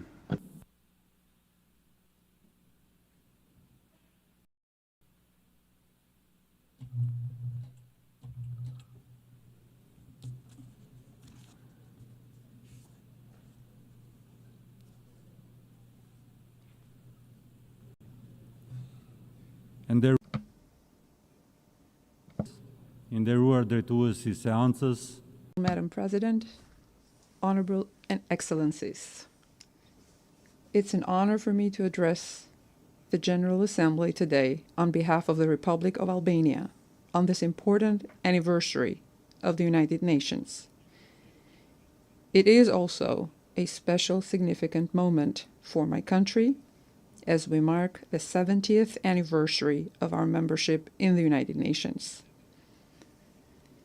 I would like to thank the President of the General Assembly, Her Excellency, Ms. Annalena Baerbock, for choosing this meaningful theme, Better Together, and extend to her best wishes for her success in her esteemed role presiding over the 80th session of the United Nations General Assembly. I also would like to express my gratitude to the Secretary General, Mr. Antonio Guterres, for his leadership, for his service to the United Nations, and for his unwavering commitment to upholding the UN Charter and its core values. Ladies and gentlemen, the 80th anniversary of the United Nations is a powerful reminder of the vision that inspired the creation of a world in which nations choose dialogue and cooperation. It is also an opportunity to renew our commitment to the values embodied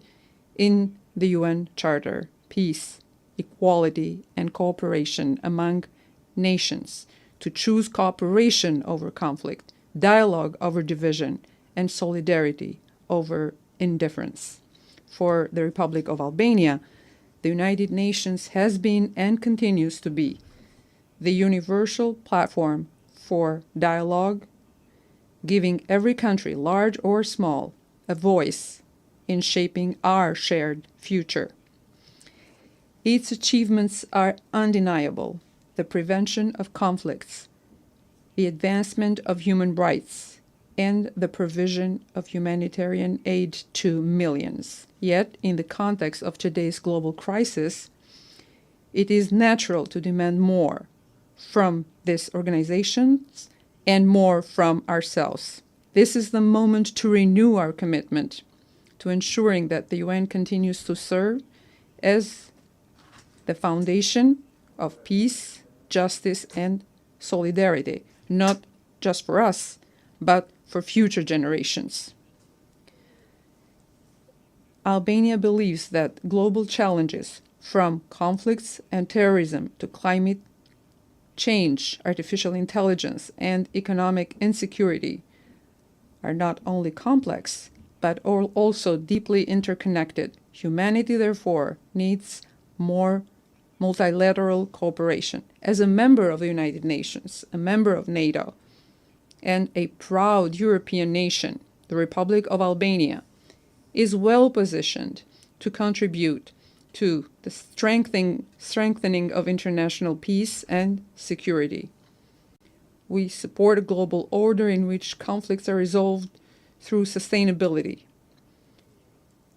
Societies are strengthened by solidarity, and peace is built and maintained on the foundations of trust, cooperation, and progress. Albania remains firmly committed to the UN Charter and will continue to contribute to peacekeeping missions, humanitarian efforts, and the building of a world in which disagreements are resolved through dialogue and diplomacy. Madam President, for nearly 4 years, our organization's credibility has been tested by Russia's aggression against Ukraine. Albania has stood in full support of Ukraine's sovereignty, independence, and territorial integrity, and has consistently condemned Russia's violations of the United Nations Charter and international law. We condemn Russia's continued attacks across all of Ukraine. At the same time, we recognize and value diplomatic efforts under the leadership of President Trump aimed at achieving a just and lasting peace in full respect of Ukraine's sovereignty, independence, and territorial integrity. Albania is equally committed to peace, security, and stability in the Middle East. The war in Gaza must end. All hostages must be released immediately, and the dire humanitarian situation must be addressed urgently. We express our support for the efforts of the United States, Egypt, and Qatar in implementing the ceasefire agreement in all its phases, with the aim of reaching a permanent end to hostilities, remain committed to a sustainable peace between Israel and Palestine, one that provides a better future in security and prosperity for Palestinians, Israelis, and all the peoples of the region. Ladies and gentlemen, Albania actively promotes dialogue and good neighborly relations and regional integration as the only path towards sustainable stability and prosperity. Our vision is peaceful integration, sustainable development, and preservation of democratic values. We believe that the future of our region lies in cooperation, not conflict, in shared progress, not rivalry. In this spirit, Albania stands ready to cooperate with all its neighbors to ensure that the Western Balkans becomes a zone of peace, development, and opportunity, contributing positively to Europe and to the wider international community. The newest state in our region, the Republic of Kosovo, is increasingly contributing to peace, dialogue, and coexistence in the Western Balkans. 17 years after declaring its independence, Kosovo has demonstrated through its actions that it is a responsible member of the international community, committed to peace, stability, and democratic values, with strong institutions and a vibrant population. Its contribution to regional and broader cooperation is undeniable. And yet, Kosovo's seat in this assembly remains unjustly empty. Recognition of Kosovo's independence and support for its membership in the United Nations and other international organizations is an act of justice, a step towards consolidating the peace in the Western Balkans. Albania calls for the rights of Albanians in the Preševa Valley to be respected, that they not be discriminated against, but rather integrated, that the Albanian language be used, and that their culture, values, identity, and traditions be protected and promoted. Madam President, my country's journey from isolation to Euro-Atlantic integration, from dictatorship to freedom and human rights, proves that dialogue, partnership, and shared values can transform societies. Today, Albania is closer than ever to realizing its long-held dream of joining the European Union. Following the opening of accession negotiations, we are advancing our reforms at full speed, aiming to complete the negotiations by 2027 and become a full member of the EU by 2030. Our path toward the EU is not merely a political ambition. It is deeply rooted in the values we uphold: democracy, human rights, and the rule of law. Albania has understood that the prosperity and well-being of its citizens are closely linked to tangible progress in achieving the sustainable development goals. We are investing in clean energy, strengthening climate resilience, advancing digital transformation, and working to ensure that no one is left behind. Our efforts are focused on education, healthcare, gender equality, and youth empowerment because inclusion is the only path to sustainable development. Last year, we endorsed the Pact for the Future as a guiding framework to revive multilateral cooperation. Now, we must turn words into action, turning commitments into concrete progress on peace and security, sustainable development, climate, digital cooperation, and protection of human rights. The Republic of Albania stands ready to work with all member states to ensure that the Pact for the Future becomes a guiding light for a fair, more sustainable, and more united world. We will lead by example, by integrating the Pact into our next voluntary national review. Excellencies, distinguished participants, climate change is the defining challenge of our century, and Albania is committed to the transition to clean energy and environmental protection. Recurring floods, fires, and droughts remind us that we must strengthen global commitments, mobilize funding, and ensure that no one is left behind. In recent years, we have witnessed the rapid spread of digital technologies. Technological progress is valuable only when it advances in a parallel with human progress. We must remain faithful to our values, placing technology at the service of humanity. No matter how advanced, the problems of this world cannot be solved by artificial intelligence alone, but by human intelligence and compassion. The digital age must be guided by international cooperation, ethical standards, and respect for human rights. For Albania, digital transformation is a national priority. We have undertaken ambitious reforms to digitize public services, increase transparency, and fight corruption. Albania is proud to co-lead with Kenya the review process of the World Summit on the Information Society and will work with all member states to ensure a successful outcome. Madam President, human rights and the dignity of every individual must remain at the heart of our mission. Albania has demonstrated through its democratic transformation that societies thrive when individual freedoms are protected, when women and youth are empowered, and when diversity is embraced as a strength. We are honored to bring our experience to the Human Rights Council, where we have worked tirelessly to promote the universality of human rights and the indivisibility of all freedoms.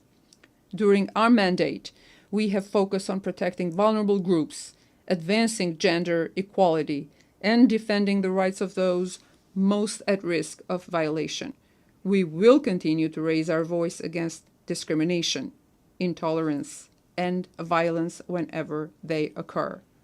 Albania is proud of the progress it has made in advancing gender equality, not only as a moral obligation, but as a driver of societal development.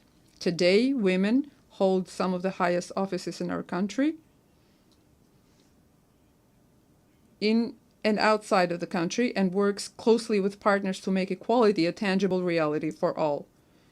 No country can envision a better future without placing youth at the heart of national strategies. Through reforms in education, digital transformation, and employment, Albania is working to expand opportunities for young people to learn, innovate, and participate fully in society. We believe that investing in youth is the most effective investment for peace, prosperity, and sustainable development. So it's under our obligation as a generation that inherited 80 years of peace and progress to ensure that we give our children the condition to live in a world of safety, dignity, cooperation, and advancement. Together, let us choose to make this session the moment we embrace unity, responsibility. The moment we chose responsibility and chose courage. Thank you. Au nom de l'Assemblée générale, je tiens à... On behalf of the Assembly, I wish to thank the President of the Republic of Albania. L'Assemblée va maintenant... The Assembly will now hear an address by His Excellency Denis Sassou Nguesso, President of the Republic of the Congo. I request protocol to escort His Excellency and invite him to address the Assembly.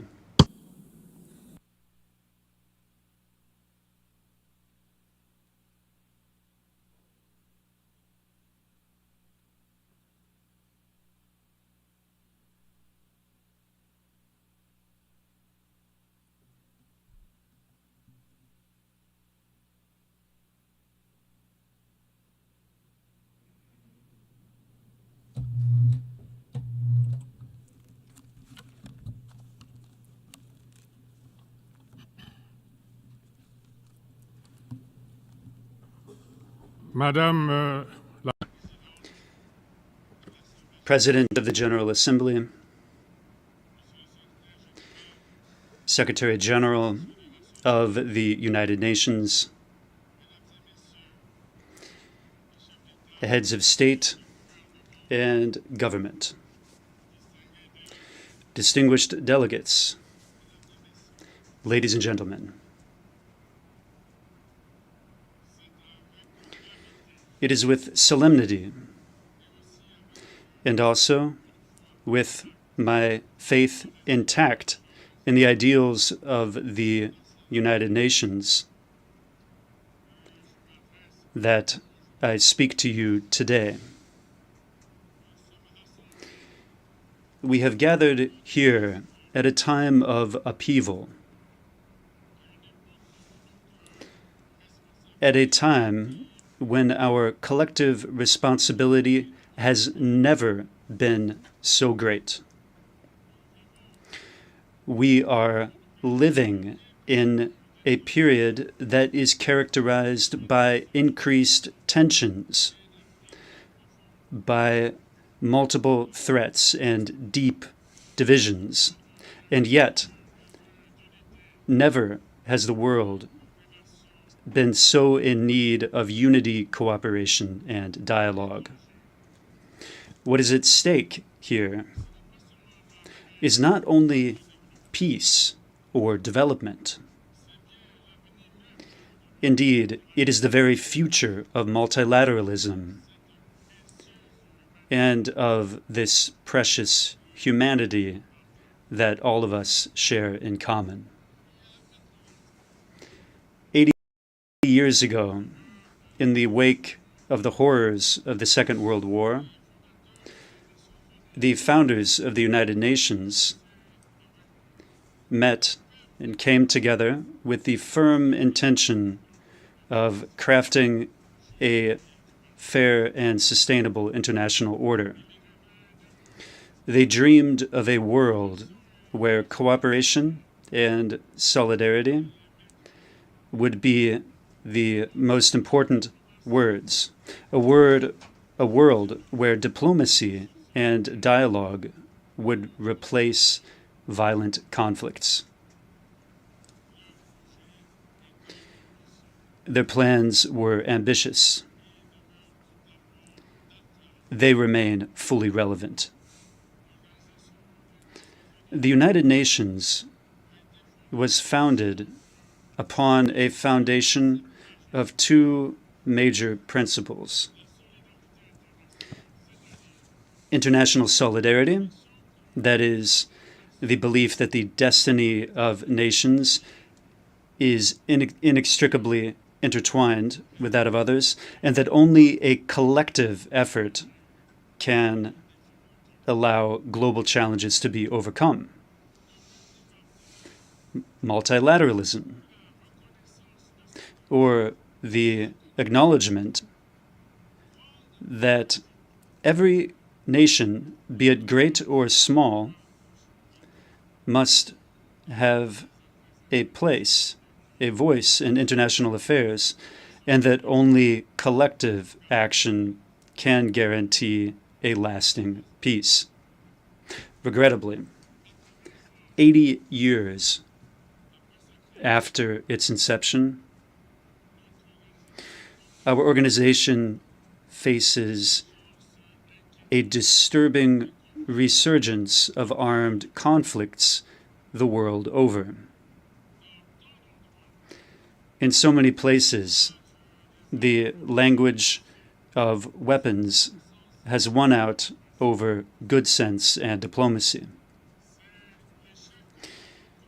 This is the failure of our collective promise, that of forging a world free from the scourge of war.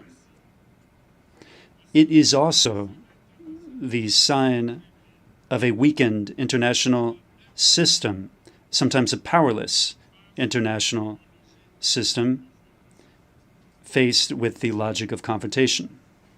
Today,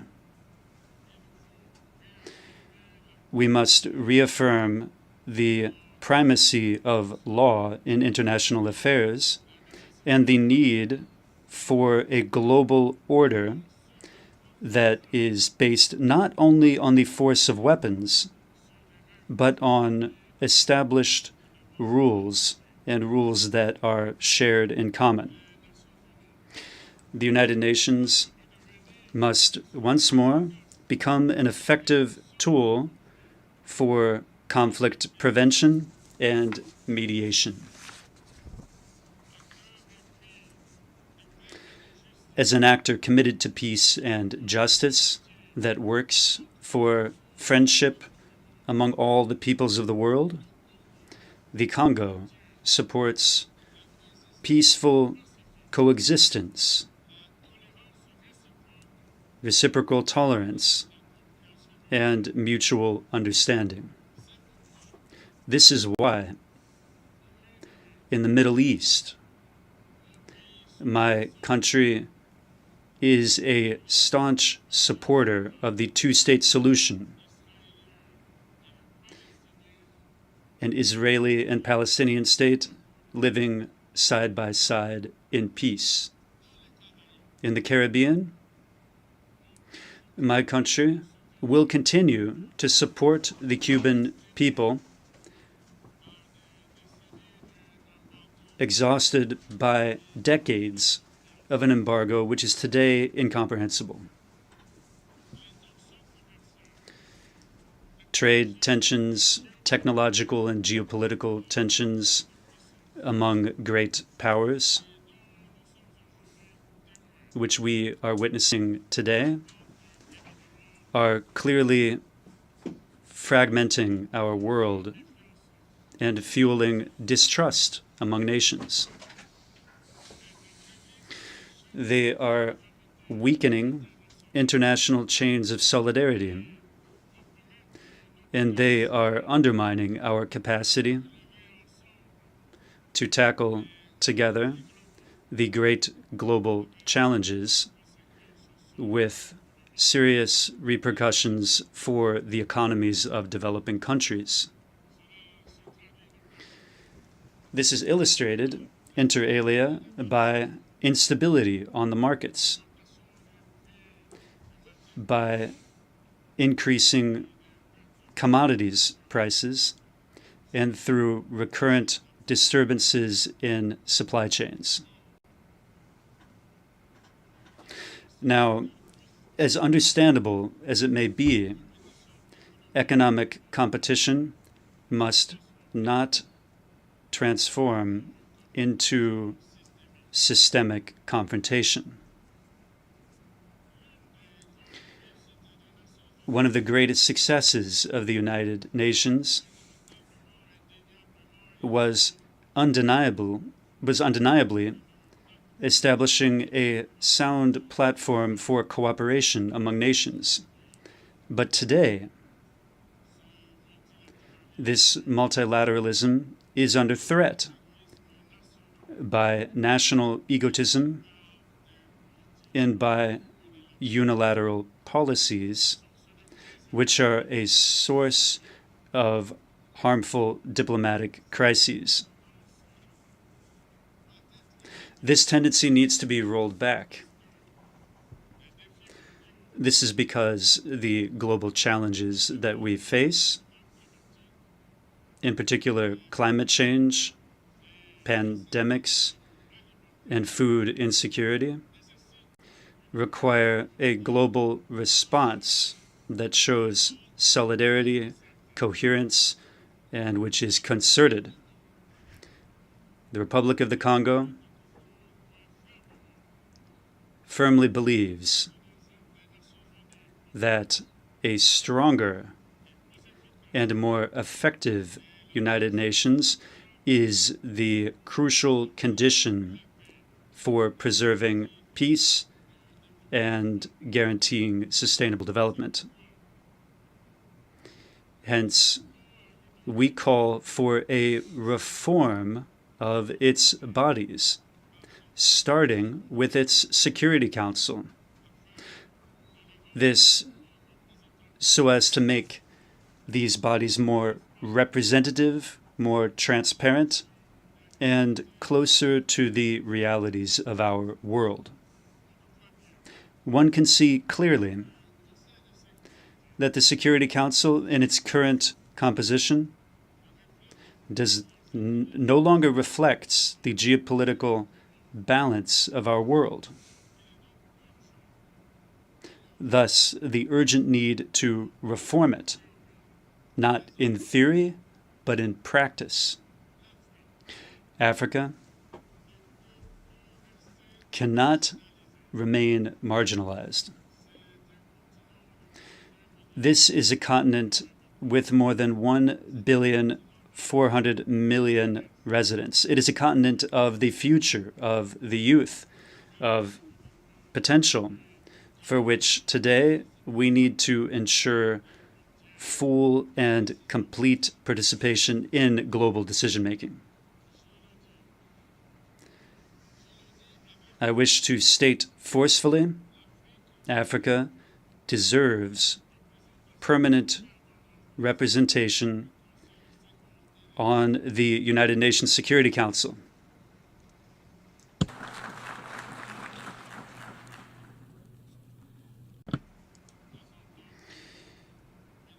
Not as the beneficiary of a favor, but as a legitimate partner. This is the solemn call that the Republic of the Congo wishes to sound from this high rostrum.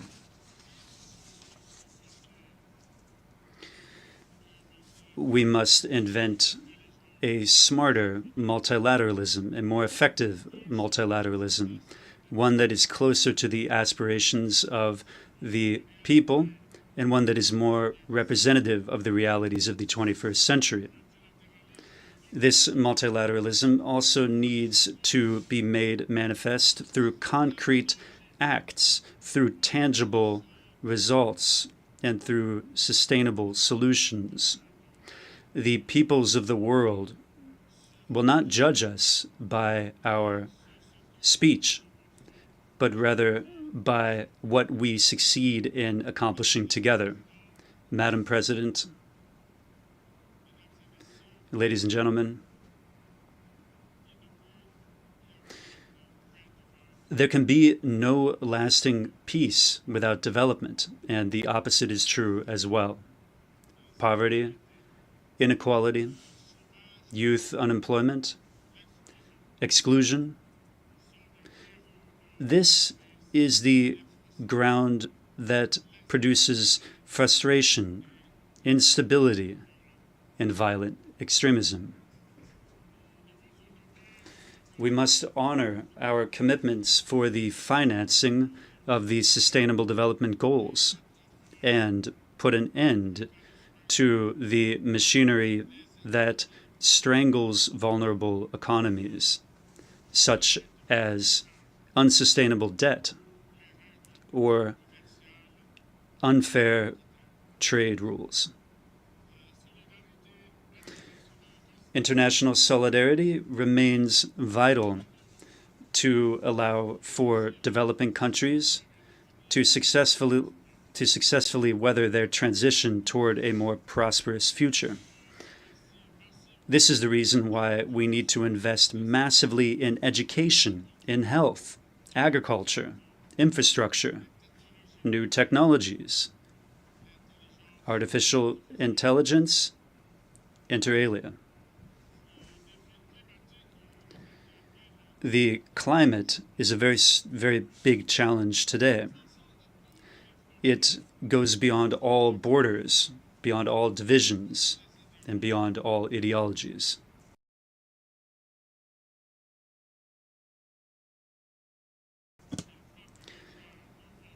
It is already striking our cities, our countrysides, and our ecosystems. It is exacerbating conflicts, destroying cultures that have been around for millennia. And it is compelling entire families to tread the path of exile. Faced with this, we don't have the right to act in scattershot fashion. We need to close ranks with solidarity and with resolve. This means respecting the commitments of the Paris Agreement.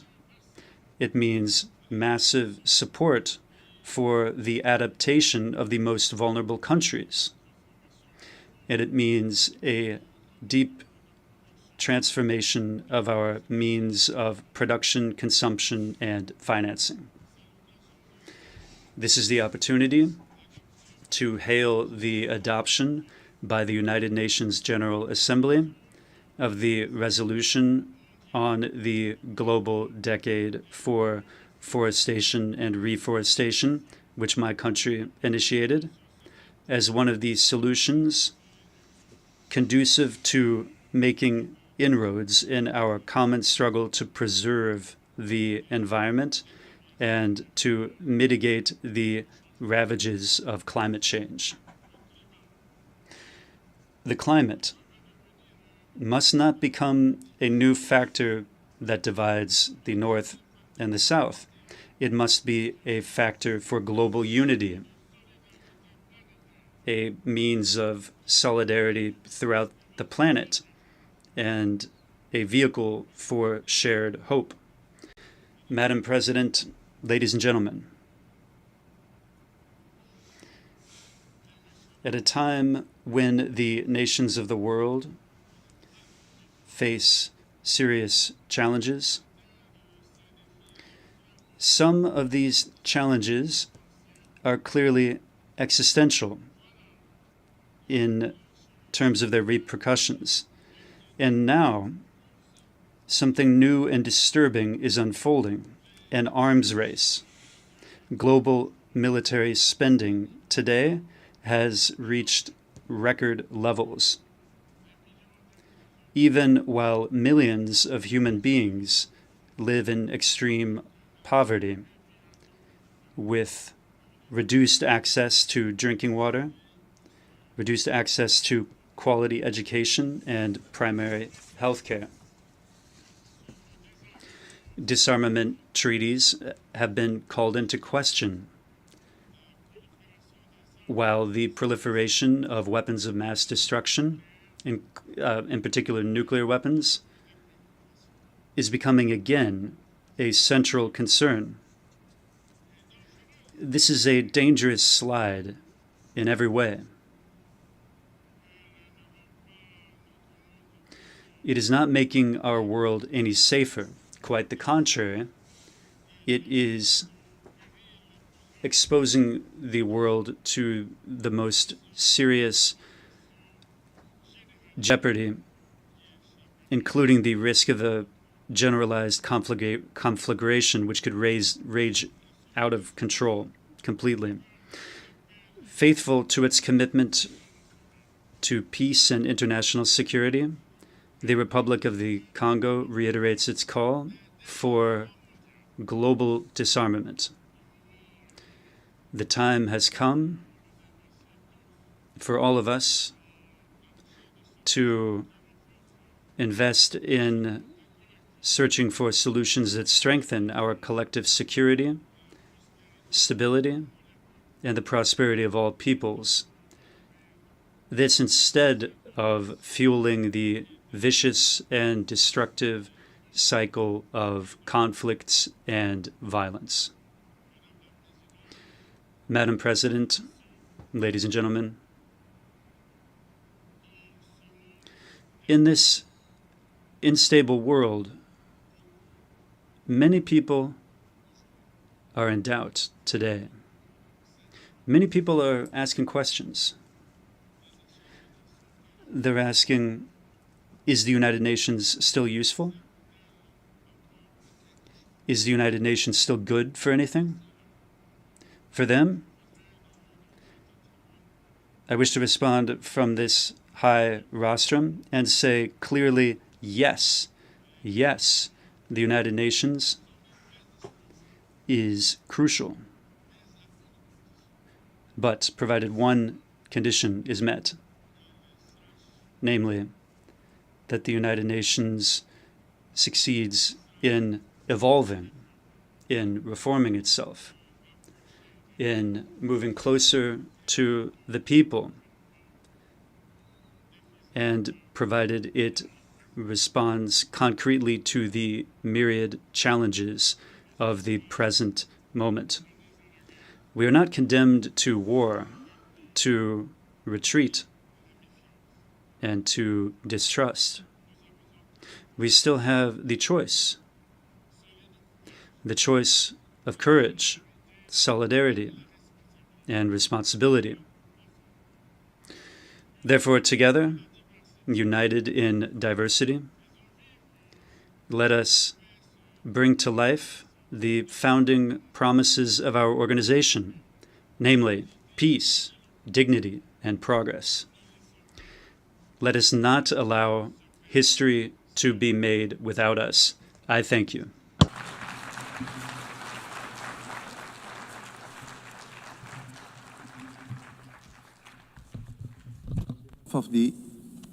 Of the Assembly, I wish to thank the President of the Republic of the Congo,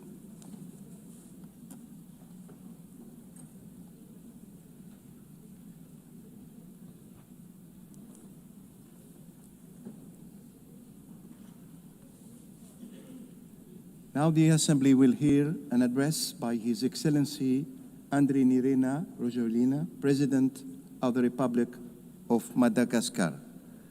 I request kindly the protocol to escort His Excellency and invite him to address the Assembly.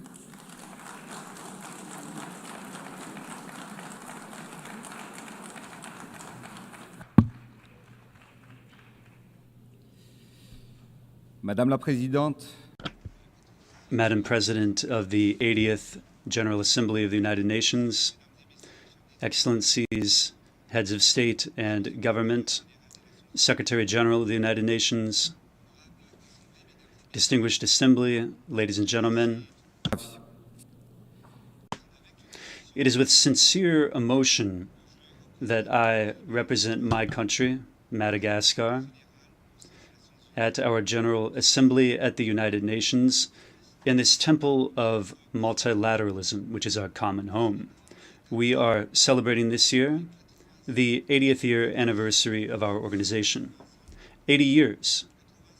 80 years of keeping the flame burning, the flame of unity, of establishing peace to craft a fair world with solidarity. 80 years of the United Nations is a stage rather than an ending point. And here in this symbolic place at the General Assembly of the United Nations, it is here that we are discussing, proposing, and deciding on the main guiding lines for a peaceful and prosperous world. And it is here that we are looking for and finding solutions to conflicts, and we're finding an answer to crises. It is here in this very place that we are sketching out the path of our common future. Allow me to extend my warm congratulations to Ms. Annalena Baerbock for her election as President of this 80th General Assembly. Madam President, I wish to wish you every success as you implement your mandate. Rest assured that you will have the full support of Madagascar as you carry out your mission. I also wish to hail the Secretary General of the United Nations, whose commitment and leadership remind us of our mission, which is to put human beings at the heart of all of our actions. Ladies and gentlemen, the UN has always conveyed an ideal, that of forging a world together, a world of peace, justice, and hope. The topic chosen this year, Better Together, 80 years and more for peace, development, and human rights, reminds us that for several decades, the United Nations has been bringing people and nations together to promote peace, foster development, and protect human rights. Today, more than ever, we must reaffirm our collective commitment to build a future of solidarity to overcome challenges, because by pooling our efforts, we can transform the hopes of humanity into reality for everyone. This theme gets to the heart of our priorities, and this is why, since the proclamation of our independence 65 years ago, Madagascar joined the United Nations. This shows my country's belief in the ideals of peace, solidarity, and cooperation among people, the ideals championed in the Charter. Today, to further strengthen this conviction and in order to ensure the continuity of the work of the United Nations in Madagascar, we are going to provide several thousand square meters of office space so as to host a hub for a larger presence of the United Nations on the territory of Madagascar. The challenges have evolved, but we have continued to appreciate the force of this heritage and the need to adapt to everyday realities. It should suffice to mention economic divides, inequality, and above all, the impacts of climate change. All of these threats imperil peace in our societies, and they require strong common measures. One of the challenges of our time is that of development, which is so much desired by our peoples. The mission of leaders is to set up the conditions needed for every citizen to contribute to national development. This requires a vision grounded in the understanding of the realities of the country by using its assets and overcoming its difficulties. Madagascar, like many African countries, has rich, abundant natural resources, and yet our development has been slowed for too long. And it is this delay that we are overcoming today with the projects and the programs that we are undertaking to transform our country. We need to seize our destiny, and we need to be the architects of historic change. We refuse to give in to fatalism, and we are committing to act with resolve and with conviction, with a spirit of inclusivity and this spirit of sharing. I am addressing you today. I'm speaking not only on behalf of Madagascar, but I'm also speaking on behalf of a continent and our organization. I am conveying to you the voice of SADC, the South African Development Community, which has 16 countries of Southern Africa in it, and I am serving as the president of this regional organization now. Our goal is to promote industrialization, the transformation of the agricultural system, and the energy transition so as to make our countries and our peoples more resilient. Clear-sighted and forward-looking, this goal shows our common ambition to strengthen our economies, to leverage our resources and ensure the well-being of our populations. It is a pact. It is a commitment. It is a roadmap of a region which wants to write its own destiny with its own hand and for its people. Today, in the world we are living in, wars are present in several forms. There are armed wars, which are visible and bloody, which destroy infrastructure, entire cities, and even claim the lives of innocent people. But there are also wars against pandemics, like against COVID-19, which we faced together. That was a global battle that cost more than 14 million people their lives. And at present, there is another form of war. There is an economic and trade war. This war is more silent, but it can be destructive because its impact can deprive millions of people of income, jobs, and future. What do all these wars have in common? Well, they kill people directly or indirectly. They make our societies more fragile, and they threaten peace and human dignity. This is why we need to remain watchful. Today, there's a subject that is at the very center of the news, which is of particular relevance for us, because among the 16 countries of SADC, that's the South African Development Community, 14 of those countries are beneficiaries of the AGOA program, the AGOA program. The AGOA program, I'll recall, is an American initiative that allows African countries preferential access to U.S. markets by fostering duty-free exports and by fostering commercial exchange. And just for the SADC region alone, this program means 358,000 direct jobs, which are currently in jeopardy. 60% of them are in the textile sector, and the rest of them are spread out among various sectors. The non-renewal of the AGOA will have serious social consequences. The employability of thousands of young people and the economic momentum of our nations will be under threat. Because today, thanks to AGOA, the countries of SADC export more than 11 billion US dollars annually to the United States. Behind this figure, there are more than 1.7 million people that are affected. Therefore, if AGOA disappears, then that will be over 700,000 direct and indirect jobs that will be lost in the Southern African region alone. And behind every one of these jobs, there's a woman who is feeding her children. There's a young person continuing their studies, and there is a family which is maintaining hope. So AGOA, that's not only a simple trade law. It is faces, lives, entire communities that are fighting every day for their dignity. Thus, as the acting president of SADC, I want to solemnly request the renewal of AGOA so as to avoid economic and social consequences that would be disastrous. I therefore wish to sound an appeal to our American partners.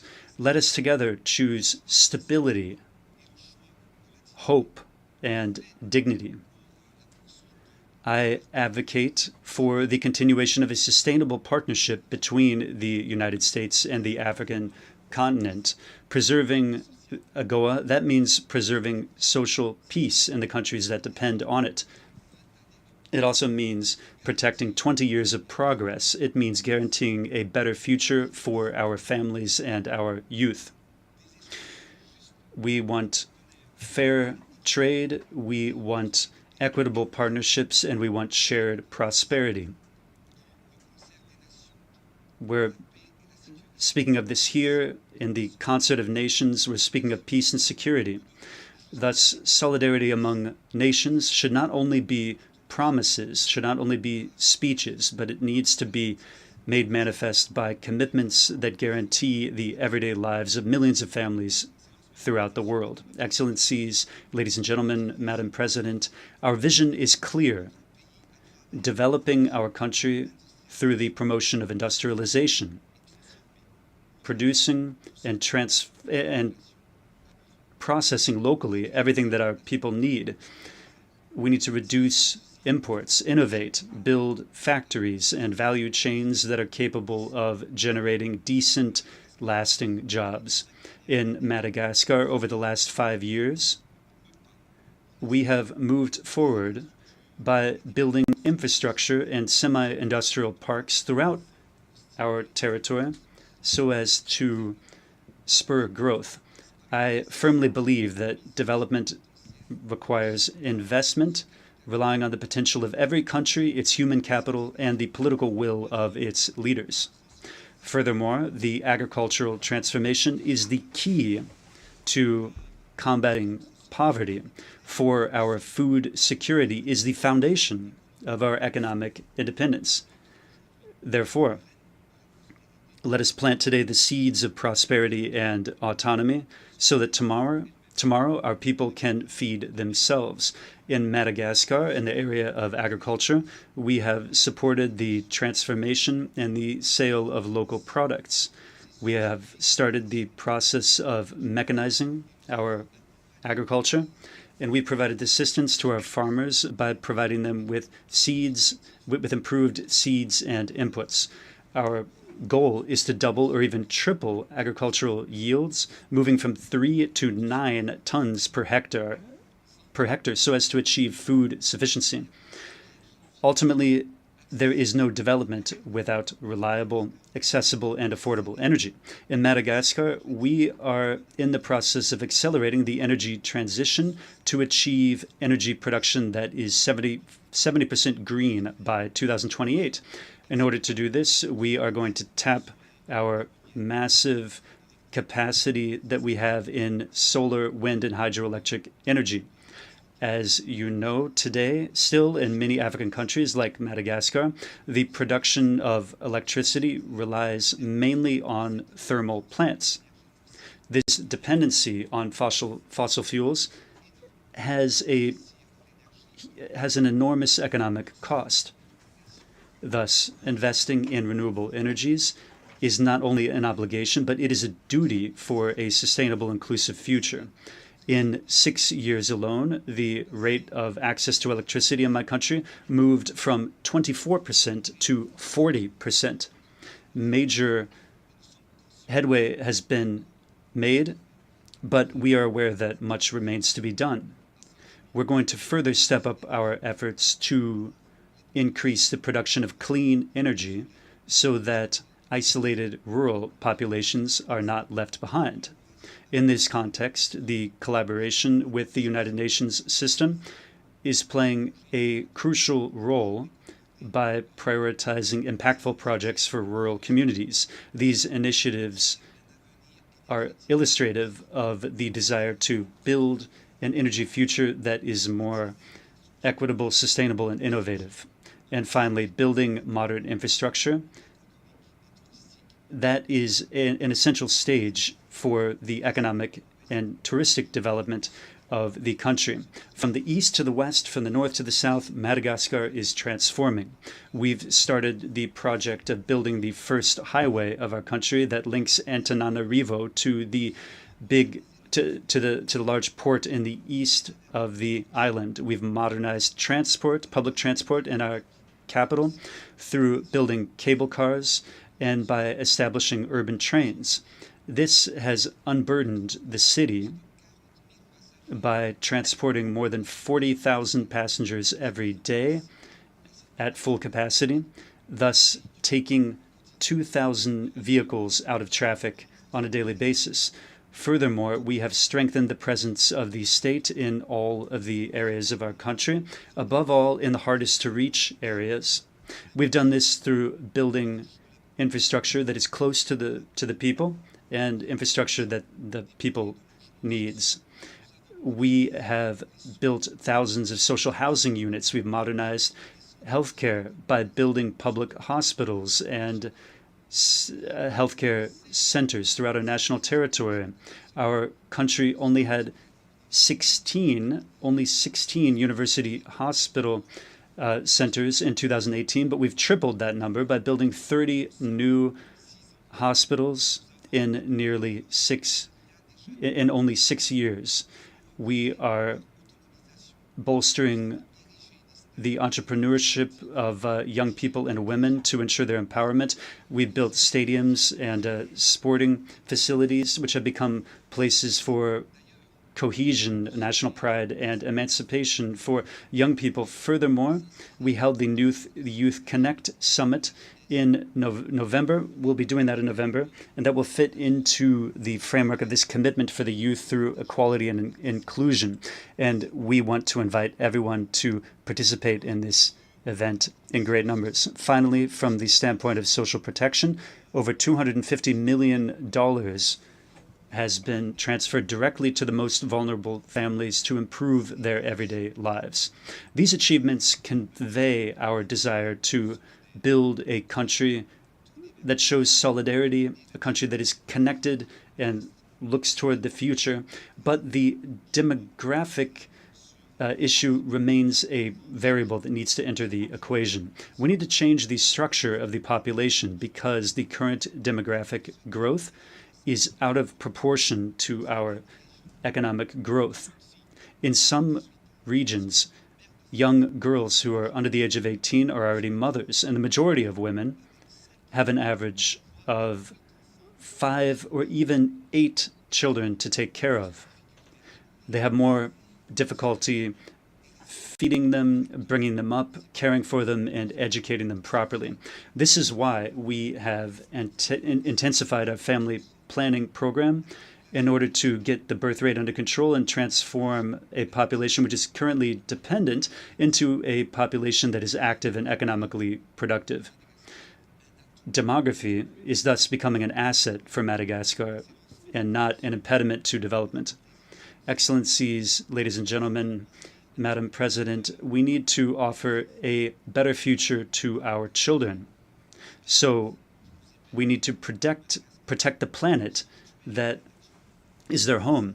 Madagascar is a sanctuary of nature with 5% of its global biodiversity and 80% of endemic species. We absolutely need to protect this biodiversity.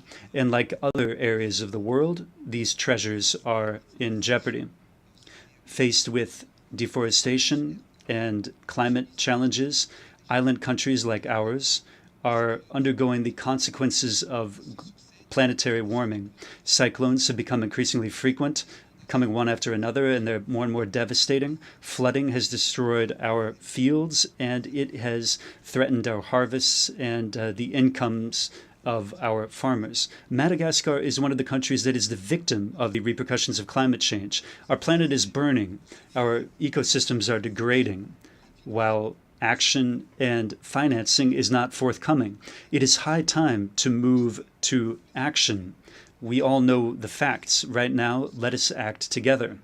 This is why we wish to sound a call once more for climate justice, so that polluting countries can live up to their responsibilities, and so that the promised financing for adaptation is actually provided, so these promises are kept. We reaffirm our commitment to the preservation of this common heritage with a program of massive reforestation by planting millions of trees every year. Thus, Madagascar joined the coalition of carbon neutral countries known as G0, and we are positioning ourselves as a model actor. We've also strengthened the protection of our protected areas. Our ambition is to restore our forests and develop the green and blue economy. Excellencies, dear leaders, Excellencies, ladies and gentlemen, Madam President, here and now from this august rostrum, I call for unity and action. This is not a time for reflecting. It is a time for concerted strategies. This is not the time for dependency, but rather for sovereign affirmation. This is not a time for sluggishness, but rather for acceleration, for boldness, and for effectiveness. Our mission, this is our reason for being. It is our destiny, a destiny that aims to improve the everyday lives of citizens and which affects every life, every child, every mother. Therefore, we need to ask a question. What world will we choose for our children and for the future of succeeding generations? For my people, for progress, I will never stop bringing to bear all the ways and means possible to accelerate the transformation of my country. We need to go farther.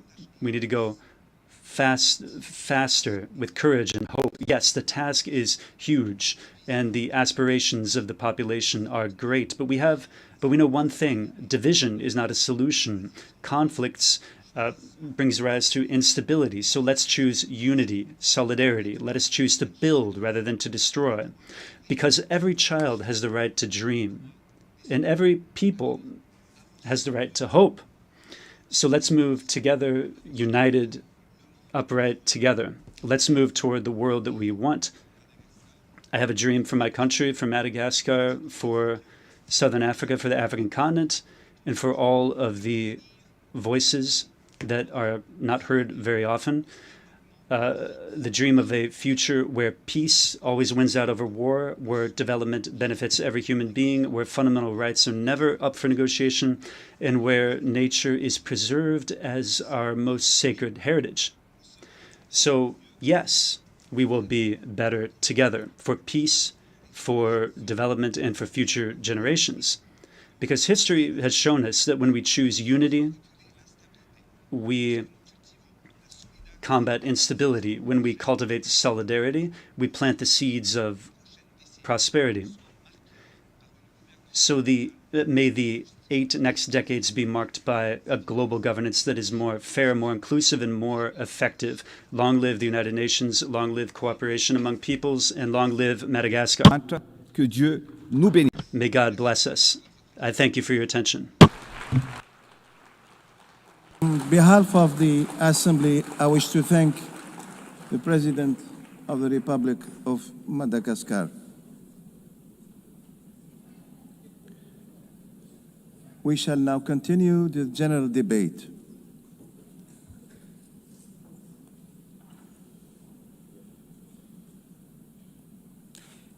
The Assembly will hear an address by His Excellency Kashim Shettima, Vice President of the Federal Republic of Nigeria. I request the protocol to escort His Excellency and invite him to address the Assembly.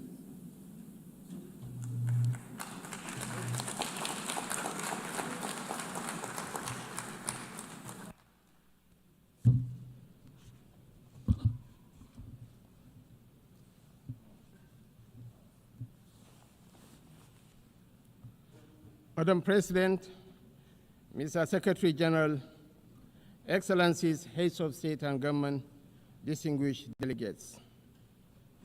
The chaos that shadows our world is a reminder that we cannot afford the luxury of inaction. We will have been consumed by our differences had there been no community such as this to remind us that we are one human family. Even in our darkest hours, we have refused to be broken. This community was born from the ashes of despair, a vehicle for order, and for the shared assurance that we could not afford to falter again. Our belief in this community is not a posture of moral superiority, but an undying faith in the redemption of humanity. It is, therefore, with profound humility that I stand before you today as Vice President of the Federal Republic of Nigeria on behalf of President Bola Ahmed Tinubu to renew this pledge on behalf of my country. Madam President, Nigeria joins the Committee of Nations in congratulating you on your election as the President of the General Assembly for the 88th session, and assure you of our unalloyed support during your tenure. I commend your predecessor, my brother, His Excellency Philemon Yang, and the Secretary General, His Excellency Antonio Guterres, for their outstanding stewardship and unifying leadership during these extraordinary times. This anniversary must not be a sentimental retreat into nostalgia. It must be a moment of truth, a pause to measure where we have stumbled and how we might have done better in turning our values into action that meets the demands of today. We are here to deliver a world of peace and development where the respect for human rights is paramount.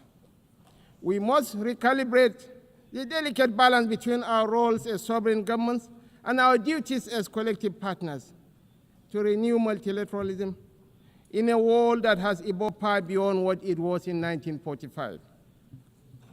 The pace of change across borders is a pause without pause.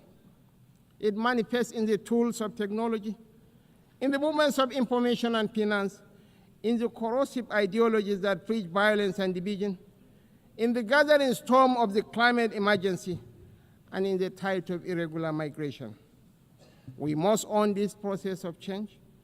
When we speak of nuclear disarmament, the proliferation of small weapons, Security Council reform, fair access to trade and finance, and the conflicts and human suffering across the world, we must recognize the truth.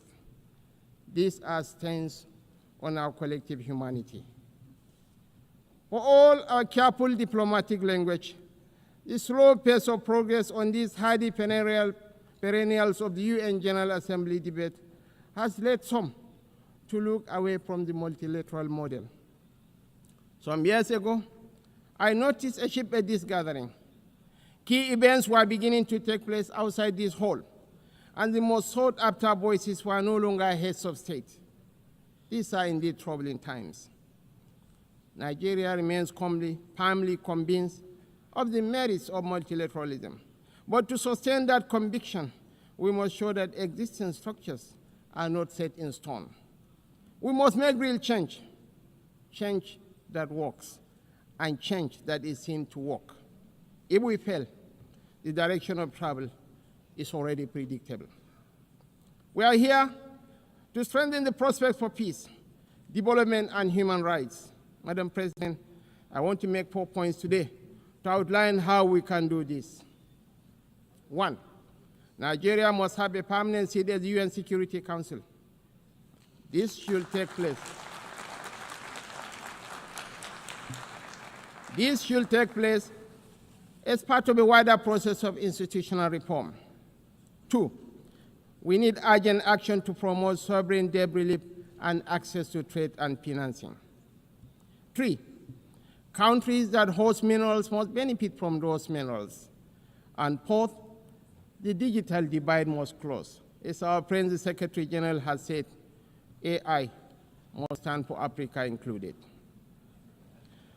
On my first point, the United Nations will recover its relevance only when it reflects the world as it is, not as it was. Nigeria's journey tells this story with clarity.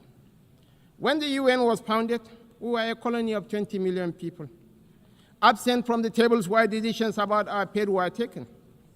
Today, we are a sovereign nation of 236 million people, projected to be the third most populous country in the world, with one of the youngest and most dynamic populations on earth, a stabilizing force in regional security, and a consistent partner in global peacemaking. Our case for permanent seat at the Security Council is a demand for fairness, for representation, and for reform that restores credibility to the very institution upon which the hope of multilateralism rests. This is why Nigeria stands firmly behind the UN-80 initiative of the UN Secretary General and the resolution adopted by this Assembly on 18 July 2025, a bold step to reform the wider United Nations system for greater relevance, efficiency, and effectiveness in the face of unprecedented financial strain. We support the drive to rationalize structures and end the duplication of responsibilities and programs so that this institution may speak with one voice and act with greater coherence. Madam President, Africa, none of us in this world can function peacefully in isolation. This is the heavy burden of sovereignty. Sovereignty is a covenant of shared responsibility, a recognition that our survival is bound to the survival of others. To live up to this charge, we must work hand in hand with our neighbors and partners. We must follow the trails of weapons, of money, and of people. For these forces, too often driven by faceless non-state actors, ignite the fires of conflict across our region. Madam President, Nigeria's soldiers and civilians carry a proud legacy. They have participated in 51 out of 60 United Nations peacekeeping operations since our independence in 1960. We have stood with our partners in Africa to resolve conflicts, and we continue that commitment today through the Multinational Joint Task Force. At home, we confront the scourge of insurgency we resolve. From this long and difficult struggle with violent extremism, one truth stands clear. Military tactics may win battles measured in months and years, but in wars that span generations, it is values and ideas that deliver the ultimate victory. We are despised by terrorists because we choose tolerance over tyranny. Their ambition is to divide us and to poison our humanity with a toxic rhetoric of hate. Our difference is the distance between shadow and light, between despair and hope, between the ruin of anarchy and the promise of order. We do not only fight wars, we pit and shelter the innocent victims of war.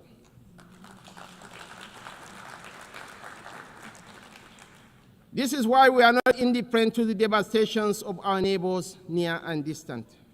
This is why we speak of the violence and aggression visited upon innocent civilians in Gaza, the illegal attack on Qatar, and the tensions that scar the wider region. It is not only because of the culture of impunity that makes such acts intolerable, but because our own bitter experience has taught us that such violence never ends where it begins. We do not believe that the sanctity of human life should be trapped in the corridors of endless debate. That is why we say, without stuttering and without doubt, that a two-state solution remains the most dignified path to lasting peace for the people of Palestine.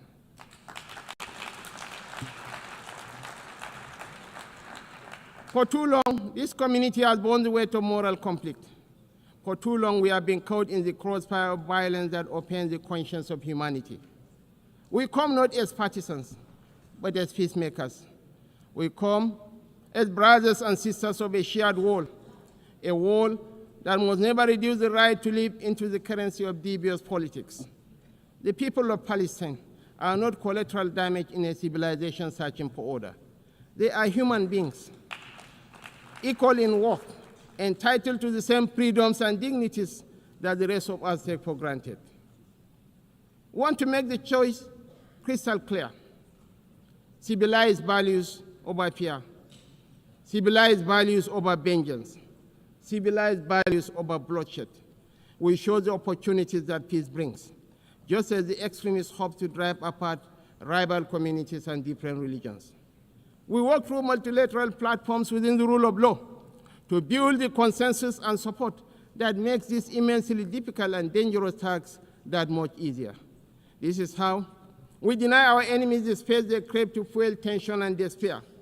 It is our experience that this offers the best, perhaps only hope for peace, reconciliation, and victory for the civilized values of a shared humanity. Nigeria is a diverse country, also recognizes the variable geometry of democracy in different forms and speeds. For this reason, we are working with the United Nations to strengthen democratic institutions in our region and beyond through the Regional Partnership for Democracy. Madam President, point 2. The price of peace is eternal vigilance. The increasingly difficult security outlook has prompted many member states to count the cost of the emerging world order. We in Nigeria are already familiar with so difficult choices: infrastructure renewal or defense platforms, schools or tanks. Our view is that the path to sustainable peace lies in growth and prosperity.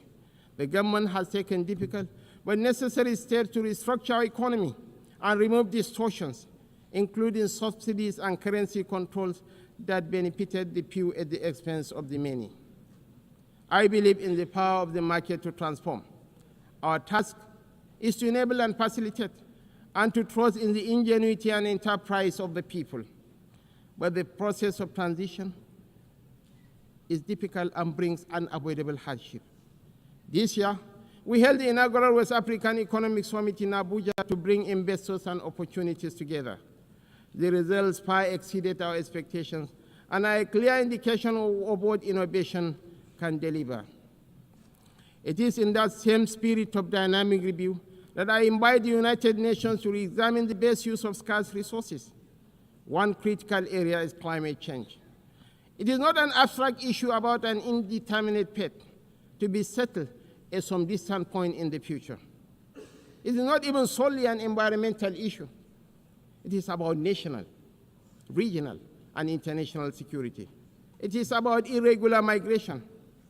Truly, this is an everyone issue. We are all stakeholders, and we are all beneficiaries of the best outcomes. Madam President, this is why relevant ministers have been instructed to work with the UN to make the best use of climate funds. We believe there are huge shared dividends to accrue from increased support for education, for resilient housing, for access to technology and financing to allow vulnerable communities to thrive, to become part of solutions rather than problems. Nigeria and Africa have made significant strides in recent years to put our affairs in order. We can take that progress to the next level, a level that presents new opportunities for trade, investment, and profit, if we can assess reforms to strengthen the international financial architecture. We need urgent action to promote debt relief, not as an act of charity, but as a clear path to the peace and prosperity that benefits us all.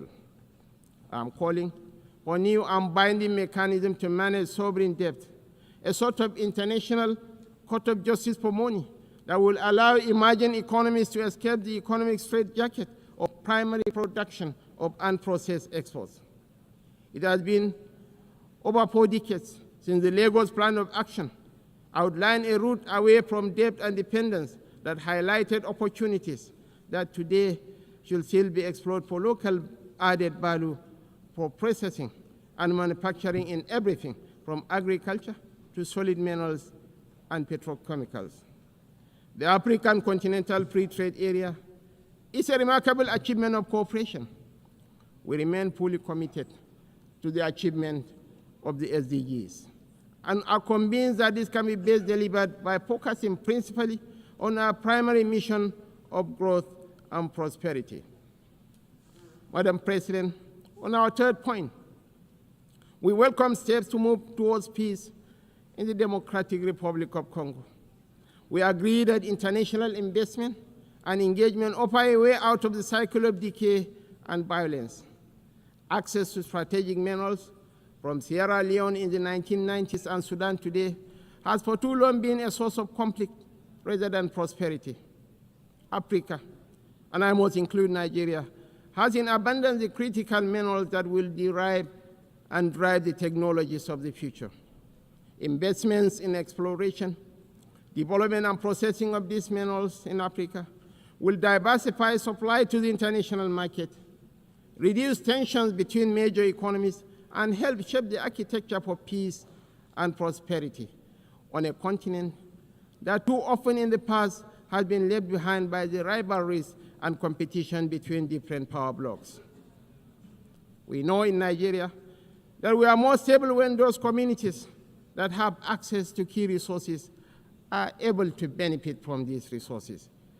This has been our journey in the oil-producing region of the Niger Delta. I believe that will strengthen the international order when those countries that produce strategic minerals benefit fairly from those minerals in terms of investment, partnership, local processing, and jobs.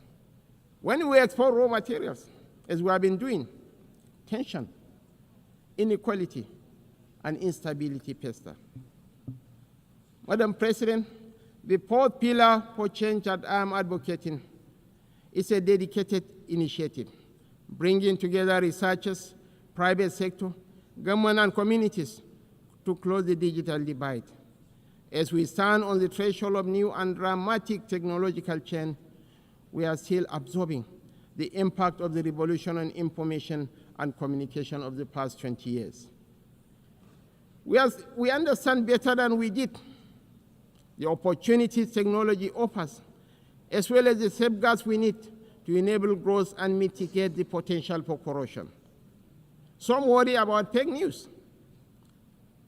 Truly, we have plenty of that, with the potential of devastating real-world consequences in countries rich and poor. I am more worried about an emerging generation that grows ever more cynical because it believes nothing and trusts less. As technology shakes up public administration, law, finance, conflict, and so much of the human condition, I'm calling for a new dialogue to ensure we promote the best of the opportunities that are arising and promote the level of access that allows emerging economies more quickly to close a wealth and knowledge gap that is in no one's interest. I join you today to reassert Nigeria's commitment to peace, to development, to unity, to multilateralism, and to the defense of human rights is beyond compromise. For none of us is safe until all of us are safe. The road ahead will not be easy, and we know there are no quick fixes to the trials that test the human spirit. Yet history reminds us that bold action in pursuit of noble ideals has always defined the story of the United Nations. Time and again, we have found the wisdom to balance sovereign rights with collective responsibility. That balance is once again in question. But I believe, quite passionately, that a renewed commitment to multilateralism, not as a slogan, but as an article of faith, remains our surest path forward. Nigeria dedicates itself fully and without reservation to that noble cause. I thank you all for listening.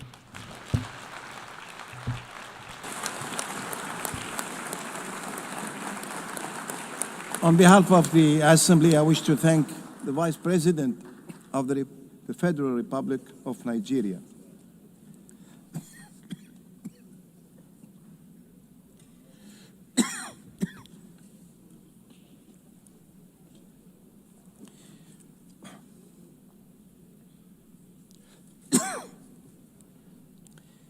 The Assembly will hear an address by His Highness Sabah al-Khalid al-Sabah,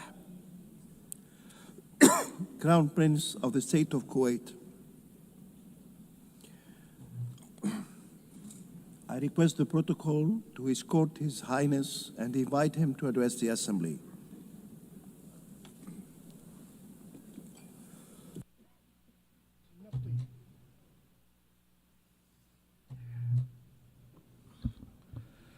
Bismillah ar-Rahman ar-Rahim.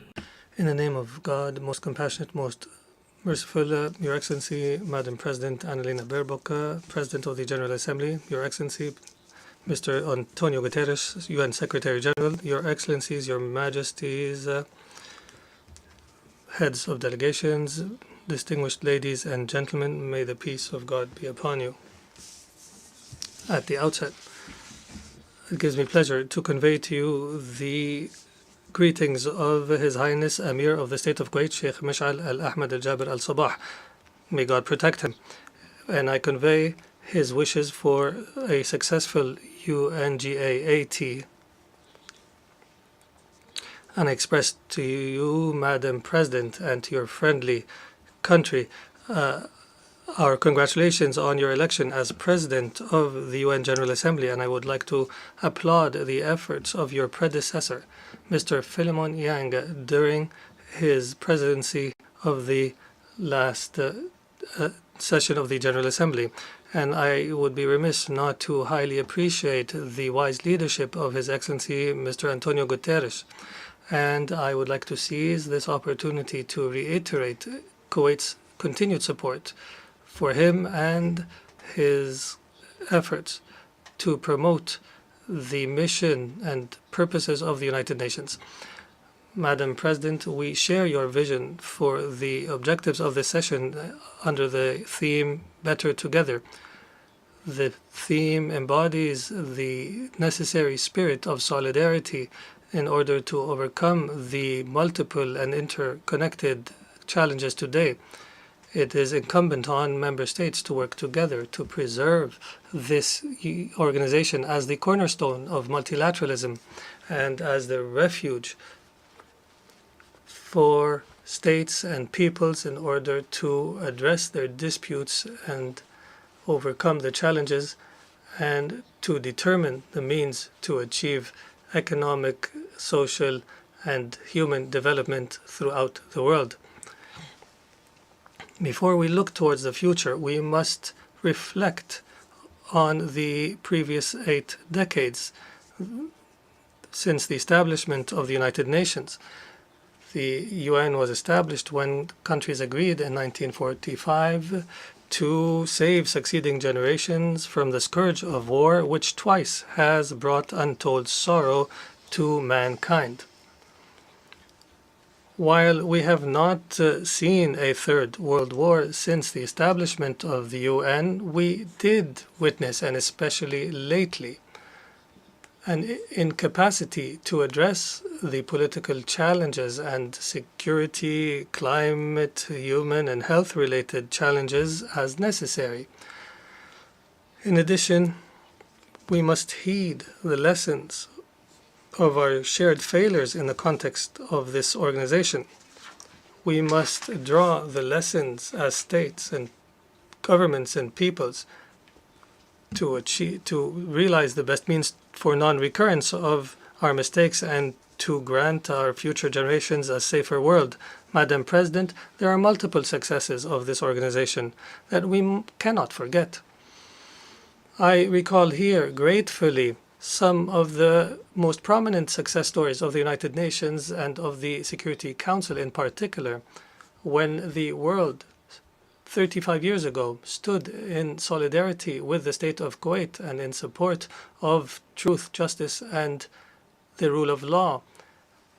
On the 27th of September 1990, the late Emir of Kuwait, Sheikh Jabir al-Ahmed al-Jabir al-Sabah, stood here at this podium carrying a message from a people who have loved peace and worked for peace and who have endured invasion. And the audience in this hall expressed their support for this people, this peace-loving people of Kuwait, and the Kuwaiti people's just cause. And this message of support remains in the hearts of every Kuwaiti citizen today, as well as the efforts to liberate Kuwait from a brutal invasion. The Security Council at the time demonstrated its ability to discharge its mandate for the maintenance of international peace and security. It demonstrated a successful model and succeeded in discharging its duties and adopted a historical resolution to take all means necessary to liberate Kuwait. And this action by the Security Council remains forever remembered in the hearts of the Kuwaiti people. The Security Council at the time embodied an excellent example in achieving justice and peace. And we would be remiss here not to remind the continued human issue that concerns every Kuwaiti, which is the whereabouts and the fate of the missing persons, some of whom have returned to their Lord as a result of the injustice they suffered. And it will continue to be remembered by the state of Kuwait after 3 decades.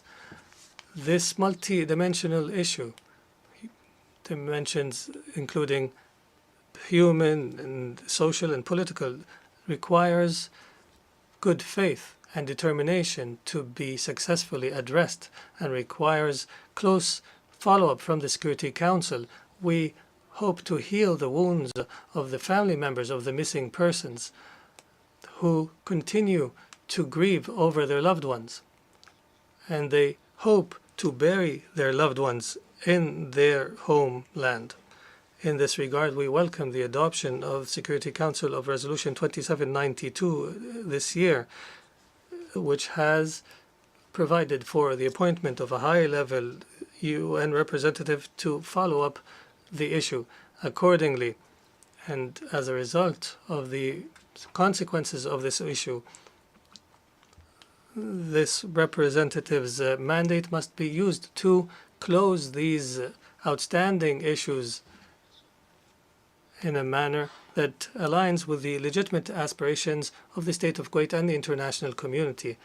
This is a matter that will undoubtedly contribute to enhancing the cooperation between the state of Kuwait and the brotherly nation of the Republic of Iraq. Madam President, the Secretary General has launched the UN-80 initiative, which aligns with the reform efforts pursued by the United Nations to enhance its effectiveness and efficiency, to make it more fit for purpose and more fit for overcoming the challenges.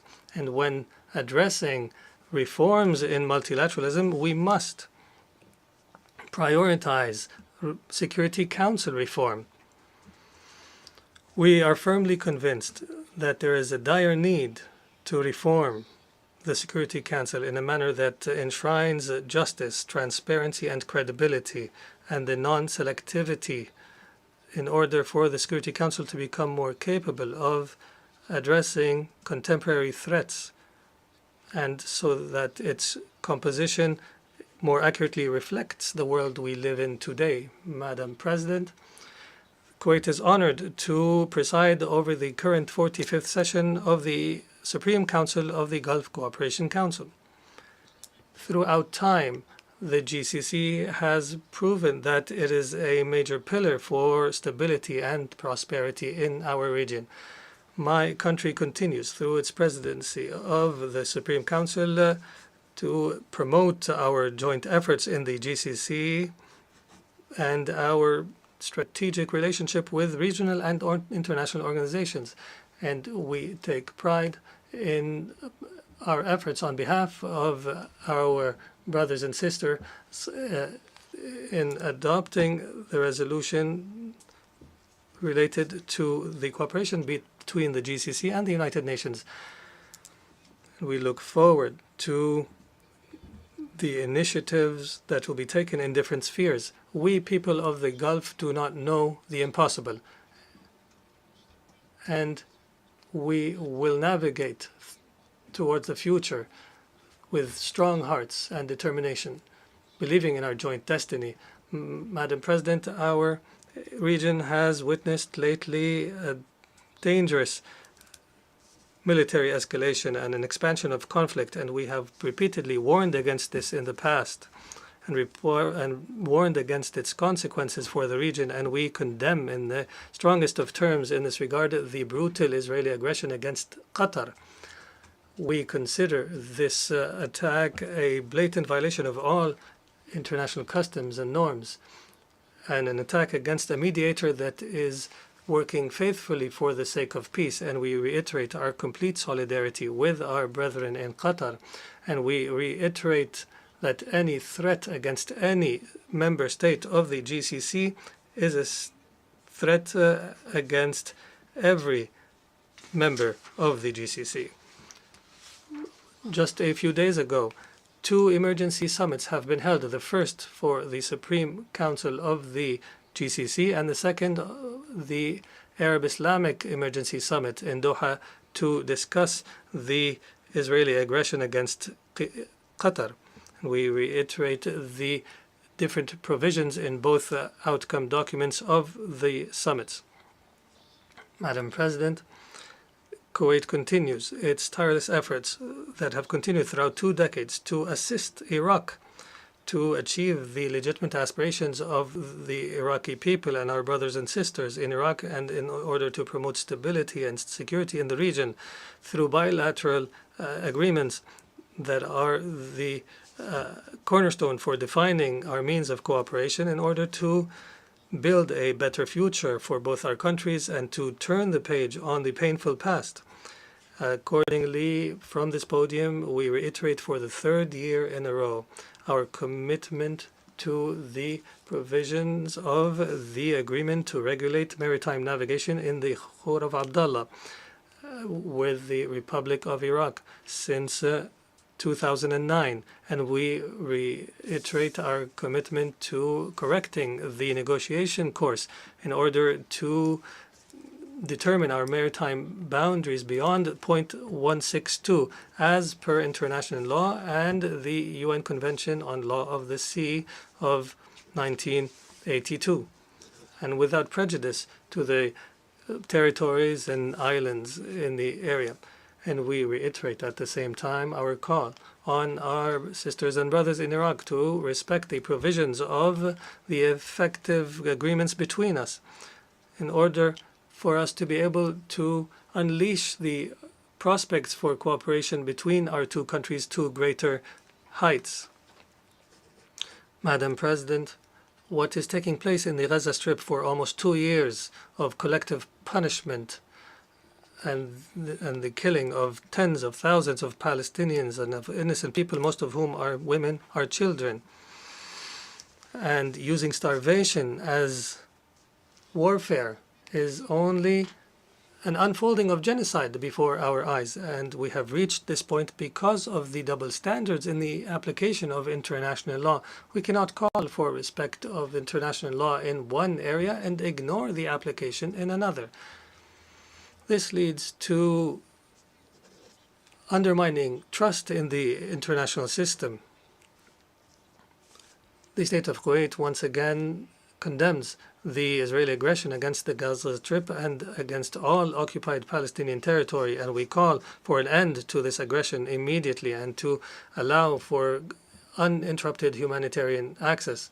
And we also applaud the efforts of Qatar, Egypt, and the United States in order to reach a ceasefire. We recall in this regard the high-level conference on the two-state solution, and under the joint leadership of the Kingdom of Saudi Arabia and the French Republic, and we look forward to building on the momentum generated by the conference. And we commend the decision by many friendly states to recognize the state of Palestine. And we emphasize the need for the remaining states to do the same. The state of Kuwait also reiterates its firm commitment to support UNRWA because of its critical role in securing the basic needs of millions of Palestinian refugees. And we categorically reject the settlement activities and forced displacement of the occupying power, and we call on measures to be taken to hold Israel accountable for its crimes. The state of Kuwait also reiterates its historical and firm support for the Palestinian people and their just cause and their legitimate right to the establishment of a Palestinian state on the borders of 1967 with East Jerusalem as its capital, as per UN resolutions and the Arab Peace Initiative of 2002. Madam President, the state of Kuwait stands in support of the Syrian Arab Republic and the Republic of Lebanon in their efforts to build a secure and prosperous future that fulfills the aspirations of their people. And we reiterate the need to respect the territorial integrity and sovereignty of both states. And we follow with great concern the developments in Yemen, Sudan, Somalia, and Libya. And we call on our brothers and sisters to prioritize wisdom and dialogue in order to settle the disputes in accordance with international law, in order to preserve the sovereignty and the unity, independence, and territorial integrity of these states. And based on our commitment to good neighborliness, we reiterate once again our call on the Islamic Republic of Iran to initiate a serious path to build for confidence-building measures, and we believe that creating the conducive environment for negotiations will contribute to resolving the nuclear program and all other outstanding issues. Madam President, we in Kuwait as a result of our people's determination, continue confidently towards the future as per Kuwait Vision 2035, which aims to establish Kuwait as a financial and trade hub in the region. Similarly, and in parallel, we work to achieve the Sustainable Development Goals, drawing inspiration from the ancestors in their dedication throughout succeeding generations in order to build a safe and prosperous nation. And we reiterate at the same time the important role of Kuwaiti women and Kuwaiti youth in the different areas, and we applaud their contributions on the path towards development and prosperity. Now that only 5 years remain until 2030, we emphasize the need to continue our efforts so that we can achieve these noble goals and to leave no one behind. And based on our experience and our knowledge of the experiences of developing states, we have committed to international development, and the Kuwaiti Fund for Arab Economic Development, since its establishment in 1961, has provided support for development projects in 107 states. And we reiterate our support for global development and our continued efforts to deliver humanitarian assistance throughout the world without discrimination or politicization or conditions. In conclusion, Madam President, the state of Kuwait was and continues to be, as you have known Kuwait throughout time, a strong supporter of the United Nations and its noble efforts in the different parts of the world. We firmly commit to the purposes and principles of the UN Charter and commit to the UN as a beacon of hope and a hub for the coordination of international joint efforts. And we support the international efforts to settle disputes through dialogue and peaceful means. And we believe in a culture of tolerance and peaceful existence. And we will continue to love peace, and we will continue to work for the sake of peace. And may the peace of God be upon you. I wish to thank the Crown Prince of the State of Kuwait, Sheikh Sabah Al-Khalid Al-Sabah.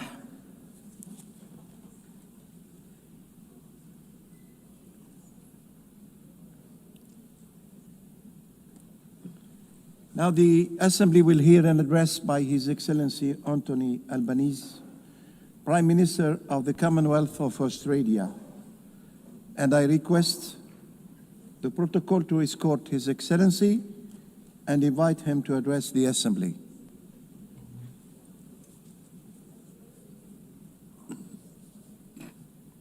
Years ago, the people of our nations came together and put their trust in each other's humanity. An act of faith all the more extraordinary when we recall the devastation that still gripped the world. Yet, out of the grief and ruin of war, that generation found the courage, the wisdom, and the compassion to work together for a better peace, to build a world governed by rights and rules, not fear or force, where the sovereignty of every nation is respected, the essential dignity and equality of every man, woman and child upheld, and where the shared mission and purpose of the United Nations is not merely to contain the threat of war, it is to create the conditions for peace, to provide a framework for settling our disputes, to foster the dialogue that enables us to manage our differences and deepen our understanding, and to nourish the opportunity, build the prosperity, and deliver the economic justice on which true and enduring security always depends. If 80 years ago this task had been entrusted to the great powers alone, then in all likelihood we would not be gathering here today. Instead, history would note the United Nations as little more than a noble experiment. The reason this institution has endured is because it belongs to all of us, because it has been built and shaped by all of us, and it is up to all of us to bring new strength to the United Nations' enduring mission, to renew our commitment to the principle that peace is both our common cause and our collective responsibility. The creation of the international rules-based order owes much to the post-war leadership of the United States of America. For the region Australia calls home, that stability has underpinned a generational economic transformation. But we cannot ask, and should not expect, any one nation to uphold the rules or guarantee the security on which all of us depend.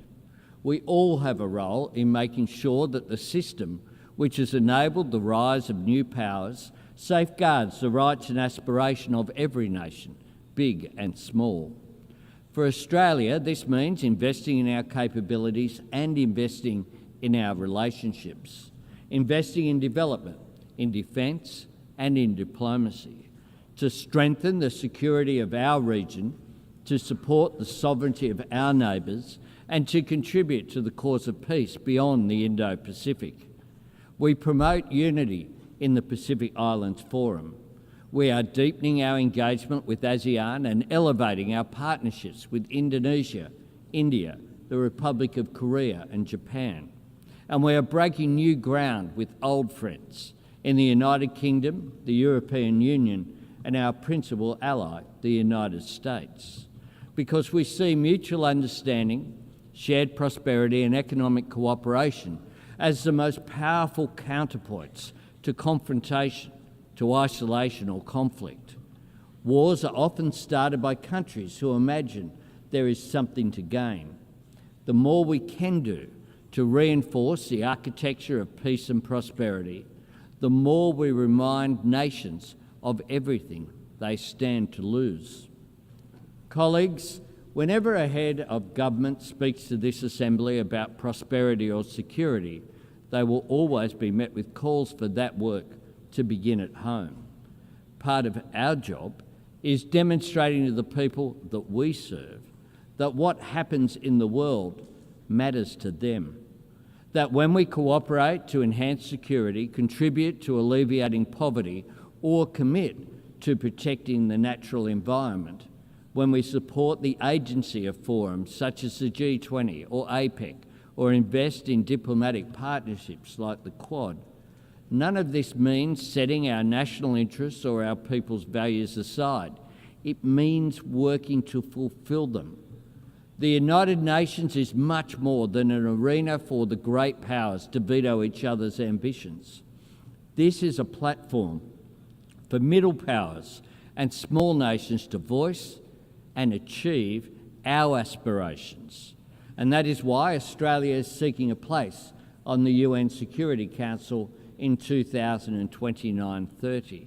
And it is why we are bidding to co-host the 31st Conference of the Parties with our Pacific family, nations for whom climate change is more than an environmental challenge, it is an existential threat.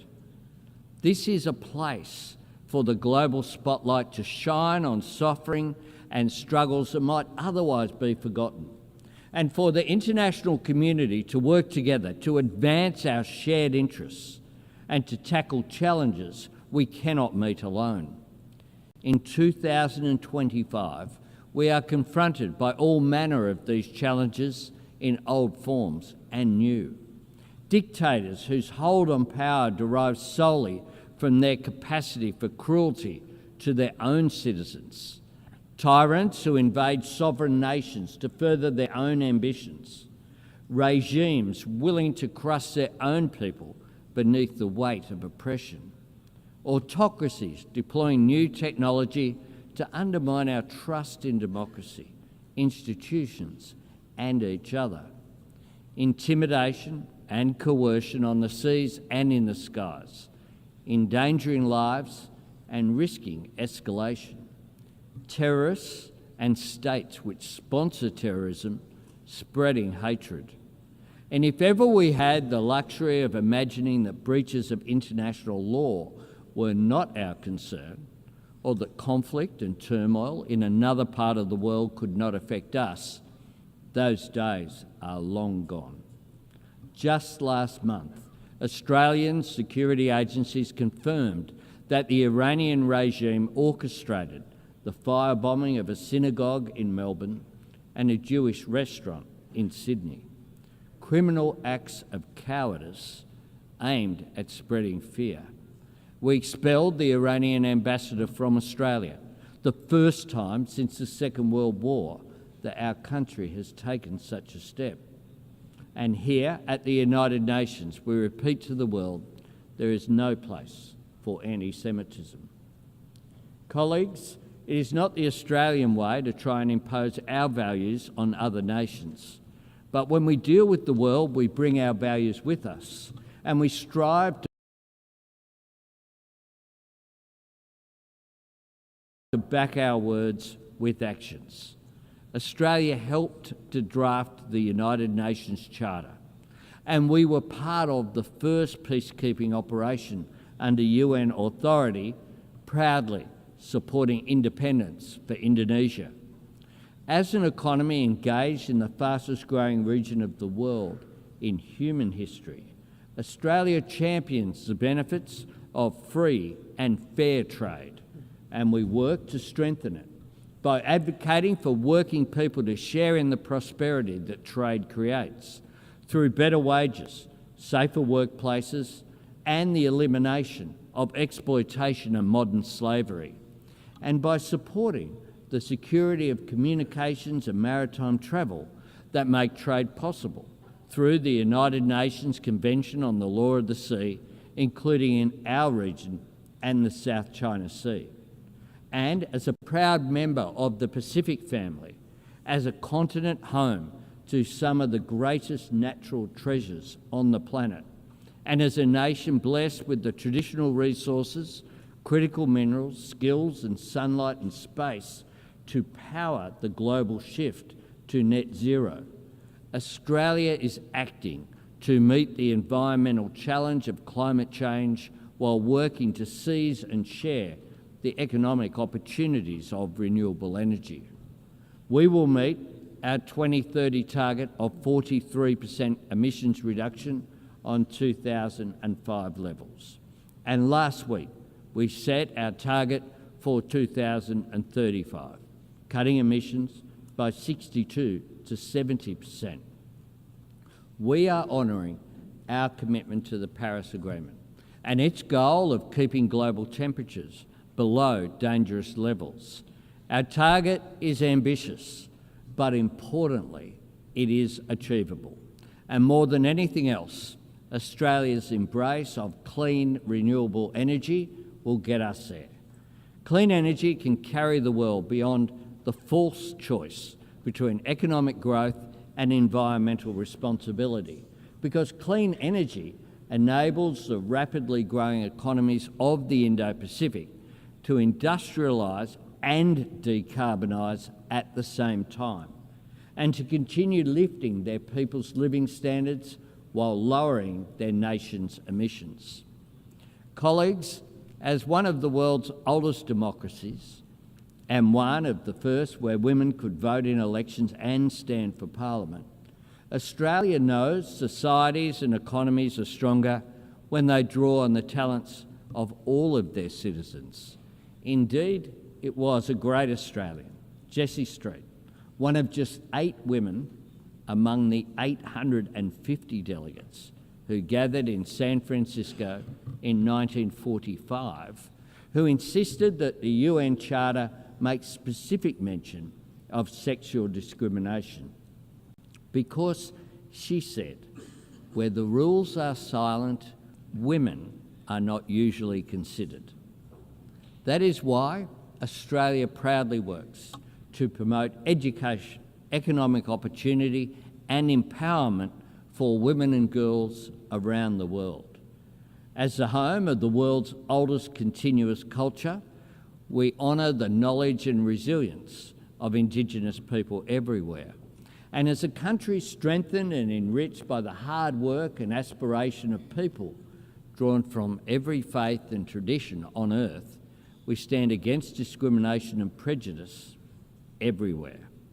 As a people who believe that kindness is an act of courage, we want to see aid workers delivering food, water and medicine to conflict zones protected. And this week, Australia and our partners launched the Declaration for the Protection of Humanitarian Personnel. And I thank the more than 100 nations that have already endorsed the Declaration. And as a nation that knows security depends on sovereignty, Australia stands with the courageous people of Ukraine in their struggle against Russia's illegal and immoral invasion. We share the resolve of every member of the Coalition of the Willing to secure peace on Ukraine's terms. It is the nature of the world the United Nations serves that this institution is constantly tested. In times of global uncertainty, there are no easy days, but there are clear choices. If the United Nations steps back, we all lose ground. If we give people reason to doubt the value of cooperation, then the risk of conflict becomes the default option, which grows. If we allow any nation to imagine itself outside the rules or above them, then the sovereignty of every nation is eroded. If we resign ourselves to the idea that war is inevitable or relegate ourselves to the status of disinterested bystanders, if our only response to every crisis is to insist that there is nothing we can do, then we risk being trusted with nothing.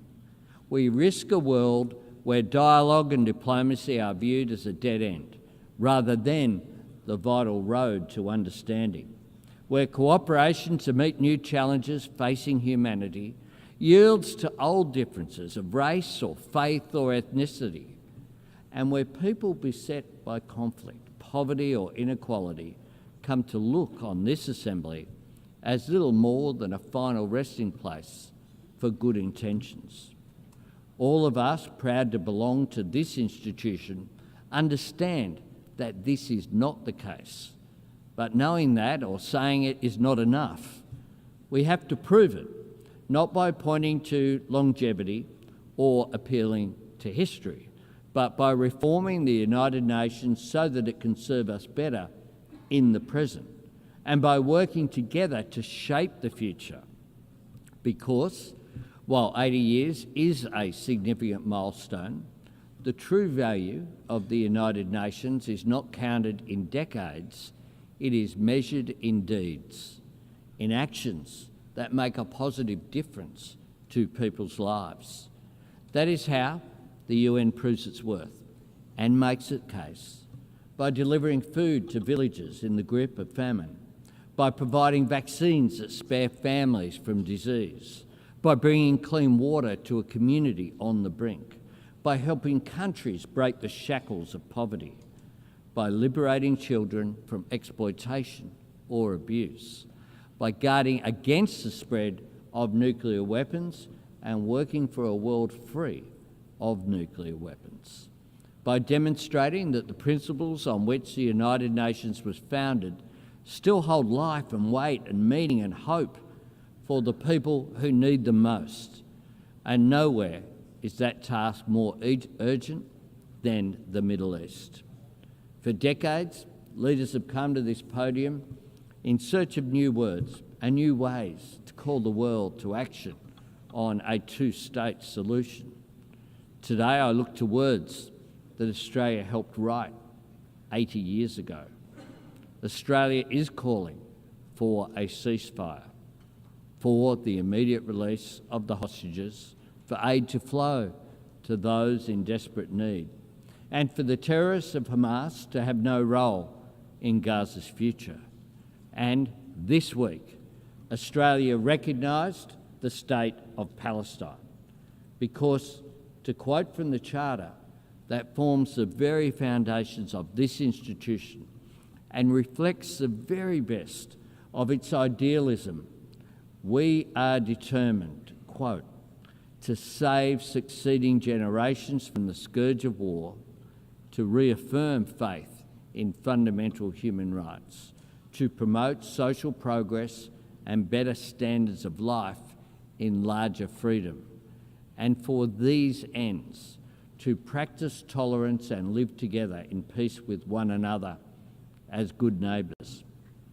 That was right 80 years ago, and it's right today. Every nation that takes a seat in this room has put its name to those principles. Peacekeepers and aid workers from all over the world have risked and lost their lives in the service of those ideals. So we must ask ourselves, when can those words hold meaning if not now? Where can those words apply if they do not apply to the Middle East? And what can we, the members of the United Nations, say we stand for if we cannot say we stand for this? There is a moment of opportunity here. Let us seize it. Colleagues, in the early days of this Assembly, Papua New Guinea was considered an Australian territory. And last week, that proud nation celebrated the 50th anniversary of its independence. And soon, Australia's nearest neighbour will become our newest ally. Times change, nations and regions change with them, but the ideals and imperatives that built this place are timeless. More than ever, we must trust in each other's humanity. More than ever, we must choose to succeed together rather than risk failing alone. More than ever, we must work to see the promises of this place deliver real progress for the people that we serve. More than ever, we must work to build a future true to the United Nations' noble purpose and worthy of our people's greatest qualities. We all have a part to play, and Australia, just as we always have, will always play our part. I thank you very much.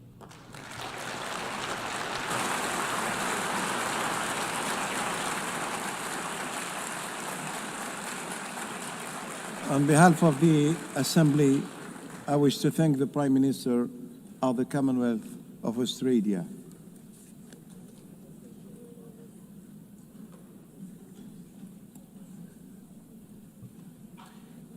The Assembly will hear now an address by Her Excellency Giorgia Meloni, President of the Council of Ministers of the Republic of Italy. I request the protocol to escort Her Excellency and invite her to address the Assembly.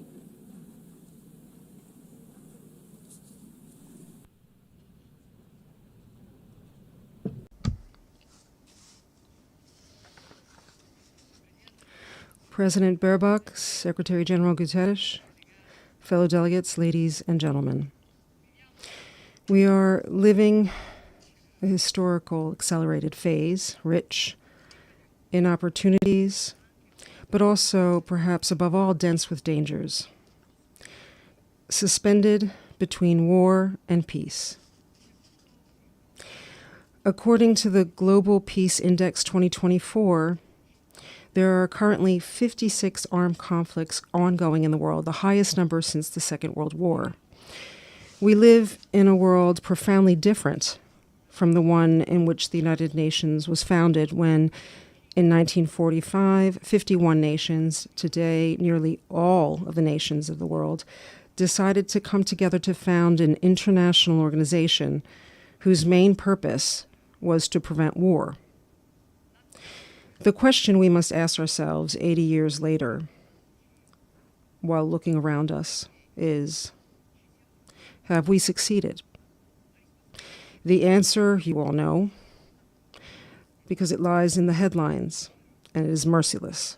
Peace, dialogue, diplomacy seem no longer able to persuade or to prevail. The use of force prevails on far too many occasions, and the scenario before us is that which Pope Francis described with unique effectiveness, a third world war, fought piecemeal. Obviously, among the major conflicts underway is, of course, the large-scale war of aggression by the Russian Federation against Ukraine. 3.5 years ago, on February 24th, 2022, Moscow decided to attack Kyiv. And I believe not enough reflection has been given to the consequences of that choice, to a point I consider fundamental. The Russian Federation, a permanent member of the Security Council, deliberately trampled on Article 2 of the UN Charter, violating the integrity and political independence of another sovereign state, with the aim of annexing its territory. And still today, it shows no willingness to seriously accept any invitation to sit at the peace table. This deep wound, inflicted on international law, as could be foreseen, unleashed destabilizing effects far beyond the borders in which that war is taking place. The conflict in Ukraine has rekindled and set off several other crises. Meanwhile, the United Nations has become even more divided. It is no coincidence that Hamas took advantage of the weakening of this architecture to launch on October 7th, 2023, its attack against Israel. The ferocity and brutality of that attack, the hunt for unarmed civilians, prompted Israel to a reaction that was at first legitimate, because every state and every people has the right to defend itself. But the response to aggression must always respect the principle of proportionality. This applies to individuals and all the more so to states. And Israel has exceeded that limit with a large-scale war disproportionately involving the Palestinian civilian population. And it is in crossing this limit that the Jewish state has ended up violating humanitarian norms, causing a massacre among civilians. This choice, which Italy has repeatedly deemed unacceptable, will lead us to vote in favor of some of the sanctions proposed by the European Commission against Israel. But we do not side with those who heap all the blame for what is happening in Gaza on Israel, because it was Hamas that unleashed the war. It is Hamas that could end the suffering of Palestinians by immediately releasing all the hostages. It is Hamas that seems intent on thriving on the suffering of the people it claims to represent. Israel must free itself from the trap of this war. It must do so for the history of the Jewish people, for its democracy, for the innocent, and for the universal values of the free world of which it is part. And to end the war, concrete solutions are needed.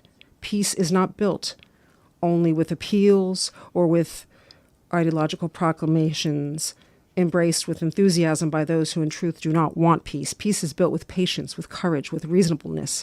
The children of Gaza, like those Italy is proudly receiving and treating in its hospitals, are asking for answers that can improve their condition. And to that we are committed.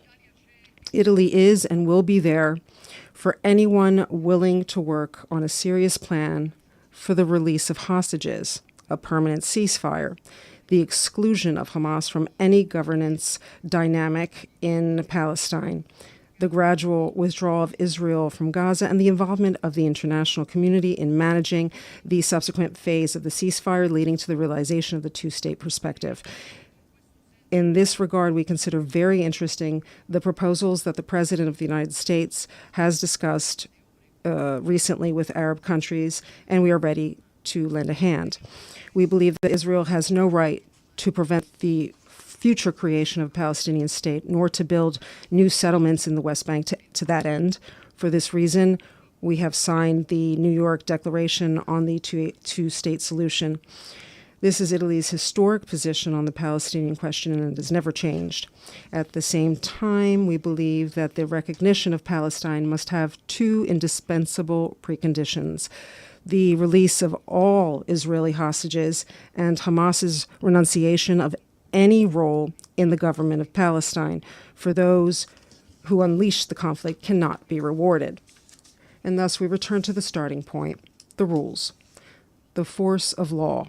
In Ukraine, in the Middle East, in every scenario where war dominates and reason seems lost. There's no escaping, colleagues, the most important question, which is the reason we're all here together today. Is the United Nations architecture we built 80 years ago up to task in the face of the challenges we are facing today? It is not. and multilateralism, dialogue, and diplomacy without institutions that function as they should are only empty words. We must recognize our limits. We must recognize that a profound reform of the United Nations is necessary and urgent, not an ideological reform, but a pragmatic, realistic one that respects the sovereignty of nations and opens to shared solutions. We need an agile, efficient institution able to respond quickly to crises, transparent in its mission and costs, capable of minimizing bureaucracy, waste, duplications. What we call the glass palace must be truly a house of glass. The reform Italy has in mind, starting with the Security Council, must respect the principles of equality, democracy, representativeness, and accountability. We do not need new hierarchies nor new permanent seats, simply because they would not solve the decision-making paralysis that has undermined the credibility of this institution. We are open to discussing reform without any prejudice, including on the basis of proposals already advanced by the Uniting for Consensus group. But we want a reform that serves to represent everyone better, not to give more representation to just a few. But to be effective, it is not only institutions we must reform, because we're facing a change of era. And this requires a profound revision of all the tools we have to regulate relations among nations and defend the rights of people, including international conventions. I'm thinking, for example, of conventions regulating migration and asylum. These are rules enshrined in an era when mass irregular immigration did not exist, nor did human trafficking. Conventions that are no longer current and which, when interpreted ideologically and one-sidedly by politicized judiciaries, they end up trampling on the law instead of upholding it. Together with other European states, we have raised this issue and tend to pursue it not to lower the level of guarantees, but to build a system that keeps pace with the times, capable of protecting fundamental human rights, while safeguarding the sacrosanct prerogative of every nation to protect its citizens and its borders, exercise sovereignty, and govern migration, which impacts citizens, particularly the most vulnerable. The international community must unite in combating human trafficking. The United Nations, like other international institutions, such as the European Union, cannot look the other way or protect, in the end, criminals in the name of presumed civil rights. Likewise, the United Nations cannot hypocritically consider some human rights less worthy of protection than others. I'm thinking above all of the denied value of religious freedom and of the tens of millions of people worldwide, largely Christians, persecuted, massacred in the name of their faith. We also need a new model of cooperation among nations, but building it requires humility, awareness, and trust in the counterpart before us. Italy is seeking to do its part in this as well. Above all, with the Mattei Plan for Africa, in the last 3 years, we have launched our cooperation plan with Africa and extended its reach to 14 nations. We have built collaborations with the United Nations, the European Union and its Global Gateway, the G7, the African Union, and the African Development Bank, international financial institutions, as well as several bilateral partners such as the United Arab Emirates, whom I wish to thank. This complementarity has earned us, last July, the honor of co-organizing with Ethiopia the 3rd UN Food System Summit, the responsibility of being an active part of the major infrastructure project of the Lobito corridor between Angola and Zambia, the opportunity to build public-private partnerships that attract investment and deliver concrete results. As is happening in Algeria, where we will reclaim over 36,000 hectares of desert for cultivation, benefiting over 600,000 people. As is happening with the opening of the AI Hub for Sustainable Development, involving hundreds of African startups in the development of artificial intelligence, and as is happening with the extension of the Blue Raman cable to East Africa, linking India to European economies via the Middle East and the Mediterranean. We, unlike other actors, have no ulterior motives in Africa. We are not interested in exploiting the continent for the rich raw materials it possesses. Rather, we want Africa to prosper by processing its own resources, creating jobs and prospects for its best synergies with stable governments and dynamic, secure societies. But this path cannot avoid addressing an issue that can no longer be postponed: the debt of African nations. Italy plans to convert over the next 10 years the entire amount of debt for the economically least developed nations, according to the World Bank criteria, and to reduce by 50% that of lower middle income nations. The entire operation over 10 years will allow us to convert into local development projects over 235 million euros of debt. This is an initiative to which the Italian government, especially in this Jubilee year, attaches great importance, and which we hope may serve as an example for other nations as well, because it is not only an economic matter, but one of justice, of dignity, and of the future. Dear colleagues, 30 years of blind faith globalization have ended. Its aftershocks were underestimated, and today we face unexpected consequences, which were not truly unexpected, grave in their impact on citizens, families, and businesses. Things have not gone well, contrary to promises made. And let me give you some more news. Things could get much worse if we do not halt the artificial creation of unsustainable production models, such as the green plans that in Europe and across the West are leading to deindustrialization far sooner than decarbonization. The conversion of entire production sectors on the basis of theories that ignore the needs and the economic capacities of people has been a colossal mistake, causing suffering among the most vulnerable social classes and dragging the middle class downward, imposing irrational consumption choices. Unsustainable environmentalism has nearly destroyed the automobile sector in Europe, created problems in the United States, caused job losses, burdened competitiveness, and depleted knowledge. And most paradoxically, it has not improved the overall health of our planet. This is not, of course, about denying climate change, but about affirming reason, which above all means technological neutrality and gradual reforms instead of ideological extremism, respecting the environment while keeping humanity at the center. Because it took centuries to build our systems, but only a few decades to end up in an industrial desert. And as I said many times before, in the desert there's nothing green. Colleagues, delegates, ladies and gentlemen, this year, we're not only celebrating the 80th anniversary of the birth of this assembly, but also the 70th anniversary of Italy's membership in the United Nations, a double anniversary that places on us an even greater responsibility to uphold the founding principles and values of this organization.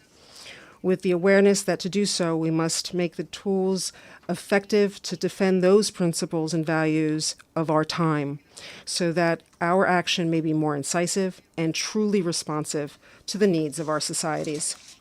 The choice that we have is simple. Either leave everything as it is, or take refuge in what is easy, or show our citizens that we will not waste the historic opportunity which this time, with its multiple challenges, has handed us to build a fairer and safer world. Because as St. Francis, the most Italian of saints, who gave his name to the city where this organization was born, said, "Difficult battles are reserved only for those who have exemplary courage." It is time, I believe, to show that courage. Thank you.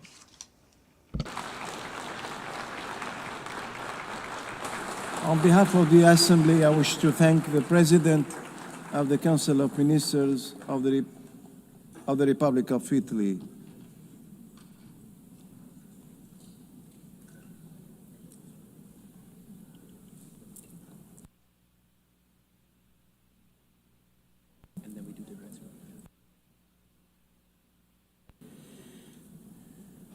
So now, Peter. I now give the floor to His Excellency Peter Szijjártó, Minister of Foreign Affairs and Trade of Hungary.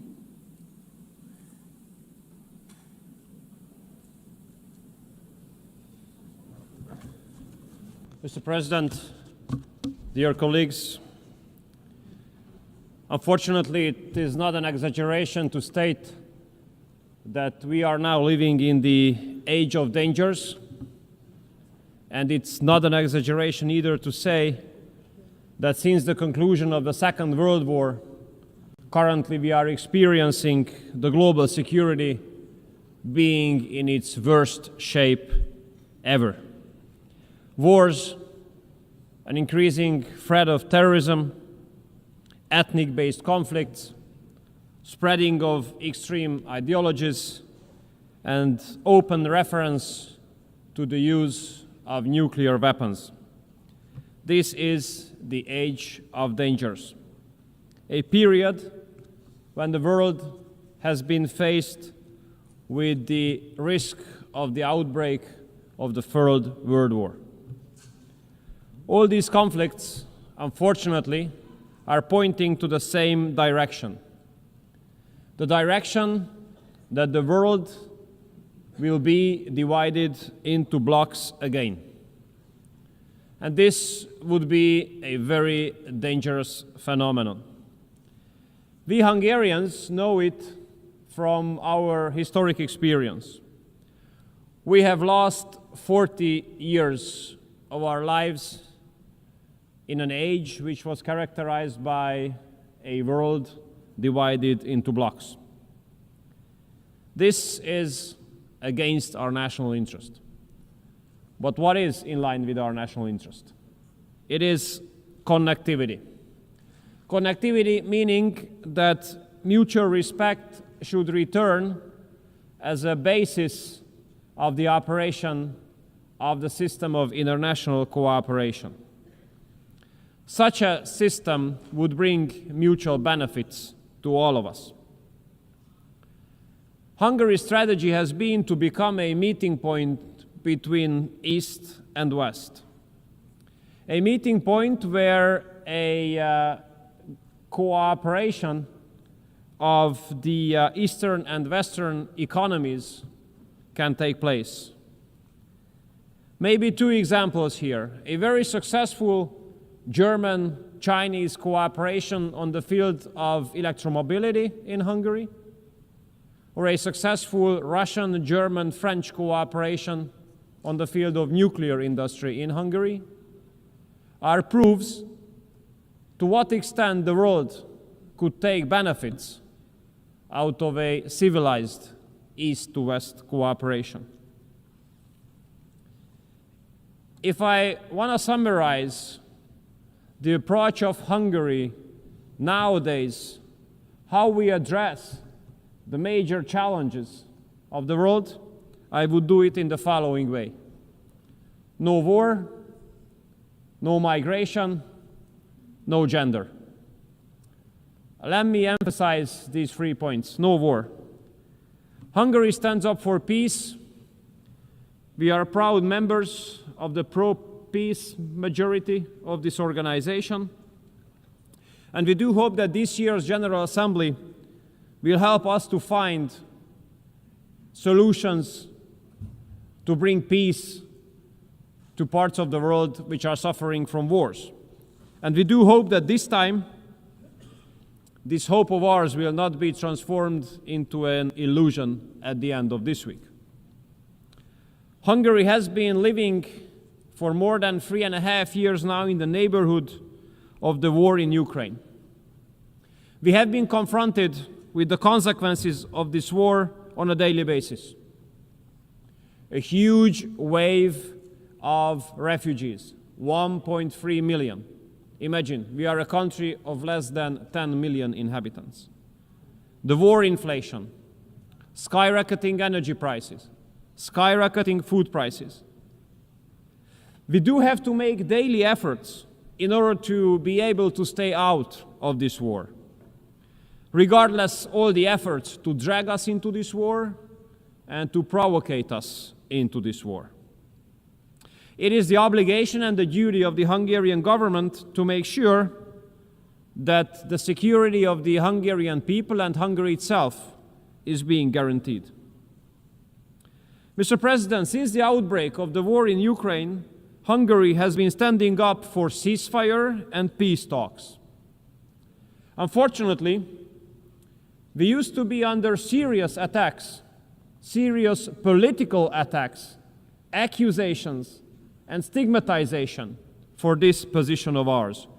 Very rude accusation by those who are now speaking about the importance of ceasefire and peace talks, by the same countries in Europe.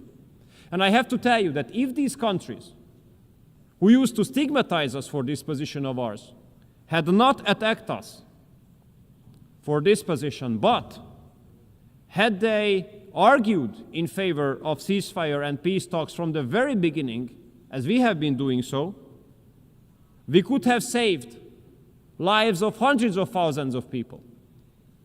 And we could have avoided huge refugee waves. And we could have prevented a lot of destruction.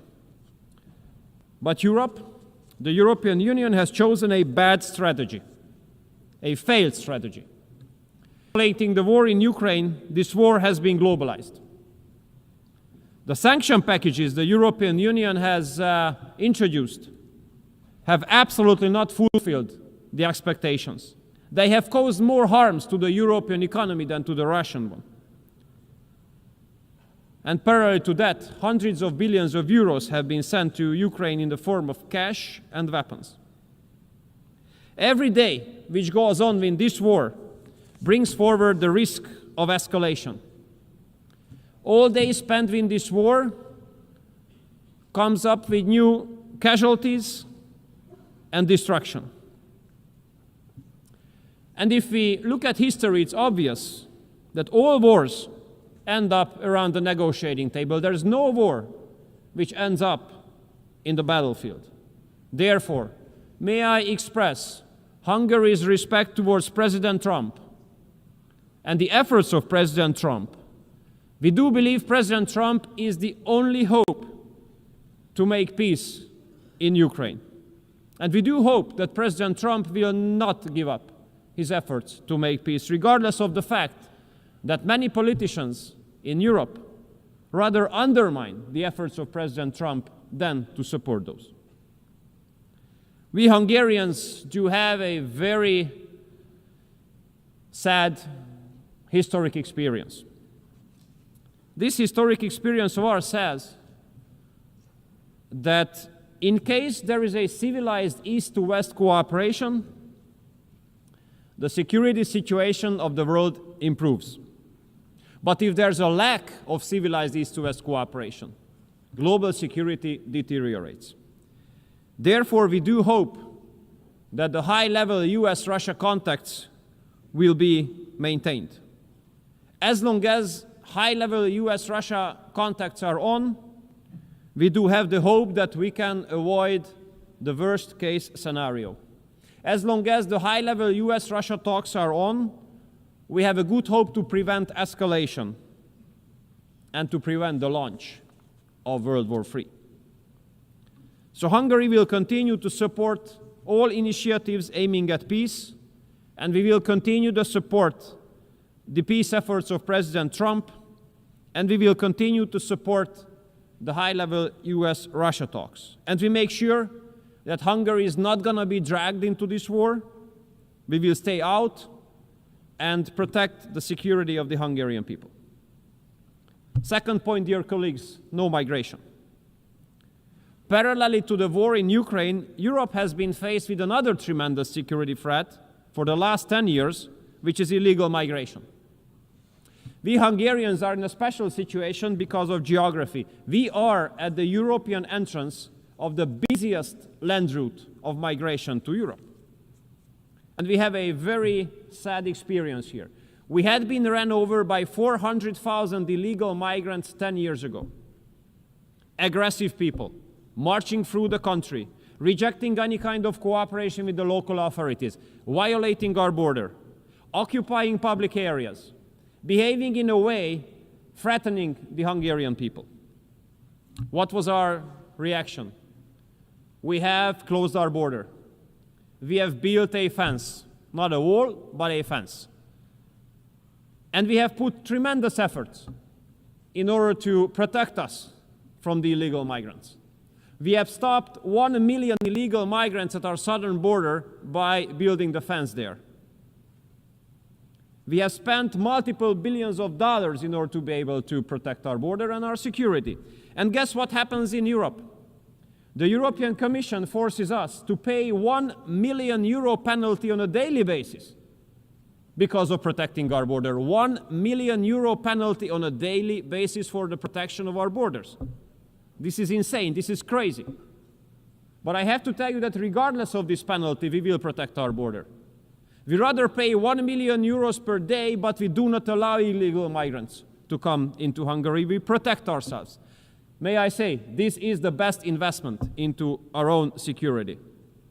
And the pro-migration policy of the European Union comes forward with very sad impacts in the western part of Europe. Modern-age anti-Semitism, parallel societies, gang wars, and no-go zones.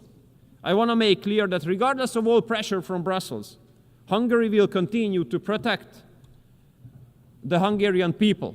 We will protect ourselves, our culture, our way of life, and our security. And we stick to our own sovereign right to make the decision who can enter the territory of Hungary. This decision must be made by us and not by bureaucrats in Brussels. We have to consider the violation of border as it is, a crime. And those who commit this crime must be punished. International law speaks very clearly. If someone is being forced to leave her or his home, she or he is entitled to stay temporarily on the territory of the first safe country, but not the second, the third, the fourth, or fifth, the first. And we are an example here. We are a neighboring country to Ukraine. So for those who have to escape from Ukraine because of the war, we are the first safe country, and we let all of them come in. All of them. But at our southern border, those who want to come in, those are illegal migrants. And none of them has been allowed, and none of them will be allowed to enter the territory of our country. Thirdly, no gender. In Hungary, we do consider family as the basis of society. But we have to understand that there is a very aggressive, extreme liberal mainstream which has been attacking family not only as an expression, but as an institution as well. Therefore, I think it's appropriate to clarify what we Hungarians do mean under family. We do mean that family consists of a mother, a father, and children, where mother is a woman, father is a man. And the marriage can be made between one man and one woman. And in order to make sure, we have put all these into our constitution. And when it comes to our economic strategy, we do carry out a family-based economic strategy. 5% of GDP we spend on supporting the families, which is far number one in the OECD area. And currently, a family-based tax revolution is going on in Hungary. Our basic principle is that if you decide to have a kid, that must not put you in a less advantageous position compared to if you do not have a kid. We do consider children as a blessing. Therefore, we do support the families to have as many kids as they wish to. From next year onwards, all mothers who have given birth to 2 children will enjoy lifelong exemption from paying personal income tax. And after the birth of each children, a certain part of the salary of the parents is exempted from taxation. And we will double this exemption from the beginning of next year. If the mother wishes to stay at home with the newborn kid for 2.5 years, she receives 70% of her former salary. And all women spending 40 years at work can go to pension regardless of age. Young couples can take 28,000 euros of preferential loan called expecting babies, which means that in case of the birth of a first kid, interest rate is down to 0. After the birth of the second kid, 30% of the loan is being repaid by the state. And after the third kid being born, the state remits the whole loan. And as the most recent decision of the government, we launched the largest ever housing loan system in Hungary. All families are entitled to take a loan to buy a house or a flat with a fixed interest rate of 3%. So at the end, Mr. President, dear colleagues, it is our goal to make Hungary great again. In order to be able to make Hungary great again, we have to protect ourselves from the war, which has been going on for 3.5 years in our neighborhood. In order to make Hungary great again, we have to protect ourselves from illegal migration, making sure that we do not allow any illegal migrants to the territory of Hungary.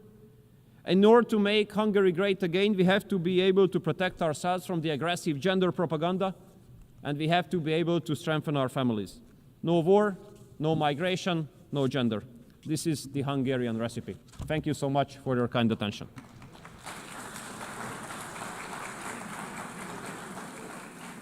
I thank the Minister of Foreign Affairs and Trade of Hungary.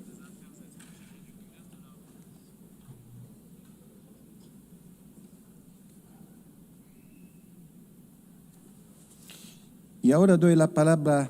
And now I give the floor to His Excellency, Minister of Foreign Affairs and Worship of Costa Rica, Arnoldo André Tinoco. Señora.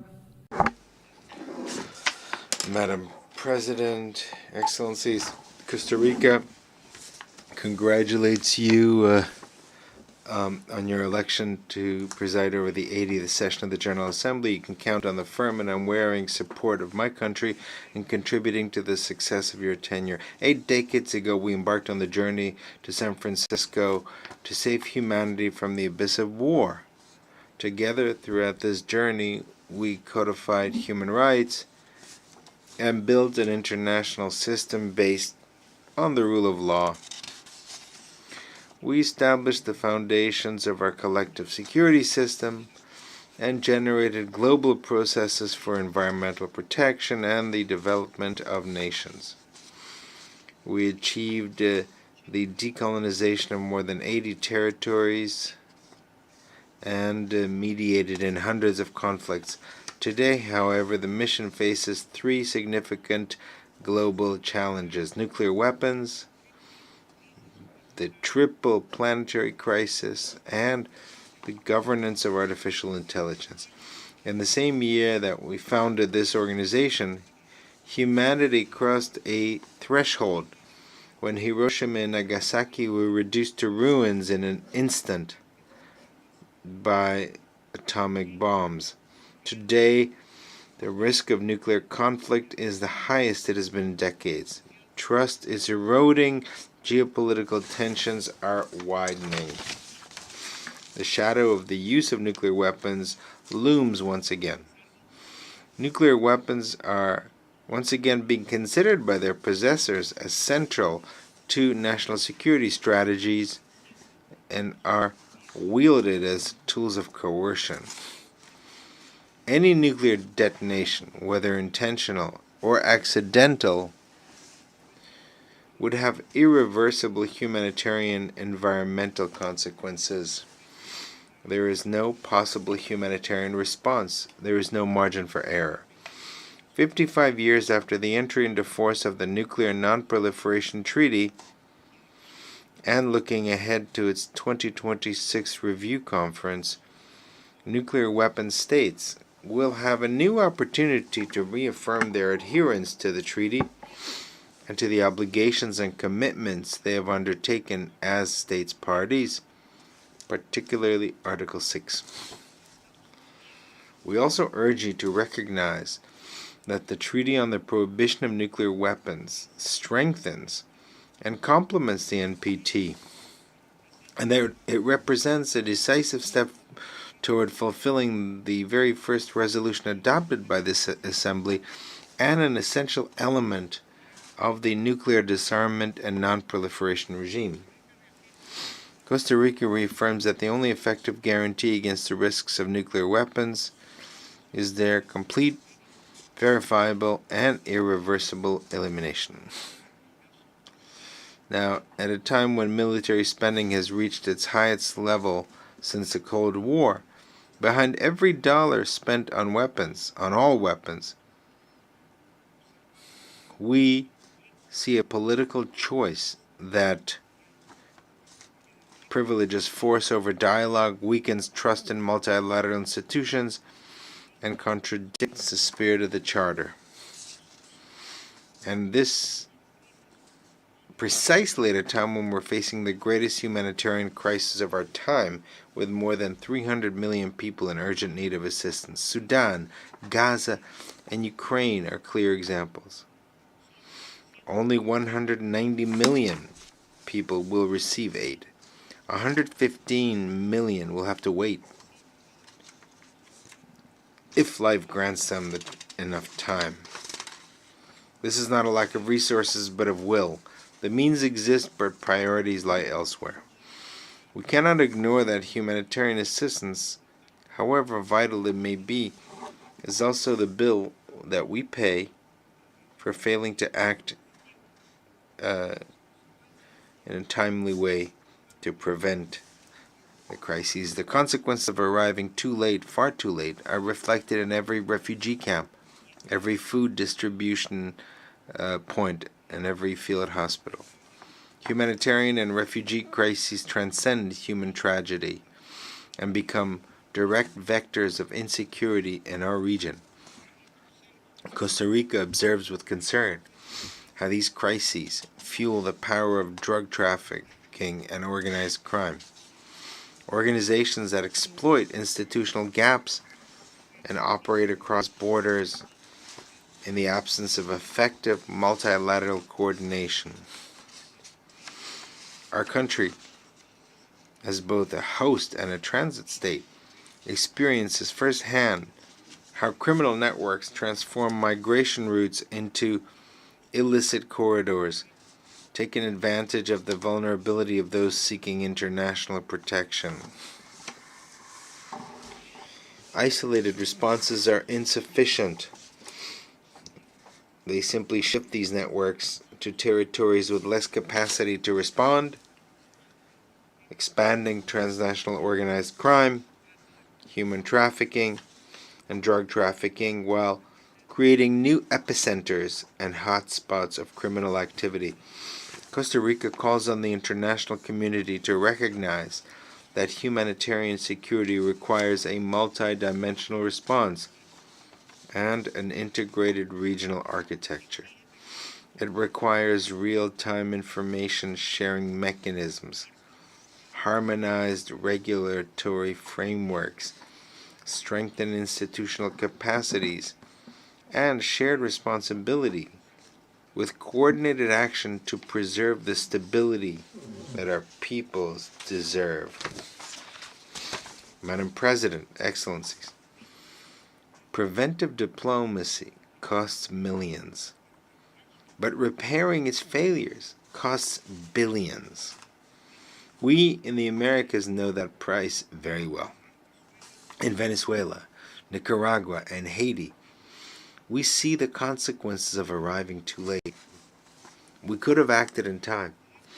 We could have prevented the repeated and systematic violations of human rights and the exodus of millions who now seek refuge and other forms of international protection. But we did not prevent it. The multiple crises across Latin America and the Caribbean, in democracy, human rights, security, migration, and development, all bear witness to our own shortcomings. And it is always the most vulnerable who pay the price, those who demand protection and justice. The triple planetary crisis is another of the greatest existential threats of our time. The seas are rising. The oceans are acidifying and millions will be forced to migrate. A temperature increase of only 1.1 degrees Celsius already puts food security, health, and peace at risk. Costa Rica suffers from devastating hurricanes, droughts that affect our farmers and energy sources, and cause economic losses in the billions. But for decades, instead of contributing to the problem, Costa Rica has been part of the solution. We doubled our forest cover.